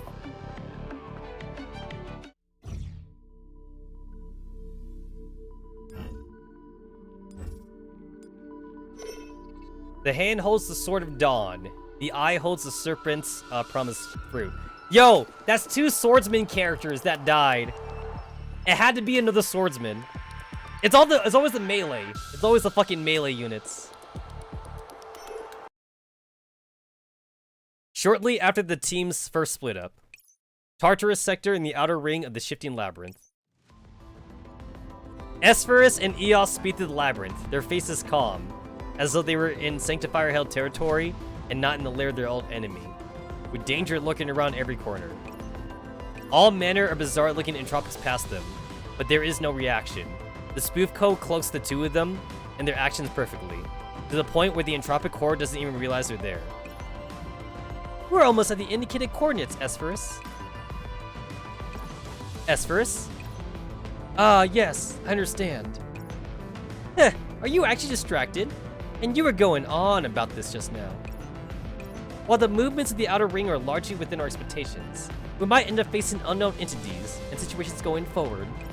Stay alert, Esphorus. Did I get the tone right? I even tried to replicate the pauses in your speech. Oh, you. It's only because I know you're here that I'm relaxed enough to consider other things. Then you turn around and tease me instead. Heh, well, I don't see you like that often. After all, actually, I did a little asking around what everyone else thinks about you. Most people praise you in various ways, but one person was a little different. Eol seems to be recalling something, because she covers her mouth and smiles before clearing her throat. Ahem. Yes, indeed. Well done. So that's how it is. Understood. Relax. I will. Don't worry. Esphorus uses much such phrases, but there was hardly any change in his tonal inflection, which indicates he doesn't spend much time on verbal showmanship. That makes him quite a reliable leader. Tetsamaru has always analyzed questions in a special way. He is quite special to everyone. Whenever everyone else complained about how unapproachable you were, Tetsamaru was always the one who smoothed things over. Please stop taking shots at me. I do have to take responsibility for the sanctifiers under my command. In a rare display, Esphorus sighs. Even if the operation isn't particularly risky in itself, I still need to put on a show of carefulness and formality so they would carry out their task properly. Then pray tell, what was our careful and formal Lord Esphorus contemplating just now? To the point of distraction even. I was thinking about the holy relic.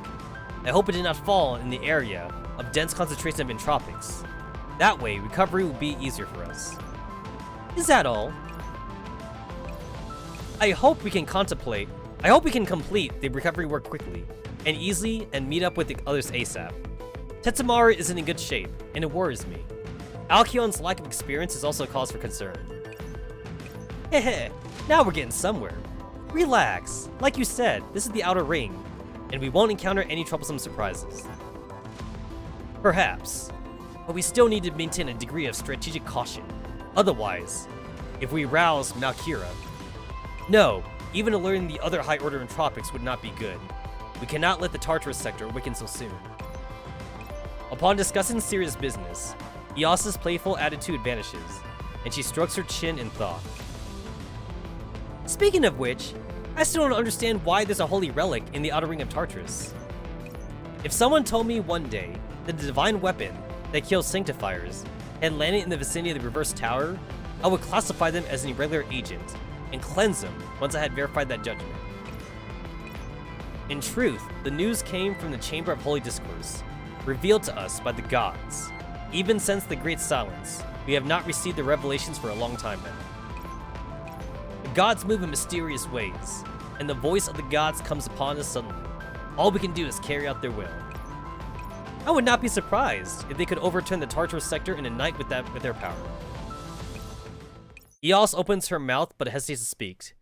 Then she shakes her head before closing her eyes and putting her hands together in front of her chest. May the gods forgive my ignorant foolery and shallow doubts. There is no telling whether it was coincidental or deliberate, but the moment Eos finishes speaking, the memory block within Esphorus that is reserved for storing divine pronouncement activates. A section of code that is dramatically different from the previous command suddenly pops out, like a young beast that has scented prey, or like a traveler that heard a call. What's wrong? The guidance of the pronouncements is clarifying itself. We must make haste.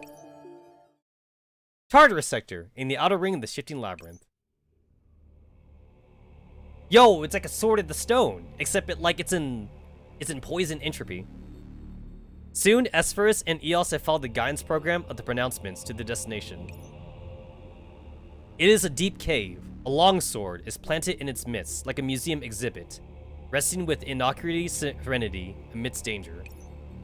The long sword's surface is smeared by mud, looking at once like binding chains, and a pray for offering.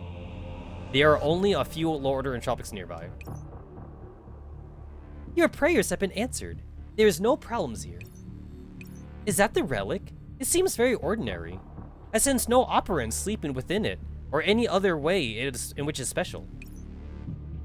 It matches the news conveyed from the revelations. There is no mistake. Esphorus nods to Eos and approaches the longsword. Scream!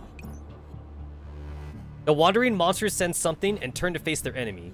Eos does not immediately strike them down. Instead, she places her finger over her lips, as though to ask a favor of them. Shh. Don't make too much noise, okay? Would you please leave for now? We need some time alone. Scream! The utterly incompatible and alien entities accept Eos' suggestion, and nonchalantly departs. What good kids they are. Your domination programs are quite elegant. Would you explain them to me? A crisp, clear voice fills their ears, and the response is a pair of swift attacks. There is a sensation of a solid hit. The source of the voice crumbles, but Eos and Esphorus stay on their guard. Hey, it's Telemia! Unlike the rest of the repulsive entropic creations, a figure, wealth in a pleasant pale blue light emerges from the shadows in another direction, proudly revealing itself to the two of them. We also have a jellyfish waifu in Nikkei as well. Oh my, is this how greater sanctifiers greet people? How boorish. Do you act this way when visiting other sectors? Of course not. Treating different entities in different ways is a sign of a functional IFF system. We are not entropics who devour everything without distinction. Then what motivates you to act? Your superior orders? But then, the two of you are not pinnacles of the sanctifiers, are you not? You know who we are. Heh, I even know you would come here. Dispense with your pointless bluffs. If you knew who we were and our objective, then you would have greeted us with the full force of the Tartarus sector. Or are you saying that Malkira is proud enough to believe a single high-order entropic can stop us? The newcomer shakes her head and curtsies. High-order entropic is such an impersonal form of address. Allow me to introduce myself. I am Telemia. Tartarus has no intention of stopping you. Rather, I bring well-intentioned advice. Well-intentioned advice? If this is a joke, it is hardly amusing.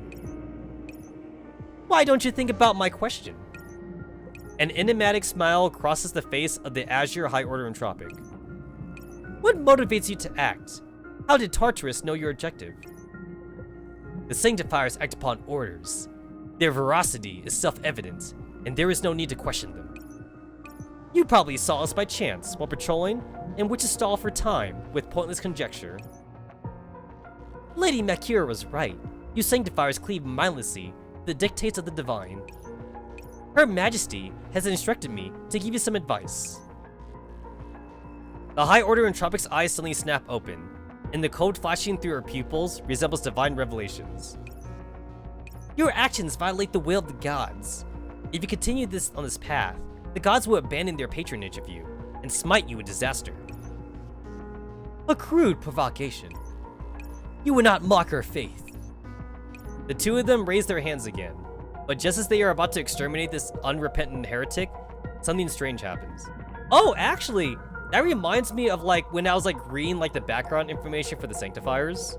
So like when they first made the Sanctifier program, they just made it like very robotically. Like, you know, it's a program that just like deletes shit or like deletes viruses and whatever like that. And then that didn't work when the viruses got smarter. So then they went to AI. But the AI was still kind of dumb though. The AI just followed orders directly. So like the AI, like when the programmer told the AI to like go and like delete viruses, it did so. But then like it did so like very badly, or it did so by like taking out like the entire area of data around it or something. So it was like too dumb or something. And then they also tried to like make the AI smarter, but then like when they made it too smart, like it kind of like questioned like the programmer's like ideas or something like that. Like it just didn't work out either. So the reason why the Sanctifiers are like very religious is because they were programmed to be religious. So the Sanctifiers, they act like the programmers are like gods basically, and they do it with like such high praise or whatever. But then like they're not dumb either though. So they do think about what they're doing, but like they think about it from like religious aspect, and that seemed to work out. So they stuck with the whole like religious aspect for the Sanctifiers. That's what I remember as how the Sanctifiers got created.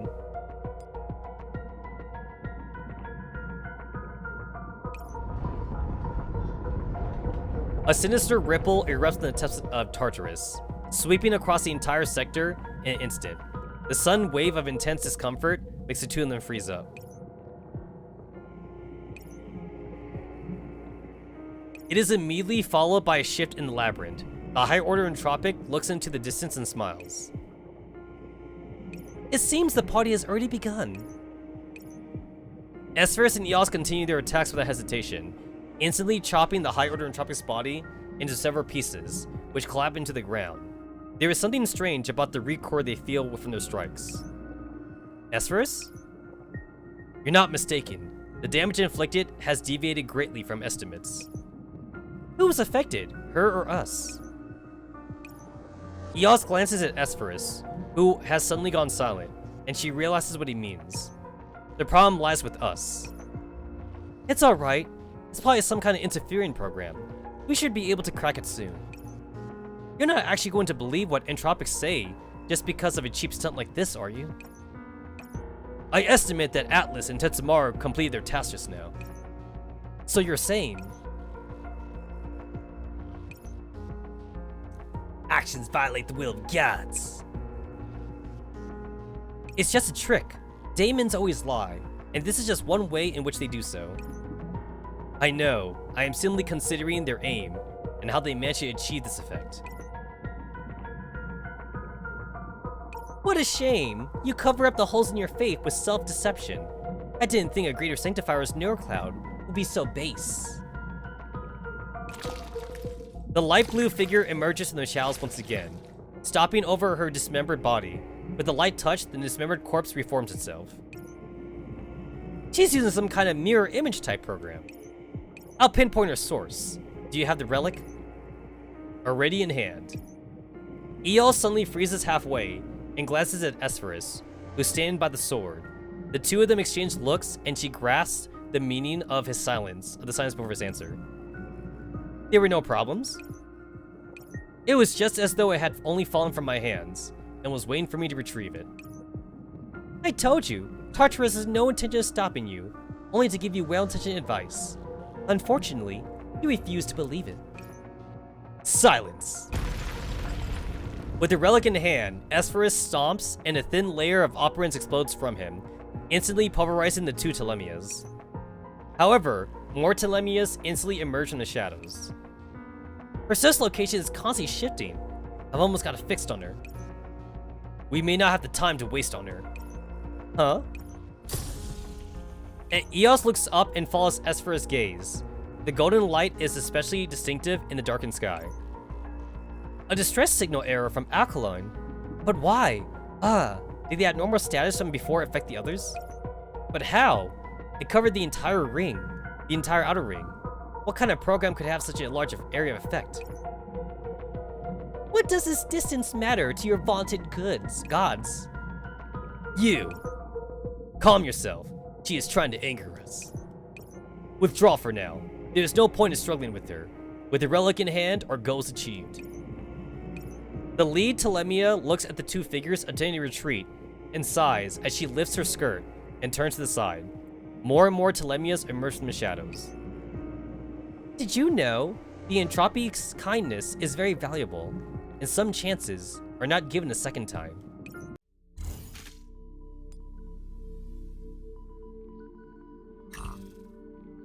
Oh, that's a different icon.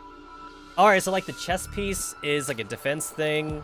The two swords is like a regular like stage thingy. This one's got like multiple swords on it.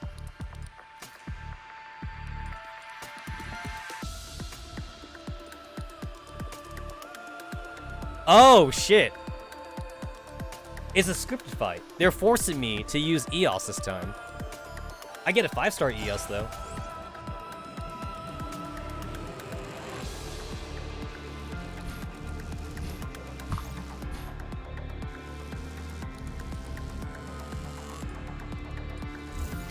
Unfortunately, I will have to wait until the next stream because I have been streaming for 8 hours. I've been streaming for 8 hours and I got work. This afternoon, so it is time for me to sign out and get something to eat. So I see y'all bitches for the next stream as I finish off the events, and then after that we'll go back to Final Fantasy VII Rebirth. So it's been long enough. I'm hungry. So see y'all bitches later. Bye.